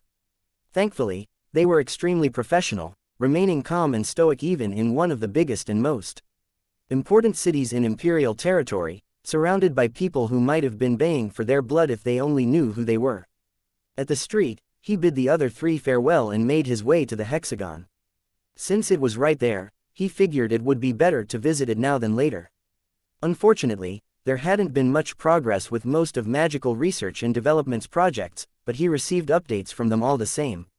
He was going to have to link them up with the ravens, but that might take some time. Certainly before he left, though. After visiting his tower, it was to the hexagon itself he went. He was interested in getting into the weeds with his research team leads, but it was the director that he really needed to link up with. Upon arriving at the man's office, he was shown in immediately, though his knights had to remain outside. About as expected, the director was in front of his desk, leaning against it with his window at his back. Penelope was right next to him. While the light from the window obscured the director's face, Penelope was more relaxed, allowing Leon to easily see the smile on her face. "Look at you," Penelope said as he walked in and the door closed behind him. "Swaggering in here like a king." She pushed herself off the desk and walked up to greet him. She extended a hand, and Leon clasped her wrist. "Congratulations, Leon," she said. "Penny, dear," the director said, amusement practically dripping from his voice, "he's a king, now. Don't forget your manners." Penelope gave the director a mirthful look before turning back to give Leon a searching look. "I haven't offended you, Majesty, have I?" she asked sarcastically. "I would be so terribly embarrassed if I have upset your Majesty in any way." "I'm afraid you have offended me, and quite grievously," Leon replied, laying the snark on fairly thick by his standards. "But I am a just and benevolent king, so to you, I issue a pardon." "Oh, truly, your magnanimity knows no bounds." "All right, enough," the director intoned as he stood up fully. "In all seriousness, Leon. Congratulations." "Thank you," Leon replied. "It's been a long time coming, I think. I'm happy I've finally come this far. But let's not start passing out the cookies just yet, we still have a lot to do." "I'd like some cookies," Penelope snarked. Cookies improve any situation. Without missing a beat, Leon retrieved some cookies from the travel rations he kept in his soul realm. They were not particularly good by any measure, but they lasted a good long while. Penelope took one look at the cookies and said, "Maybe I spoke too soon." "Now, then," Leon said, his tone turning serious, "let's just jump into it, shall we?" "I'm ready for it, let's go," Penelope said. The director merely nodded. "First of all, now that we're here, in private and in person, let's reaffirm our partnership. We are allies," the director declared. "Heaven's Eye will devote to you all the resources it has, in return for you aiding us to leave this plane." Leon slowly nodded. "I agree to those terms. What I'm a little more uncertain about, though, is what comes after we leave, after." The director whispered leadingly. "After," Leon confirmed. "What are your plans for after? It's always been your dream to achieve apotheosis and leave this plane, hasn't it? When it's yours, what then?" The director smiled. "I almost think we've been over this before. But in case we haven't, let me be clear. If you would have me, I would follow you for a time. There is much we can achieve together, and I, for one, fully believe that any business you get mired in will be some of the most mentally and physically stimulating in the entire universe." "So you would acknowledge me as your king, then?" Leon asked, wanting him to be specific. The director paused a moment before looking Leon in the eye. "I would." He bent slightly at the waist, not lowering himself too much, but enough to be clear that he was bowing. "For political purposes, I won't make a public statement. But here, in the safety of my office, allow me to make it clear, you are my king. Heaven's Eye is yours, return to the Thunderbird clan that laid the groundwork for it so long ago, so long as you keep your word to me." Leon regarded the man as dispassionately as he could, and after detecting no lies, clapped him on the shoulder. "That goes without saying, and I would be quite remiss if I didn't at least try to recruit you into my kingdom. I'm happy that you are willing to take that step yourself. You can rest assured that I will always keep faith with those who keep it with me." The director nodded, and a moment later, Penelope bowed as her father had, and spoke the same words. Leon, barely able to keep the smile from his face, thanked them both and said, "Now, let's put all this formality behind us and crack on with business." Without further ado, he conjured some documents from his soul realm and slapped them down onto the director's desk. "Here's what my people have regarding Titanstone output." The director's eyes practically bulged out of his eyes as he snatched up the papers with lightning speed. He scanned through them quickly, knowing as well as Leon did the difficulty of refining Titanstone. After a moment, he put the papers back down, a strained smile on his face. "Worse than I hoped, better than I feared. My thoughts exactly," Leon replied as Penelope made to go over the papers herself. "I'd hoped with their skill in arcsmithing, the 10 tribes would have better techniques for extracting Titanstone from the quarried or mined ore. No such luck, but it's still an improvement compared to what we might have gotten our hands on before."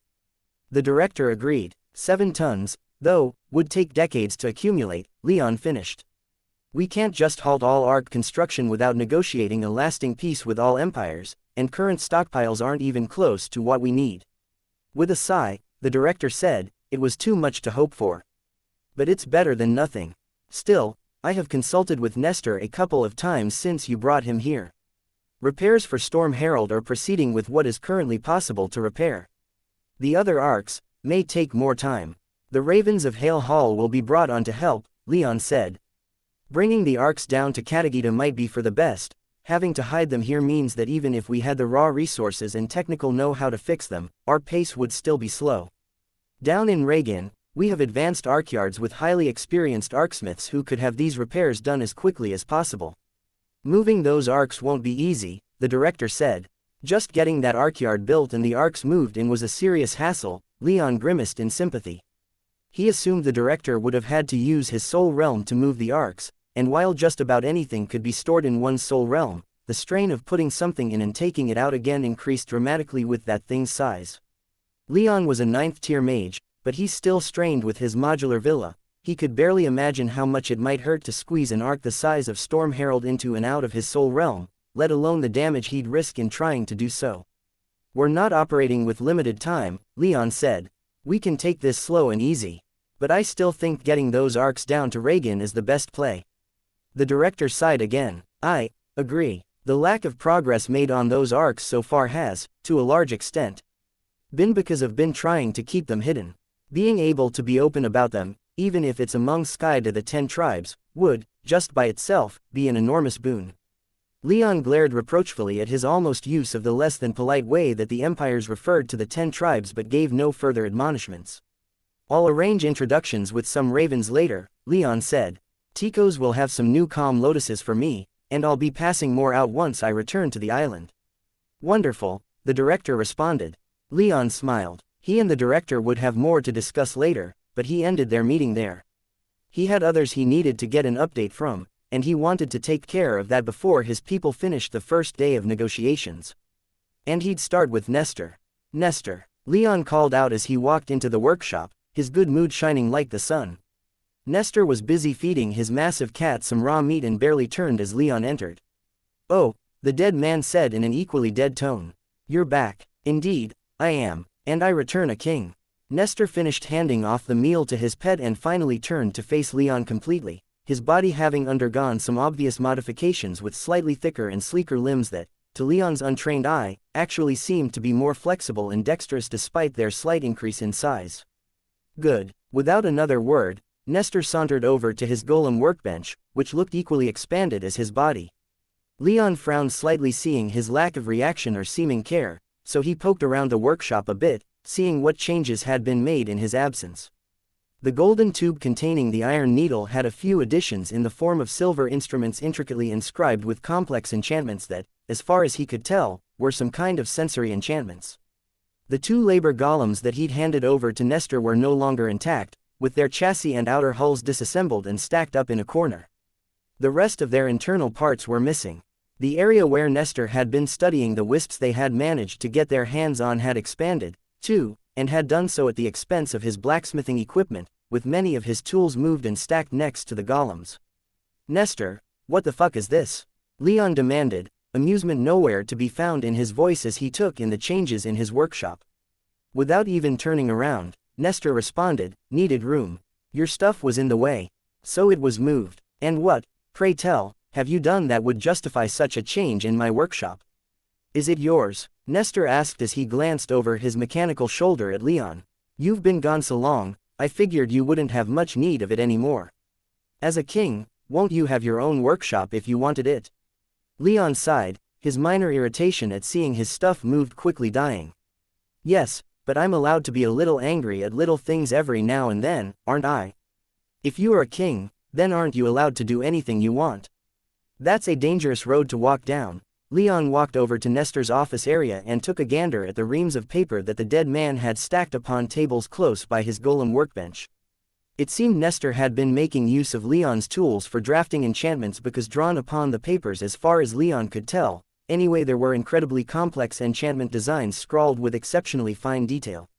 As Leon leafed through the papers, though, he found that as he continued, he found more and more that integrated mechanical designs into those of the enchantments, weaving them together in a way that made it clear they were to complement each other, the enchantments making the mechanics stronger and vice versa. What's all this? Leon asked despite having an inkling just from looking through some of the papers, let alone giving them more in-depth study. Arcs, Nestor answered. More specifically, they're potential repairs that can be made to Storm Herald and the other arcs in the director's care. I'm no arcsmith, but I've done what I can. Leon grinned in appreciation, silently noting just how detailed each inscribed page was. If all of this had been done in just the past few months, Nestor had to have spent a considerable amount of time on them, and their quality was quite high. Well, I happen to know of a few arcsmiths who would be only too happy to coordinate with you, Leon said. Do you remember the Raven of Hale Hall? Nestor paused in whatever he was doing for a moment, cocking his head in thought. I believe I do. Or his clan, anyway. Intelligent, but quite hyper-focused on research and engineering. Respectable in that way, though they weren't the most magically gifted among my father's many vassals. Still, they were at least notable. I had many descendants of the Raven of Hale Hall working for me during my time as the Lord of Storm Shaping and the chief researcher of our clan. Little's changed in the past 80,000 years, then, Leon said. He quickly brought Nestor up to speed on the Ravens of Hale Hall and their role in the 10 tribes. While Nestor wasn't as immediately outwardly interested as Leon had hoped he'd be, he still set aside his tools and turned his attention fully toward Leon as he spoke, showing Leon the true depth of his interest. I would like to speak with these ravens, Nestor said as Leon finished. A thing easily done, Leon responded as he whipped out his calm lotus. I've arranged for at least one of their leaders to be near a calm lotus at all times, so making a quick introduction won't be too difficult. He set up the magical contraption that amplified and focused the power of the calm lotus and made a call back to Katagita. A special officer of the Central Army answered, and it took Aushgar about 10 minutes to be summoned. When the raven appeared, he looked a little frazzled and out of sorts, his eyes were a little glazed over and his hair was wild and messy. Aushgar, Leon called out, how is everything back on the island? Oh, King Leon, Aushgar responded, well, I was working on a new prototype lance with integrated thunder wood, then a bunch of people come barging into my lab demanding that I come with them, and here I am. They were most rude. Leon cocked an eyebrow in skepticism. He doubted that was exactly how it went, but he decided not to question Aushgar's story. Anyway, Leon said, remember when I told you that I wanted you to meet someone? Aushgar averted his gaze in thought, and after an almost embarrassingly long amount of time, said, yes. Yes, I remember. Good. Well, here he is. Meet Nestor, son of Jason Karanos. He's mostly dead right now, his magic body's stuck in this here golem. Aushgar's eyes slid off him into Nestor's golem body, then widened as Leon's words sank in. His jaw slackened and he loudly gasped. I know that name, Aushgar declared. You damn well better, Nestor growled in irritation. I was once a prince of the Thunderbird clan. For many decades I filled the role of chief researcher of our clan. Aushgar's eyes widened even further, to the point that Leon was almost nervous the man's eyeballs would fall out of their sockets. But after a moment, he shook himself and focused, his attention falling squarely on Nestor. You came up with the blue light hypothesis, Aushgar shouted in glee, and created the strain tube method for crafting autonomous engines. I did, a long time ago, Nestor dismissively stated. I've since refined both. My current body relies on both in its internal mechanisms. Aushgar practically squealed in delight. I've been studying that method for the better part of 2 centuries, he shouted as he retrieved a large blueprint for some kind of large, mostly mechanical device. Integrating the theories into arc engines, on paper, increases power condensation by nearly half. But I haven't managed to adapt your theories or techniques into something quite so large yet, Nestor sighed, but as he leaned into the call, Leon thought he saw some hint of delight in the dead man's body language. If Nestor had a mouth, Leon imagined he'd be smiling as he demanded Aushker hold the schematic closer to the calm lotus and began carefully scrutinizing Aushker's work. The stabilizers on the bottom look shoddy. What kind of materials are they supposed to be made from? A special magically enhanced form of steel that my tribe uses for arc construction, Aushker said as he broke down the benefits that using that kind of steel had. Leon tried to follow, but his knowledge of blacksmithing only went so far, and Aushker and Nestor began getting into the weeds of materials science and how it related to the magical techniques that Nestor had created and that Aushker had been trying to adapt. After realizing that he'd been forgotten in their discussion, Leon just smiled and walked over to the Iron Needle's golden tube. He'd made the introduction and it seemed the two were hitting it off. Now he just had to deal with the anticipation of finally getting Nestor, the ravens, and some of his more trusted researchers into the same room and working on the same problems. The advances they'd all make together would be wondrous. As for him, he had other things to deal with, but he briefly wondered how quickly advances might be made once he finally moved fully to Katagita and could be much more open with studying what he wanted to. Bringing a few ravens to help with the Iron Needle, at least, would do wonders for him. Around the early afternoon, Leon made his way to his home's training room. For all the duties that he had, he never shirked getting in a couple hours of training every day and ensured that his family, retinue, and more recently, his knights, trained regularly. So, he was a bit surprised when he walked in and only found Valeria in the room, casually twirling about with a glaive in her hand that was several times heavier than one meant for battle. This one was designed more as a way to increase arm and grip strength, but Valeria was still spinning it around like it was as light as air. Given her power, though, Leon expected nothing less. He was curious about where his people were, but he allowed himself a quick indulgence as he watched his lover train.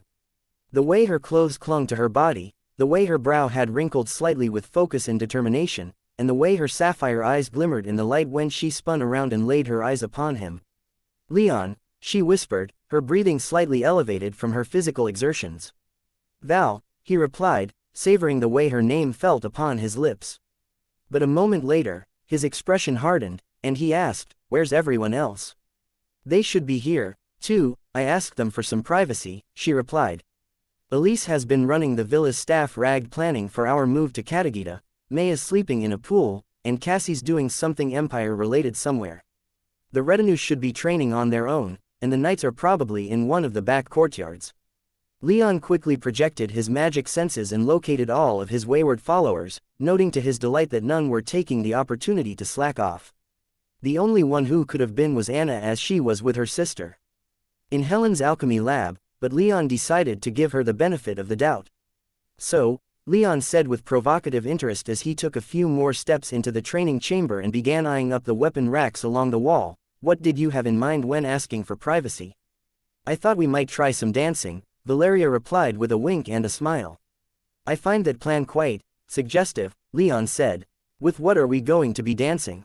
He extended his power to shake the racks just enough to make it clear it wasn't some natural phenomenon.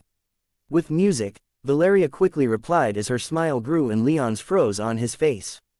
"Wait, what? I'd like to dance," Valeria clarified without much suggestive innuendo creeping into her tone. "I bought a little something not too long ago back in Stormhollow." She snapped her fingers and conjured a small box of shiny black metal from her soul realm, and it began to play soft, slow music. "What's that?" Leon asked. "Just a music player," Valeria replied. "One of these can play a whole symphony, and I bought the perfect one for us." She tossed her glaive aside and used her power to put it back on its rack. She then stalked over to Leon while continuing to use her power to have the music box hover alongside her.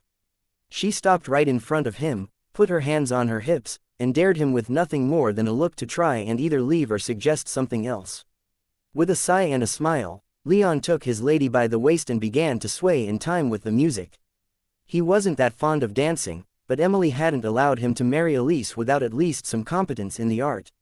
No master dancer was he, but he could move with the music without stepping on his partner's toes, at least. Valeria's smile softened as she let him direct their movements. She snuggled up closer to him and wrapped her arms around his neck. For several long minutes, they just moved, not doing anything too complicated. They just took in each other's presence and let the almost mournful music wash over them. Valeria was the first one to break from that pace. She leaned back a little bit and stared him in the eyes. "I think we should talk," she said. "There's a bit of a problem brewing in the house that needs to be addressed before it grows too big." Leon's heart began to race, and his expression turned serious. "I'd listen to you read the address book," he said. "For a problem in our household, I'd ditch a meeting with the elder council." "I know you would," Valeria lovingly replied. "Thankfully, this isn't that pressing of a problem, yet. But it will be if we do nothing. I'm all ears. Then I'll just come right out and say it. Elise and Maya are starting to get upset that you're not wanting to have kids yet." Time seemed to stop as panic flooded Leon's body. He stopped moving for a moment as he stared right back at Valeria, not sure what to say. "I know you've been insisting you want to wait," Valeria continued, "but there's a limit to how long we can wait. Cassie wants kids, too, and you're fortunate that she's a bit more willing to wait." "What about you?" Leon inquired as he forced himself to start swaying again with the music, though his speed had slowed even from the fairly relaxed pace he'd set not long ago. "I want them too, but I'd prefer to wait a little while," she admitted. "It's Elise and Maya that I'm most worried about. I've been talking to them, and this isn't serious yet, so I don't want you to get the wrong idea. There's some resentment building up." "Maya, I understand," Leon said, not even considering the idea that Valeria might be exaggerating, lying, or simply misinterpreting what the other ladies might have said. I thought Elise was fine with waiting." "She is," Valeria clarified. "For now, anyway. Maya's been the one most talking about kids, and over the past few years, Elise has been more and more enthused. Like I said, it's not a serious problem right now, but it's something that's coming. She's going to be asking you for kids soon." She paused a moment, tacitly offering Leon a chance to jump in. But he remained quiet, simply turning the idea over in his head. After a moment of silence, Valeria continued. "No one's going to pressure you if you aren't ready, but Maya is, and Elise might not be ready to insist on children, but she's getting close. I don't know how much longer you have." Leon frowned slightly. "She's almost in her mid-40s now, Leon," Valeria added. "And Maya's in her 3rd century. We can't take it for granted that any of us are going to achieve apotheosis, and if we don't, you have 2 inherited bloodlines. We have no idea how difficult it's going to be to have kids. How long are we going to wait?" Leon's frown deepened and he began staring at the floor. His heart felt like it was trying to break out of his chest and run away, but as much as he wanted to argue his side with Valeria, he couldn't. "I'm a king, now," he whispered. "And the last of the Thunderbird's bloodline." Valeria smiled at him and didn't interrupt as he mumbled through his thoughts. "Succession is a king's highest priority, isn't it? What use is being a good king if everything falls to shit once the king is gone? Having a system with one point of failure is one that's vulnerable." He sighed and stopped moving again. He turned his eyes back up to meet Valeria's. "I know all this. I know it. I don't want to turn into Julius Taurus, do I?" The civil war in the Bull Kingdom came about because his succession wasn't made clear and he nearly died unexpectedly. Valeria nodded slightly in agreement with a slight grimace. They'd both fought in that war, and Leon imagined her memories of that war and the reasons for it were just as vivid as his own. "I suppose it's time," he murmured. "I suppose it's time." The music changed to something a bit faster and more upbeat, and Leon began moving again, swinging Valeria with more strength, and eliciting a few gasps and shrieks of happy surprise from her. "Yeah, fuck," he said, though a smile was spreading across his face despite his words. "Kids, they have to come, don't they? If nothing else," Valeria said as she started matching Leon's movements, making their dance particularly energetic. "Even if tea was lacking in refinement, we'll all enjoy making them. There's something to look forward to." "All right, not today, but I'll bring it up once we're back on Katagita. And then we'll start trying in earnest down there." Valeria pulled herself closer and Leon stopped again, but this time it was she'd planted a deep kiss on his lips, which he fully returned. They continued to dance for another 2 hours or so until Leon had to head back into the city. As he left Valeria, he had one thought running through his mind. He had a month, maybe 2, to get used to the idea of having kids. And right now, He supposed for all his fears of what could happen and how children might change his plans, he liked the idea. Ticos, Leon called out as he entered the copse, finding the tree sprite there already preparing a few oak trees for thunderwood production. How have things been? As he walked over, Leon spread his arms wide, but his face remained unchanged. He'd been unabashedly smiling since his training session with Valeria ended. Things been have most productive, Ticos replied, its voice seeming to come all around Leon.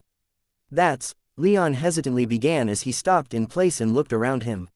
He and Ticos were in a large grove of trees that he'd set up specifically for thunderwood production, and it had similar protection to the apple orchard where the Hesperidic apples were grown.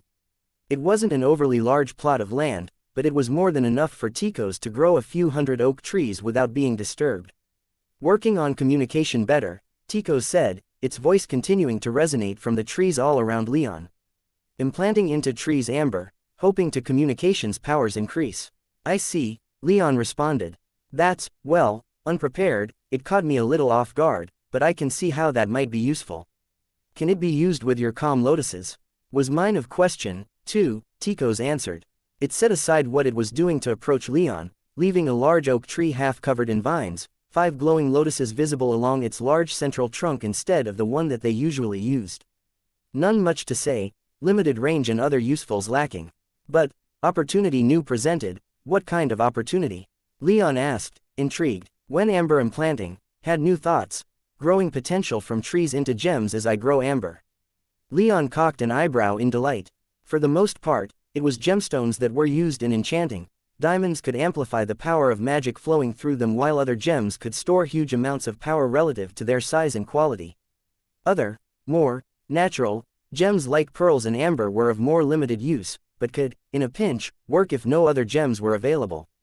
Having a way to grow his own gemstones could be an incredibly effective way to produce valuable resources that were needed in enormous quantities.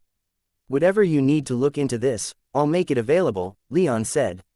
If we can store magic power without needing massive crystals or gems, that could revolutionize how we source our enchanting materials. Other possibilities, too, Ticos said. Growing magic like seeds, not just growing amber. Leon's other eyebrow shot up. So, wait, explain what you mean. Ticos' leafy head rustled, and a sweet smell filled the air. Like Hesperidic apples, the trees take in magic power surroundings from, and turn into apples. The rustling of Ticos' leaves intensified, as did the sweet, calming scent it emanated. Might induce capabilities such in other trees, for other purposes. Leon stared at the tree sprite in disbelief. He knew that using plants to grow magical fruit was hardly new. All edible plants had at least some magic in them, after all. However, growing a plant to specifically concentrate magic power into its fruit was an advance of nature magic that had, so far, eluded the people of Eterna. Even the sacred Golden Empire, the unchallenged masters of nature magic in the human world, couldn't do it. The only plants that could do such a thing were Hesperidic apple trees, and those were rare products of nature, only domestically grown in Leon's orchard and the cities of the Menominee Valley. And it was only thanks to Ticos that Leon's trees were as productive as they were. If he didn't have the tree sprite, he could expect perhaps one apple from his trees every few centuries. You think it might be possible to make other plants produce fruit like Hesperidic apples? Leon asked. Might produce fruit storing magic power, Ticos clarified. Hesperidic apples one sort only. Other kinds of power storing fruits possible. Yeah, Leon whispered. He stared at Ticos and began nodding his head. Yeah, we're going to make this happen. This is happening, whatever it takes. Gratitude much, Ticos replied. Well, Leon said, I guess this means everything's going all right, then. Complaints are none, Ticos replied. Much helping the people who want lotuses. They have indicated advances are made. That's great. Leon sat down on a large root poking out of the earth and looked at the tree wreathed in vines and Ticos' lotuses. Advances in communication techniques are always welcome. What are you doing over there? Thought to prepare earlier tree for thunder wood, Ticos explained. Experiments have proven, early, results none to speak of. A slight bitter stench filled the air for a moment before quickly vanishing, which Leon associated with the tree sprite's frustration. It was quite an unpleasant smell, and the tree sprite, acutely aware of that, tried to limit how often it expressed itself in such ways. That Ticos lost control for even a moment showed just how frustrated it was with its current experiments. Leon supposed he ought not to expect any advances in Thunderwood production for a while. Leon frowned slightly but was otherwise unperturbed. Most experiments don't go well. In fact, most experiments are done just to rule them out. As have I realized. This is still, I'd be happy to see what kind of advances have been made with the calm lotuses, there for you waiting, Tico said. Then I'll grab them after this. Before that, though, I was curious about how willing you might be to leave this area and relocate to Katagita in the south. I'm king there, now, and would rather have it be my base of operations. You are utterly invaluable to me, as both friend and retainer, and I'd like for you to come with. Sweetness filled the air again, bringing a smile back to Leon's lips. Would like that much very, Tico said. Experiencing the world is why I left the first growth. I would see more of it, like to. Great. However, I am a bit concerned about the various things we're growing back here, the Hesperidic apple trees, the oak trees intended for Thunderwood production, and everything that Elise and Helen have been growing in our fields. Transport those shouldn't be hard, Tico said. I can do this. Move these into my soul realm can do, but can't hold them for too long. What kind of time frame are we talking about? Leon asked. Few weeks, no more. That's quite doable. We'll be staying in Oculera for a good few weeks, so I'll let you know when we're coming due to leave. Tico's nodded and bowed slightly, letting a more mellow smell of sweetness fill the air. Leon then changed the subject to focus on the experiments that Tico's had been attempting that hadn't yet worked out. Though he didn't understand nature magic enough to follow along all that well, he still enjoyed spending time with the most reclusive of all his retainers. So, Leon began as he sat down with Exalos and Sar. How did the first day go? Sar sighed, while Exalos slightly frowned and said, as expected. We've been at war for so long that we've only just begun airing our grievances. And it's not just the war, Sar grumbled. For the past 80,000 years, Exalos elaborated, the Bar Imperials have been interdicting every ship that has come out of Katagita's misty veil. This alone has caused as much, if not more, death and hardship for our people than when our war turns hot. How far through our long list of grievances did you get, then?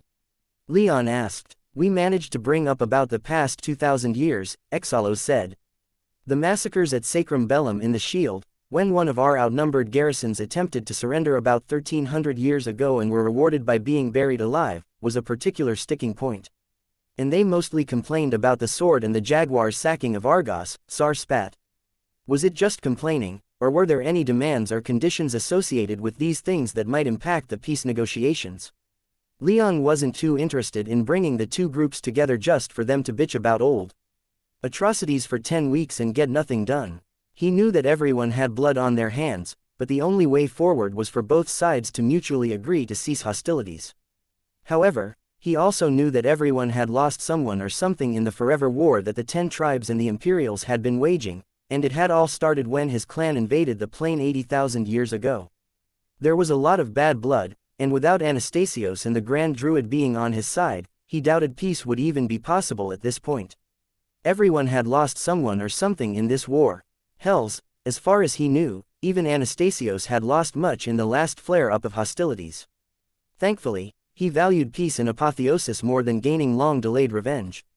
What were your impressions? Leon asked. They weren't thrilled about the job they were given, Exalos hesitantly stated. They were professional, but at the rate this is being stretched, we're not going to be done for a long time.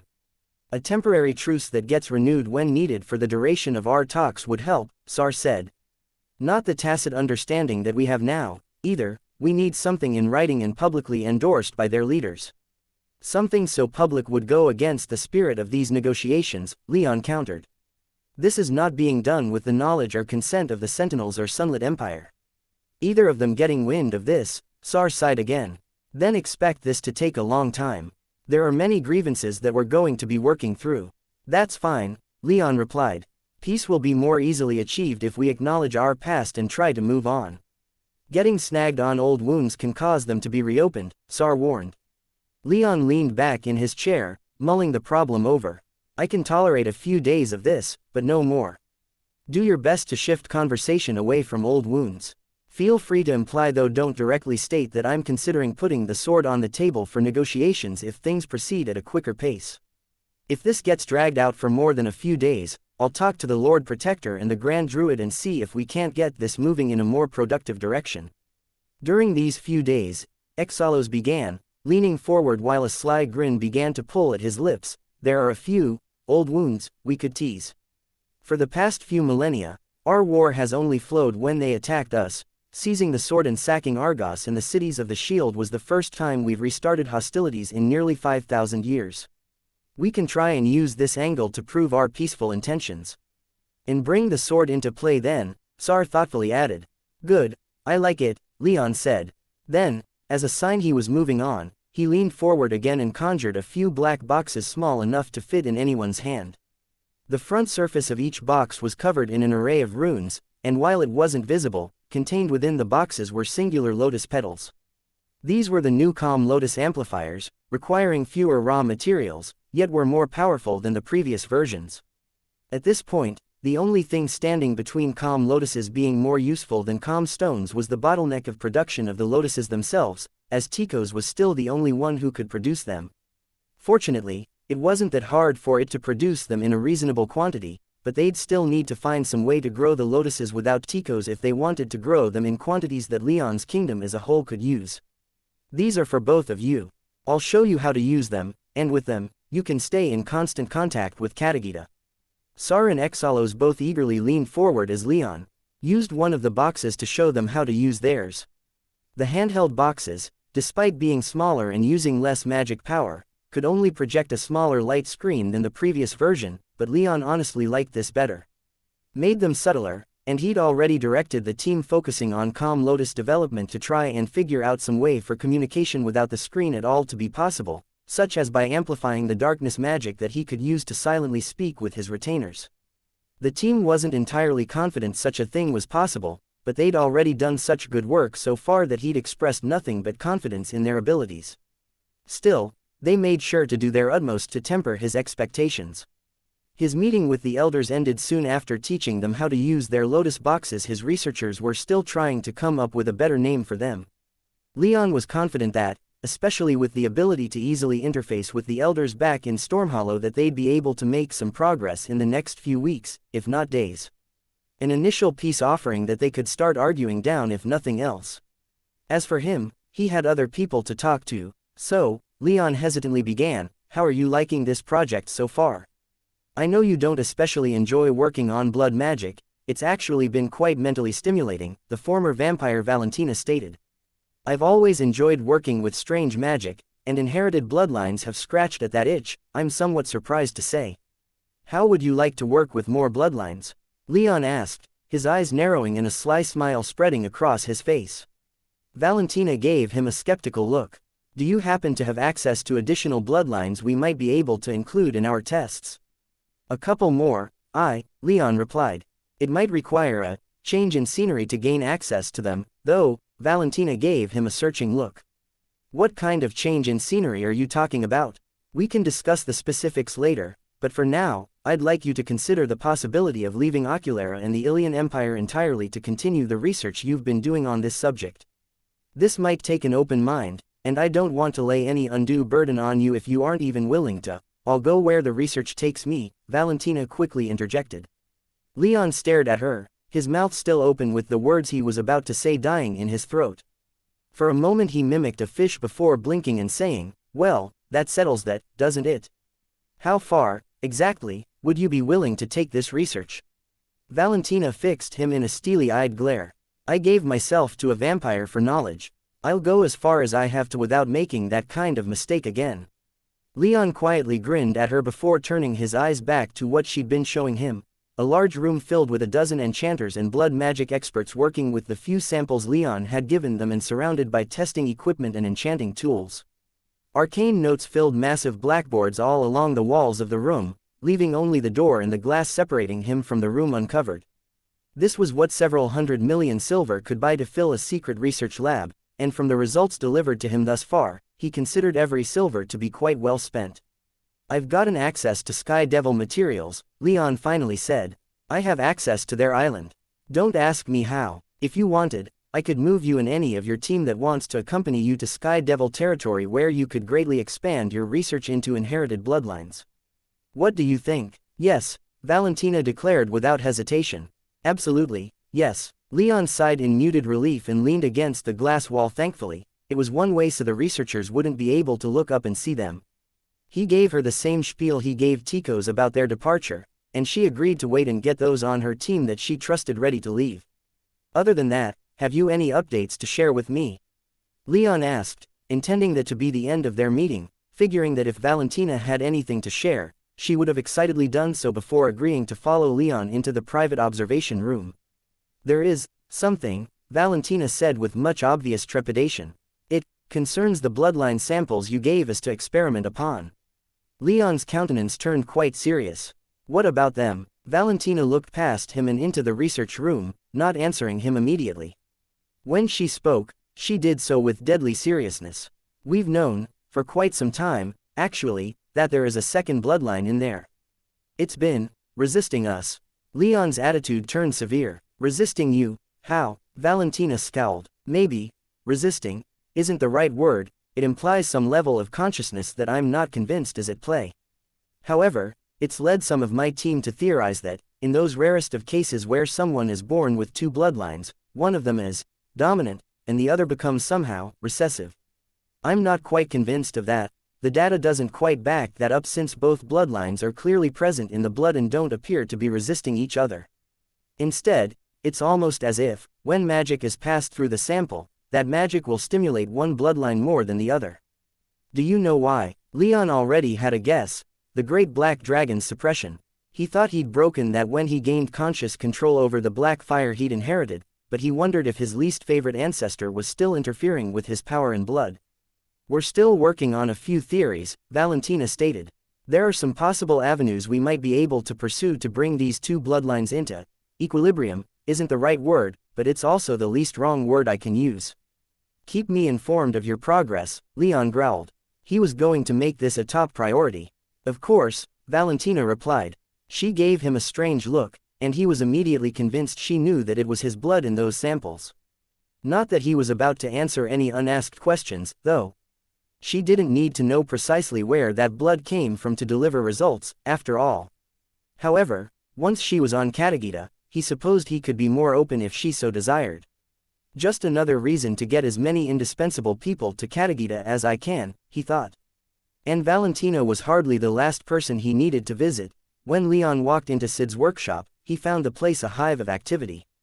Dozens of people were running around, moving large boxes of raw materials into the workshop while taking entire suits of armor and piles of weapons out. As far as Leon could tell, the suits were mostly intricate plate, though not quite as fancy as might be required for a unit of Imperial Guards. The weapons, meanwhile, were largely polearms halberds taking the largest share, though spears, glaives, and all other manner of other weapons were included as well. His entrance into the workshop seemed to take everyone off guard as the workers and those supervising them paused a moment as if unsure how to acknowledge his presence. However, Leon quickly waved his hand and said, "Don't mind me," getting them all moving again.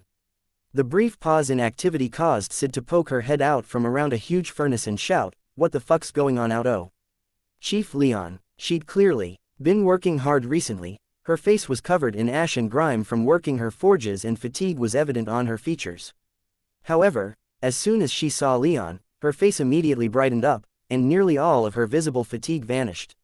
"Sid," Leon warmly replied, "it's been a while, months." She complained as she fully walked around her forge. "Couldn't have stopped in here earlier, could you?" "Busy," Leon asked as he nodded to all the activity going on in her workshop. Sid sighed, "Not quite what I was talking about. Come on in, let's talk." She waved Leon further into the workshop away from the hubbub around the lift. In the back of her workshop was a somewhat open area that Sid and her apprentices used as a kind of rest and relaxation area for when they find themselves with a bit of time, but not enough to leave the workshop for any meaningful length of time. When Leon and Sid reached this area, Leon found that they had it all to themselves. Sid collapsed into an old, rather beaten-up sofa that had been back there for several decades, and Leon pulled a chair out from a nearby desk. "So," he said as he adjusted himself to face her, "seems like business is booming."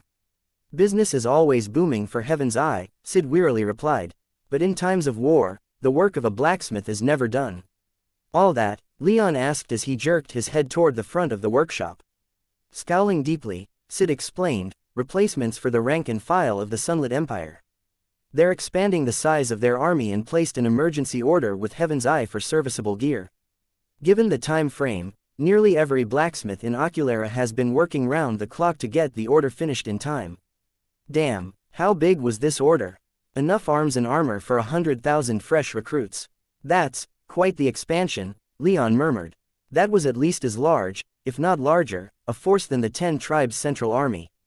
Sid grumbled incoherently for a couple more seconds, though Leon heard the terms, fucking absurd, and, beneath me, during the rant. With a groan, Sid complained a little louder, I should be working on better things, Leon. Armor fit for a king. Not shitting out a few hundred suits of plate every week. Leon grinned, seeing an opening. Take it as a compliment to your skills, he said. A mortal blacksmith would need weeks if not longer for a single suit of plate. You're churning out quality suits by the hundreds in that time. Sid glared at him. It's easy enough with earth magic. Have you been practicing? Leon anxiously cleared his throat and looked everywhere but at Sid. So, anyway, he sputtered, I was thinking, or rather, I have a project that, Leon, she sternly interjected. You haven't been practicing, have you? I practice, Leon insisted. He called upon his humble mastery of earth magic and slowly bent the floor tiles into a pillar about a foot wide that came up to about his knees. See, a 4th-tier mage wouldn't even celebrate that level of skill. Sid stared at him with all the intensity of a disappointed teacher. Leon, why haven't you been practicing? Just a few years ago, you were so motivated. What's happened? Leon silently groaned and slouched into his chair. What hasn't? Became a chief in Heaven's Eye, got married again, started tons of projects that demand my personal attention, ascended to the 9th tier, I barely sleep and there's still not enough time in the day for everything. This is part of why I've come today, other than checking in on an old friend, of course. Sid was the very picture of unimpressed. Before Leon could truly get into why he'd come, she didactically stated, a good earth mage can manipulate stone like water. A great earth mage can manipulate metal in just about any way they please. If you ever want to leave the ranks of amateur blacksmiths, you're going to have to become great. There are few things I'd rather be, honestly, Leon said. Unfortunately, those few things are quite time-consuming. Sid didn't take his tacit invitation to respond, choosing instead to just stare at him, though her disappointment softened a bit, to his immense relief. So, look, Leon continued, the director and I have had a private project going on for some time. Well, a few private projects, actually, but there's one in particular that I was hoping to get your opinion on. First, though, I'd like to get your honest opinion of what's going on in the South. As he spoke, Leon conjured a privacy spell and laid it down on the stone pillar he'd conjured. With a bit of applied magic power, the spell activated, ensuring that anyone who wanted to listen in on his and Sid's conversation would have to work quite hard to do so. Sid, however, began sitting up straighter as Leon spoke and looked downright anxious as Leon activated the spell. I have responsibilities up here, she said. I can't just, why? Please, just humor me. I don't want to create any problems for you, and no matter what, you can always turn my offer down without any fear of repercussions. I value your work and our friendship, Sid, so when this project came up and called for the best, well, the person I thought of was you.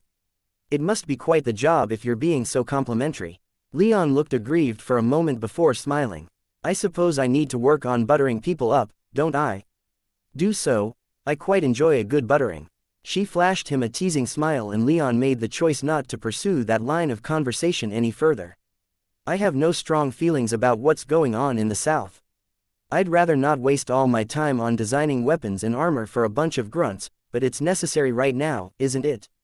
Why, I have a lot of people who need weapons and armor. Thousands. I have many blacksmiths already working on that, but I want someone I trust to make the good stuff, the gear for the best. The best needs the best. And you're the best. Yes I am, Sid quipped as she shifted around and threw her legs up on the sofa. What are you expecting from the best? Do you want me to make 100 suits?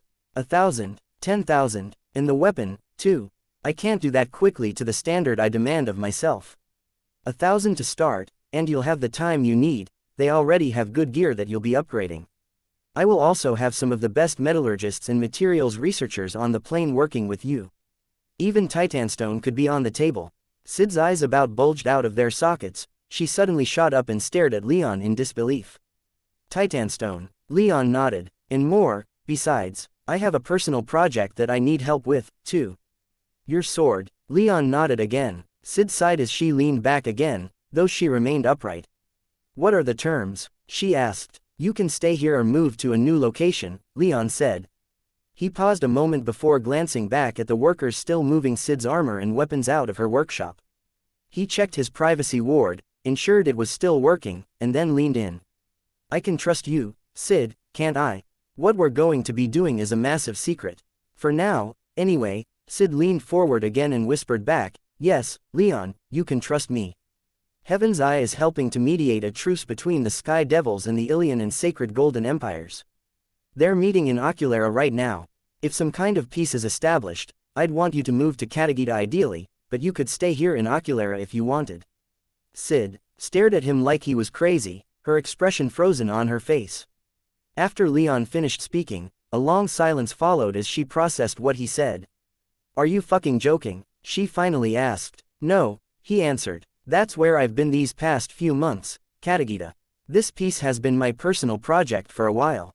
Is this why the Lord Protector and the Grand Druid made those announcements recently? Sid asked, realization dawning on her face. Yes, a show of commitment. Sid frowned and sat back. She stared at Leon for a long moment, then said, I'm not doing a fucking thing until the paper's fucking signed and made public. Working with the Sky Devils could get me executed. Until I know for sure that it isn't illegal, then no fucking chance. Leon couldn't deny feeling a little disappointed, but he smiled and bowed his head slightly. Perfectly understandable. Expect me once this piece works out. Did you hit your head recently? You should get yourself checked out by a good healer. I'm fine, Leon said with a dismissive wave of his hand. You'll see soon enough. Anyway, I've taken up enough of your time. Don't forget what we spoke about, but if it's all right, don't go spreading it around, yeah? Sid nodded, though her look of concern and slight accusation remained. Such was how Leon left her, and when he stepped into the magic lift and began descending, he groaned in disappointment. Shit, shit, shit, he silently repeated. He'd been hoping Sid would sign on a little easier. He could understand why she refused, but after the string of good luck he'd been having, he hadn't been able to stop himself from expecting to walk away with another victory.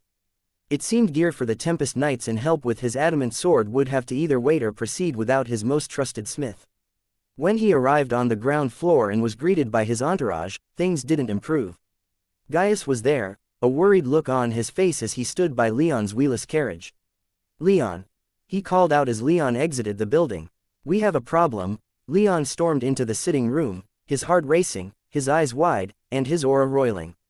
Upon seeing the two waiting for him, he slammed the door shut behind him, waiting only long enough to ensure that his privacy wards had activated, and said, Did I hear right? The Sunlit Emperor is on his way here. Yes, Anastasios said. He'd been pouring himself a drink and chatting with the Grand Druid while waiting for Leon. A smile hadn't been on his face, but even his stony look darkened as he confirmed what Leon had been told by Gaius less than an hour ago. Does he know what we're doing? Leon demanded as he began pacing by the window. Hard to say, the Grand Druid acknowledged. We keep an eye on the boy as best as we can, but he's a paranoid bastard, and getting access to the reports he's given isn't easy. Leon scowled. Coming to Oculara now of all times can't be a coincidence. It could be because you're back, Anastasios pointed out. Now that you and young Princess Cassandra are in the city and not being too discreet, he may see this as the only chance to come and visit. We also publicly pulled support from the war in the south, the Grand Druid darkly added. Is the Sunlit Emperor coming in force, then? Leon asked. No emperor travels without force, Anastasios pointed out.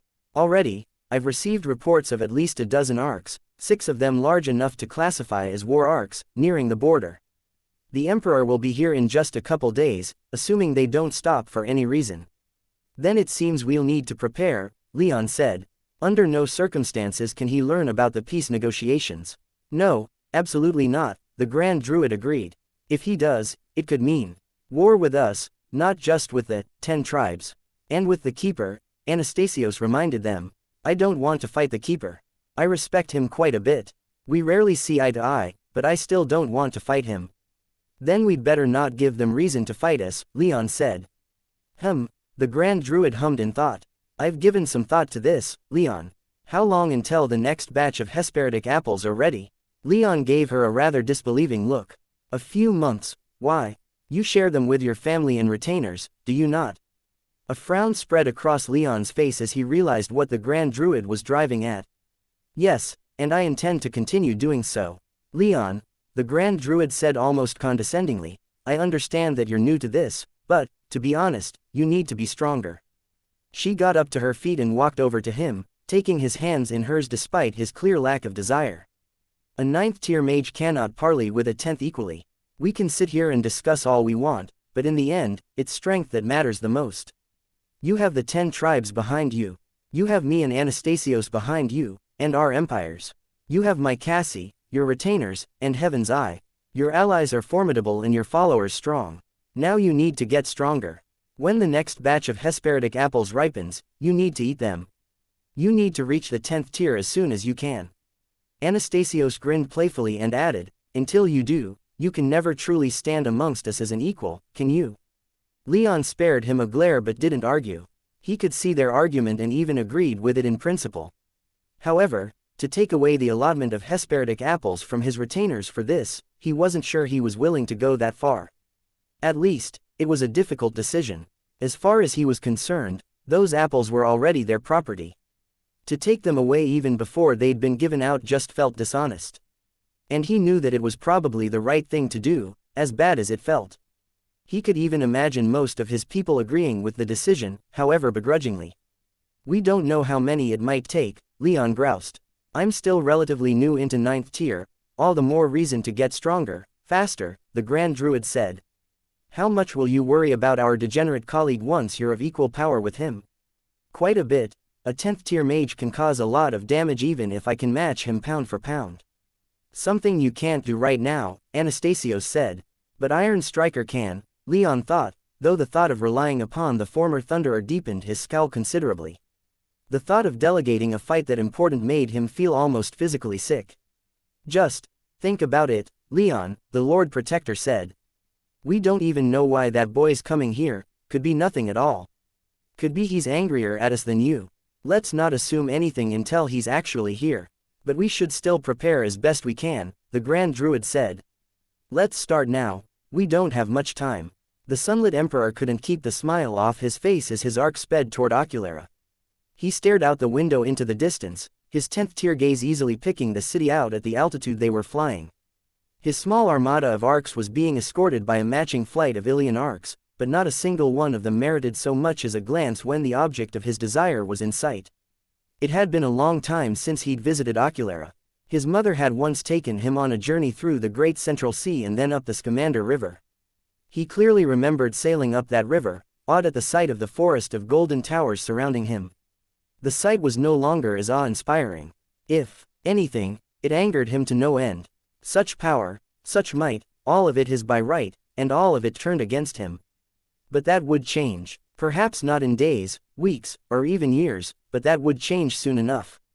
The key was in that city, finally resurfaced after several months spent somewhere even his agents couldn't find. Leon Rame, and all his deliciously awakened power. Sunlit found himself almost salivating at the thought of meeting the boy again. He despised vampires and their ways, but if getting what he wanted involved splitting the boy open and drinking every drop of blood in his body, Sunlit would do it in a heartbeat and savor every swallow. Of course, the inconsistent shit stains were there. The Lord Protector and Grand Druid weren't just going to let him have Leon, he'd have to be cleverer about this. He was fortunate that they were stupid enough to give him just cause. Leon, too, had given him all the pretext he needed to come to the city. And he wasn't going to leave until he had what he wanted. Sunlit inspected himself in the mirror, loving the way the light gleamed off his armor. His entire suit was made of enchanted gold, allowing him to shine like he was perpetually lit by the sun. The shoulders were broad and exaggerated, more padding than flesh, while the waist was slim and waspy. And, of course, between his legs was a codpiece large enough to be impossible to ignore. His short golden brown hair was perfectly styled into an ordered mess, framing his cold, stone-gray eyes. He smiled a few times until he wore the flawless smile upon his smooth, chiseled face that he'd been seeking, and only once the smile came out did he finally pronounce himself perfect. With his appearance thus finished, he turned on his heel and left the dressing room, passing several nude maids standing by equally nude statues of idealized women, sparing them only cursory looks. It was rare that it happened, but he couldn't justify delaying this any longer no matter how aroused he may be. It was to the exit of his arc that he strode, and upon exiting, he found himself confronted with a welcoming party numbering in the thousands, all cheering or clapping as he appeared at the top of the ramp. His honor guards flanked his exit, and he waved and smiled at as many people as he could, taking the opportunity to inspect the crowd. His arc had landed on one of Oculara's largest arc pads, allowing most of the rest of his armada to land alongside him. They were already disgorging their passengers, though they mostly consisted of the guards and aides that insisted on joining him wherever he went. Like a stench from a whore's gash always following me, he thought as his attention flitted behind him for but a moment, taking in his people's disembarkation. He could easily order them to stay wherever he wanted them to when he was in his home empire, as he often liked to do just because he could, but in another land, he had to have his entourage. Others might think less of him if he didn't bring them and keep them highly visible. But he put them out of mind for the moment to focus on people who actually mattered. He winked at the Grand Druid, reveling in her momentary look of disdain. He loved that he could get such a reaction out of the old woman. He made eye contact with the Lord Protector, yet spared him little more than a quick nod. The Director of Heaven's Eye was out in front, and it was to him that Sunlit began moving. However, beneath the smile he still wore, his mood had rapidly deteriorated, for the one person he'd been hoping to find waiting for him wasn't here. Leon Rame was missing from this welcoming ceremony. There were several other chiefs of Heaven's Eye present, including one with a delightful head of red hair, but none of them seriously interested him, though, if he were honest, he wasn't so sure Leon's absence was a bad thing. He might have lost control and tried to take the boy right then and there if the opportunity had presented itself. "Your Imperial Majesty," the director said as Sunlit made his way over, his gold-clad honor guard shadowing his movements. "Welcome to Oculara." The director bowed, and the many Heaven's Eye officials around him took that as their cue to do the same. None bowed particularly low, and Sunlit had to fight the urge to get offended. His eyes drifted in Penelope's direction, drinking in the sight of her relatively short, chin-length black hair, her somewhat almond-shaped eyes that hinted at either Han or Sakuran heritage that was especially rare in his southern empire, and her egg-shaped face. She was quite the beauty, and he couldn't help but relish the sight of her lowering herself before him, as all women ought to. Turning back to the director, he asked in a tone that was decidedly more playful than he felt, "I'm happy to see that I'm so welcome. Some of my advisors were hesitant to see me off, citing unsubstantiated claims that Heaven's Eye was leaving behind its venerable claims of neutrality. But nothing could be further from the truth, am I right?" "Absolutely nothing," the director smoothly agreed, the old man smiling warmly. "Cheeky shitlicker," Sunlit silently spat. "Sunlit," Anastasio said as he stepped forward, a diplomatic smile brightening his aged face and making his wrinkles much more pronounced. The Lord Protector offered his hand and Sunlit had to force himself to touch the geriatric's disgusting skin.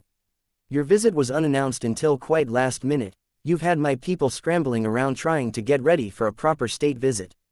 Sunlit gave the man a charming smile and said, "No need to have bothered trying something so far outside of their wheelhouse. Since we're in Oculara anyway, should it not be Heaven's Eye who gives me my due welcome? They may run this city," Anastasio said, his tone sliding into something sharper and more threatening, "but Ilion still holds dominion over these lands. Then perhaps it was right and proper for me to come without warning. Heaven's Eye is in a deep crisis that needs to be solved as soon as possible." As he spoke, the Grand Druid approached from his other side. "And what crisis might that be?" she asked, her voice carrying only the barest amount of respect that was due for one of his elevated station. He had to suppress the urge to wipe the arrogant glare off the old bitch's face. She looked down on him now, but once he was done, she'd be on her knees in front of him, begging to receive even the most fleeting moments of his attention. "And the rotten cunt will get none. She gave that fine granddaughter of hers to Leon Rame. That little whore would have given me some spectacular children, but she had to go and spread her bitch legs for someone so much less worthy. Truly a shame. I would have even considered making her my empress." "Don't play coy," Sunlit said with a sharp glare. "Your granddaughter married a chief of Heaven's Eye. What claim to neutrality could they possibly make now that won't be laughed out of the room?" He then pointedly glared at Anastasios. "And you, old man, you tolerate this? When Heaven's Eye is on, Ilion land, as you claim." Heaven's Eye is being mounted upon the evergolden shaft and you stand there watching, mouth agape, drooling over yourself. There are words for men who watch their own being taken from them, but I never would have thought they might apply to a man as powerful and venerated as the Lord Protector of the Ilian Empire. The sunlit emperor grinned as he started pacing in front of the three, making it clear he was only building up steam, but the director quite diplomatically interjected before he could keep his rant going. "It's such a pleasure to have you here in Oculara, Your Imperial Majesty," he said. "Perhaps we ought to bring you inside. This was surely a long flight. I'd love to help you get settled in so that we can address your business fully rested." "You're not really my type," Sunlit said as his eyes blatantly slid from the director to Penelope. He smiled lasciviously. "Penelope," he hungrily said, "why don't you be my escort?" Penelope scowled for a split second before diplomatic disinterest returned to her face. "My father would be the one most qualified." "I disagree, a beautiful woman is so much more qualified to show a man the sights than an old man could ever be." "Unfortunately," the director interrupted, "my daughter has some business to attend to." "Please, Your Imperial Majesty, your palace awaits." The director bowed slightly and held out his hand to direct Sunlit to the road where his ride was waiting. Ignoring the proffered exit, however, Sunlit approached Penelope and grabbed her arm, pulling her into his embrace. "Surely you don't object to showing me around the city, do you?" he asked as charmingly as he could. Despite this, Penelope intensely demanded, "Let go of me." She writhed in his grip and, conscious of Anastasios, the Grand Druid, the director, and all the members of Heaven's Eye around him, Sunlit laughed and released her. "Watch your hands," Anastasios said as he interposed himself between Sunlit and Penelope, allowing the latter to retreat further, her aura and killing intent spiking in equal measure. Sunlit laughed again and said, "No need to be such a killjoy, old man. We don't want your heart giving out prematurely, do we?"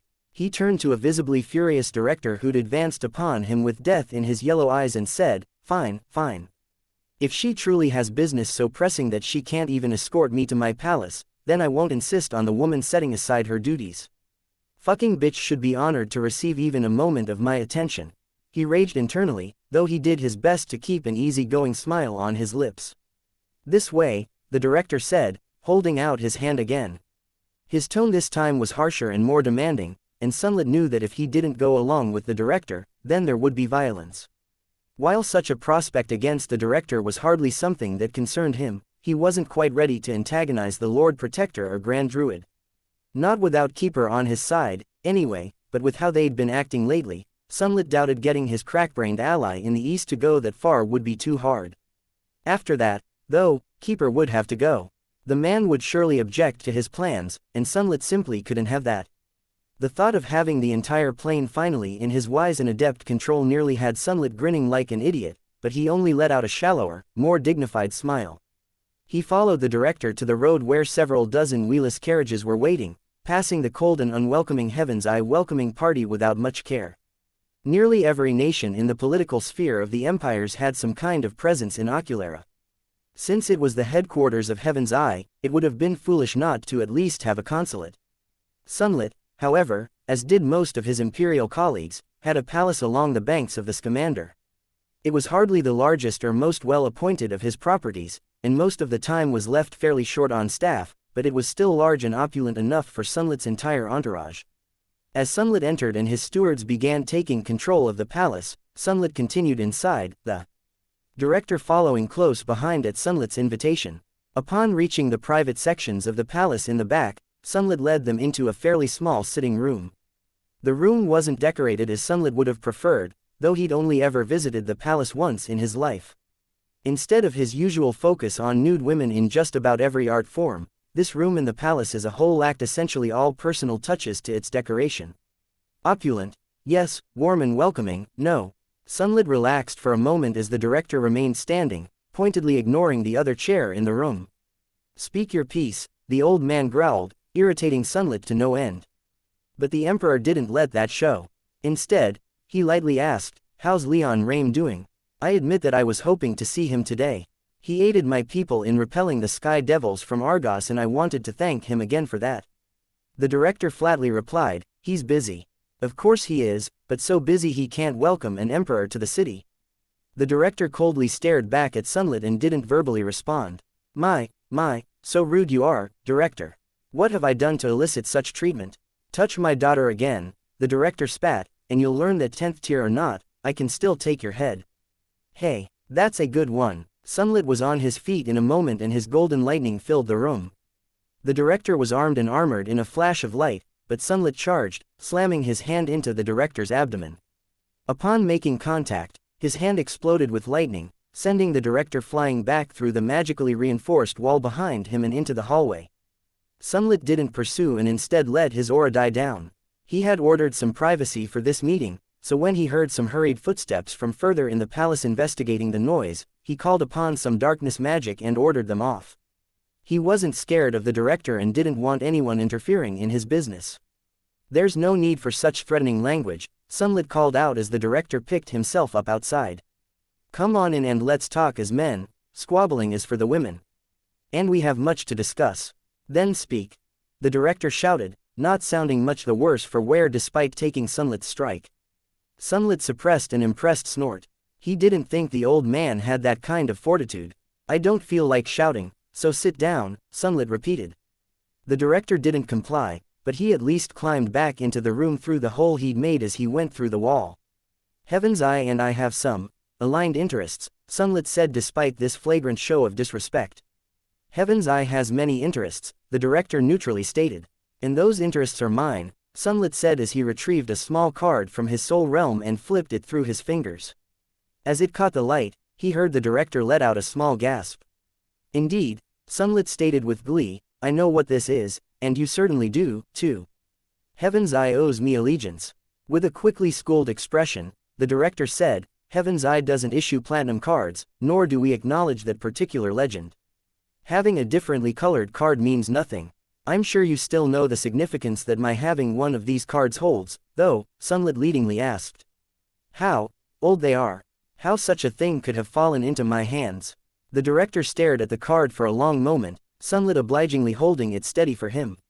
Finally, the director gave him a political smile and said, That's impossible to verify. The bloodline of the Thunderbirds is, walks among us, Sunlit interrupted. Don't play the fool with me, old man. I know that Leon Rame claims descent from the Thunderbird, so do I. You cannot have been unaware, and yet you made Leon Rame one of your chiefs. You have allied with him, despite the inherent dangers. Sunlit rose from his seat to properly face the director. Ally with me, instead. I'll give you whatever you want, women, power, position. All three. Neither. Something else entirely. I don't care. Name it and it's yours. And the price for such favor? The director asked. Sunlit grinned. The Sky Devils threaten us all. I would see that they're eradicated. Beyond that, well, we can cross that bridge when we come to it. But you ought to realize that I'm an ambitious man, I have plans for Eterna, and I want you at my side when I put them into motion. Whatever you hope to gain through Leon Rame, I hope you understand that you can gain from me far easier and far quicker. Ally with me and we'll rule this plane. Sunlit knew men like the director. They surrounded him in Thunderhaven, all clamoring for his favor. The director had power, but Sunlit knew he craved more. He was an ambitious man, too. Sunlit just had to offer him what he wanted, and he'd fall into line. They always did. Am I to believe that you consider yourself such a descendant of the Thunderbird that you can replace Leon Rame in my plans? The director skeptically asked. What proof do you have? Is this not enough? Sunlit asked as he twirled the platinum card through his fingers a few more times. With a good-natured laugh, he said, I have the proper lineage reports, though I'm more concerned that you doubt my word. Do you distrust me so much, director? Why should I trust a man who makes such advances upon my daughter? Sunlit scoffed. What's a woman between men? Once your daughter has taken her rightful place in my harem, I'll send you a few good concubines, they'll give you some proper sons. The director glared at him for a moment before his expression softened. You make it hard to turn you down. Of course I do, you old cocksucker. I want an alliance, director, Sunlit stated. Join me and the plane will be ours. Perhaps even more than that once we finish securing the central regions and have unfettered access to all that the Thunderbird clan, my clan, left behind on this plane. Sunlit walked forward and extended a hand. What do you say? This is a monumental decision, the director said. This is one I will have to carefully deliberate. Sunlit's smile froze, and after a moment, he retracted his hand. Yes, of course. One cannot make such decisions without properly weighing all the benefits. Please, take some time to think my offer over. I'll wait for your response. But do keep in mind, Ilion and Evergold want to make peace with the Sky Devils. Those very same bastards that sacked Argos and seized the sword, that have raped and pillaged these lands for 80,000 years. And now Ilion and Evergold want to invite them back in and let them continue to ravage our land. Were they not followers of the Thunderbird clan at one point? The director pointed out. As the current head of the Thunderbird clan, I disavow them completely, Sunlit smoothly replied. An owner should always be responsible for putting his dogs down if they turn rabid. The director softly grunted. I will think on your offer. As tempting as it is, there are many points to consider. I will give you my answer soon. I hope you choose wisely, Sunlit menacingly replied. His aura then sharpened and fixed itself around the director, freezing him in place. It would go without saying what would happen if you bring up my offer with anyone else. A few bolts of golden lightning reached out from his body to flicker at the director, each arc coming closer and closer until a few hairs on the director's chin were singed. The old man tried to play it cool, but Sunlit felt him instinctively try to lean away from his lightning, but Sunlit held him in place. Only a fraction of a second before his lightning struck the director properly did Sunlit finally release the old man, allowing him to avoid receiving a lightning burn. The director stumbled back, nearly falling ass first through the hole in the wall. He righted himself without much grace, then used the door to hurriedly leave. Sunlit grinned as the rat scurried away, undoubtedly salivating at the hint of cheese that Sunlit had laid out. While not receiving an answer immediately enraged him, he was content with letting the director go, confident as he was that he'd agree. Now, it wouldn't be long before Leon Rame was in hand. If all went well, he'd have a proper awakening ritual, and if not, then Sunlit had no problem waiting until his blood mages ripped the secret to his power out of him. Once that happened, Sunlit would finally be able to right the wrongs done to him long before he was even born. His birthright would be returned. Disbelief, anger, confusion, wrath, denial, rage, such were just a few of the emotions that flowed like a surging river through Leon, though as he stared at the director and slowly processed what the man was telling him, it was his fury that took the fore. The director continued speaking, Leon silently starting to pace around the man's office as he listened, his aura shuddering and shaking as he did his damnedest to keep himself under control. Despite this titanic effort, a few licks of black fire erupted from his hands as he reflexively clenched them into fists over and over again. The Sunlit Emperor had tried to steal his alliance with the director out from under him. He was laying claim to the legacy of the Thunderbird clan. He was claiming to be the head of the Thunderbird clan. He somehow had a platinum card, which according to old Heaven's Eye legends entitled him to control over Heaven's Eye. Not that Leon had expected or received such when he'd revealed his platinum card to the director. The card was just a card, after all, but where Sunlit got his was gravely concerning. Leon continued to pace about for a few minutes after the director finished his first run-through of the meeting. The director watched him, patiently waiting for Leon to finish processing all of this new information. Finally, Leon halted, took a few deep breaths, and turned to face the director. What do you make of it? He asked in a carefully controlled tone. That's hard to say, the director admitted. The only experience I have with such offers is what we negotiated between ourselves, and our alliance is hardly the sort that the Sunlit Emperor demanded. Leon scowled. He'd accepted the director's fealty, but in practice, they were still allies. The roles of senior and junior partners had reversed, but partners they remained.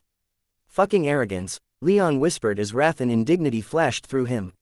Laying claim to my clan. For a moment, Leon's rage towered, only to suddenly hit a wall of shame and guilt. The very legacy that he'd railed against in the past was now under threat by the Sunlit Emperor.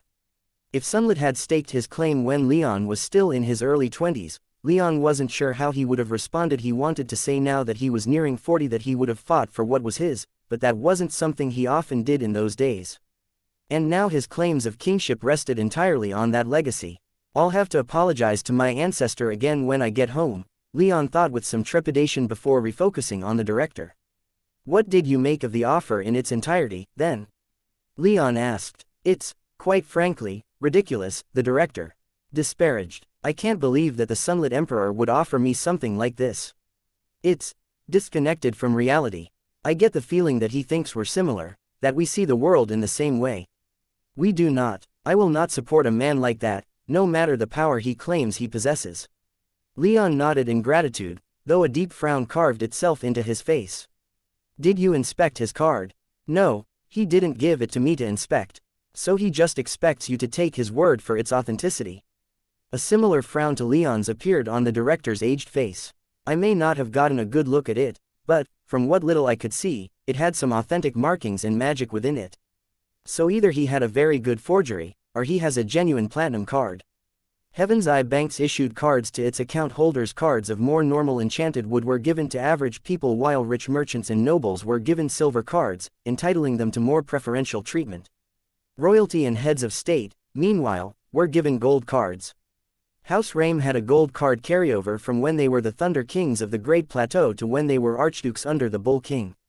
However, Leon knew that Heaven's Eye did not issue platinum cards.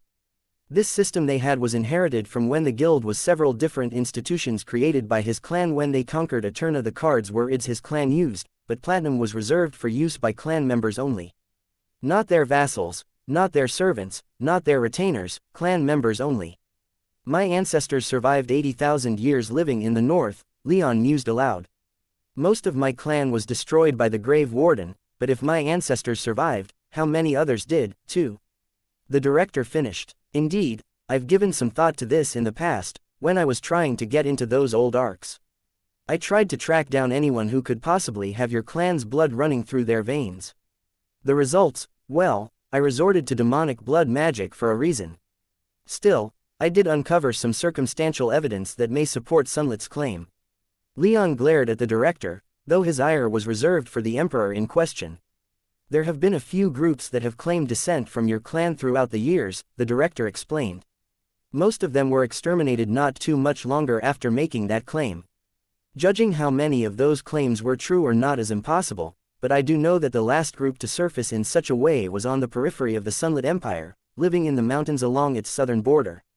That group, I think, might have more credible ancestry given they didn't make any public claims, but were instead destroyed without much fanfare, with the Sunlit Empire using their supposed ancestry as justification for their actions. The director paused a moment, his scowl growing just a little deeper. That group was destroyed about 2,000 years ago. Leon clicked his tongue in annoyance. My ancestor told me nothing about this group. It's possible that they didn't have awakened blood, or since they died so long ago, she simply didn't care to mention them. Whatever the case, she also made it clear that, with few exceptions, all of humanity could probably trace their lineage back to her in some way since she lived so long ago. For her, and my clan, it was awakened blood that counted, and she's assured me that I'm the last. If any of my clan members survived the fall 80,000 years ago, they likely wouldn't have been connected to Jason Carranos and the ruling family or been very powerful. Any family they left behind would have lost access to any inherited power by now, having gone for sufficient generations without it. Sunlit doesn't have my ancestors' power. He doesn't, the director confirmed. At least, his lightning felt entirely mundane. Or as mundane as a 10th tier mage can be. That's another thing, Leon added. Someone with a dormant inherited bloodline doesn't advance that quickly through the magical tiers. That was the whole point of needing an awakening ceremony to begin with. Divine and ascended beasts noted that their human children had neither a human's ability to grow nor the inherent strength of a beast. If Sunlit truly had an inherited bloodline, then it would have to be awakened. His lightning was gold, the director added. Then his claim is nonsense, no matter how he tries to trace his lineage. He doesn't bear the Thunderbird's power, so he is as much her rightful inheritor as any random guy you could pick off the street. Leon went silent for a moment, his wrath cooling slightly, but it returned in force when the director broke that silence. He's still making the claim, and he's an emperor. He doesn't fill the role of Lord Protector, where he stays in the background while all political decisions are made by someone else. He's the emperor of his empire. He has unfettered access to the resources of that empire. Leon scowled. He'll have quite the fight on his hands, then, if he wants to assert himself militarily. The 10 tribes won't follow him, not without the power of the Thunderbird. Even if he had it, it might be a stretch. They followed you despite your marriage to Princess Cassandra, the director pointed out. Leon's scowl deepened. He didn't have a good immediate counter to that point. Speaking of which, the director continued, while Sunlit's private reason for visiting Oculera may be to make this claim, you're going to have to be ready for some public attacks made against you. Is he going to be that jealous of my power? Does he consider me a proper threat to his claims? He'd be a fool not to. The director paused a moment, frowning in thought. Well, he is a fool, but for unrelated reasons. We have to assume that he acknowledges you as a threat to his power. But the reason you ought to expect public attacks is due to your marriage to a princess of the sacred Golden Empire. Ilion, thanks to the Lord Protector, didn't make a fuss. Sunlit has no reason not to make a fuss. What kind of fuss are we talking about?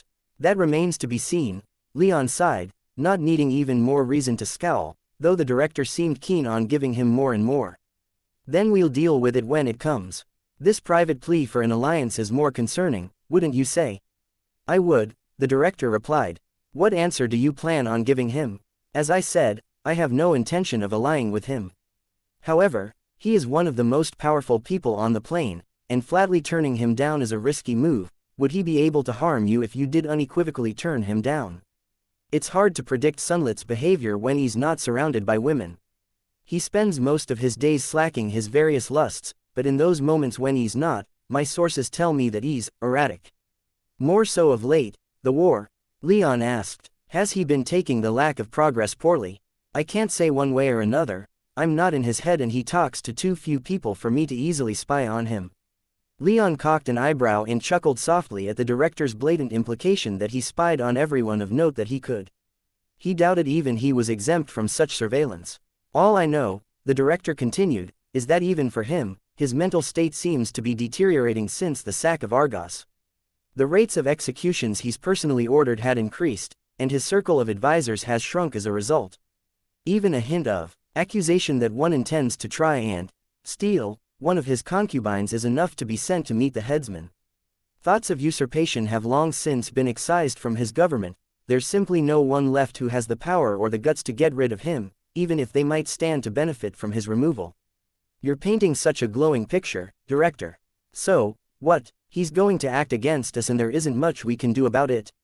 That's an accurate statement. Negotiating aid from Evergold or Ilion might be prudent, Leon sighed, not wanting to ask the Lord Protector or the Grand Druid for help.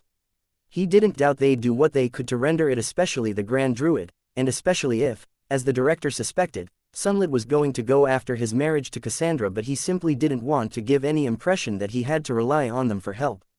He had a slight worry that that might set a bad precedent when he hadn't even been a king for a full year.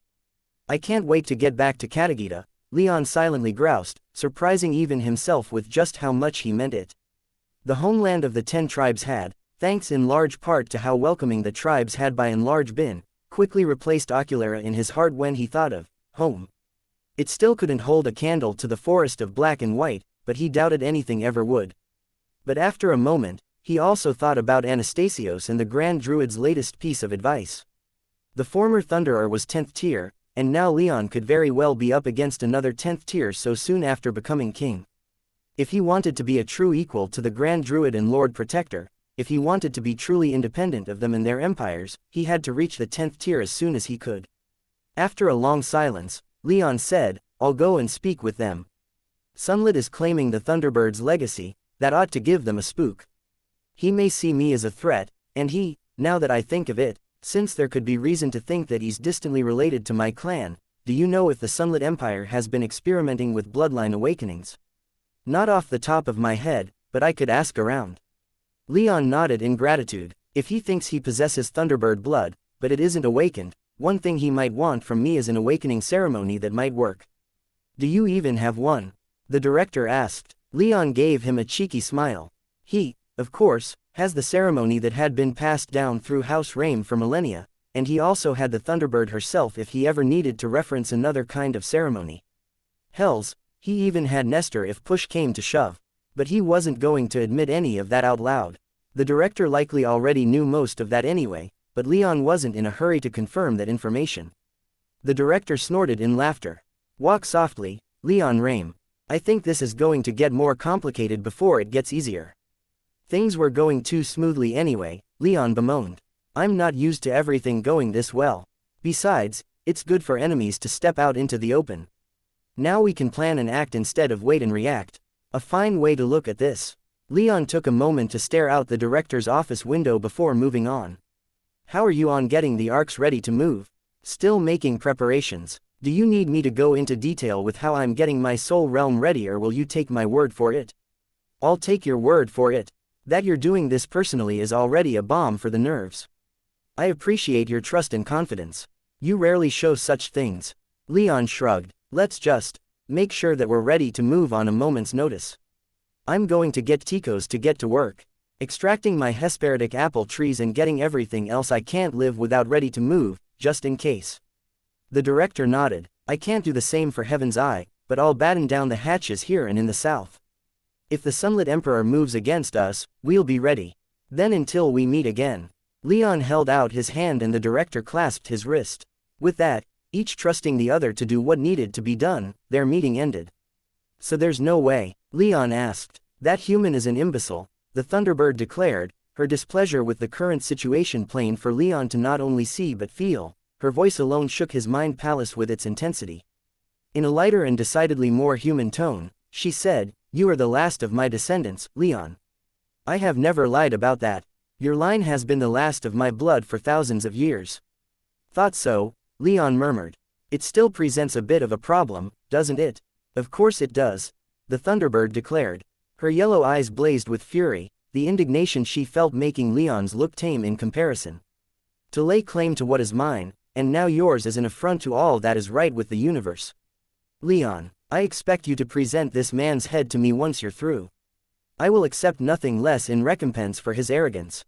His head, huh? Zafin called out. You sure you don't want someone better than Leon, here? This fuckboy doesn't sound like much, but he might be better. The Thunderbird barely spared Zafin a glance before giving his obsidian face an intimate meeting with the floor of his pavilion. Leon might have been just as angry and offended if he didn't know the fire demon was joking at his expense. Fixing Leon in her tempestuous gaze, the Thunderbird reiterated in much simpler terms, "Kill him." Leon viciously grinned. He signed his own death certificate the moment he claimed our clan as his own. You'll need training, the Thunderbird continued. We'll return to a more intense regimen, more of the sort that we put into place when you were still a 6th-tier mage. That intense, huh? You need power. The Thunderbird roared. You need power. Leon nodded, but he sighed and sat down on the steps to his mind palace's throne. It's always fucking something, isn't it? Always some new threat. If you're going to bitch and moan, Zafin shouted, then dissolve our contract. It is the domain of the ambitious to make enemies and encounter challenges. The powerful rarely celebrate those who upset the status quo, and thus, their power. I'd have thought you were used to this by now. Yes, I am, Leon insisted as he sprang back to his feet and glared at Zafin in his pavilion. Does that mean I can't bitch about it every now and then? Be strong, Zafin crackled back, and if you can't be strong, then act strong until it comes true. I hate to say it, the Thunderbird said, but this loud spark isn't too far off. Confidence can take you a long way, Leon. And if you're confident, you can motivate yourself. Yes, yes, yes. I already have enough people shouting at me to get stronger. I'll do what I must. Fine, no need for lectures. The Thunderbird grinned. If you're not in need of lectures, then let's get started. She held out her hand and summoned their clan's adamant blade. Leon hadn't been intending on training right this very moment, but he supposed he had some time to spare. A few minutes, at least. And to reach Sunlit's level before anything negative could happen, he'd need every minute. Returning the Thunderbird's grin, Leon said, all right, then. Let's get to it. Following Sunlit's arrival in Oculara, Leon didn't let Sar or Exalos leave his villa, a policy that was echoed by both Anastasios and the Grand Druid. For their diplomats, they'd hardly even started truce negotiations and already they had to be put on hold because the risk of Sunlit discovering they were taking place was simply too great. There were a few murmurings about continuing the negotiations at Leon's villa, but those were promptly denied by all parties. Leon's villa, as far as it was on Oculara's outskirts, still wasn't that subtle of a place, and no one wanted attention drawn its way. So, on hold the negotiations were. Leon hated it but knew it had to be done. He was laying low, too, only leaving his villa when he had business at the Hexagon. For the most part, he was taking a back seat to how research and development was being run, leaving all of that to Talal. He'd been tempted to simply hand over the reins of the branch to the Samarid, but after some second thoughts, he decided against it. He lost nothing by remaining in charge of the branch and would have greater official authority by remaining at least titularly in charge. Besides, he still had a few names on his list to recruit directly into his kingdom, and being a chief in Heaven's Eye rather than only one of the director's allies made that much easier. He had plenty to do in his villa, too, what with the emphasis the Thunderbird was putting on his training. He wasn't getting much from Nestor, though, since the dead man was far too busy talking shop with Aushker and the rest of the Raven Elders to give him any proper lessons. However, those times when Leon participated in their conversations were quite illuminating and served almost as well as lessons in their own right. On top of all that, he also had to coordinate the moving of his household to Katagita. Elise was cataloging furniture and making sure the many varieties of alchemical plants they grew could be moved as safely and securely as possible. Valeria was doing the same with the various weapons they stored in the villa, including several mauls, while also keeping Leon's retinue on their toes in his stead. Maya mostly trained on her own, as did Red. Tikos was taking care of Leon's most carefully guarded resources, the Thunderwood and Hesperidic apple groves. Unfortunately, keeping the trees alive in Tikos' soul realm required quite a bit of work, even for the tree sprite, so it would take some time for Tikos to actually move the trees. Until then, Leon could only hope that they weren't forced to leave before they were ready. Helen was Leon's biggest concern. In the decade and a half that he'd lived in Oculara, Helen had built a fairly robust chain of supply for her alchemical experiments. She sold most of the potions that she made and had to source many ingredients that couldn't be grown on the villa's estate, and Leon was asking her to leave all of that behind and move to Katagita. She agreed, to his immense relief, thanks in no small part to Anna's persuasion, and he had to also move her workshop in addition to his own. Throughout these days, the Lord Protector and Grand Druid continued to stay in his home, and they both assured him that they were working with their diplomats to try and speed up the negotiations. Spending weeks demanding apologies for every individual grievance suffered and inflicted over 80,000 years wasn't getting them anywhere, and if they wanted proper peace, they'd have to start talking terms soon. Unfortunately, about 4 days after his arrival, Leon was contacted by the director and told something that had his heart rate and his irritation spiking in equal measure. The Sunlit Emperor was on his way to Leon's villa. Who can say what he wants? Anastasio said with a carefully neutral expression. He could be coming here to bemoan many things, we won't know until he gets here and looses his complaints. I still don't want him here, Leon rather petulantly replied. Not much we can do about it. How would someone even go about refusing an emperor entry into their home? You could just tell him to piss off, the Grand Druid helpfully suggested. We're here, what's he going to do? I don't know, that's the problem, Leon replied. A knock came to the door of the study they were meeting in, and after a moment, Elise hesitantly entered.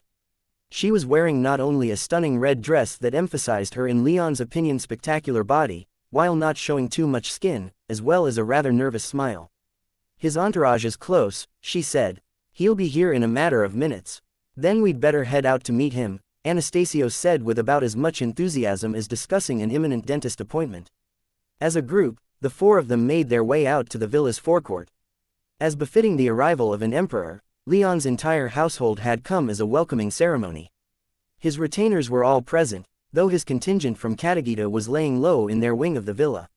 Alongside Leon's people were quite a few from Ilion and Evergold, including several 9th-tier mages in the Lord Protector and Grand Druid's entourages. As Leon took a position in the center of the waiting group at the top of the short flight of stairs between the forecourt and his front door, Cassandra appeared at his side. Elise took a position on his other side, and Valeria and Maya stood to either side of them. Anzu stood just behind Leon. Elise gave him a comforting grin. We'll deal with this, she whispered. Just have to get through it. We're not alone, either, we're not, Cassandra whispered in turn. Should anything happen, we'll all fight alongside you. She confidently nodded to Leon, and he smiled back. He knew all of that, but it helped to hear it, too. Anastasios and the Grand Druid took up positions on either side of Leon's family, their immediate subordinates alongside them. And there, they waited as the huge entourage visible further down the road made its way in their direction. The Sunlit Emperor's entourage was characterized by carriages of gold and silver, though, unlike many others that Leon had seen in the Ilion Empire, these appeared to be pulled by horses.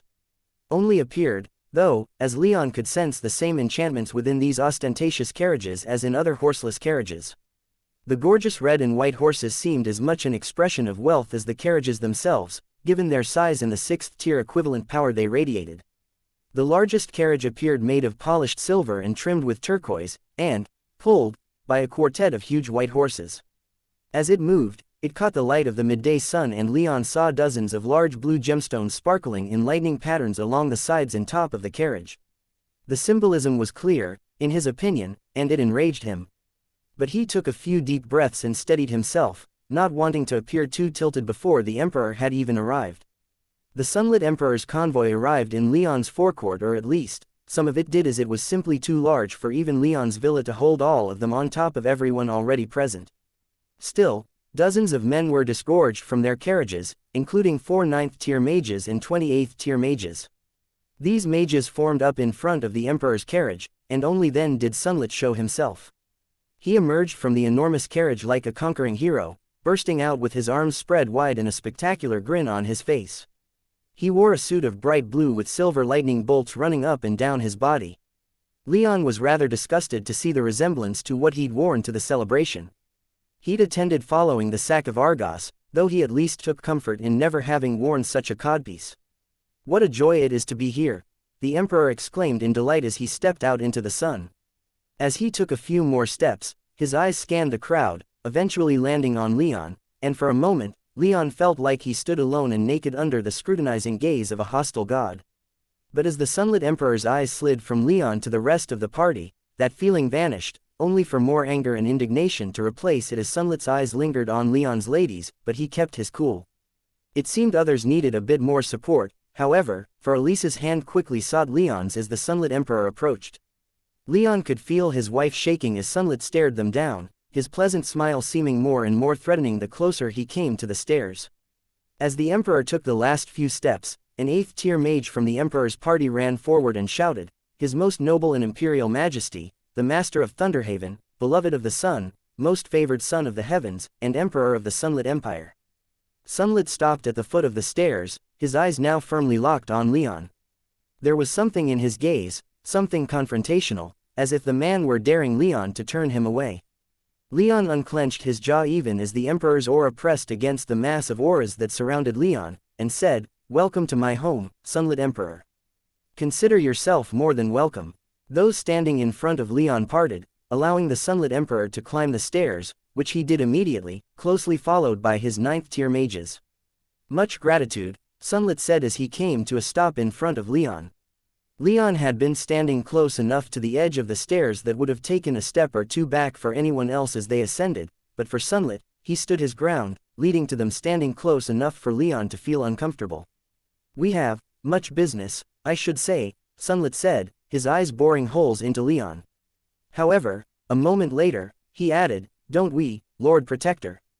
Grand Druid, I almost feel left out, like this is the place to be for 10th-tier mages, and yet I received no invitations to join you here. Why don't we take this inside?" the Lord Protector suggested. Sunlit's smile turned into more of a sneer. Sure, no need to address deliberate snubs, about what I could expect from Ilion."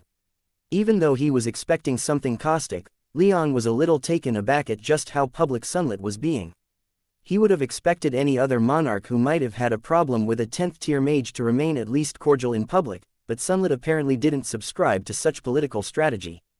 As for snubs, Sunlit continued as he turned back to Leon, "Why hasn't anyone introduced these lovely creatures to me before?" His eyes slid from Leon to first Elise, then Valeria, and then over to Maya. His gaze didn't linger that long on Cassandra, Leon noted. "Forgive my manners," Leon said without too much conviction. "These are my wives, Elise and Princess Cassandra. Next to them are Valeria and Naiad, my partner and mate, respectively." "Mate, is it?" Sunlit said. "Ah, I see, that one's not human, is she?" "Well, Leon, I have to say that you have spectacular taste in women. After we get done with business, I'd like to propose a concubine swap with you, if you're interested. I have several beautiful women I think you'd like that I can give you if you allow me a few rounds with these gorgeous women."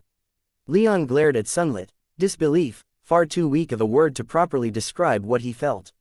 He was utterly and completely flabbergasted that Sunlit would even propose such a thing, his anger and shock causing his mind to lock up for the moment.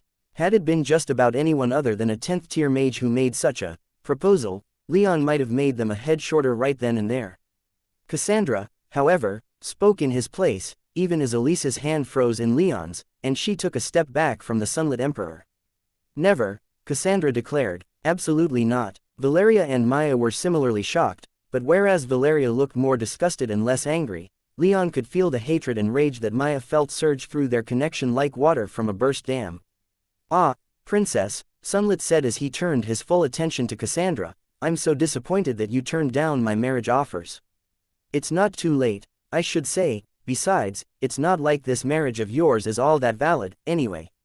Leon glared at Sunlit. In that moment, nothing seemed more attractive to him than introducing the Emperor to the Iron Needle as violently as possible. He shifted forward a bit, putting himself and Sunlit even more uncomfortably close together but also pulling Elise to stand a bit more behind than she was before. Sunlit smirked back at Leon, not giving an inch and staring at Leon like he was the juiciest of steaks. Watch what you say, the Grand Druid said as she marched over and interposed herself between Cassandra and Sunlit, slightly deflating the tension as she drew Sunlit's attention. You are crossing lines. It's the height of impropriety to so insult someone who has given you welcome to his home, the Lord Protector imperiously intoned as he moved to get closer to Leon, though not quite as much as the Grand Druid. I suggest you abandon such talk. What insult? Sunlit asked. You people. He didn't finish his sentence, though he turned back to Leon, shook his head, and clucked his tongue. You have come to my humble home, Leon said through clenched teeth. What business brings you here today that was important? Your Imperial Majesty couldn't inform us ahead of time that you'd be coming. Impropriety, Sunlit said as he shot Anastasios a sharp glare and an even sharper smirk. Then let's bring this inside and we can talk, Leon said. Let's, Sunlit agreed. It took as much willpower as Leon possessed to turn his back to the Sunlit Emperor and led them inside, his ladies following just behind him, and then the Lord Protectors, Grand Druids, and Sunlit Emperor's entourages after them. As everyone filed in, Leon whispered to his ladies that they could make themselves scarce, he didn't want them in sight of Sunlit after such a display. They agreed and moved deeper into the villa, though Leon noted that they remained together and remained only a few halls away. It seemed there wasn't going to be any relaxing while Sunlit remained beneath their roof. Once everyone was inside, Leon led their group to a private conference room. He was tempted to take them somewhere where he and the 10th tier mages could speak in private, he didn't want to speak with Sunlit alone. So, he and his retainers, along with Anastasios, the Grand Druid, and all the 9th tier mages they had, took their seats in his biggest meeting hall, while Sunlit and his 9th tier mages sat at the other end. 8th tier mages from both sides lined the hall, and Leon's confidence was boosted to see that all of those from Ilion and Evergold were about as enthused by Sunlit's presence as he was. He felt like it wouldn't take much for those on his side to attack Sunlit's people, and the same he felt was true in reverse with how tense the atmosphere in the room became. Now, Leon repeated as everyone took their seats, determined as he was to lead the conversation as best as he could, what business brings you to my home? Hey, what business? He asks, Sunlit derided, is it that hard of a thing for you to guess on your own? Sunlit's expression hardened, and he slammed his fist down upon the table, sending cracked spider webbing across its surface. You three have formed a power block designed to destroy my empire. How else can I interpret what you've done over the past decade? What happened to the supposed neutrality of Heaven's Eye? You three have grown so close that no one in their right mind could ever consider Heaven's Eye neutral anymore. Not after you have married an Evergolden princess to one of Heaven's Eye's chiefs. And not just any chief, but a man who bears the power of the Thunderbird. Sunlit glared directly at Leon with such intensity that Leon could feel his anger was real. But it wasn't quite the same as the cold hatred that radiated from Sunlit's people as their eyes turned his way. Rather, Sunlit's wrath burned white-hot, and seemed almost like he was taking Leon's power as a personal slight. Leon was taken aback by the shouted accusation, thrown for quite the loop. But as he quickly glanced about the room, he noted that none of Anastasios, or the Grand Druid's people so much as looked at him. It seemed they knew and didn't care, to his immense relief. Ah, Sunlit said as he glanced around the room and seemed to come to the same conclusion. You didn't hide it, no wonder you felt such confidence declaring your support for peace with the Sky Devils. I wouldn't be surprised if you're hiding Sky Devils in this very palace. Leon's anger faltered for a moment as fear and anxiety flickered through him. Does he know? He wondered. Enough. The Lord Protector interrupted. Is this all you have, Sunlit? A few grave accusations. And for what? Because we seek peace instead of a future where we send millions of our people to die in a hopeless war. Of course the war's hopeless. Sunlit riposted. I could have retaken the sword if you hadn't cut your support. Support that you're bound to provide by treaties that go almost all the way back to the Brilliant 11. Times change, the Grand Druid growled. Peace is a necessity if we want to move into the future. And you intend to meet this future by selling out my empire, cutting support when it's most needed, and destroying a planned campaign against our common foe. You seek to take over Heaven's Eye with this marriage. You have corrupted and destroyed all traditions and norms that have kept the peace between our empires for millennia with your illegitimate marriage to Heaven's Eye and your undermining of the shared war effort. You slander us, Anastasios sternly said. We do what's best for our people, nothing more. Apparently, reneging on ancient treaties is what's best for your people, Sunlit mocked. He turned his furious gaze back to Leon. I demand that you, Leon Rame, resign immediately from Heaven's Eye and report to Thunderhaven immediately. If you refuse, then I will have no choice but to demand your head instead. You can't be serious, Anastasios growled after Sunlit's demand for Leon to return with him to Thunderhaven. Oh, but I am, Sunlit said. Leon, while I must act in the best interests of my people, I must insist upon this. You will be safe and free to do as you wish once you reach Thunderhaven. You will be my guest, with some restrictions. No, Leon replied with an amused smile. He wasn't quite sure that the reality of what the Sunlit Emperor was demanding had set in for him yet, but he was certainly sure that he wasn't going to do anything that the man wanted him to do. That's not going to happen. I quite enjoy the position I find myself in now, and I'm not giving that up just because you demand it. Then we're going to have a problem, Sunlit dangerously stated as killing. Intent flooded through his aura. He rose from his seat, triggering nearly everyone else to do so as well. For a moment, Leon thought that the man was going to attack him right then and there, but Sunlit glanced briefly at both the Grand Druid and the Lord Protector, and he clamped down on his aura, diffusing a bit of tension in the room. Do not leave this city, Leon. If you do, I'll consider that an act of aggression and move against you. With that, he strode for the door, and Leon was only too happy to see him leave. Anastasios, on the other hand, stop. Sunlit glanced over his shoulder at the older man but continued walking toward the door, albeit a little more slowly. You think you can just threaten us all, accuse of us treason of all sorts, and then just leave? Why not? It's not like us fighting here will accomplish anything. Sunlit's eyes flickered across the room, resting for a split second on everyone in both the Grand Druids and the Lord Protector's entourages. I'll get my way eventually. He exited the room, leaving Leon to move quickly after him, everyone else in tow. However, he didn't try and stop the Sunlit Emperor, he just wanted to make sure the man left him home in good order. And it seemed he did, as the Sunlit Emperor strode out into the forecourt and back into his waiting carriage. In a matter of minutes, he and his entire entourage had left Leon's villa and were back on the road making for Oculara. That was, the Lord Protector said hesitantly, clearly trying to find the words. Scattered, the Grand Druid uncharitably said. Petulant, childish, immature. We should talk, Leon said. Indeed, yes, we should. A few minutes later, Leon, his family, and the two 10th-tier mages found themselves in one of Leon's private meeting rooms about as far away from the conference room as they could be in Leon's villa. What was all that? Elise demanded as soon as the door closed behind them. Has he always been so disgusting? I mean, I've heard stories. Yes, Cassandra quickly confirmed. He's always been like that. The little prince that was never told. No, and who lives in the shadow of his mother. You should see some of the proposals he made toward both me and my older sister. Disgusting. Doesn't even cover it. Apparently he thinks that the best way to a woman's heart is by explaining in explicit detail just what he wants to do to them, sexually. Elise's look of revulsion grew more intense. Yes, the Grand Druid added. And it's gotten worse since his mother passed. Now, he's completely unrestrained. But that seemed like a little much, even for him, Anastasios said. We've known about you, Leon, for longer than you've been in this region of Eterna. As a matter of fact, young Sunlit even defended you against us before, going so far as to claim that he'd offer you a better place in the Sunlit Empire than any of us would. I'd like to see him try to offer anything close to what we have, the Grand Druid said as she reached out and ran her fingers through Cassandra's long golden hair. Cassandra just scowled and pulled a step away. That's interesting, Leon said. He's always been rather pleasant to me before. I think he's been trying to get me to move there for quite some time. Why demand it all of a sudden? Why reveal what he did? I'd guess he's starting to get desperate, or his patience has run out, Anastasios replied. What we do know is that he wants you in his empire.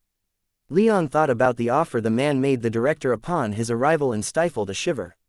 Whatever he wants, it's not likely to leave me particularly healthy. Or alive. If he wants to take you, he dies, Maya declared, such rage flowing through their connection that Leon was surprised she was even still coherent.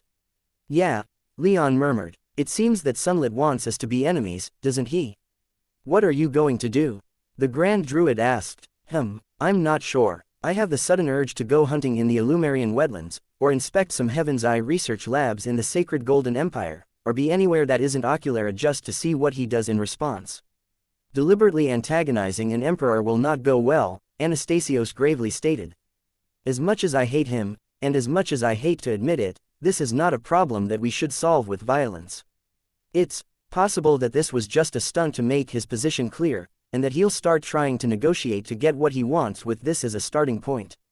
Do you really believe that? The Grand Druid asked, to which the Lord Protector shrugged. It's hard to say what he will or will not do. Predicting the moves of someone like that is impossible without knowing precisely what they want. So I'll think he might make some kind of overture next, try to negotiate some kind of deal, but I wouldn't bet anything on it that I can't afford to lose. Any deal that involves us being sent to his harem is off the table, Cassandra muttered. Leon quickly walked over to her and laid his hands on her shoulders. Anyone who wants you will have to go through me. Cassandra grinned and Leon felt her shoulders loosen slightly. Back at you, she said. Ooh, you two are just the cutest, the Grand Druid cooed. Cassandra's cheeks flushed as ruby red as her eyes, and while she tried to instinctively pull away, Leon held on tightly and pulled her closer instead. Let's try to stay on track, Anastasios said. What if the public declaration was the point? Valeria suggested, her voice, while quiet, still drawing everyone's attention. She frowned slightly and said, You said that you've known about Leon's heritage for a while, but the Sunlit Emperor might have thought that you hadn't told anyone about it. Maybe he just wanted to see what would happen if he revealed these things to all of your guards and high functionaries. A distinct possibility, Anastasios conceded. That seems not the best way to go about it, though. I'd have started with spreading rumors around the city, or making an even more public declaration rather than in a meeting like that. The day's not over, Valeria observed. That it isn't, Anastasios said. He turned to Leon. I'm going to get in contact with my grandson. He'll need to be on alert for any additional movements from the Sunlit Empire. Isn't he already on alert? Leon asked. Of course, but we need to step up our patrols. Whatever that man's planning, we need to be ready for it. We can handle him here, but the border must be guarded even more fiercely. My daughter, too, must be informed, the Grand Druid said. We will speak more of this later. Cassandra, dear, you should come with me for this. It won't be long. Cassandra glanced at Leon, and Leon subtly nodded. The Lord Protector and Grand Druid both had calm stones, so it wasn't like anyone was even going to leave his villa, let alone the city, with various gemstones, but we've found that rubies work the best. There's something about their internal structure that resonates particularly well with magic bodies, Nestor explained to Aushker through the calm lotus. What a fascinating area of study. Aushker enthusiastically responded, living on past the death of the body. Hardly a new concept, but one masterfully done. Our own experiments have found that magic bodies decay after a period of about 900 years stuck inside a gem. Pathetic, Nestor haughtily replied. I've spent nearly a whole nexus cycle inside one. Leon had to bite his tongue a bit to not snipe back at Nestor. He had entered his workshop to burn off a bit of steam following the events of the day by working on his sword design. However, upon entering, he found that Nestor and Aushker were busy discussing Nestor's continued survival inside an enchanted ruby. Leon could see the appeal in studying such matters. Nestor wasn't the first person he'd found who survived after his body died in such a way, and given how devoted the Ravens of Hale Hall were toward their studies, Leon's surprise was non-existent that they'd studied this field before. While what they were talking about was fascinating, Leon didn't want to get in the way, so he was only listening while tending to his sword design. In this case, making sure that Aushker got a good idea of who Nestor was as well as what he was also a huge part in his taking a step back to see how their relationship developed. So far, despite Nestor's excessive pride and sense of self-importance, they seemed to be getting on like a pair of merging storm clouds. Leon could hardly enter his workshop without hearing the two of them discussing some field of research at such an advanced degree that he had a coin toss of understanding anything. Experiments. This calls for experiments. I will personally see if I can get my magic body to survive for a while inside a properly enchanted ruby. Leon sighed. He could take a step back with Nestor's haughtiness, but this was a bridge too far. Wait, Aushker, he called out as he moved in front of the calm lotus. Your Majesty, is there something you needed to add? Leon fixed the eccentric researcher in a stern glare.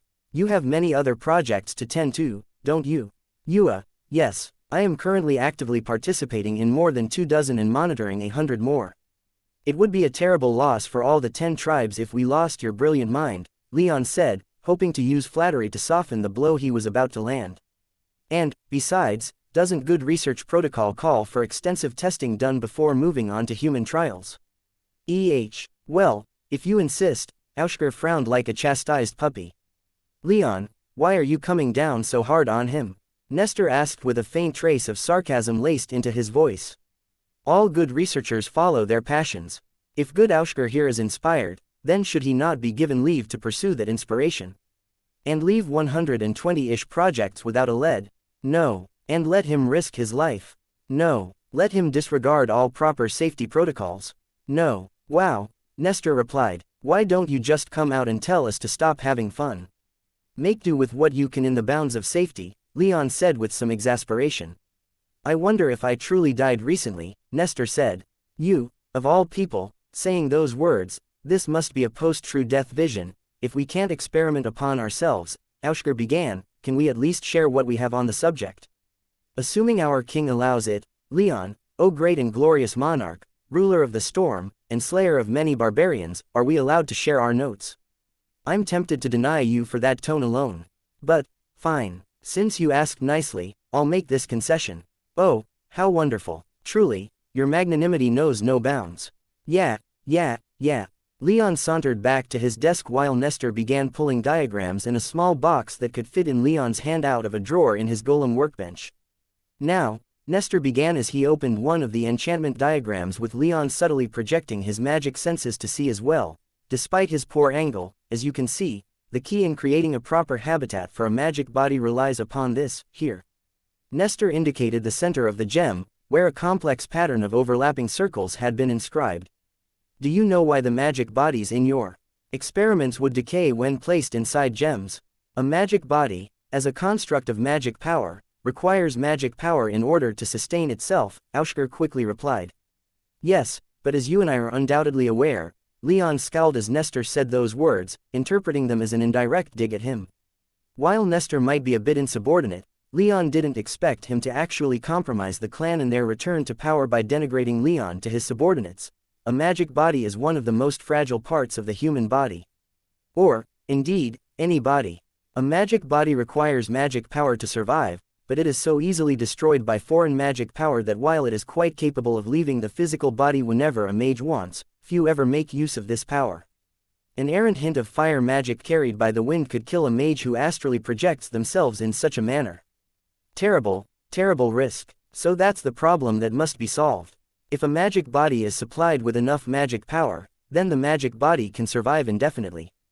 But how does one do that when foreign magic power is so dangerous? Aushker wondered aloud. Most of our experiments were predicated upon the idea that the magic power must not only conserve power but be insulated from foreign power. But that enchantment appears to absorb power from its surroundings. Yes, Nestor confirmed. The gems are, effectively, stores of magic power that a magic body is immersed in. All of the enchantments you see intersecting with the central pool of magic power within the gem act as filters, purifying and pacifying the magic power absorbed by the gem and allowing the magic body within to sustain itself with that very same power. Fascinating, Aushker said as he stared at the complex diagram that Nestor held up. A moment later, however, he straightened up and, with a thoughtful look, wondered, what about a mage's body? You've engineered a body for yourself, but what about a body without a magic body? Could a mage possibly? Yes, Nestor immediately confirmed the researcher's unstated question. A magic body can possess another body if that host's magic is, otherwise indisposed. Leon gritted his teeth in irritation. It had been a long time, but that particular aspect of his and Nestor's meeting still cut deeply.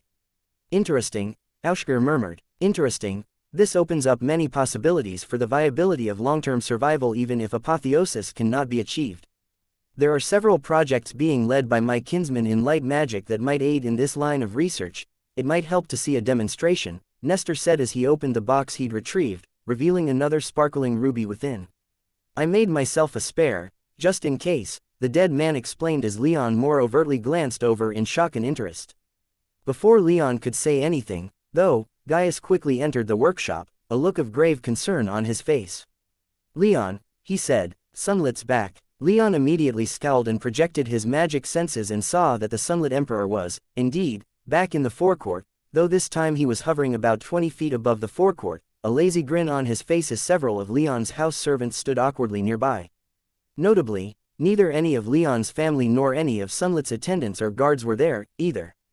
His ladies, Leon could understand, and he could even see Elise and Cassandra monitoring the situation from a room on the third floor overlooking the forecourt. However, why the Sunlit Emperor had returned unencumbered by even the smallest of entourages, Leon couldn't hazard a guess. As for the Lord Protector and Grand Druid, he could see that they were still in their wings of the villa dealing with their side of the fallout of Sunlit's first meeting. Leon reluctantly got to his feet, glanced at Nestor, and said, I'll have some questions about that later. This demands my attention. Nestor hardly seemed to pay Leon any attention as he focused on using the spare ruby as a teaching aid for Aushker. All right, Leon said as he met Gaius at the door, let's go deal with this. Should I get everyone ready for possible violence? He asked, a serious look crossing his face. Leon paused a moment, then grimly nodded. With how Sunlit left, there was no reason to think his intentions for Leon were peaceful. Make sure the Lord Protector and Grand Druid are notified, as well. I think Valerius already on that, Gaius replied. Sure enough, Leon saw Valeria walking as quickly as dignity would allow through the halls, only a couple doors away from the Grand Druid's apartments. And with that, Leon and Gaius departed the workshop. As they made their way back to the main villa, Leon flexed his aura quite noticeably, and, as he'd intended, immediately gained Sunlit's attention. However, Leon had expected Sunlit to imperiously wait above the forecourt. Sunlit instead leaned toward Leon and shot through the air, arriving above Leon in an instant.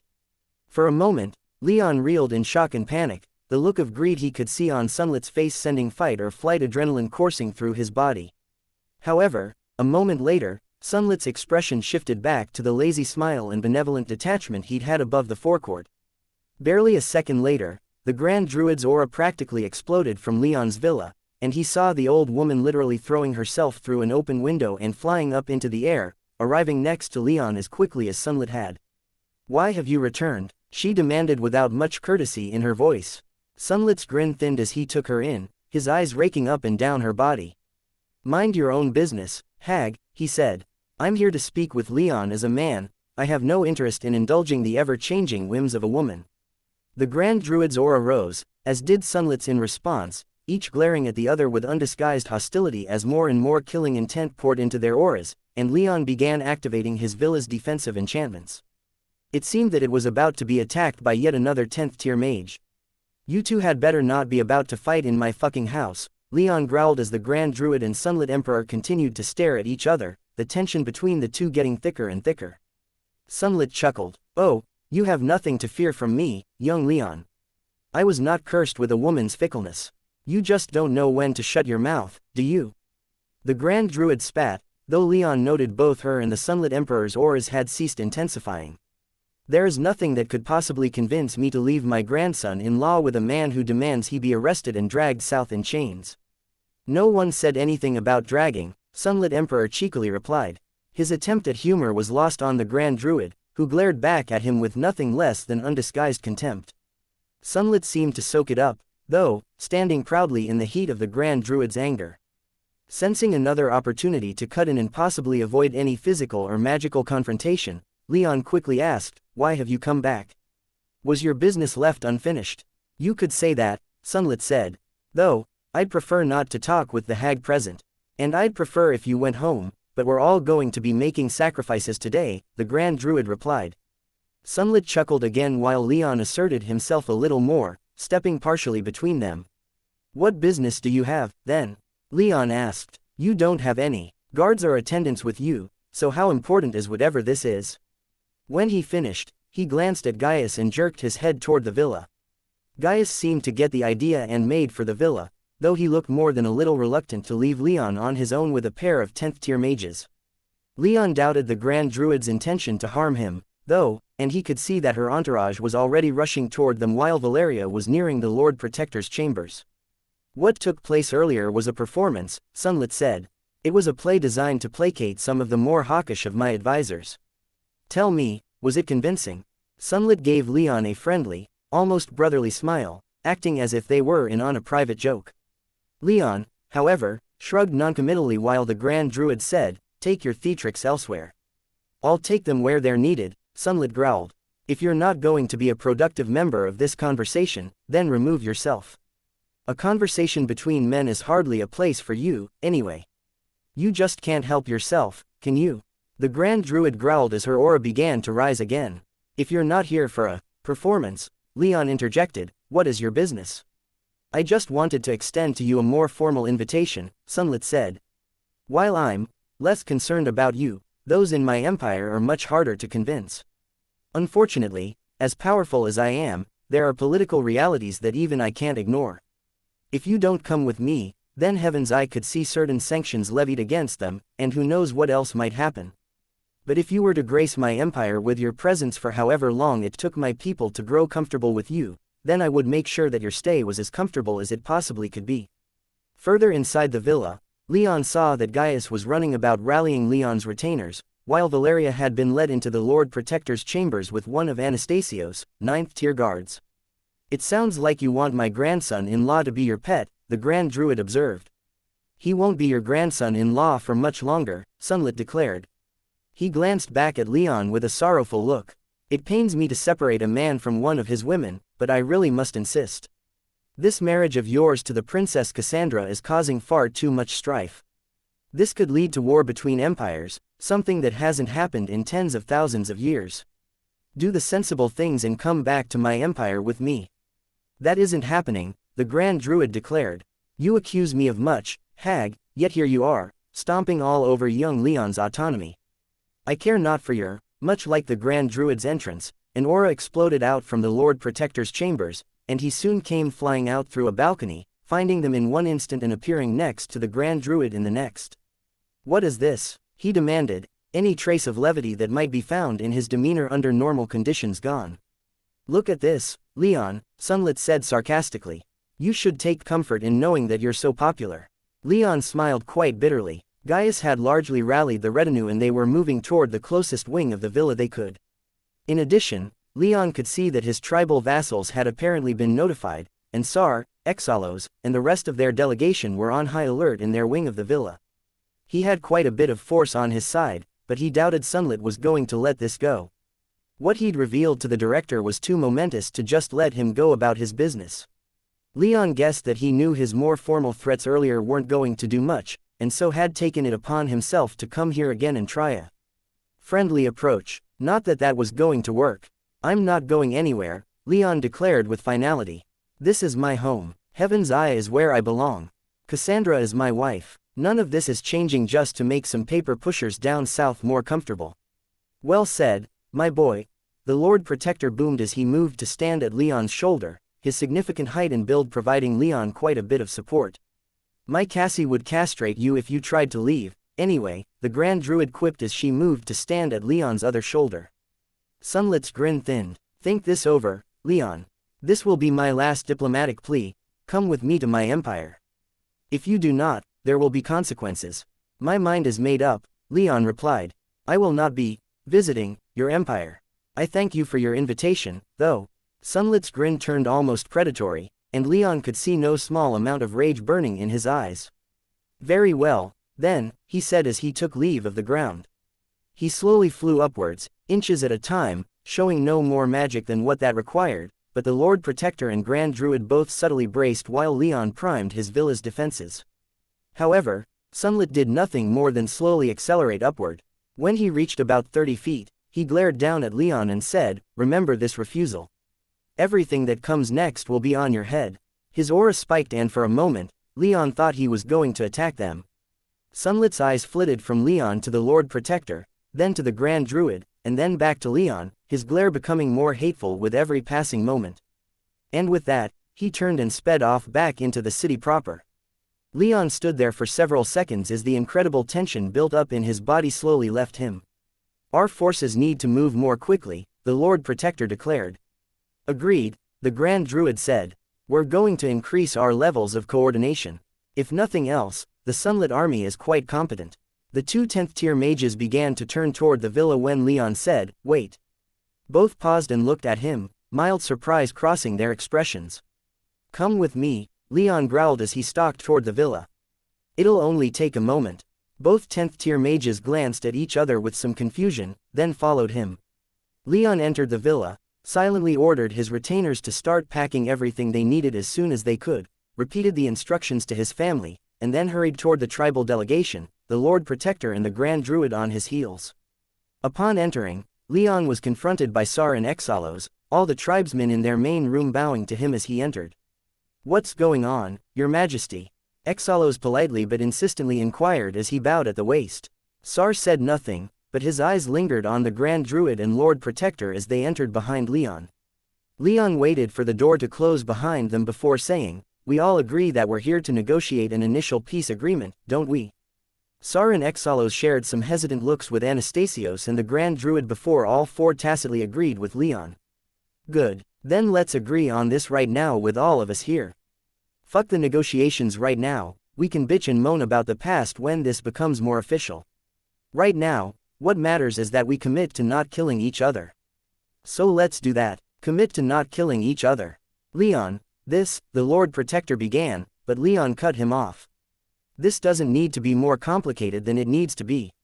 Leon insisted. "We have the Sunlit Emperor making threats, and I have a sudden and powerful urge to get back to the 10 tribes to prepare for our war to increase in intensity." Everyone in the room looked more and more anxious and serious as Leon continued, though he didn't let that stop him. "I'm not giving the Sunlit Emperor what he wants, but I'm also not going to just sit around idly while everyone else fights each other to try and seize control of me. So let's make fucking peace. Right here and now, yes or no?" Leon glared alternatively at the two 10th tier mages and then at his 9th tier tribesmen, though he focused mostly on the former. "We follow your lead, Your Majesty," Sar said. "We will abide by whatever peace terms Your Majesty specifies," Exalos quietly stated. Leon gave them a grateful look, then turned fully toward his imperial guests and stared them down. The Lord Protector and Grand Druid turned from him to each other. While their auras were opaque to Leon's magic senses, he could feel the subtle ripples that suggested they were silently communicating with each other. So he reinforced his patience and waited. "Leon," the Grand Druid said after a long moment, "this is a complicated issue." Leon made to interrupt but fell silent when the Grand Druid held up her hand. "As you know, neither of us are our respective empires' monarchs. But that doesn't mean we don't hold great sway within the empires. If it is peace that you want, then it's peace we'll deliver. Or, more accurately, a truce," the Lord Protector clarified. The barest of smiles broke out onto his otherwise deadly serious countenance. "As you said, we have quite a bit more, bitching and moaning, to do to get past old grievances. But for now, we will put all of our considerable diplomatic muscle into turning our militaries away from the 10 tribes and toward the Sunlit Empire." Leon grinned and held out his hand. The Lord Protector clasped his wrist, and when Leon did the same for the Grand Druid, she instead pulled him into a tight, though brief, hug. "Let us consider our truce in effect as of immediately," the Lord Protector said. "For now, what are you going to do? You intend to leave Oculera?" "Yes," Leon replied as he gave Sar and Exalos meaningful looks. "We're returning to Katagita. This place is too vulnerable, and we have the truce we came here for. It's time to head back home to see to our duties there and prepare for any pushes the Sunlit Emperor makes in the veins of vigilance. The Sunlit Emperor will have greater concerns than you, my dear." The Grand Druid ended her statement with a vicious grin. "You're leaving us holding the bag, but that's fine," the Lord Protector said with a matching expression. "Sunlit will have too many problems on his northern border to worry about the south. Do what you need to do. Just stay in touch, my boy." Leon nodded, and their impromptu negotiation came to an end. The Lord Protector and the Grand Druid turned and left the room, each having to update their instructions to their respective empires.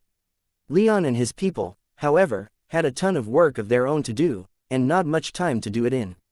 The Sunlit Emperor furiously paced in his palace, glaring to the south in the direction of Leon's villa. It was right there, the key to unlocking the power buried in his blood, so long buried in his lineage. He could practically reach out and touch it, but his duplicitous and contemptible counterparts in the west and north were there keeping him from making the move he so desperately needed to. But that was fine, at least for now. So long as Leon remained in the city, there was time. The Sunlit Emperor knew he was smarter than any of the other 10th tier mages on the plane, at any rate. He'd figure out a way to either convince Leon to leave, or he'd get the boy back to Thunderhaven by other means. He just had to wait for the right opening. In the past day since he twice visited Leon's villa, however, no such opportunity had presented itself. The villa seemed a hive of activity, but so far, Leon hadn't gone far enough from the other two cocksuckers for Sunlit to make a move. A knock came at his door. Sunlit immediately scowled and resisted the urge to break it down and strangle whoever was on the other side. He didn't take his eyes off the villa, but he called over his shoulder, "Enter." One of the several young maids in his chambers, her eyes downcast and demeanor meek, curtsied deeply and went to open the door. "Your Imperial Majesty," one of his newer advisors declared as he took a couple hesitant steps into Sunlit's chambers, his eyes tightly shut so that he wouldn't lay them upon any of Sunlit's women. Not that Sunlit had any of his women out, he was far too preoccupied even to slake his lusts. "Speak," Sunlit demanded, otherwise not even acknowledging the man's presence. "Our informants tell us that the director visited Leon Rame only a few hours ago," the advisor said. "I noticed," Sunlit growled. "He left soon after. Leon Rame's servants have also been moving around the city," the advisor continued, his voice wavering slightly as he relayed what Sunlit was already assuming was bad news. "Based on what they're doing and who they're visiting, we believe that Leon Rame may be intending to flee the city at the first opportunity." Sunlit grinned. A moment later, his grin deepened into an unabashed smile. And then that smile turned into a wide baring of his teeth as he glared at Leon's villa miles away. "Good," he whispered. "Good. Try to run, little Leon, you'll only find yourself running right to me." The advisor trembled fiercely, as if he were expecting the headsman's axe to appear out of nowhere and fall upon his neck, but instead, Sunlit spun around and gave him new orders. "Prepare the arcs to leave at a moment's notice. Double those watching Leon Rame's villa. If he so much as farts when he shits, I want to hear about it. If he tries to leave this city, I want us to be there waiting for him." The advisor bowed again and departed, breathing a noticeable sigh of relief as he left Sunlit's chambers with his life. Sunlit, however, stared back at Leon's villa with ever-increasing fervor. This was his opportunity, he could sense it. Leon glanced around at everyone he'd prepared. Over 2 days, he'd metaphorically cracked the whip and gotten his people to pack as quickly as they could. All of his household furniture that Elise wanted to bring along was in Leon's soul realm. All the materials they needed for Elise and Helen's alchemical fields were prepared and spread out between them, and the director was given de facto authority over the villa until Leon's return. Leon's retainers were likewise ready, with all of their needed possessions in their soul realm. The oaks prepared for thunder wood and the Hesperidic apple trees, which Leon was far more interested in, were safely packed away in Tico's soul realm. It wouldn't be too hard to re-establish the orchard and copse once they made it to Katagita. Nestor had worked with Leon to scoop up all of his tools and supplies in both his workshop and Helen's workshop.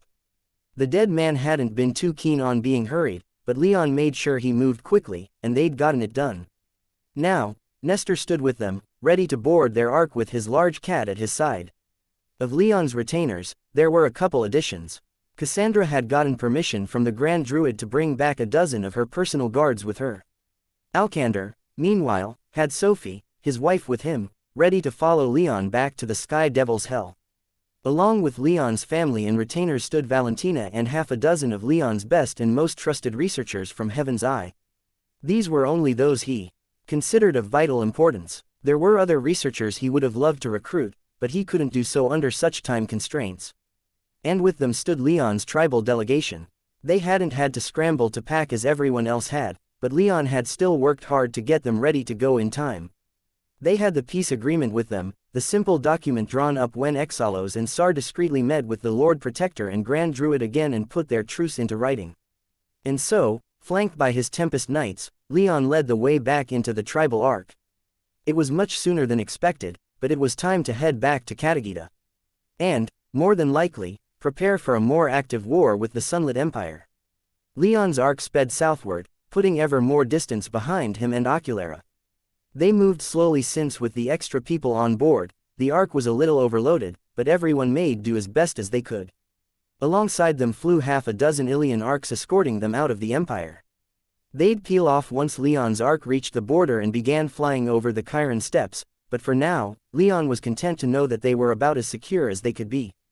While he knew that returning to his base of power was the best option, there was a not insignificant part of him that still felt like he was running away. Sunlit hadn't even made too many overtly hostile moves against him. Calling for his arrest and making a claim upon Heaven's Eye was certainly contrary to his interests, but with how the man had been acting, Leon thought it was at least possible that he'd just been trying to try flex on the partnership that had blossomed between Heaven's Eye and the Ilian and Sacred Golden Empires. How far Sunlit was willing to go, however, Leon wasn't going to risk.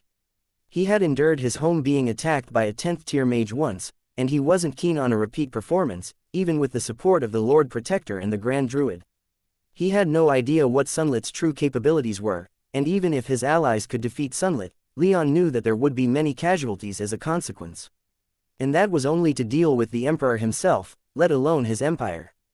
It wasn't like killing an emperor would be something easily forgotten, not to mention he doubted anyone wanted to establish a precedent that arrogance and disrespect were crimes worthy of death.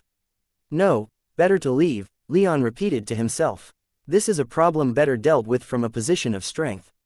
I need to get home and get to work on getting stronger. His first order of business as soon as they made it back to Stormhollow was to aid Tychos in getting the Hesperidic apple orchard back into place. 10th tier couldn't wait. As they sped southwest to avoid the Sunlit Empire, Leon felt his calm lotus pulsing with magic, telling him that someone was trying to get in touch. He made his way to the small bedroom he was sharing with his ladies, which was the only private room he had on the ark given how overloaded it was. When he answered the call, he found himself staring at the projected image of the jaguar. Leon, the jaguar said in greeting. Jaguar, Leon replied, has something happened in the past couple days?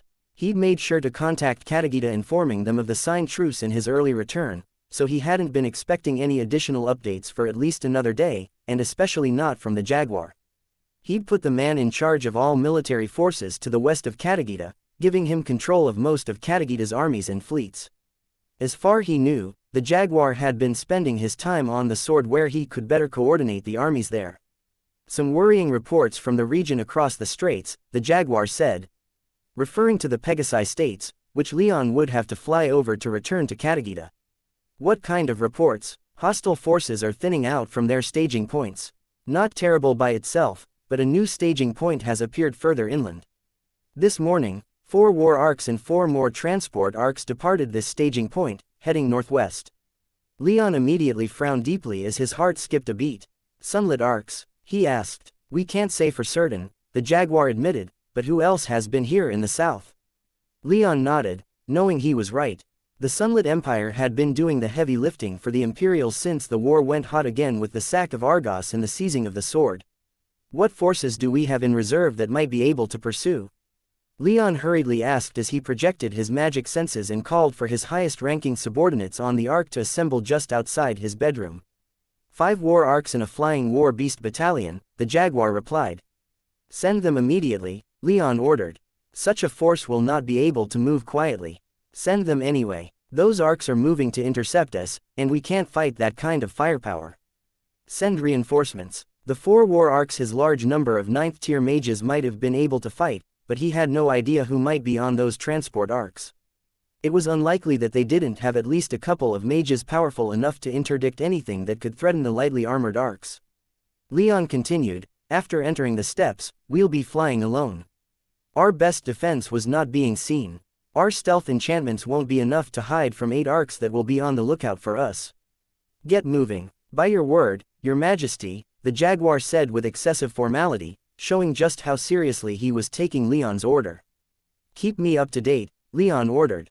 It would be some time before they reached the Chiron steps, so they'd be able to prepare for a confrontation or turn around. With that, he and the jaguar ended the call, and Leon exited his bedroom to find his family, retainers, exalos, and SAR all stuffed into his sweet small living room. "We have a problem," Leon said as he brought them up to speed on what the Jaguar had just relayed. "Has the Sunlit Emperor moved?" Valeria immediately asked as Leon finished his explanation. "I haven't checked yet," Leon replied. "I'll take care of that," Cassandra said as she slipped past Leon while pulling out her own calm lotus. Leon guessed she was about to call the Grand Druid. "How likely are they to spot us?" Marcus immediately asked. "We have some stealth capabilities, but we can't turn invisible," Leon replied. "It'll be hard to remotely detect us, but they can just use their eyes. If all of these arcs are paying attention, it'll be very hard for us to slip past into the Pegasi states." Anzu immediately suggested, "Let's ditch the arc, then. We don't need it, brother, all of us on board can fly." The griffin in human form shifted in place with some anticipation.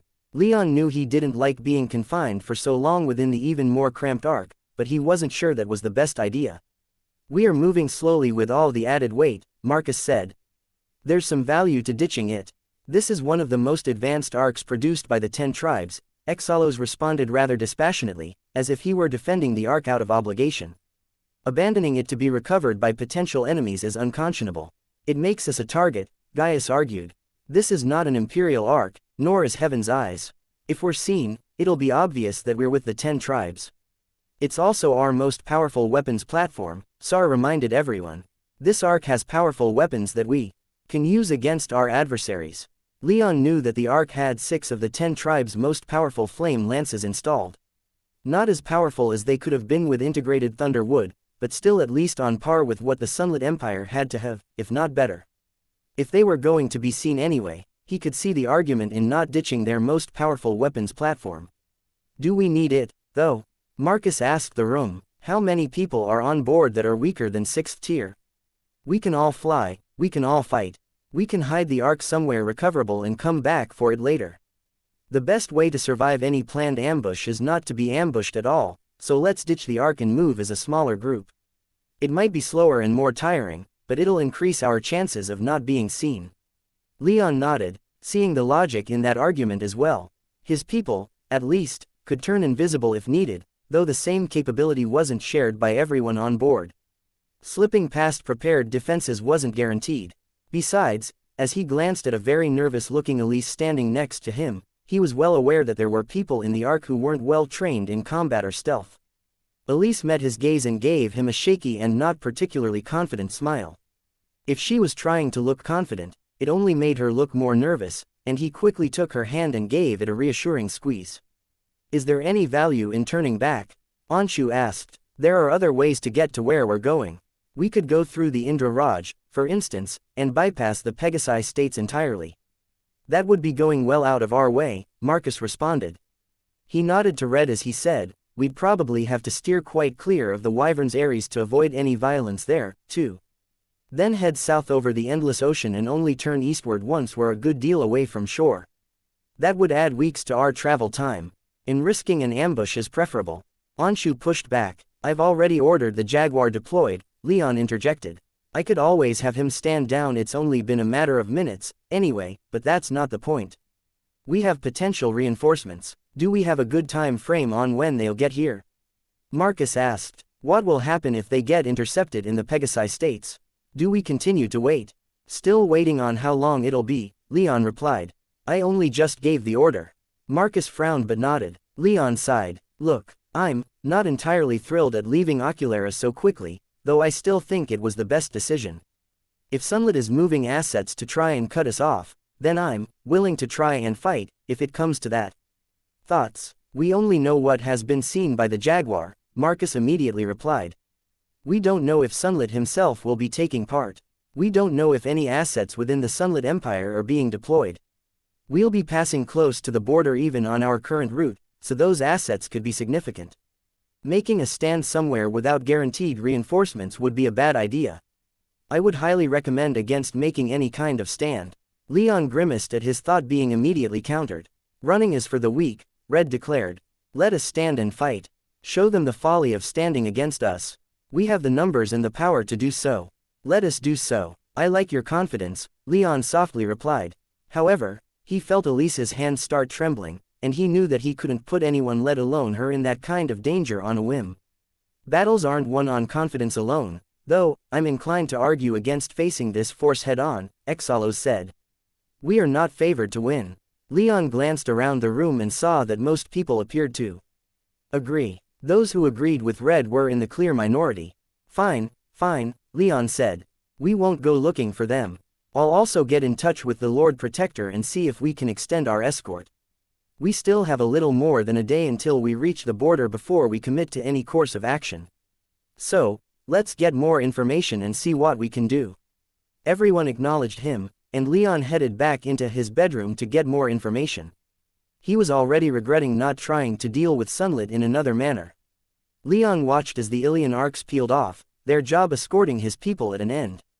They'd reached the border and were now heading into the Chiron steppes, so the escort's job was finished. Unfortunately, Leon hadn't been able to get them to stick around longer, but the Lord Protector was at least able to arrange for them to stay by the border for a few more days just in case Leon had to turn around and return. As for his tribal reinforcements, the Jaguar had gotten the 5 arcs moving, but the Flying War Beast Battalion was ordered to remain on the sword. The Jaguar had argued, and Leon had agreed, that moving that much force left the sword too vulnerable and didn't provide enough benefit to him to justify it. The arcs would move much faster than the Flying Battalion, and Leon was placing a premium on speed. What had him more concerned was that Sunlit apparently hadn't left his palace in Oculara. There hadn't been any signs of major military movements in his empire, and the task force that the Jaguar had seen deployed was nowhere to be seen.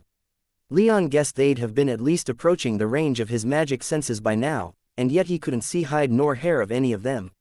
It was almost as if they'd vanished somewhere within the scorched fields. So, with great trepidation, Leon had given the go-ahead to continue on their journey and trust in the Ark's stealth systems to keep them safe. He hoped it would be enough. They still had a couple days of flying to reach airspace controlled by the 10 tribes, and he could already tell those were going to be tension-filled days. He already intended to refrain from sleep and monitor their surroundings as closely as he could until they were safe. With a sigh, he settled into a seat in the Ark's main room and projected his magic senses. He got comfortable and made peace with the idea that he wasn't going to leave that seat for more than 40 hours. It didn't even take a day for them to leave the Chiron steppes and cross into the airspace of the Ivory Plains, the wide salt flats where a great inland sea had once been. Leon remained as vigilant as he could, but there hadn't been much to see in the Chiron steppes, let alone in the flat wastes of the spectacularly flat salt flats. He noticed himself growing a little complacent with his vigil, but he always shook himself out of it whenever he realized how lax he was getting. But so far, he hadn't yet been rewarded for his attention. Even the steppes were more lively than the salt flats given the warlike nature of the nomads who called that great grassland home. At the very least, he knew that it wouldn't be too much longer until they linked up with their reinforcements. He could see them in the distance, rapidly closing in as they sped towards each other. But as they cut through the air above the salt flats, Leon suddenly picked up on a flash of magic power. Before his eyes could even widen in surprise, the Ark shuddered as something slammed into its rear with tremendous force. An alarm immediately began blaring and the Ark's captain's voice shouted throughout the vessel, "All hands, brace for maneuvers." The Ark's movements became more and more staggered as the pilots fought to retain control, and outside, Leon saw an Ark appear as if from nowhere. Stealth, he thought with no small amount of anger at both himself and the situation. It was a relatively small craft, easily hidden, about large enough for a crew of 3 or 4. It cut through the air like the sharpest of blades, a single imperial lance installed on its nose. 2 more flashes of power lit up his magic senses as additional arcs appeared from nowhere, their lances having already fired. A moment later, the molten metal they'd fired hit Leon's arc, closer to the engines, and they began to lose altitude. "We're losing power to the engines," the captain called out. "Brace for a rough landing." 3 arcs. Leon shouted as just about everyone in the Ark donned their armor and armed themselves. Stealth enchantments, too, so who knows what else may be out there. As if on cue, the salt flats far below them opened up like the jaws of some eldritch horror and spat out the 8 arcs that the Jaguar had called ahead about. The 4 war arcs were sleeker and sped toward Leon's arc as it descended. The 4 other arcs remained closer to the ground as enormous hatches on the sides opened, allowing hundreds of sunlit warriors to spill out into the sky. Leon restrained the urge to shout in frustration and to castigate himself for getting everyone into this situation. There'd be time enough for that later, but for now, they had to deal with this. He channeled his darkness magic and began issuing orders. His people moved toward the Ark's main and emergency doors while the crew put his orders into action. The Ark was going down, they weren't going to keep it in the air after taking those 3 hits. However, they still had power for other systems, and if the Ark hit the ground lightly enough, they'd have some options. We also have options before we hit the ground, Leon noted as the Ark began to turn. This destabilized their descent a bit, but it brought the lances on the side of the Ark into play. 3 lances spat their deadly payloads, enormous fireballs around cores of boiling iron were launched at a spectacular speed. The war arcs were already starting to move as Leon's Ark brought its lances into play, but they didn't move fast enough. 2 of the lance shots hit true, penetrating straight through the front plates of 2 war arcs like the thin armor wasn't even there. The arcs promptly exploded, the tremendous amount of magic required to operate the things creating multicolored fireballs and vaporizing most of the arcs' interiors, including their unfortunate occupants. At the same time, the 3 lances on the other side of the arc fired, but only one of the stealth arcs was hit. That one arc, however, was hit in the side and had a hole punched clean through it. Its nose immediately tiled forward and the vessel plummeted toward the ground, a stream of fire more than 100 feet long pouring from the hole. The remaining 4 arcs then fired their lances, but a barrier of white light sprang into place around Leon's Ark, and the lance shot splashed harmlessly across its surface. Leon could hardly begin to guess at the power requirements of such a shield, but he was glad it was still operational. But that was all they had time for as the Ark fell past the lower war arcs, the captain barely managing to pull it back up before it slammed into the salt flats and slid across the ground for thousands of feet, carving a great trench into Eterna. Leon and his people took the impact as well as they could. They were all strong mages and all were armored, but a few people weren't braced well enough and went flying as the Ark bit the earth. When they finally slid to a stop, however, Leon glanced around, the darkened lights in the main living space not bothering him at all, and he was pleased to see that just about everyone had made it. A couple of his Tempest Knights and the weaker tribesmen were on the ground, but as far as he could tell, no one was dead. He quickly revised that estimate as he checked on the Ark's crew and noted that a couple of the lance operators, as well as one of the bridge crew, had died in the impact. There were also more injuries among the crew, who were mostly in outer compartments when the Ark fell. As he was checking in on everyone, another flash of power caught his attention from outside. Another Ark had appeared, this one slightly larger and more ornate than the other stealth Arks. A door on its underbelly opened and, with a flash of lightning that made the sun look dim and a crash of thunder that shook the earth, the Sunlit Emperor burst forth into the sky above Leon's crashed Ark. Leon Rame, Sunlit roared, an infuriatingly smug smile of triumph on his punchable face. You had your chance to come with me willingly. Now I'm afraid I'm going to have to insist that you surrender yourself to me at once. Leon Rame, Sunlit roared, an infuriatingly smug smile of triumph on his punchable face. You had your chance to come with me willingly. Now I'm afraid I'm going to have to insist that you surrender yourself to me at once. Leon resisted the urge to growl in anger. He could feel the power of the great black dragon surging through him, his anger fueling it like nothing else could. There were few things he wanted to do more than launch himself out of the crashed Ark and slam his fist into the arrogant emperor, showing him firsthand the power Leon had struggled to unlock. But that urge was resisted. He knew that would lead to nothing good. Fighting a 10th-tier mage in single combat was a fool's errand, and besides, he still had other options. And after glancing over his shoulder at his people, he knew that he had other obligations. He couldn't just throw caution to the wind and act without thought.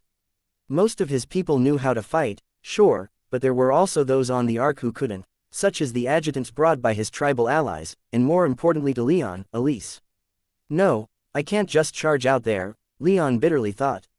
Is the light shield still operational? Leon asked the captain. As soon as he asked, he saw with his magic senses the Ark's captain fiddle around with an enchantment console that looked only partially functioning, but a moment later, a white sphere of power sprang into existence around the Ark as it lay on the ground. We don't have much power left, the captain shouted, Leon able to hear him thanks to his projected magic senses. We'll take all the time we can get, Leon replied. Let's see if we can get the lances back up and running. The captain nodded and got to work getting what remained of the small crew moving again. Turning back to his people, Leon evaluated what he had. Of his tribal allies, he had a group of adjutants who weren't combat capable, meaning he could only really rely on Sar and Exalos. Of his retainers, all were up and ready, with only Elise and Helen not combat ready at the levels this would demand. He also had half a dozen Tempest Knights and a dozen of Cassandra's personal guards. "All right," he said as the Sunlit Emperor's forces began surrounding their crashed ark, "let's get organized. We're not surrendering." "Fuck right, we're not," Alcander roared, with Alex and the Tempest Knights shouting their support. "We'd be executed anyway," Exalos said with a deadly glare. While those with him and Sar weren't warriors, Leon wondered if he was giving their combat capabilities enough credit as they visibly steeled themselves and made their willingness to fight clear. "We'll fight to the end. The ancestral hearts are no strangers to war," Sar added. "We have long defended ourselves from aggression." He gave Cassandra's guards a sideways look but said no more.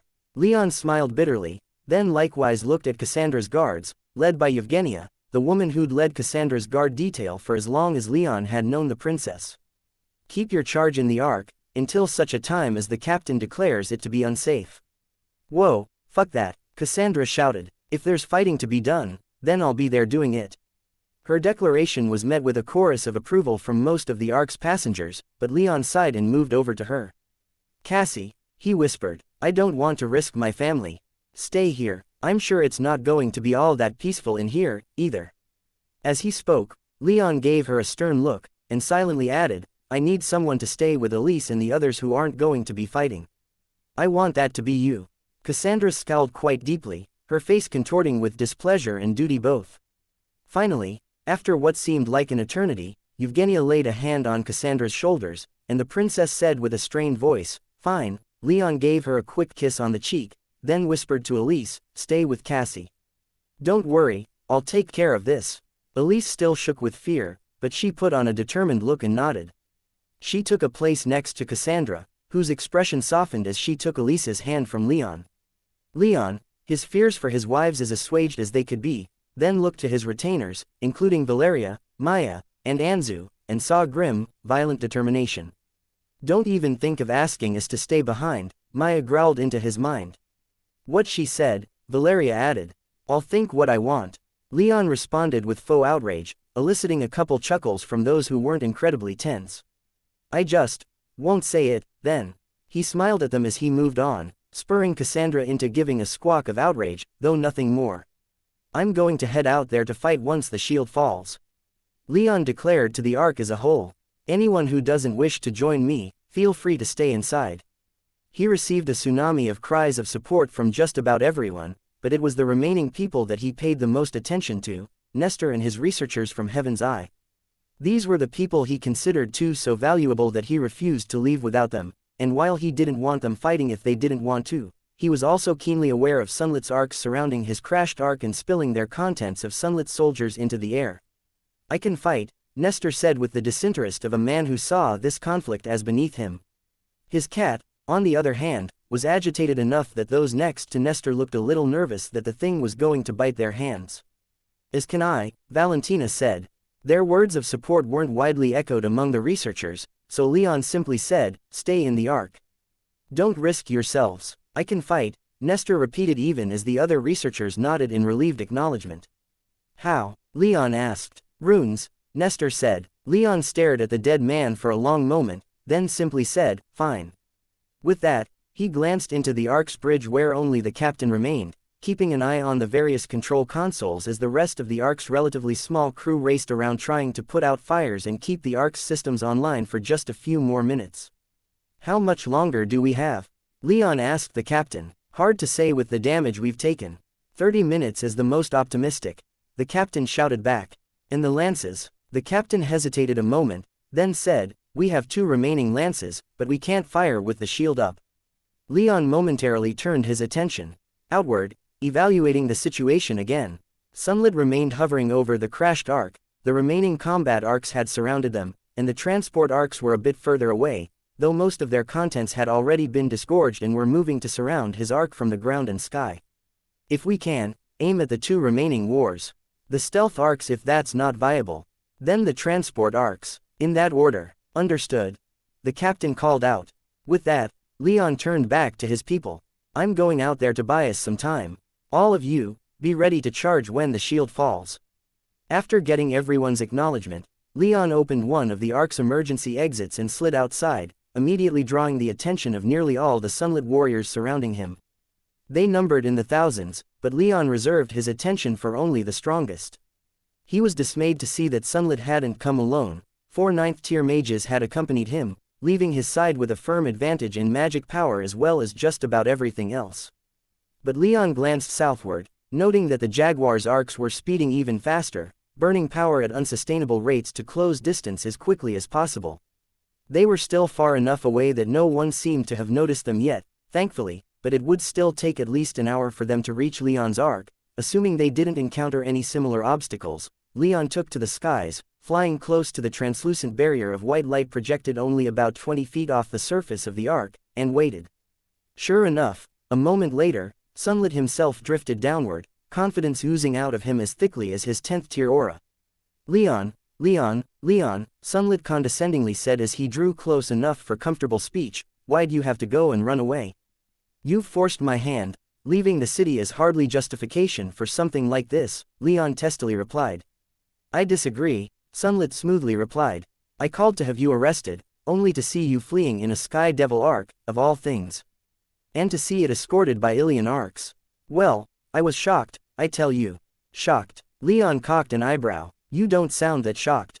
I suspected there was some dirty dealing going on behind my back, Sunlit admitted with the ease of a man who believed himself in full control of the situation. Old Keeper was being cagey about something, and I knew that this alliance you have with the Lord Cocksucker and Grand Whore had to have been built on something. Leveraging your bloodline was the obvious explanation. And then we had your mysterious absence from Oculara at the same time that the Sky Devils on the sword started acting out of character. And then, those two declared support for peace with the Sky Devils. Well, it doesn't take a genius to connect these dots, does it? You've hardly been subtle. Leon lightly frowned a moment, then shrugged. I was made king of the 10 tribes. The Sky Devils are now my subjects, and I've been working to bring peace between them and the empires. Starting, naturally, with those I have personal connections with. Foolish, Sunlit growled, should just have the lot of them killed. Honestly, the arrogance of claiming any kind of descent. Leon cocked his eyebrow again, wondering if the Sunlit Emperor was about to reveal his genealogical claim, but Sunlit went quiet for a moment, his eyes staring southward at something in the far distance. Leon, fearing that his reinforcements had finally attracted some attention, hurriedly asked, I thought you were staying in Oculara. How did you get this far south so quickly? Sunlit's eyes flitted back to Leon immediately as his smug smile grew even wider. You lack subtlety, young Leon. A strange-looking arc being escorted by half a dozen Ilian arcs is attention-grabbing, no matter how careful you are. It was easy enough for me to find out what was going on, and then to follow in an arc of my own. Those cucks in Ilian couldn't find their own cocks in a brightly lit room, let alone an emperor of my capabilities if he wants to hide. Sunlit's smile thinned as he glared at Leon like a cornered rat. Now, Leon, do the wise thing and surrender. I don't want to kill you today, nor do I want anyone in that arc dead, personally. You and your people will be treated well, you have my word on that. You will all be my valued guests in Thunderhaven. And if I don't surrender? Leon asked. You will all die here. You can't win this, you have to see that. You're vastly outnumbered and you can't hope to match my strength. Give up. Leon grinned and silently chuckled, the conversation stoking his wrath to no end. Just listening to Sunlit speak, as useful as it was for him to keep it going, was fraying both his nerves and his patience. Familiar heat had flooded into his arms and raced into his fingers, and he felt that it was only his armor that hid the traces of the great black dragon's power from leaking out further. It's not in my family's nature to give up, Leon pointedly stated with a vicious grin. I don't know what you have planned for me in Thunderhaven, but I can guarantee that it won't be good. Sunlit's grin turned slyer. Our family's nature, Leon, he said, taking the bait. We are distant kin, you and I. There were remnants of the Thunderbird clan in my empire, hiding in small enclaves and trying not to draw any attention. But my grandfather hunted them all down and subjugated them to the Sunlit Empire. But the last, and largest, of these remnant clans, had a princess, and my grandfather took her as a concubine upon finishing his work. From her came my father, given to my mother after she reached the 10th tier. Leon made a disgusted face for a moment. They weren't, you know. Sunlit snarled. No, they weren't siblings, you dickrider. My mother was only a distant relation, separated by many generations. Leon made a show of wiping his brow in relief. Sunlit scoffed and continued as if Leon hadn't gone on that tangent, though his tone was noticeably more strained. I but want to protect you, Leon. That ought to be my job, as your superior in age and power, no. We are not related, Leon declared, his patience running critically low. Whatever claims you want to make of your lineage, you do not have the power of the Thunderbird. Sunlit's face immediately turned ugly and wrathful, but Leon pressed on. You are unrelated to the Thunderbird clan.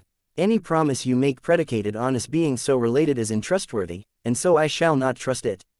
In fact, I'll not trust you at all, and simply tell you that if you want to bring me back to Thunderhaven, it will be as a cold corpse in so many pieces that it can fit into a small box. That can be arranged, Sunlit angrily growled. Perhaps, Leon replied. For now, I'd rather leave you with some fighting words. Leon began drifting back to the emergency hatch on the Ark. Unfortunately, none are coming, so I'll just tell you to get fucked. He made a rude gesture as he reached the hatch, but he paused there for a moment as he reached within with his magic. Darkness touched the minds of all within, and Leon whispered his commands. The captain began pressing runic circles on the control console and his people within the Ark began moving toward the various exits. At the same time, the Sunlit Emperor glared down at Leon, then rose a few dozen feet into the sky, and held up his hand. Great arcs of lightning surrounded him, gathering into a golden bolt of such tremendous power that Leon could feel the static causing his finer hair to stand on end. But he wasn't worried about that alone, he'd faced far deadlier lightning before. Before Sunlit could launch his attack, Leon's Ark's light shield dropped, and the Ark's remaining two intact and unobstructed lances fired their molten payloads so quickly that the hovering Arks could barely react. One stealth Ark was hit, the tribal lance's payload punching through its hull with ease and causing it to explode right there. The other shot hit one of the war Arks, and like the stealth Ark, its outer hull didn't stand a chance. It didn't explode, but it immediately began listing in the air, fire blazing within. Leon didn't pay either much mind. Instead, he donned his helmet, drew his family's blade, and called upon as much power as he could muster. Heat suffused his being as black fire spilled out from every joint in the armor covering his sword arm. Leon saw for a moment the Sunlit's Emperor's wrathful face warping with shock, and then Leon was upon him. Leon lunged forward, his sword blazing with black fire, but the Sunlit Emperor managed to just barely block the blade. A few licks of black fire still caught him, though, and Leon heard him scream in surprise as the fire danced across his unprotected face. Sunlit hurled himself backward as he brought down his prepared lightning directly on Leon. Leon braced and called upon the strength of his Tau Pearl to defend himself. A smaller shield of white light sprang into place around Leon just in time to block Sunlit's attack, but Leon was still smashed backward, making a dent in his Ark's outer plating, and winding him for a moment. Sunlit reeled but recovered before Leon did. Leon was unable to assess any damage done to Sunlit as the Emperor had called upon an ostentatious golden helmet, obscuring his face, but it seemed insignificant as the Emperor bore down upon Leon, another tremendous bolt of lightning already forming in one hand as a sword roughly matching Leon's in size and style appeared in the other. Sunlit charged with a guttural roar, and Leon forced himself up and dodged by the skin of his teeth. He was vaguely aware that his people were spilling out into the sky and firing off their magic, but Sunlit demanded his attention, so he gave it. Black fire poured out of his body, keeping Sunlit barely at bay, but Sunlit responded with waves of lightning that washed over Leon, who only barely withstood the blow thanks to the strength of his armor and the support of the Tau Pearl. They flew higher into the sky, their clashing auras causing storm clouds to spontaneously form in the sky. However, Leon was unable to completely seize control of these clouds, and golden lightning bolts began raining down upon him. He dodged another blow from Sunlit, who seemed driven into mindless fury, and used their momentary proximity to rake his blade across Sunlit's stomach. Black fire burned away the golden outer layer of the armor the man was wearing, and Sunlit screamed in pain again. He brought his blade down upon Leon, who lifted his to try to deflect or block at the least. But when their blades met, Sunlit's power won out, and Leon was sent flying up into the clouds, away from the battle that now raged around his crashed Ark. All videos have ads disabled. YouTube doesn't pay me enough to cover electricity costs. If you are well off, please consider donating via PayPal or becoming a member of this YouTube channel. Thank you.